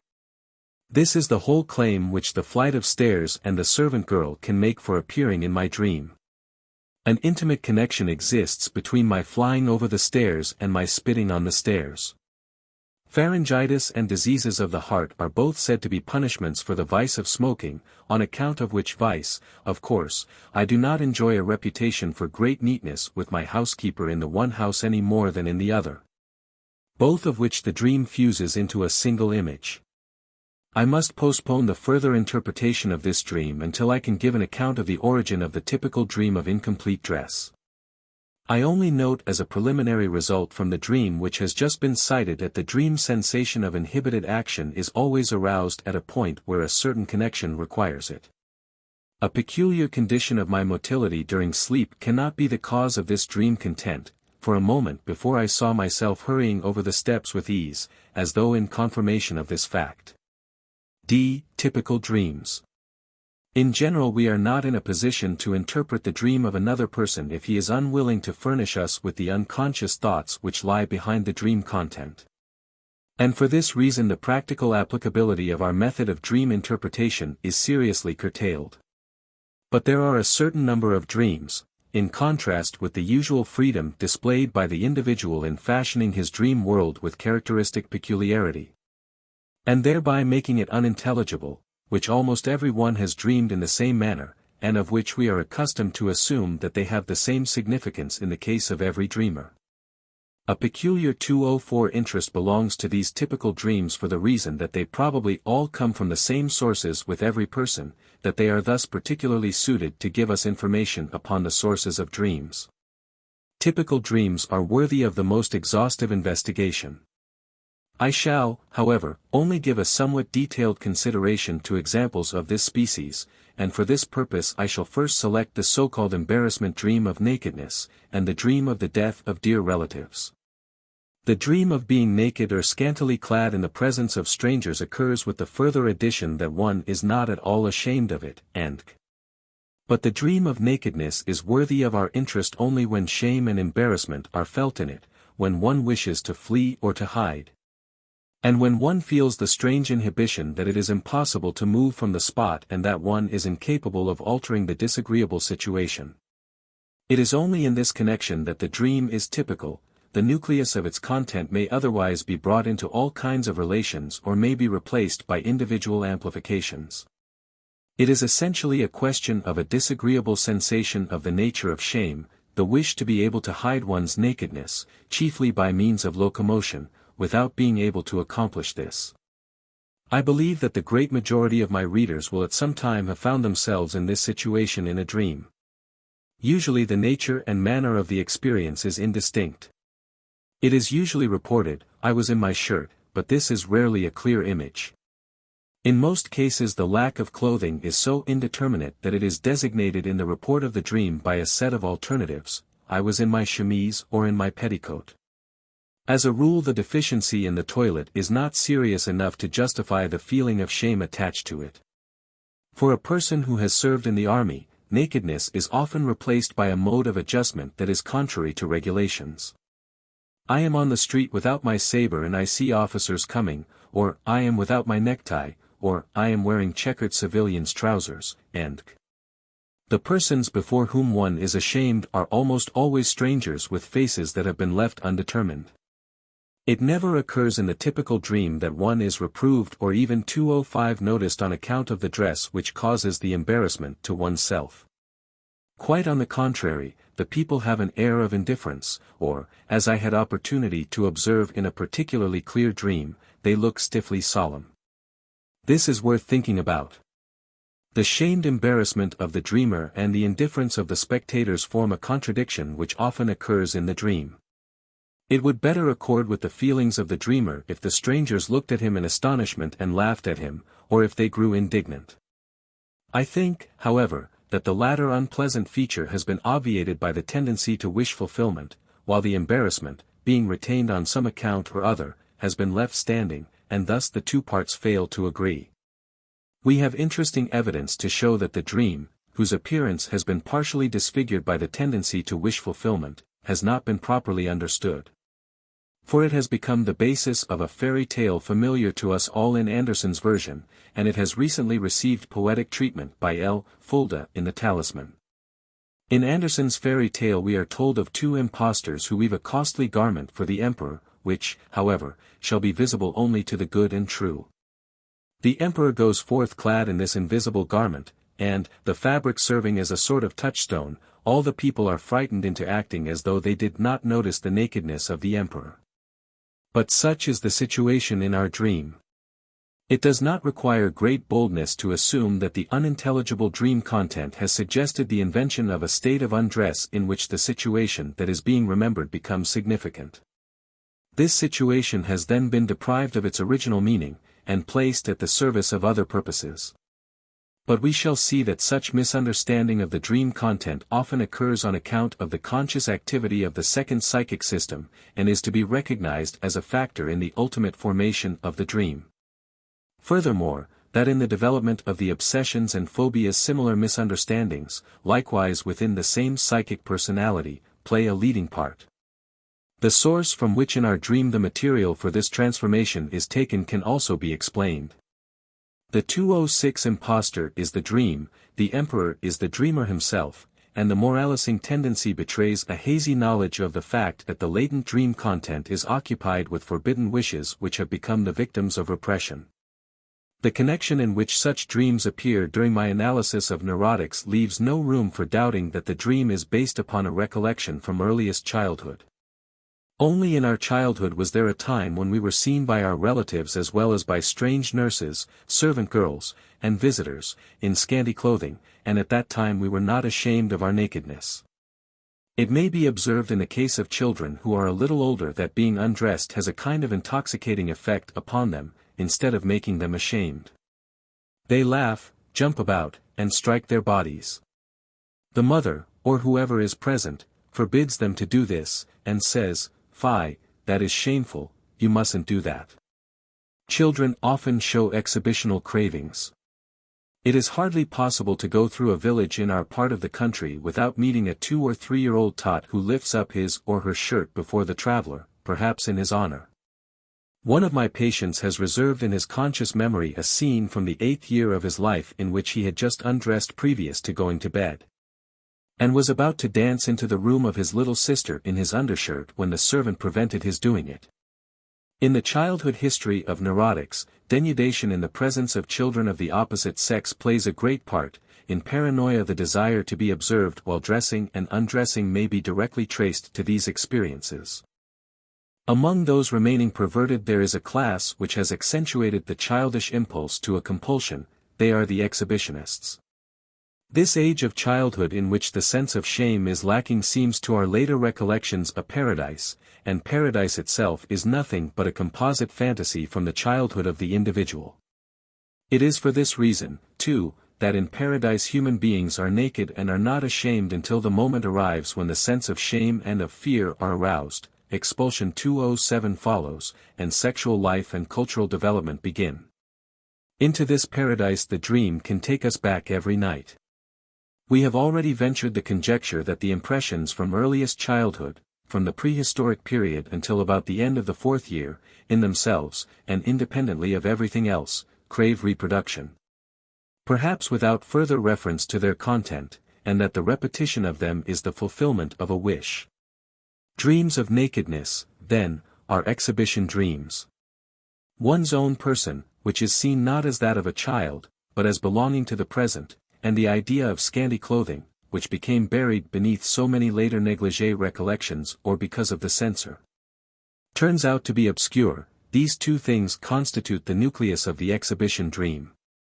Next come the persons before whom one is ashamed. I know of no example where the actual spectators at those infantile exhibitions reappear in the dream.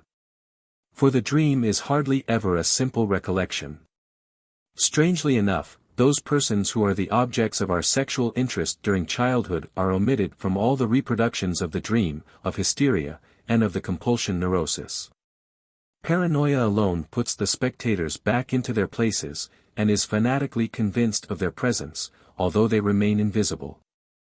What the dream substitutes for these, the many strange people, who take no notice of the spectacle which is presented, is exactly the wish opposite of that single, intimate person for whom the exposure was intended. Many strange people, moreover, are often found in the dream in any other favorable connection. As a wish opposite they always signify a secret. It may be seen how the restoration of the old condition of affairs, as it occurs in paranoia, is subject to this antithesis. One is no longer alone. One is certainly being watched, but the spectators are many strange, curiously indeterminate people. Furthermore, repression has a place in the exhibition 208 dream. For the disagreeable sensation of the dream is the reaction of the second psychic instance to the fact that the exhibition scene which has been rejected by it has in spite of this succeeded in securing representation. The only way to avoid this sensation would be not to revive the scene. Later on we shall again deal with the sensation of being inhibited. It serves the dream excellently in representing the conflict of the will, the negation. According to our unconscious purpose exhibition is to be continued, according to the demands of the censor, it is to be stopped. The relation of our typical dreams to fairy tales and to other poetic material is neither a sporadic nor an accidental one. Occasionally the keen insight of a poet has analytically recognized the transforming process, of which the poet is usually the tool, and has followed it backwards, that is to say, traced it to the dream. A friend has called my attention to the following passage in G. Keller's Der Grün Heinrich. I do not wish, dear Lee, that you should ever come to realize from experience the peculiar piquant truth contained in the situation of Odysseus, when he appears before Nausicaa and her playmates, naked and covered with mud. Would you like to know what it means? Let us consider the incident closely. If you are ever separated from your home, and from everything that is dear to you, and wander about in a strange country, when you have seen and experienced much, when you have cares and sorrows, and are, perhaps, even miserable and forlorn, you will some night inevitably dream that you are approaching your home. You will see it shining and beaming in the most beautiful colors. Charming, delicate and lovely figures will come to meet you, and you will suddenly discover that you are going about in rags, naked and covered with dust. A nameless feeling of shame and fear seizes you, you try to cover yourself and to hide, and you awaken bathed in sweat. As long as men exist, this will be the dream of the care-laden, fortune-battered man, and thus Homer has taken his situation from the profoundest depths of the eternal character of humanity. This profound and eternal character of humanity, upon the touching of which in his listeners the poet usually calculates, 209 is made up of the stirrings of the spirit which are rooted in childhood, in the period which later becomes prehistoric. Suppressed and forbidden wishes of childhood break forth under cover of those wishes of the homeless man which are unobjectionable and capable of becoming conscious. And for that reason the dream which is made objective in the legend of Nausicaa regularly assumes the form of a dream of anxiety. My own dream, mentioned on page 201, of hurrying up the stairs, which is soon afterward changed into that of being glued to the steps, is likewise an exhibition dream, because it shows the essential components of such a dream. It must thus permit of being referred to childish experiences. And the possession of these ought to tell us how far the behavior of the servant girl towards me, her reproach that I had soiled the carpet, helped her to secure the position which she occupies in the dream. I am now able to furnish the desired explanation. One learns in psychoanalysis to interpret temporal proximity by objective connection. Two thoughts, apparently without connection, which immediately follow one another, belong to a unity which can be inferred, just as an A and a T, which I write down together, should be pronounced as one syllable, at. The same is true of the relation of dreams to one another. The dream just cited, of the stairs, has been taken from a series of dreams, whose other members I am familiar with on account of having interpreted them. The dream which is included in this series must belong to the same connection. Now the other dreams of the series are based upon the recollection of a nurse to whom I was entrusted from some time in the period when I was suckling to the age of 2.5 years. And of whom a hazy recollection has remained in my consciousness. According to information which I have recently obtained from my mother, she was old and ugly, but very intelligent and thorough. According to inferences which I may draw from my dreams, she did not always give me the kindest treatment, and said hard words to me when I showed insufficient aptitude for education in cleanliness. Thus by attempting to continue this educational work the servant girl develops a claim to be treated by me, in the dream, as an incarnation of the prehistoric old woman. It is to be assumed 2:10 that the child bestowed his love upon this governess in spite of her bad treatment of him. Another series of dreams which might be called typical are those which have the content that a dear relative, parent, brother, or sister, child or the like, has died. Two classes of these dreams must immediately be distinguished, those in which the dreamer remains unaffected by sorrow while dreaming, and those in which he feels profound grief on account of the death. In which he even expresses this grief during sleep by fervid tears. We may ignore the dreams of the first group, they have no claim to be reckoned as typical. If they are analyzed, it is found that they signify something else than what they contain, that they are intended to cover up some other wish. Thus it is with the dream of the aunt who sees the only son of her sister lying on a bier before her, p. 129. This does not signify that she wishes the death of her little nephew. It only conceals, as we have learned, a wish to see a beloved person once more after long separation, the same person whom she had seen again after a similar long intermission at the funeral of another nephew. This wish, which is the real content of the dream, gives no cause for sorrow, and for that reason no sorrow is felt in the dream. It may be seen in this case that the emotion which is contained in the dream does not belong to the manifest content of the dream, but to the latent one. And that the emotional content has remained free from the disfigurement which has befallen the presentation content. It is a different story with the dreams in which the death of a beloved relative is imagined and where sorrowful emotion is felt. These signify, as their content says, the wish that the person in question may die, and as I may here expect that the feelings of all readers and of all persons who have dreamt anything similar will object to my interpretation. I must strive to present my proof on the broadest possible basis. We have already had one example to show that the wishes 2:11 represented in the dream as fulfilled are not always actual wishes. They may also be dead, discarded, covered, and repressed wishes, which we must nevertheless credit with a sort of continuous existence on account of their reappearance in the dream. They are not dead like persons who have died in our sense, but they resemble the shades in the Odyssey which awaken a certain kind of life as soon as they have drunk blood. In the dream of the dead child in the box, p. 130, we were concerned with a wish that had been actual 15 years before, and which had been frankly admitted from that time. It is, perhaps, not unimportant from the point of view of dream theory if I add that a recollection from earliest childhood is at the basis even of this dream. While the dreamer was a little child, it cannot be definitely determined at what time, she had heard that during pregnancy of which she was the fruit her mother had fallen into a profound depression of spirits and had passionately wished for the death of her child before birth. Having grown up herself and become pregnant, she now follows the example of her mother.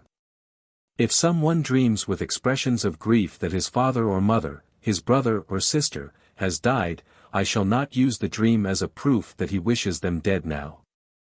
The theory of the dreams does not require so much. It is satisfied with concluding that the dreamer has wished them dead, at some one time in childhood. I fear, however, that this limitation will not contribute much to quiet the objectors. They might just as energetically contest the possibility that they have ever had such thoughts as they are sure that they do not cherish such wishes at present. I must, therefore, reconstruct a part of the submerged infantile psychology on the basis of the testimony which the present still furnishes. Let us at first consider the relation of children to their brothers and sisters. I do not know why we presuppose that it must be a loving one, since examples of brotherly and sisterly enmity among adults force themselves upon everyone's experience. And since we so often know that this estrangement originated even during childhood or has always existed. But 212 many grown-up people, who today are tenderly attached to their brothers and sisters and stand by them, have lived with them during childhood in almost uninterrupted hostility. The older child has ill-treated the younger, slandered it and deprived it of its toys. The younger has been consumed by helpless fury against the elder, has envied it and feared it, or its first impulse toward liberty and first feelings of injustice have been directed against the oppressor. The parents say that the children do not agree, and cannot find the reason for it. It is not difficult to see that the character even of a well-behaved child is not what we wish to find in a grown-up person. The child is absolutely egotistical. It feels its wants acutely and strives remorselessly to satisfy them, especially with its competitors, other children, and in the first instance with its brothers and sisters. For doing this we do not call the child wicked, we call it naughty. It is not responsible for its evil deeds either in our judgment or in the eyes of the penal law. And this is justifiably so. For we may expect that within this very period of life which we call childhood, altruistic impulses and morality will come to life in the little egotist, and that, in the words of Maynard, a secondary ego will overlay and restrain the primary one. It is true that morality does not develop simultaneously in all departments, and furthermore, the duration of the unmoral period of childhood is of different length in different individuals. In cases where the development of this morality fails to appear, we are pleased to talk about degeneration. They are obviously cases of arrested development. Where the primary character has already been covered up by later development, it may be at least partially uncovered again by an attack of hysteria. The correspondence between the so-called hysterical character and that of a naughty child is strikingly evident. A compulsion neurosis, on the other hand, corresponds to a supermorality, imposed upon the primary character that is again asserting itself, as an increased check. Many persons, then, who love their brothers and sisters, and who would feel bereaved by their decease, have evil wishes towards them from earlier times in their unconscious wishes, which are capable of being realized in the dream. It is particularly interesting to observe little children up to 213 years old in their attitude towards their brothers and sisters. So far the child has been the only one, he is now informed that the stork has brought a new child. The younger surveys the arrival, and then expresses his opinion decidedly, the stork had better take it back again. I subscribe in all seriousness to the opinion that the child knows enough to calculate the disadvantage it has to expect on account of the newcomer. I know in the case of a lady of my acquaintance who agrees very well with a sister 4 years younger than herself, that she responded to the news of her younger sister's arrival with the following words, "But I shan't give her my red cap, anyway." If the child comes to this realization only at a later time, its enmity will be aroused at that point.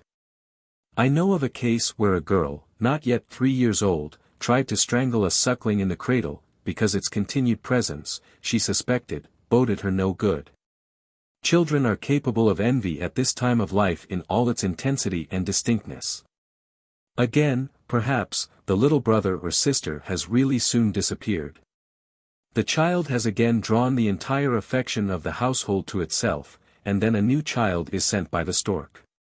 Is it then unnatural for the favorite to wish that the new competitor may have the same fate as the earlier one, in order that he may be treated as well as he was before during the interval? Of course this attitude of the child towards the younger infant is under normal circumstances a simple function of the difference of age. After a certain time the maternal instincts of the girl will be excited towards the helpless newborn child. Feelings of enmity towards brothers and sisters must occur far more frequently during the age of childhood than is noted by the dull observation of adults. In case of my own children, who followed one another rapidly, I missed the opportunity to make such observations. I am now retrieving it through my little nephew, whose complete domination was disturbed after 15 months by the 214 arrival of a female competitor. I hear, it is true, that the young man acts very chivalrously towards his little sister, that he kisses her hand and pets her.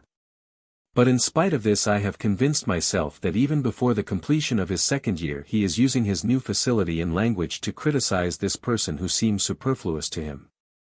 Whenever the conversation turns upon her, he chimes in and cries angrily, 2L, it'll, 2L, it'll.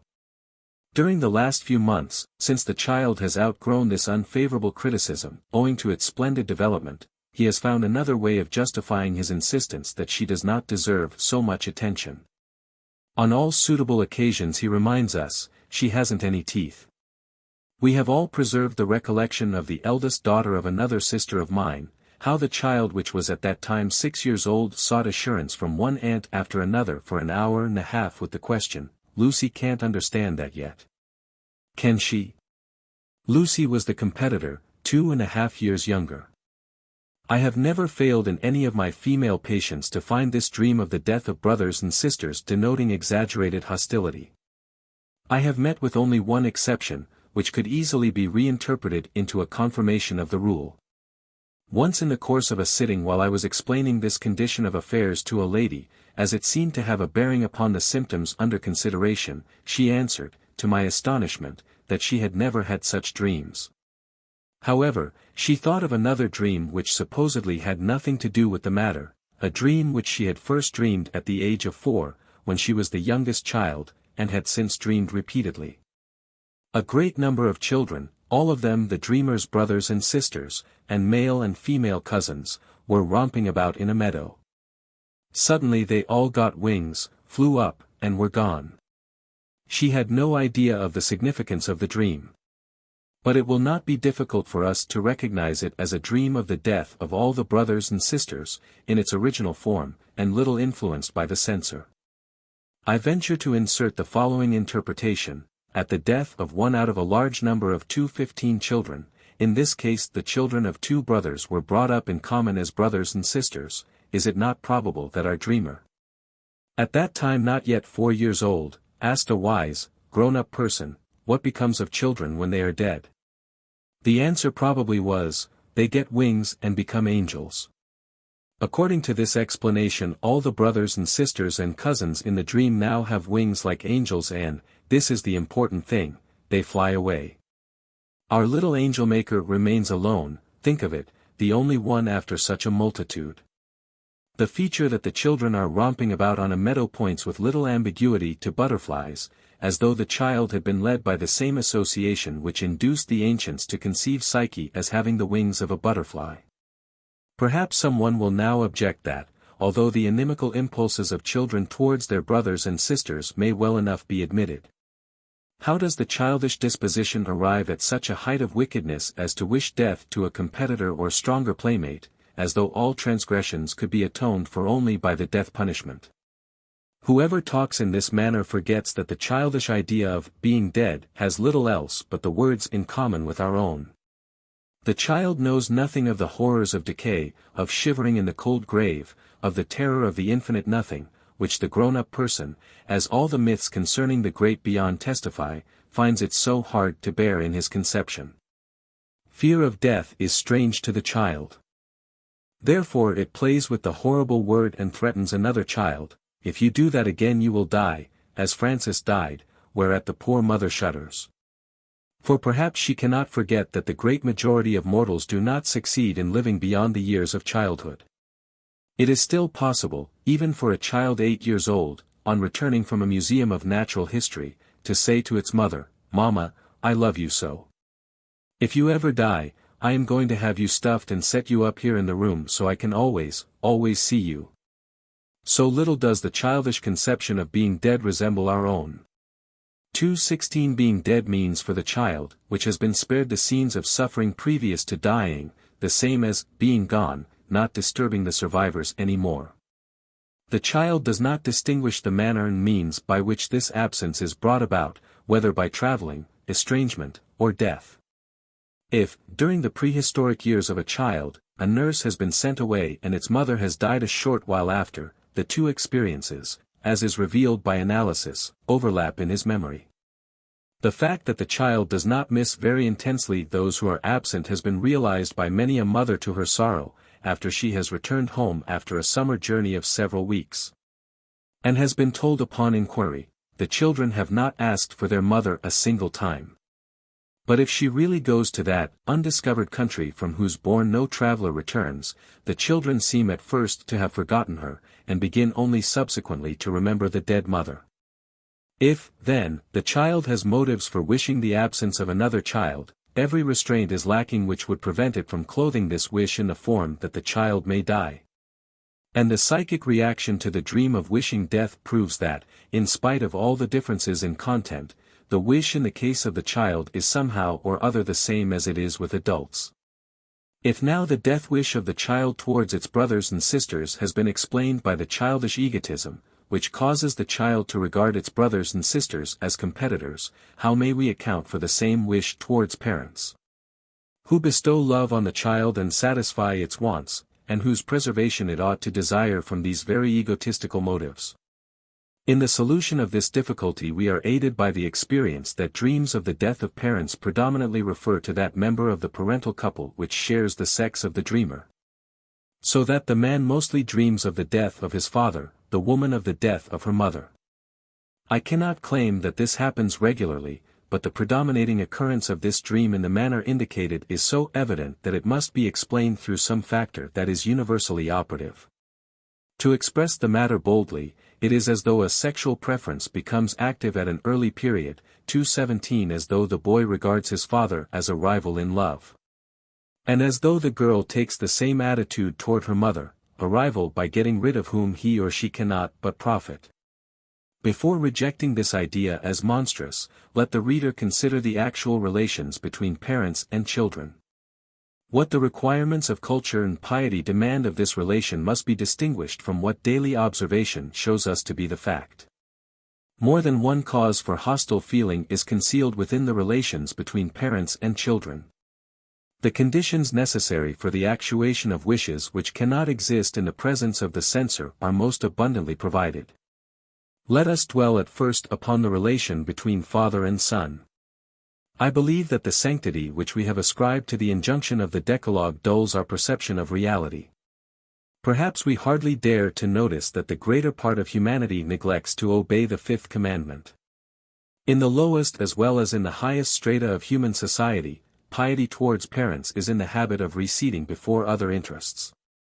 The obscure reports which have come to us in mythology and legend from the primeval ages of human society give us an unpleasant idea of the power of the father and the ruthlessness with which it was used. Kronos devours his children, as the wild boar devours the brood of the sow. Zeus emasculates his father and takes his place as a ruler. The more despotically the father ruled in the ancient family, the more must the son have taken the position of an enemy, and the greater must have been his impatience, as designated successor, to obtain the mastery himself after his father's death. Even in our own middle-class family the father is accustomed to aid the development of the germ of hatred which naturally belongs to the paternal relation by refusing the son the disposal of his own destiny, or the means necessary for this. A physician often has occasion to notice that the son's grief at the loss of his father cannot suppress his satisfaction at the liberty which he has at last obtained. Every father frantically holds on to whatever of the sadly antiquated potestas 218 patri still remains in the society of today, and every poet who, like Ibsen, puts the ancient strife between father and son in the foreground of his fiction is sure of his effect. The causes of conflict between mother and daughter arise when the daughter grows up and finds a guardian in her mother, while she desires sexual freedom, and when, on the other hand, the mother has been warned by the budding beauty of her daughter at the time has come for her to renounce sexual claims. All these conditions are notorious and open to everyone's inspection. But they do not serve to explain dreams of the death of parents found in the case of persons to whom piety towards their parents has long since come to be inviolable. We are furthermore prepared by the preceding discussion to find that the death wish towards parents is to be explained by reference to earliest childhood. This conjecture is reaffirmed with a certainty that makes doubt impossible in its application to psychoneurotics through the analyses that have been undertaken with them. It is here found that the sexual wishes of the child, in so far as they deserve this designation in their embryonic state, awaken at a very early period, and that the first inclinations of the girl are directed towards the father. and the first childish cravings of the boy towards the mother. The father thus becomes an annoying competitor for the boy, as the mother does for the girl, and we have already shown in the case of brothers and sisters how little it takes for this feeling to lead the child to the death wish. Sexual selection, as a rule, early becomes evident in the parents. It is a natural tendency for the father to indulge the little daughter, and for the mother to take the part of the sons, while both work earnestly for the education of the little ones when the magic of sex does not prejudice their judgment. The child is very well aware of any partiality, and resists that member of the parental couple who discourages it. To find love in a grown-up person is for the child not only the satisfaction of a particular craving, but also means that the child's will is to be yielded to in other respects. Thus the child obeys its own sexual impulse, and at the same time reinforces the feeling which proceeds from the parents, if it makes a selection among the parents that corresponds to theirs. 219 Most of the signs of these infantile inclinations are usually overlooked. Some of them may be observed even after the first years of childhood. An 8-year-old girl of my acquaintance, when her mother is called from the table, takes advantage of the opportunity to proclaim herself her successor. "Now I shall be Mama. Charles, do you want some more vegetables? Have some, I beg you, and A particularly gifted and vivacious girl, not yet 4 years old, with whom this bit of child psychology is unusually transparent, says outright, "Now mother can go away, then father must marry me and I shall be his wife."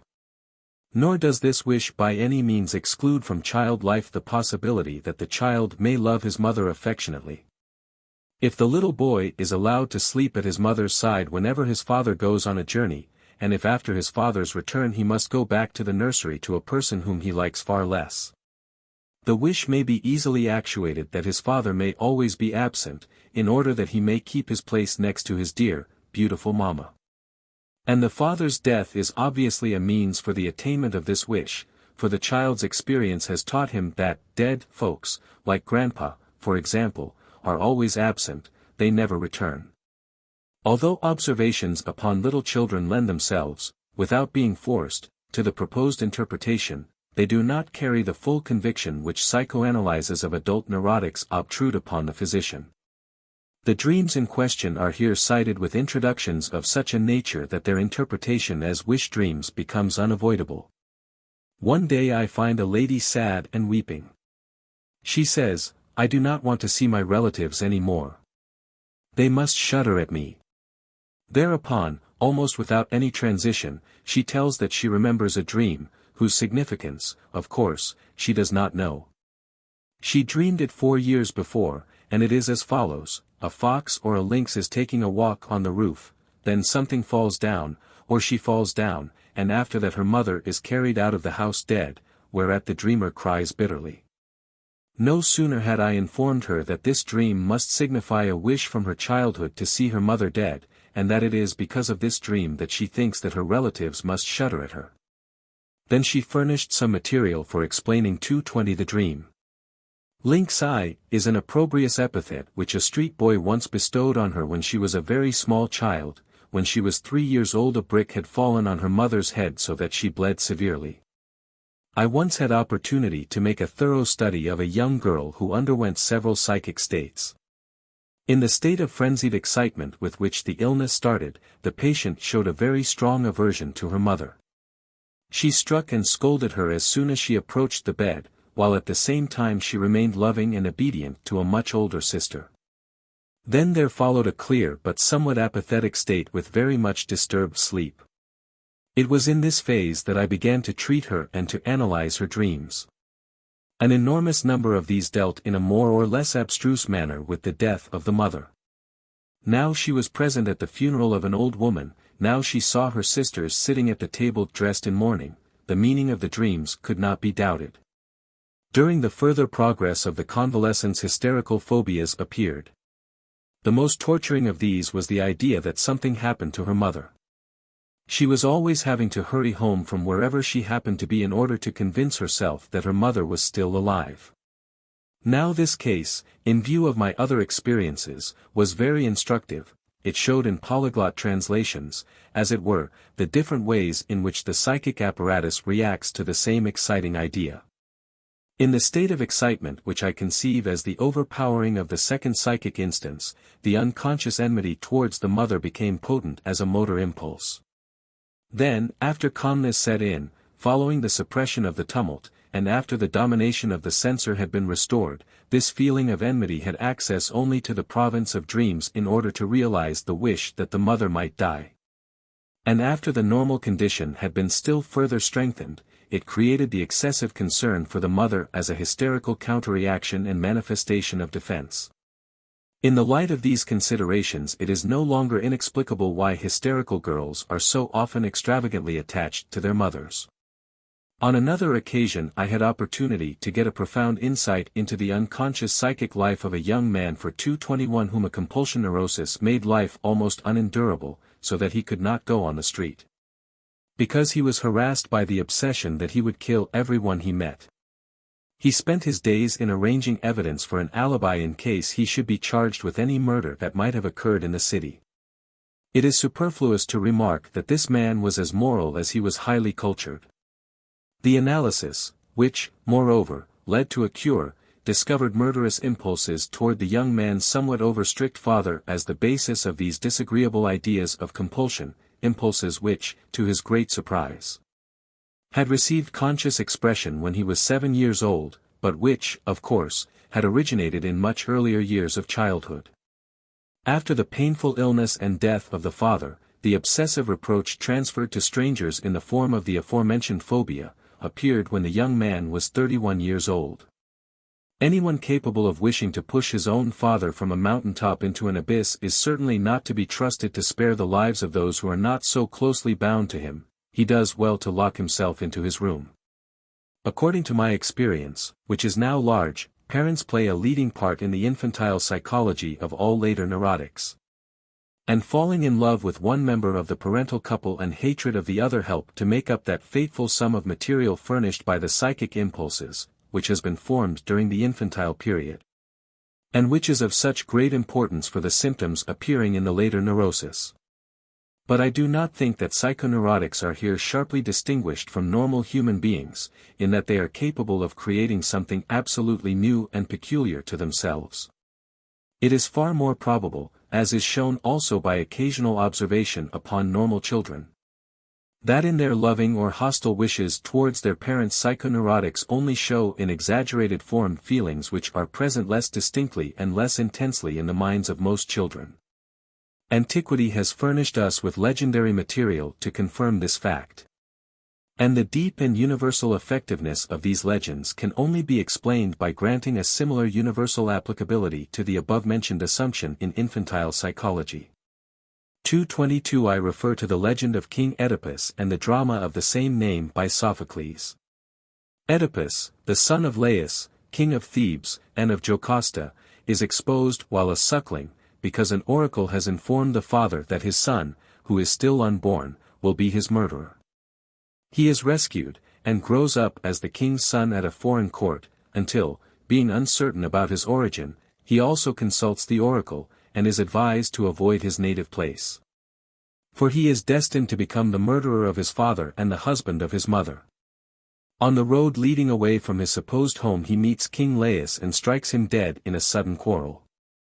Then he comes to the gates of Thebes, where he solves the riddle of the Sphnx who is barring the way, and he is elected king by the Thebans in gratitude, and is presented with the hand of Jocasta. He reigns in peace and honor for a long time, and begets 2 sons and 2 daughters upon his unknown mother, until at last a plague breaks out which causes the Thebans to consult the oracle anew. Here Sophocles' tragedy begins. The messengers bring the advice that the plague will stop as soon as the murderer of Laius is driven from the country. But where is he hidden? Where are they to be found? How shall we trace the perpetrators of so old a crime where no conjecture leads to discovery?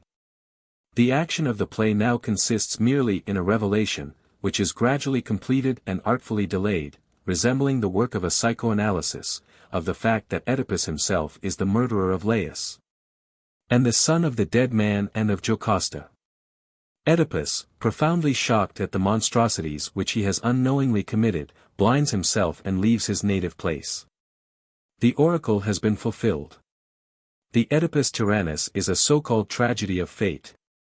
Its tragic effect is said to be found in the opposition between the powerful will of the gods and the vain resistance of the human beings who are threatened with destruction. Resignation to the will of God and confession of one's own helplessness is the lesson which the deeply moved spectator is to learn from the tragedy.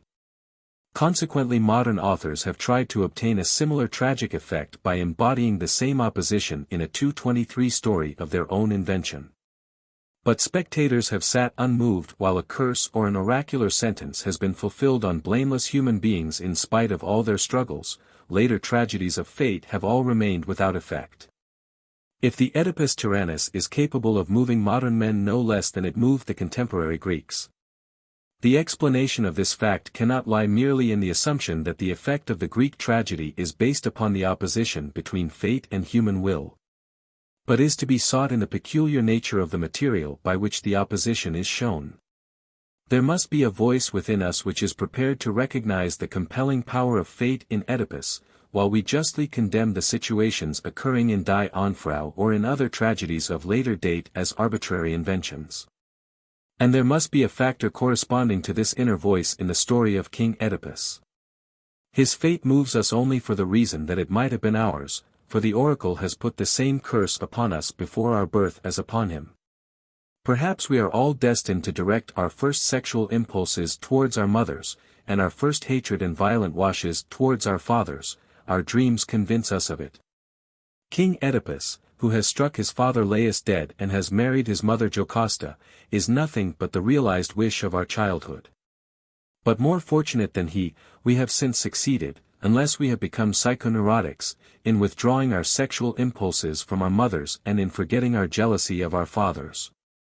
We recoil from the person for whom this primitive wish has been fulfilled with all the force of the repression which these wishes have suffered within us. By his analysis, showing us the guilt of Oedipus, the poet urges us to recognize our own inner self, in which these impulses, even if suppressed, are still present. The comparison with which the chorus leaves us. Behold! This Oedipus, who unraveled the famous riddle and who was a man of eminent virtue, a man who trusted neither to popularity nor to the fortune of his citizens, see how great a storm of adversity hath at last overtaken him. Act v. Sc. 4. This warning applies to ourselves and to our pride, to us, who have grown so wise and so powerful in our own estimation 224 since the years of our childhood. Like Oedipus, we live in ignorance of the wishes that offend morality, wishes which nature has forced upon us, and after the revelation of which we want to avert every glance from the scenes of our childhood. In the very text of Sophocles' tragedy there is an unmistakable reference to the fact that the Oedipus legend originates in an extremely old dream material, which consists of the painful disturbance of the relation towards one's parents by means of the first impulses of sexuality. Jocasta comforts Oedipus, who is not yet enlightened, but who has become worried on account of the oracle, by mentioning to him the dream which is dreamt by so many people, though she attaches no significance to it. For it hath already been the lot of many men in dreams to think themselves partners of their mother's bed. But he passes most easily through life to whom these circumstances are trifles. Act 4. Sc. 3. The dream of having sexual intercourse with one's mother occurred at that time, as it does today, to many people, who tell it with indignation and astonishment. As may be understood, it is the key to the tragedy and the complement to the dream of the death of the father.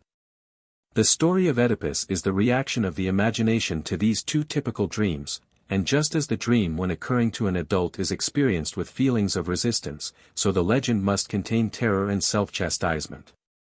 The appearance which it further assumes is the result of an uncomprehending secondary elaboration which tries to make it serve theological purposes, cf. The Dream Material of Exhibitionism, page 206. The attempt to reconcile divine omnipotence with human responsibility must, of course, fail with this material as with every other. 225 I must not leave the typical dream of the death of dear relatives without somewhat further elucidating the subject 226 of their significance for the theory of the dream in general. These dreams show us a realization of the very unusual case where the dream thought, which has been created by the repressed wish, completely escapes the censor, and is transferred to the dream without alteration. There must be present peculiar conditions making possible such an outcome. I find circumstances favorable to these dreams in the two following factors. First, there is no wish which we believe further from us. We believe such a wish would never occur to us in a dream. The dream censor is therefore not prepared for this monstrosity, just as the legislation of Solon was incapable of establishing a punishment for patricide.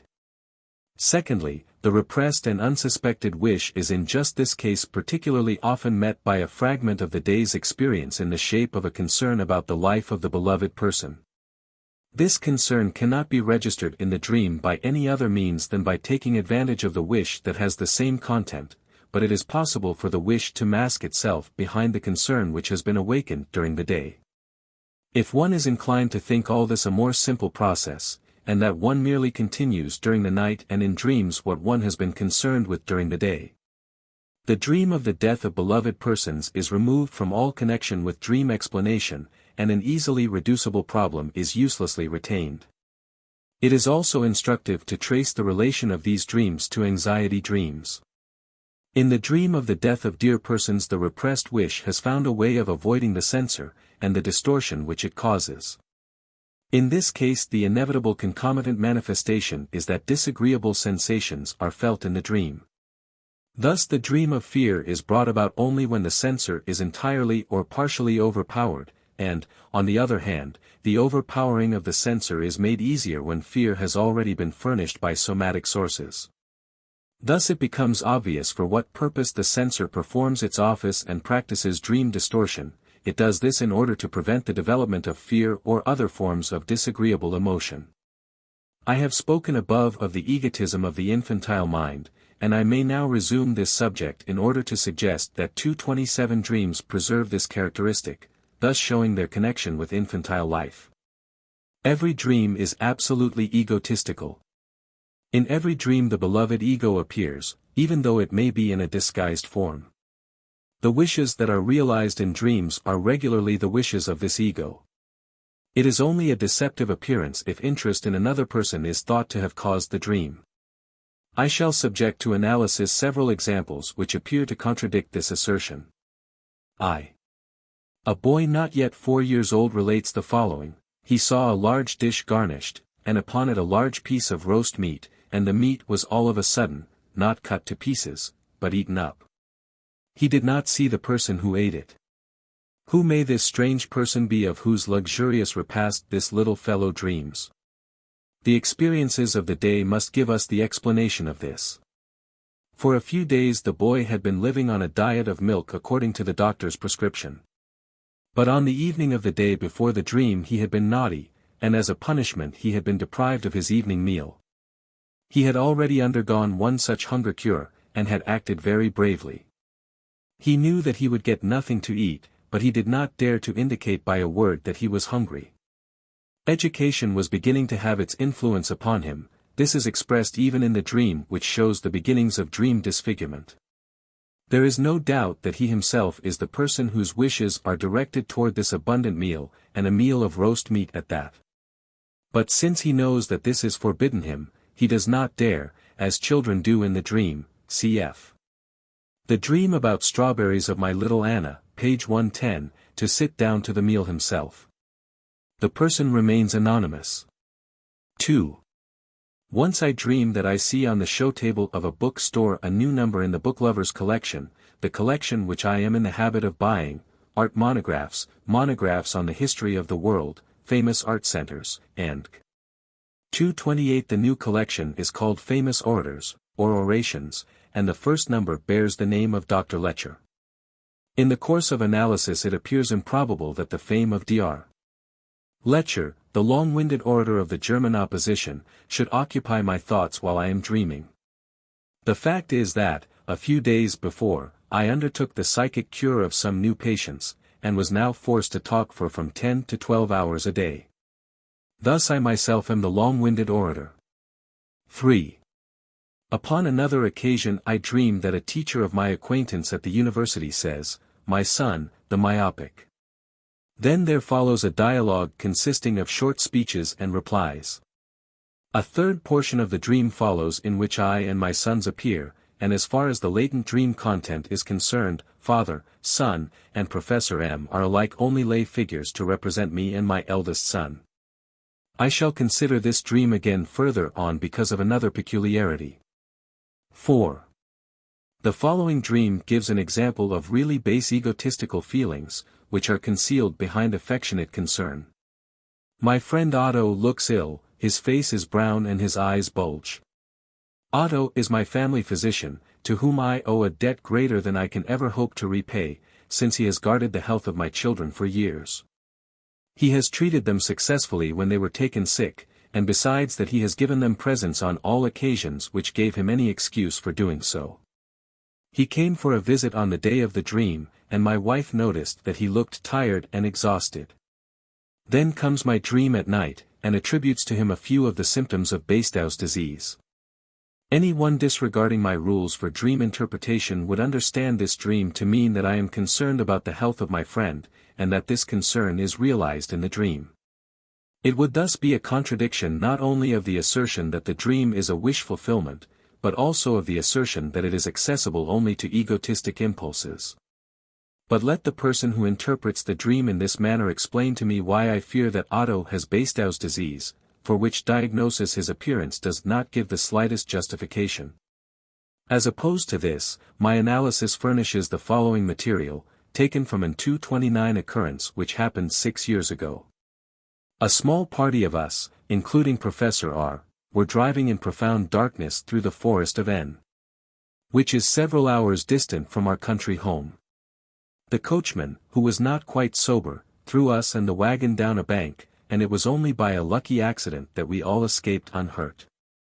But we were forced to spend the night at the nearest inn, where the news of our accident awakened great sympathy. A gentleman, who showed unmistakable signs of the morbus Bestoi, nothing but a brownish color of the skin of the face and bulging eyes, no goiter, placed himself entirely at our disposal and asked what he could do for us. Professor R answered in his decided way, "Nothing but lend me a nightshirt." Whereupon our generous friend replied, "I am sorry but I cannot do that," and went away. In continuing the analysis, it occurs to me that Bestow is the name not only of a physician, but also of a famous educator. Now that I am awake I do not feel quite sure of this fact. My friend Otto is the person whom I have asked to take charge of the physical education of my children, especially during the age of puberty, hence the nightshirt, in case anything should happen to me. By seeing Otto in the dream with the morbid symptoms of our above-mentioned generous benefactor, I apparently mean to say, if anything happens to me, just as little is to be expected from my children from him as was to be expected then from Baron L. In spite of his well-meaning offers. The egotistical turn of this dream ought now to be clear. But where is the wish fulfillment to be found?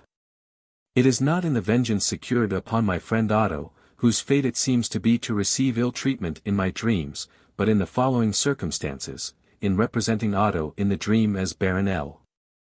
I have at the same time identified myself with someone else, that is to say, with Professor R, for I have asked something of Otto, just as R asked something of Baron L. 230 at the time of the occurrence which has been mentioned. And that is the point. For Professor R has pursued his way independently outside the schools, somewhat as I have done, and has only in later years received the title which he earned long ago.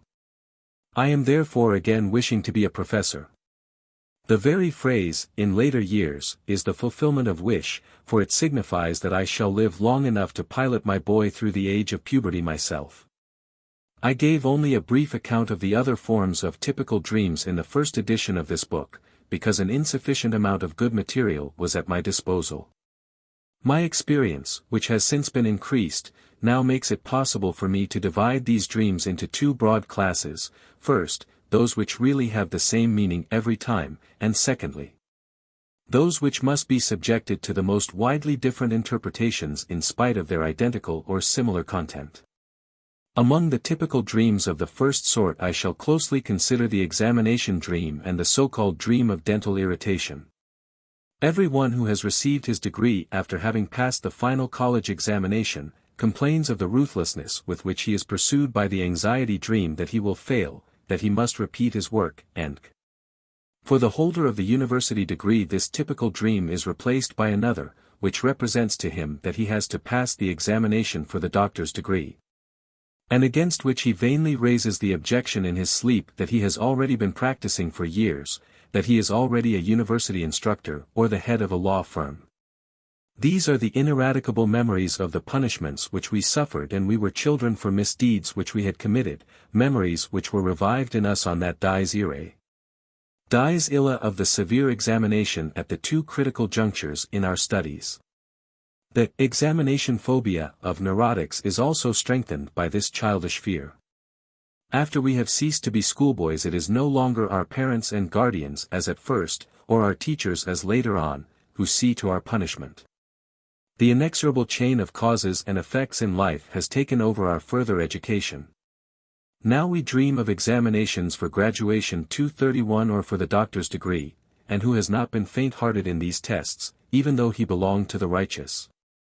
Whenever we fear that an outcome will punish us because we have not done something, or because we have not accomplished something as we should, in short whenever we feel the weight of responsibility.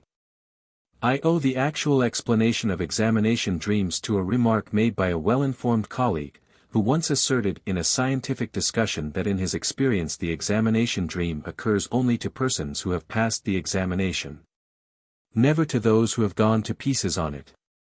The anxiety dream of the examination, which occurs, as is being more and more corroborated, when the dreamer is looking forward to a responsible action on his part the next day and the possibility of disgrace, has therefore probably selected an occasion in the past where the great anxiety has shown itself to have been without justification and has been contradicted by the result. This would be a very striking example of a misconception of the dream content on the part of the waking instance. The objection to the dream, which is conceived as the indignant protest, "But I am already a doctor," and would be in reality a consolation which the dreams offer, and which would therefore be to the following effect: do not be afraid of the morrow, think of the fear which you had before the final examination, and yet nothing came of it. You are a doctor this minute, and the fear, however, which we attribute to the dream, originates in the remnants of daily experience.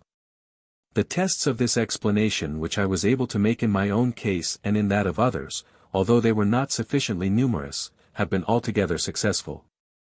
I failed, for example, in the examination for the doctor's degree in legal medicine. Never once have I been concerned about this matter in my dreams, while I have often enough been examined in botany, zoology, or chemistry, in which subjects I took the examinations with well-founded anxiety, but escaped punishment through the clemency of fortune or of the examiner. In my dreams of college examination, I am regularly examined in history, a subject which I passed brilliantly at the time, but only, I must admit, because my 232 good-natured professor, my one-eyed benefactor in another dream, CFP 12, did not overlook the fact that on the list of questions I had crossed out the second of 3 questions as an indication that he should not insist on it. One of my patients, who withdrew before the final college examinations and made them up later, but who failed in the officer's examination and did not become an officer, tells me that he dreams about the former examination often enough, but never about the latter. The above-mentioned colleague, Dr. Steckel of Vienna, calls attention to the double meaning of the word matura, examination for college degree, mature, ripe, and claims that he has observed that examination dreams occur very frequently when a sexual test is set for the following day, in which, therefore, the disgrace which is feared might consist in the manifestation of slight potency. A German colleague takes exception to this, as it appears, justly, on the ground that this examination is denominated in Germany the Abiturium and hence lacks this double meaning. On account of their similar affective impression, dreams of missing a train deserve to be placed next to examination dreams. Their explanation also justifies this relationship. They are consolation dreams directed against another feeling of fear perceived in the dream, the fear of dying. To depart is one of the most frequent and one of the most easily reached symbols of death. The dream thus says consolingly, "Compose yourself, you are not going to die," to depart, just as the examination dream calms us by saying, "Fear not, nothing will happen to you even this time. The difficulty in understanding both kinds of dreams is due to the fact that the feeling of anxiety is directly connected with the expression of consolation. Stekel treats fully the symbolisms of death in his recently published book Die Sprache des Traumes. The meaning of the dreams of dental irritation, which I have had to analyze often enough with my patients, escaped me for a long time, because, much to my astonishment, resistances that were altogether too great obstructed their interpretation.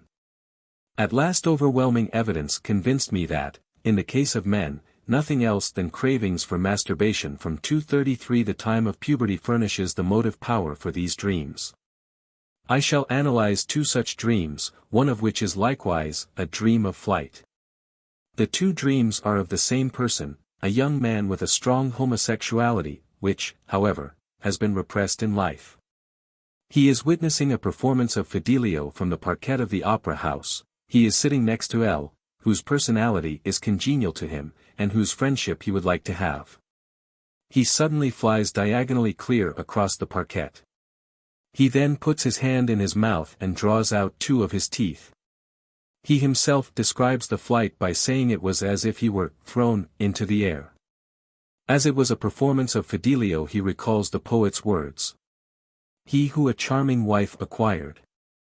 But even the acquisition of a charming wife is not among the wishes of the dreamer. Two other verses would be more appropriate. He who succeeds in the lucky, big, throw. A friend of a friend to be. The dream thus contains the lucky, big, throw, which is not, however, a wish fulfillment only. It also conceals the painful reflection that in his striving after friendship he has often had the misfortune to be thrown down. And the fear lest this fate may be repeated in the case of the young man next whom he has enjoyed the performance of Fidelio. This is now followed by a confession which quite puts this refined dreamer to shame, to the effect that once, after such a rejection on the part of a friend, out of burning desire he merged into sexual excitement and masturbated twice in succession.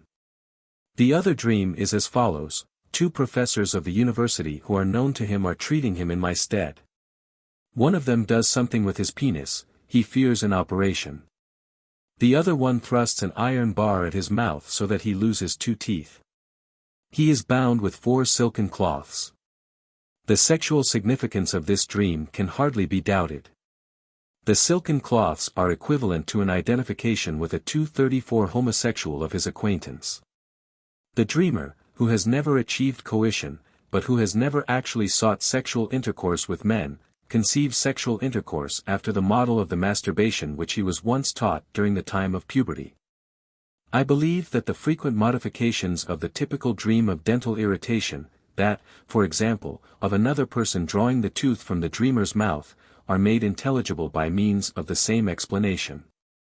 It may, however, be difficult to see how dental irritation can come to have this significance.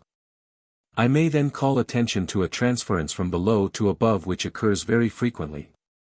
This transference is at the service of sexual repression, and by means of it all kinds of sensations and intentions occurring in hysteria which ought to be enacted in the genitals can be realized upon less objectionable parts of the body. It is also a case of such transference when the genitals are replaced by the face in the symbolism of unconscious thought. This is assisted by the fact that the buttocks resemble the cheeks, and also by the usage of language which calls the nymphae lips, as resembling those that enclose the opening of the mouth. The nose is compared to the penis in numerous allusions, and in one place as in the other the presence of hair completes the resemblance. Only one part of the anatomy, the teeth, are beyond all possibility of being compared with anything, and it is just this coincidence of agreement and disagreement which makes the teeth suitable for representation under pressure of sexual repression. I do not wish to claim that the interpretation of the dream of dental irritation as a dream of masturbation, the justification of which I cannot doubt, has been freed of all obscurity. I carry the explanation as far as I am able, and must leave the rest unsolved. But I must also refer to another connection revealed by an idiomatic expression. In our country there is in use an indelicate designation for the act of masturbation, namely, to pull one out, or to pull one down. I am unable to say whence these colloquialisms originate, and on what 235 symbolisms they are based, but the teeth would well fit in with the first of the two. Dreams in which one is flying or hovering, falling, swimming, or the like, belong to the second group of typical dreams. What do these dreams signify? A general statement on this point cannot be made. They signify something different in each case, 236 as we shall hear, only the sensational material which they contain always comes from the same source. It is necessary to conclude, from the material obtained in psychoanalysis, that these dreams repeat impressions from childhood, that is, that they refer to the movement games which have such extraordinary attractions for the child. What 237 uncle has never made a child fly by running across the room with it with arms outstretched, or has never played falling with it by rocking it on his knee and then suddenly stretching out his leg? Or by lifting it up high and then pretending to withdraw support? At this the children shout with joy, and demand more untiringly, especially if there is a little fright 238 and dizziness attached to it.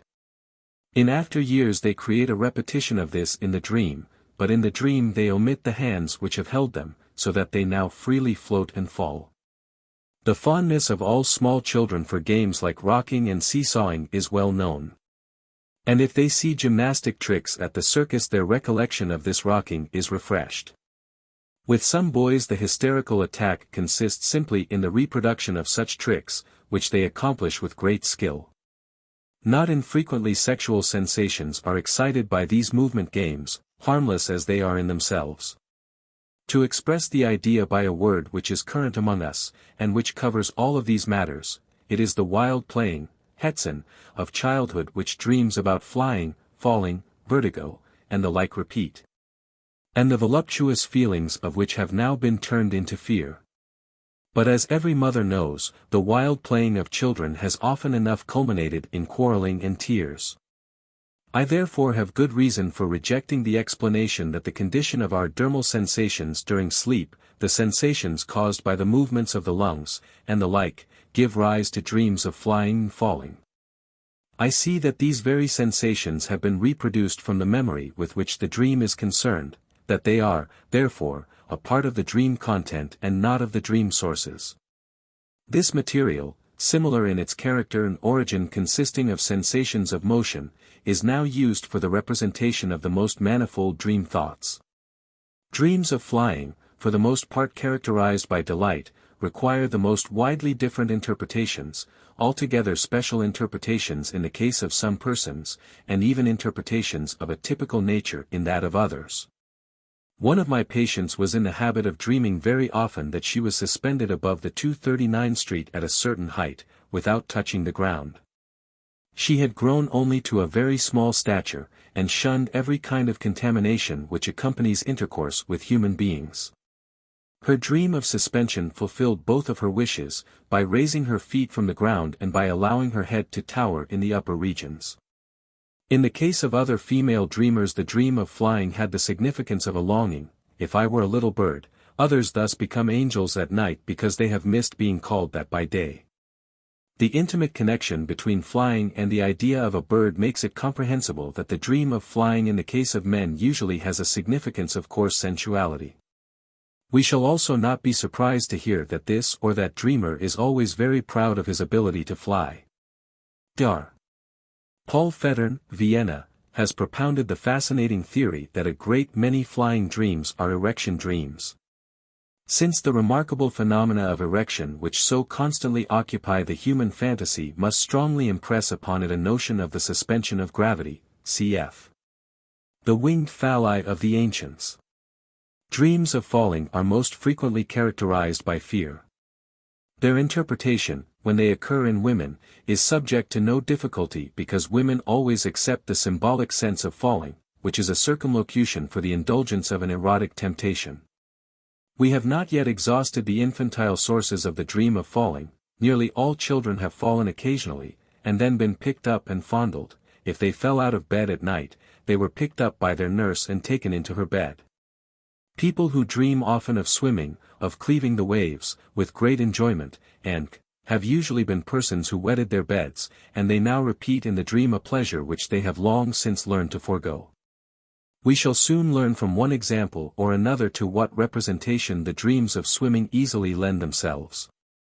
The interpretation of dreams about fire justifies a prohibition of the nursery which forbids children to burn matches in order that they may not wet the bed at night.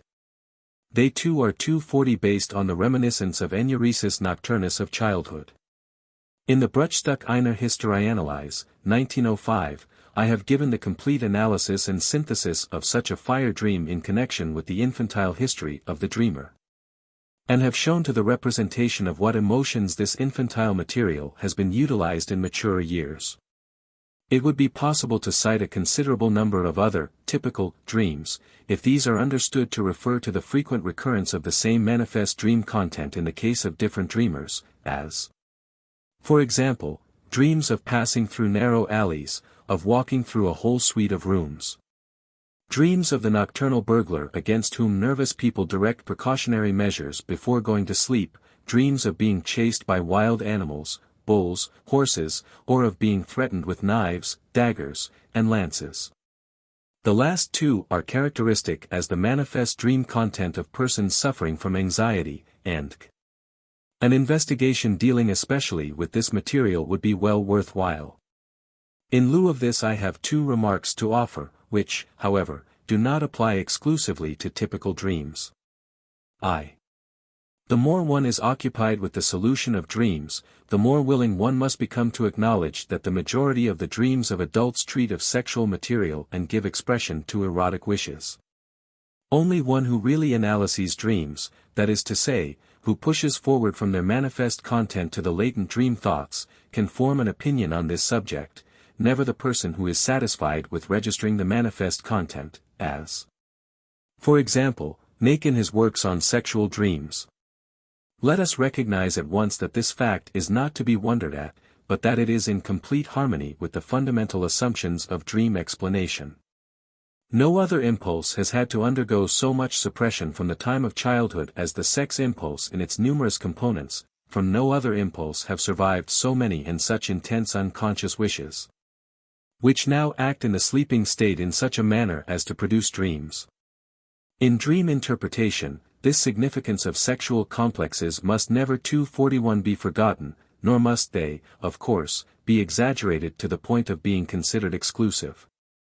Of many dreams it can be ascertained by a careful interpretation that they are even to be taken bisexually, inasmuch as they result in an irrefutable secondary interpretation in which they realize homosexual feelings, that is, feelings that are common to the normal sexual activity of the dreaming person. But that all dreams are to be interpreted bisexually, as maintained by W. Steckel, and Alf. Adler, seems to me to be a generalization as indemonstrable as it is improbable, which I should not like to support. Above all, I should not know how to dispose of the apparent fact that there are many dreams satisfying other than, in the widest sense, erotic needs, as dreams of hunger, thirst, convenience, and likewise the similar assertions, that behind every dream one finds the death sentence, Steckel, and that every dream shows a continuation from the feminine to the masculine line, Adler, seem to me to proceed far beyond what is admissible in the interpretation of dreams. We have already asserted elsewhere that dreams which are conspicuously innocent invariably embody coarse erotic wishes, and we might confirm this by means of numerous fresh examples. But many dreams which appear indifferent, and which would never be suspected of any particular significance, can be traced back, after analysis, to unmistakably sexual wish feelings, which are often of an unexpected nature. For example, who would suspect a sexual wish in the following dream until the interpretation had been worked out? The dreamer relates, between two stately palaces stands a little house, receding somewhat, whose doors are closed. My wife leads me a little way along the street up to the little house, and pushes in the door, and then I slip quickly and easily into the interior of a courtyard that slants obliquely upwards. Anyone who has had experience in the translating of dreams will, of course, immediately perceive that penetrating into narrow spaces, and opening locked doors, belong to the 242 commonest sexual symbolism, and will easily find in this dream a representation of attempted coition from behind, between the two stately buttocks of the female body. The narrow slanting passage is of course the vagina. The assistance attributed to the wife of the dreamer requires the interpretation that in reality it is only consideration for the wife which is responsible for the detention from such an attempt.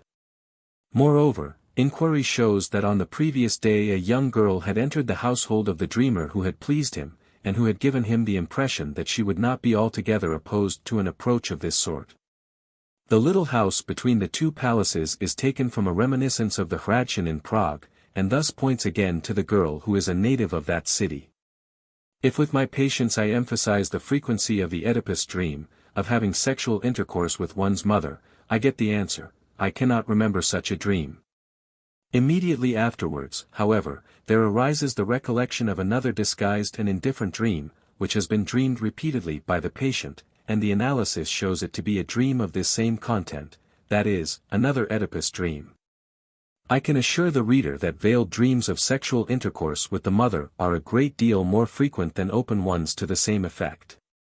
There are dreams about landscapes and localities in which emphasis is always laid upon the assurance, I have been there before. In this case the locality is always the genital organ of the mother. It can indeed be asserted with such 243 certainty of no other locality that one has been there before. A large number of dreams, often full of fear, which are concerned with passing through narrow spaces or with staying in the water, are based upon fancies about the embryonic life, about the sojourn in the mother's womb, and about the act of birth. The following is the dream of a young man who in his fancy has already while in embryo taken advantage of his opportunity to spy upon an act of coition between his parents. He is in a deep shaft, in which there is a window, as in the Semmering tunnel. At first he sees an empty landscape through this window, and then he composes a picture into it, which is immediately at hand and which fills out the empty space. The picture represents a field which is being thoroughly harrowed by an implement, and the delightful air, the accompanying idea of hard work, and the bluish-black clods of earth make a pleasant impression. He then goes on and sees a primary school opened, and he is surprised that so much attention is devoted in it to the sexual feelings of the child, which makes him think of me. Here is a pretty water dream of a female patient, which was turned to extraordinary account in the course of treatment. At her summer resort at the lake, she hurls herself into the dark water at a place where the pale moon is reflected in the water. Dreams of this sort are parturition dreams. Their interpretation is accomplished by reversing the fact reported in the manifest dream content. Thus, instead of throwing one's self into the water, read, coming out of the water, that is, being born. The place from which one is born is recognized if one thinks of the bad sense of the French, la lune. The pale moon thus becomes the white bottom, popo, which the child soon recognizes as the place from which it came. Now what can be the meaning of the patient's wishing to be born at her summer resort? I asked the dreamer this, and she answered without hesitation, hasn't the treatment made me as though I were born again? Thus the dream becomes an invitation to continue the cure at this summer resort, that is, to visit her there. Perhaps it also contains 244 a very bashful allusion to the wish to become a mother herself. Another dream of parturition, with its interpretation, I take from the work of E. Jones.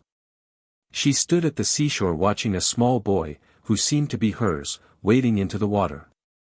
This he did till the water covered him, and she could only see his head bobbing up and down near the surface. The scene then changed to the crowded hall of a hotel. Her husband left her, and she entered into conversation with a stranger. The second half of the dream was discovered in the analysis to represent a flight from her husband, and the entering into intimate relations with a third person, behind whom was plainly indicated Mr. X's brother mentioned in a former dream. The first part of the dream was a fairly evident birth fantasy. In dreams as in mythology, the delivery of a child from the uterine waters is commonly presented by distortion as the entry of the child into water. Among many others, the births of Adonis, Osiris, Moses, and Bacchus are well-known illustrations of this.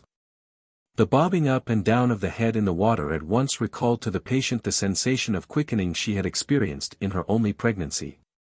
Thinking of the boy going into the water induced a reverie in which she saw herself taking him out of the water, carrying him into the nursery, washing him and dressing him, and installing him in her household. The second half of the dream, therefore, represents thoughts concerning the elopement, which belonged to the first half of the underlying latent content. The first half of the dream corresponded with the second half of the latent content, the birth fantasy. Besides this inversion in order, further inversions took place in each half of the dream. In the first half the child entered the water, and then his head bobbed. In the underlying dream thoughts first the quickening occurred, and then the child left the water, a double inversion. In the second half her husband left her. In the dream thoughts she left her husband. 245 Another parturition dream is related by Abraham of a young woman looking forward to her first confinement, p. 22 From a place in the floor of the house a subterranean canal leads directly into the water, parturition path, amniotic liquor. She lifts up a trap in the floor, and there immediately appears a creature dressed in a brownish fur, which almost resembles a seal. This creature changes into the younger brother of the dreamer, to whom she has always stood in maternal relationship. Dreams of saving are connected with parturition dreams. To save, especially to save from the water, is equivalent to giving birth when dreamed by a woman. This sense is, however, modified when the dreamer is a man. Robbers, burglars at night, and ghosts, of which we are afraid before going to bed, and which occasionally even disturb our sleep, originate in one and the same childish reminiscence. They are the nightly visitors who have awakened the child to set it on the chamber so that it may not wet the bed, or have lifted the cover in order to see clearly how the child is holding its hands while sleeping. I have been able to induce an exact recollection of the nocturnal visitor in the analysis of some of these anxiety dreams. The robbers were always the father, the ghosts more probably corresponded to feminine persons with white nightgowns. 2. When one has become familiar with the abundant use of symbolism for the representation of sexual material in dreams, one naturally raises the question whether there are not many of these symbols which appear once and for all with a firmly established significance like the signs in stenography. And one is tempted to compile a new dream book according to the cipher method. In this connection it may be remarked that this symbolism does not belong peculiarly to the dream, but rather to unconscious thinking, particularly that of the masses, and it is to be found in greater perfection in the folklore, in the myths, legends, and manners of speech, in the 246 proverbial sayings, and in the current witticisms of a nation than in its dreams. The dream takes advantage of this symbolism in order to give a disguised representation to its latent thoughts. Among the symbols which are used in this manner there are of course many which regularly, or almost regularly, mean the same thing. Only it is necessary to keep in mind the curious plasticity of psychic material. Now and then a symbol in the dream content may have to be interpreted not symbolically, but according to its real meaning. At another time the dreamer, owing to a peculiar set of recollections, may create for himself the right to use anything whatever as a sexual symbol, though it is not ordinarily used in that way. Nor are the most frequently used sexual symbols unambiguous every time. After these limitations and reservations I may call attention to the following: emperor and empress, king and queen, in most cases really represent the parents of the dreamer. The dreamer himself or herself is the prince or princess. All elongated objects, sticks, tree trunks, and umbrellas, on account of the stretching up which might be compared to an erection, all elongated and sharp weapons, knives, daggers, and pikes, are intended to represent the male member. A frequent, not very intelligible, symbol for the same is a nail file, on account of the rubbing and scraping. Little cases, boxes, caskets, closets, and stoves correspond to the female part. The symbolism of lock and key has been very gracefully employed by Uhland in his song about the Gräfin Eberstein, to make a common smutty joke. The dream of walking through a row of rooms is a brothel or harem dream. Staircases, ladders, and flights of stairs, or climbing on these, either upwards or downwards, are symbolic representations of the sexual act.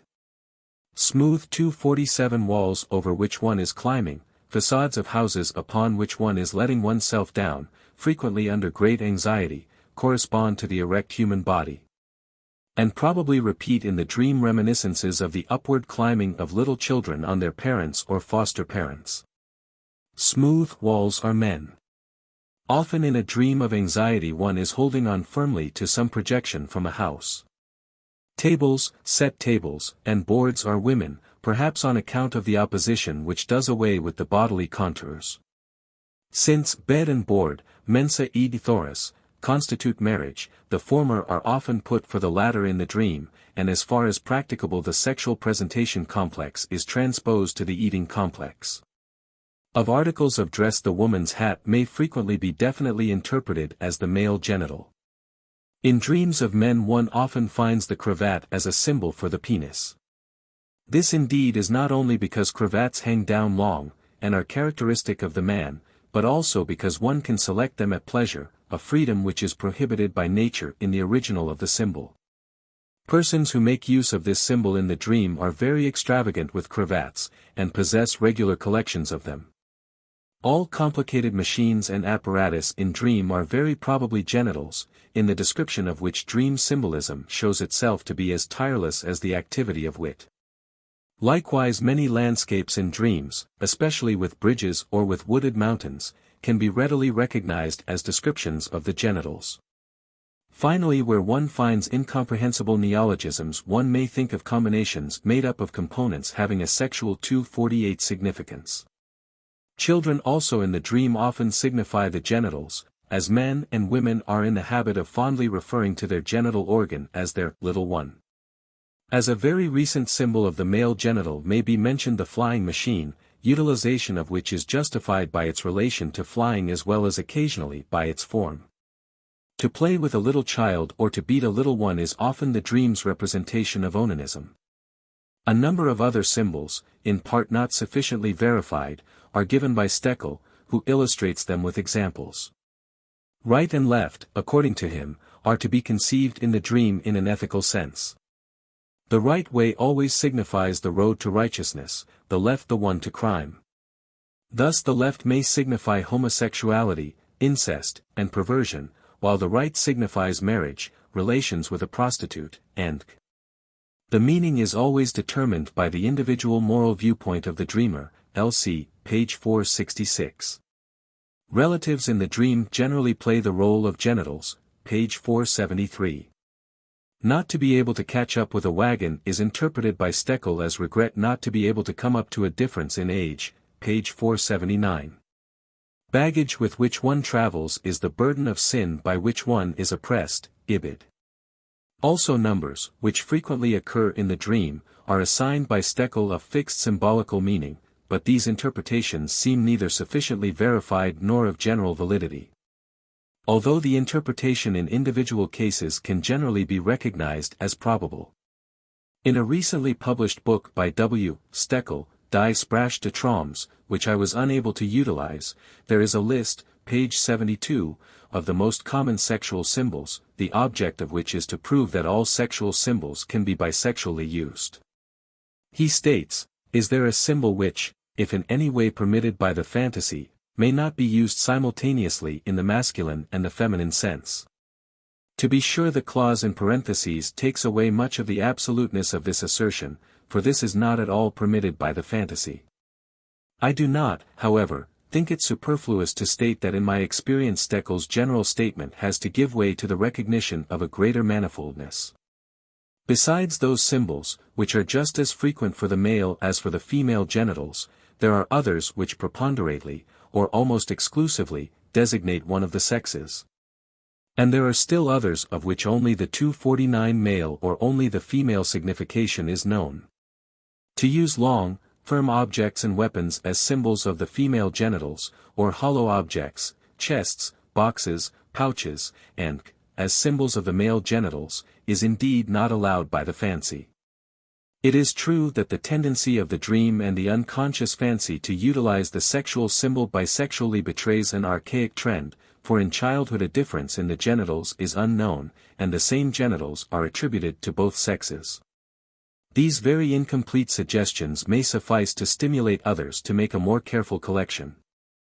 I shall now add a few examples of the application of such symbolisms in dreams, which will serve to show how impossible it becomes to interpret a dream without taking into account the symbolism of dreams. And how imperatively it obtrudes itself in many cases.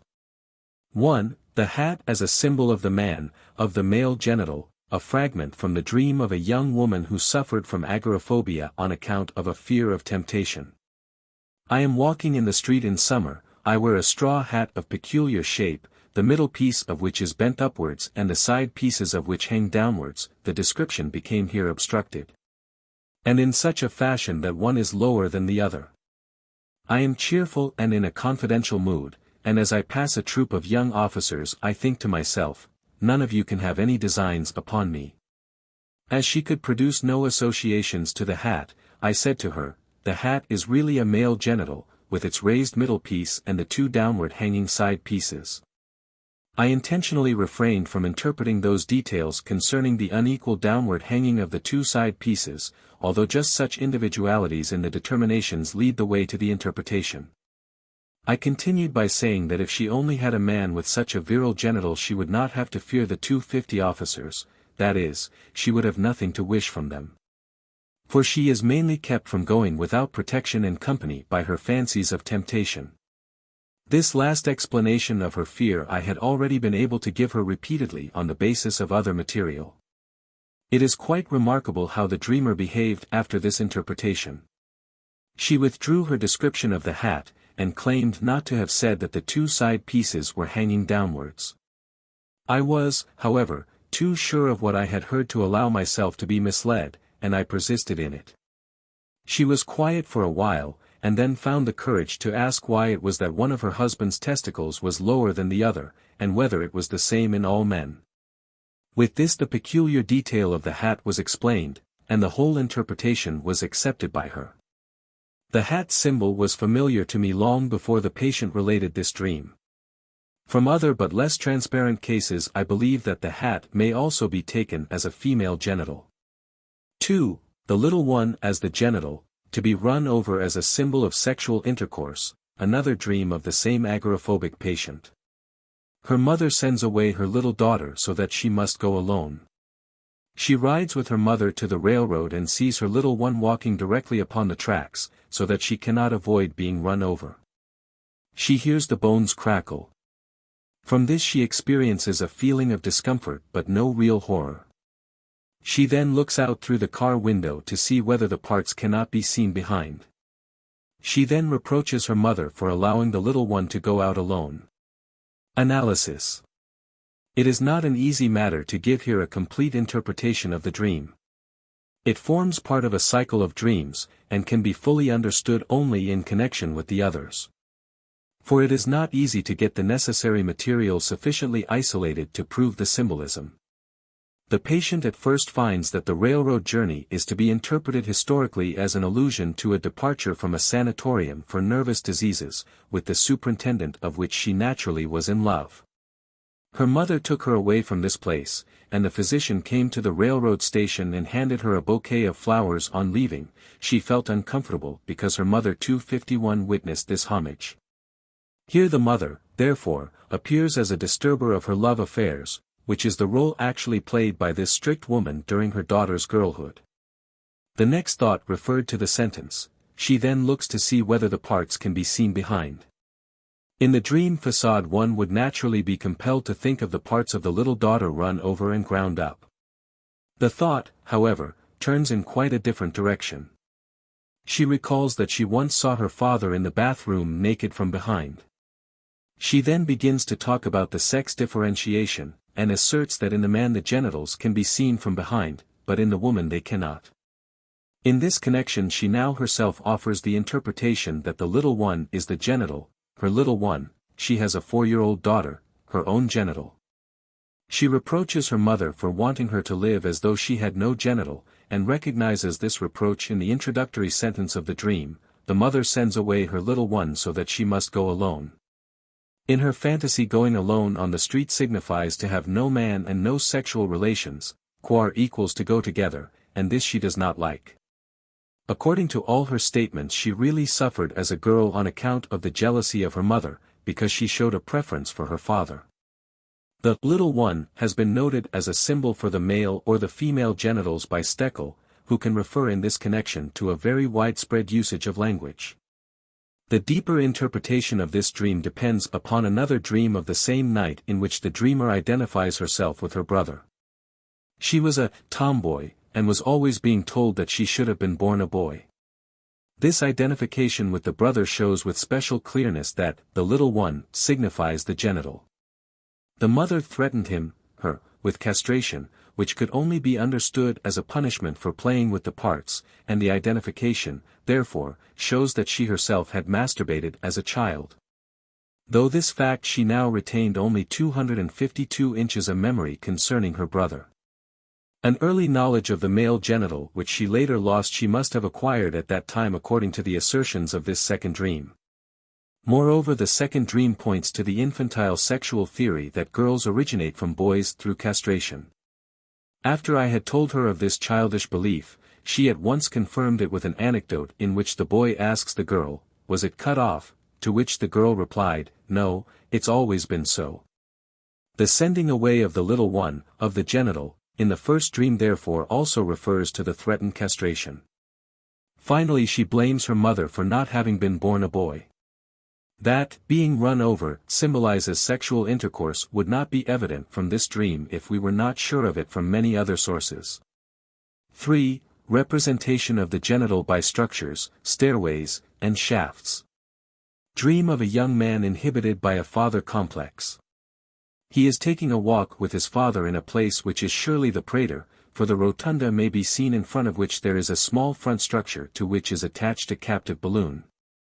The balloon, however, seems quite collapsed.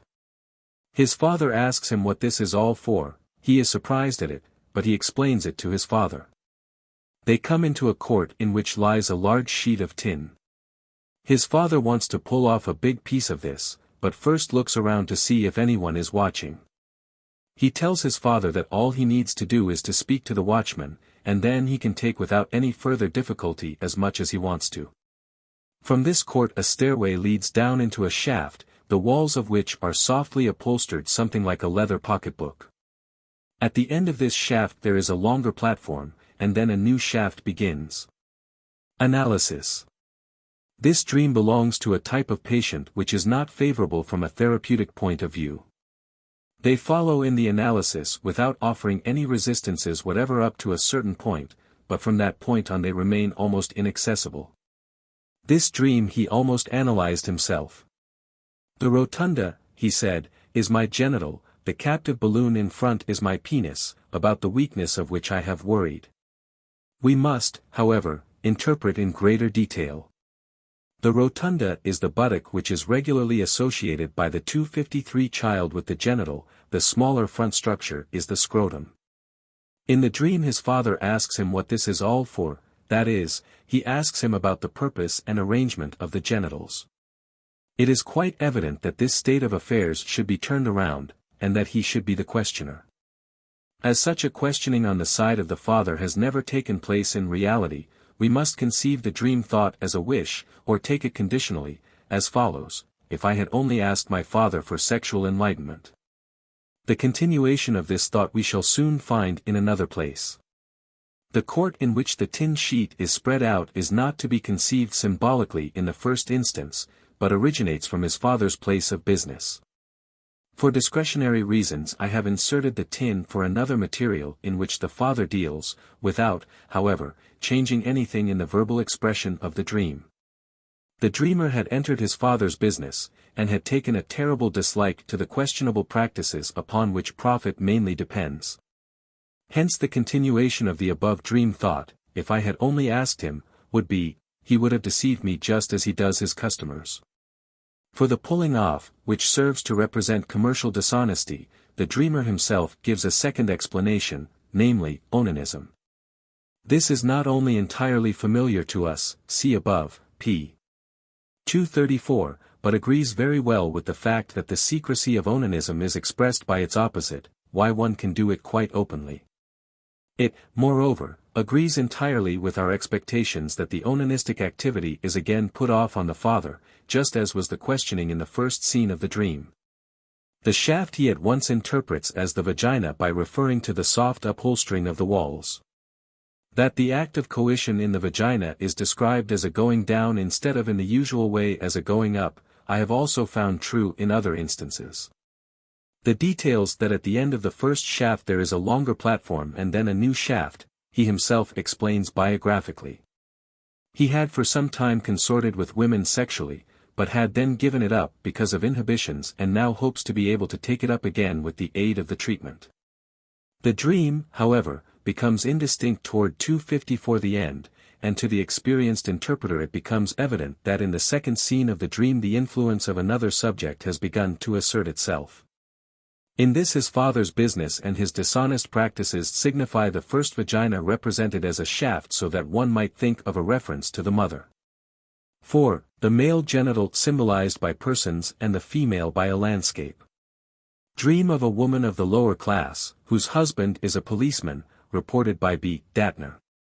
Then someone broke into the house and anxiously called for a policeman.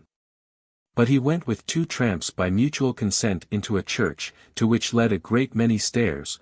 Behind the church there was a mountain, on top of which a dense forest. The policeman was furnished with a helmet, a gorget, and a cloak.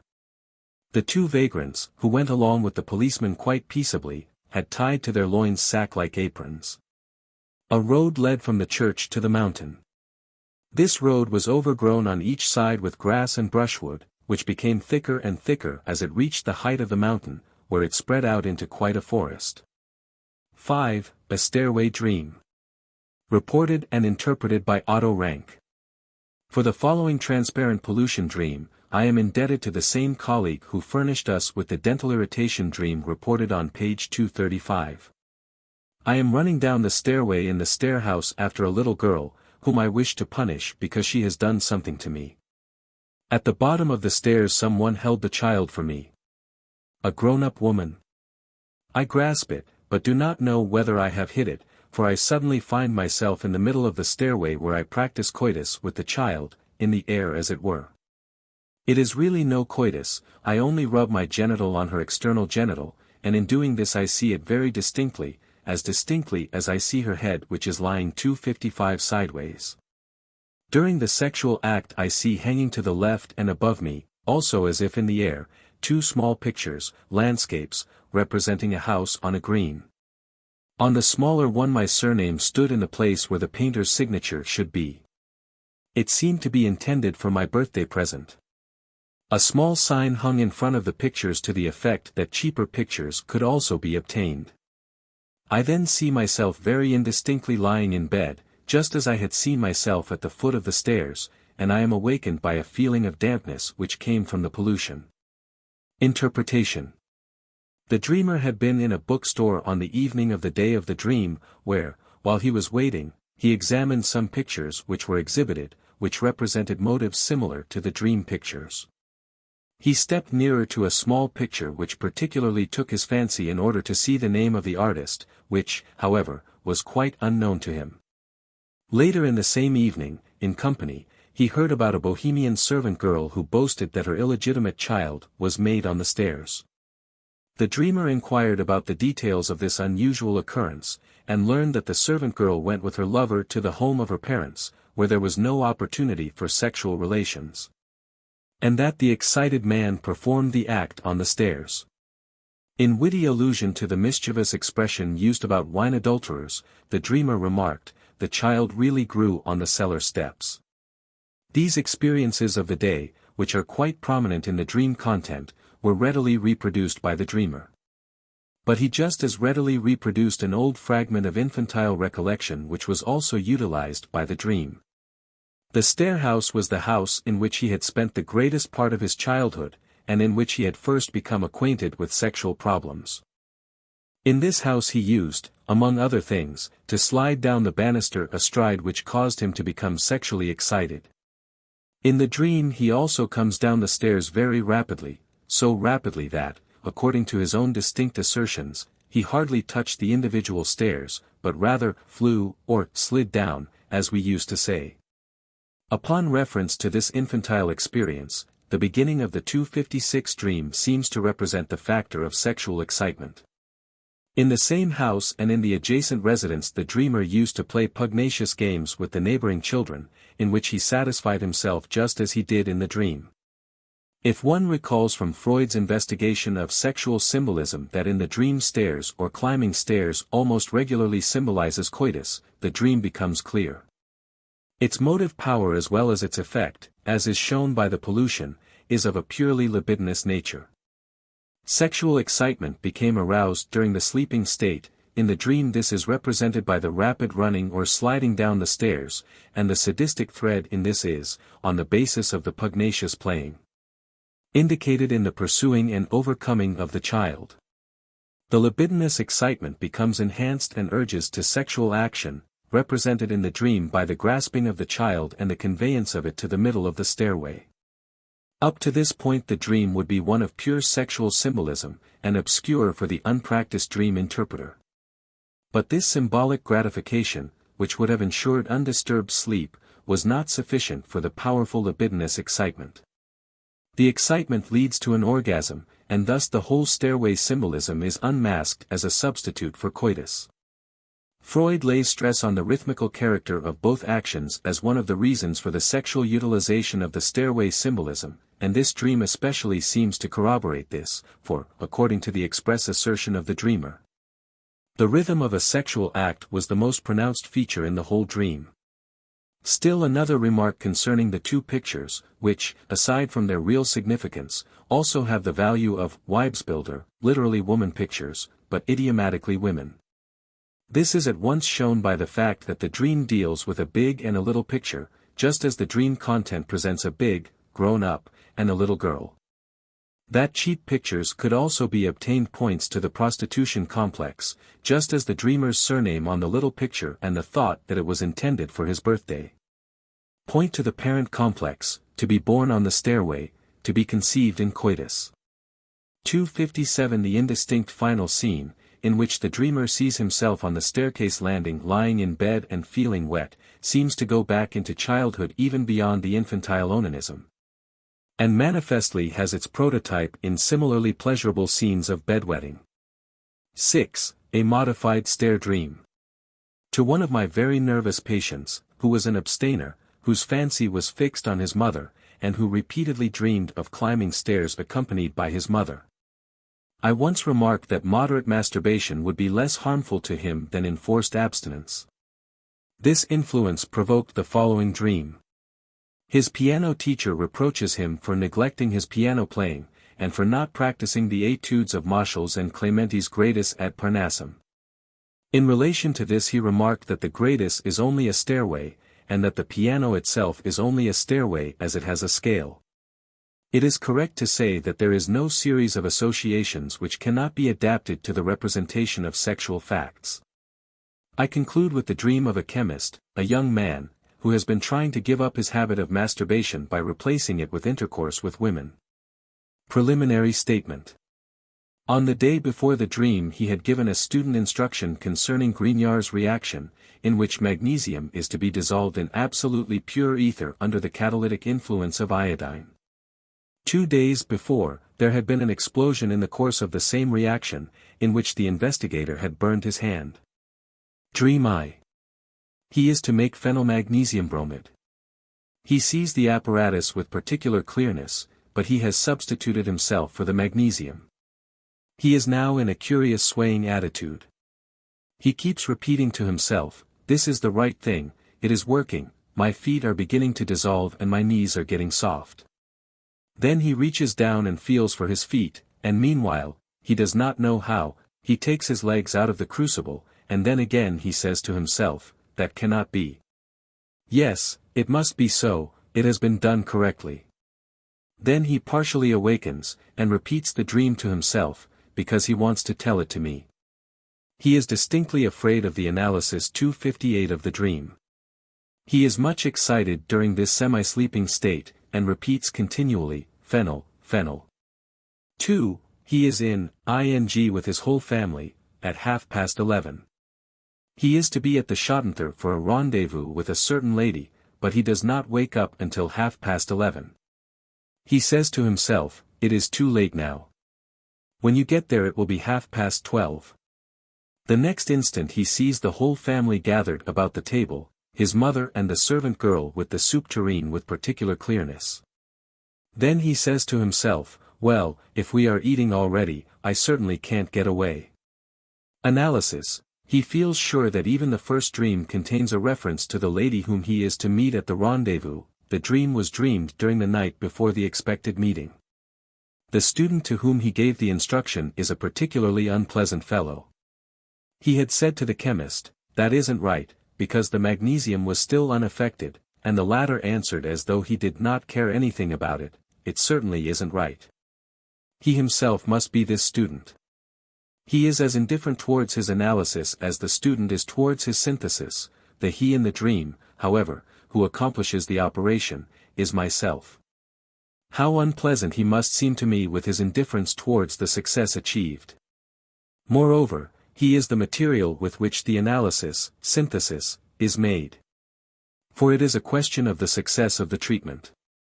The legs in the dream recall an impression of the previous evening.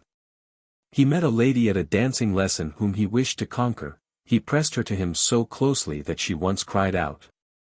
After he had stopped pressing against her legs, he felt her firm responding pressure against his lower thighs as far as just above his knees, at the place mentioned in the dream. In this situation, then, the woman is the magnesium in the retort, which is at last working. He is feminine towards me, as he is masculine towards the woman. If it will work with the woman, the treatment will also work. Feeling and becoming aware of himself in the region of his knees refers to masturbation, and corresponds to his fatigue of the previous day. The rendezvous had actually been set for 11:30. His wish to oversleep and to remain 2:59 with his usual sexual objects, that is, with masturbation, corresponds with his resistance. In relation to the repetition of the name phenyl, he gives the following thoughts: all these radicals ending in yl have always been pleasing to him, they are very convenient to use, benzyl, acetyl, and k. That, however, explained nothing. But when I proposed the radical Schlemmel he laughed heartily, and related that during the summer he had read a book by Prévost which contained a chapter, Les Exclus de l'amour, the description in which made him think of the Schlemmels. And he added, that is my case. He would have again acted the Schlemmel if he had missed the rendezvous. 6. The dream work.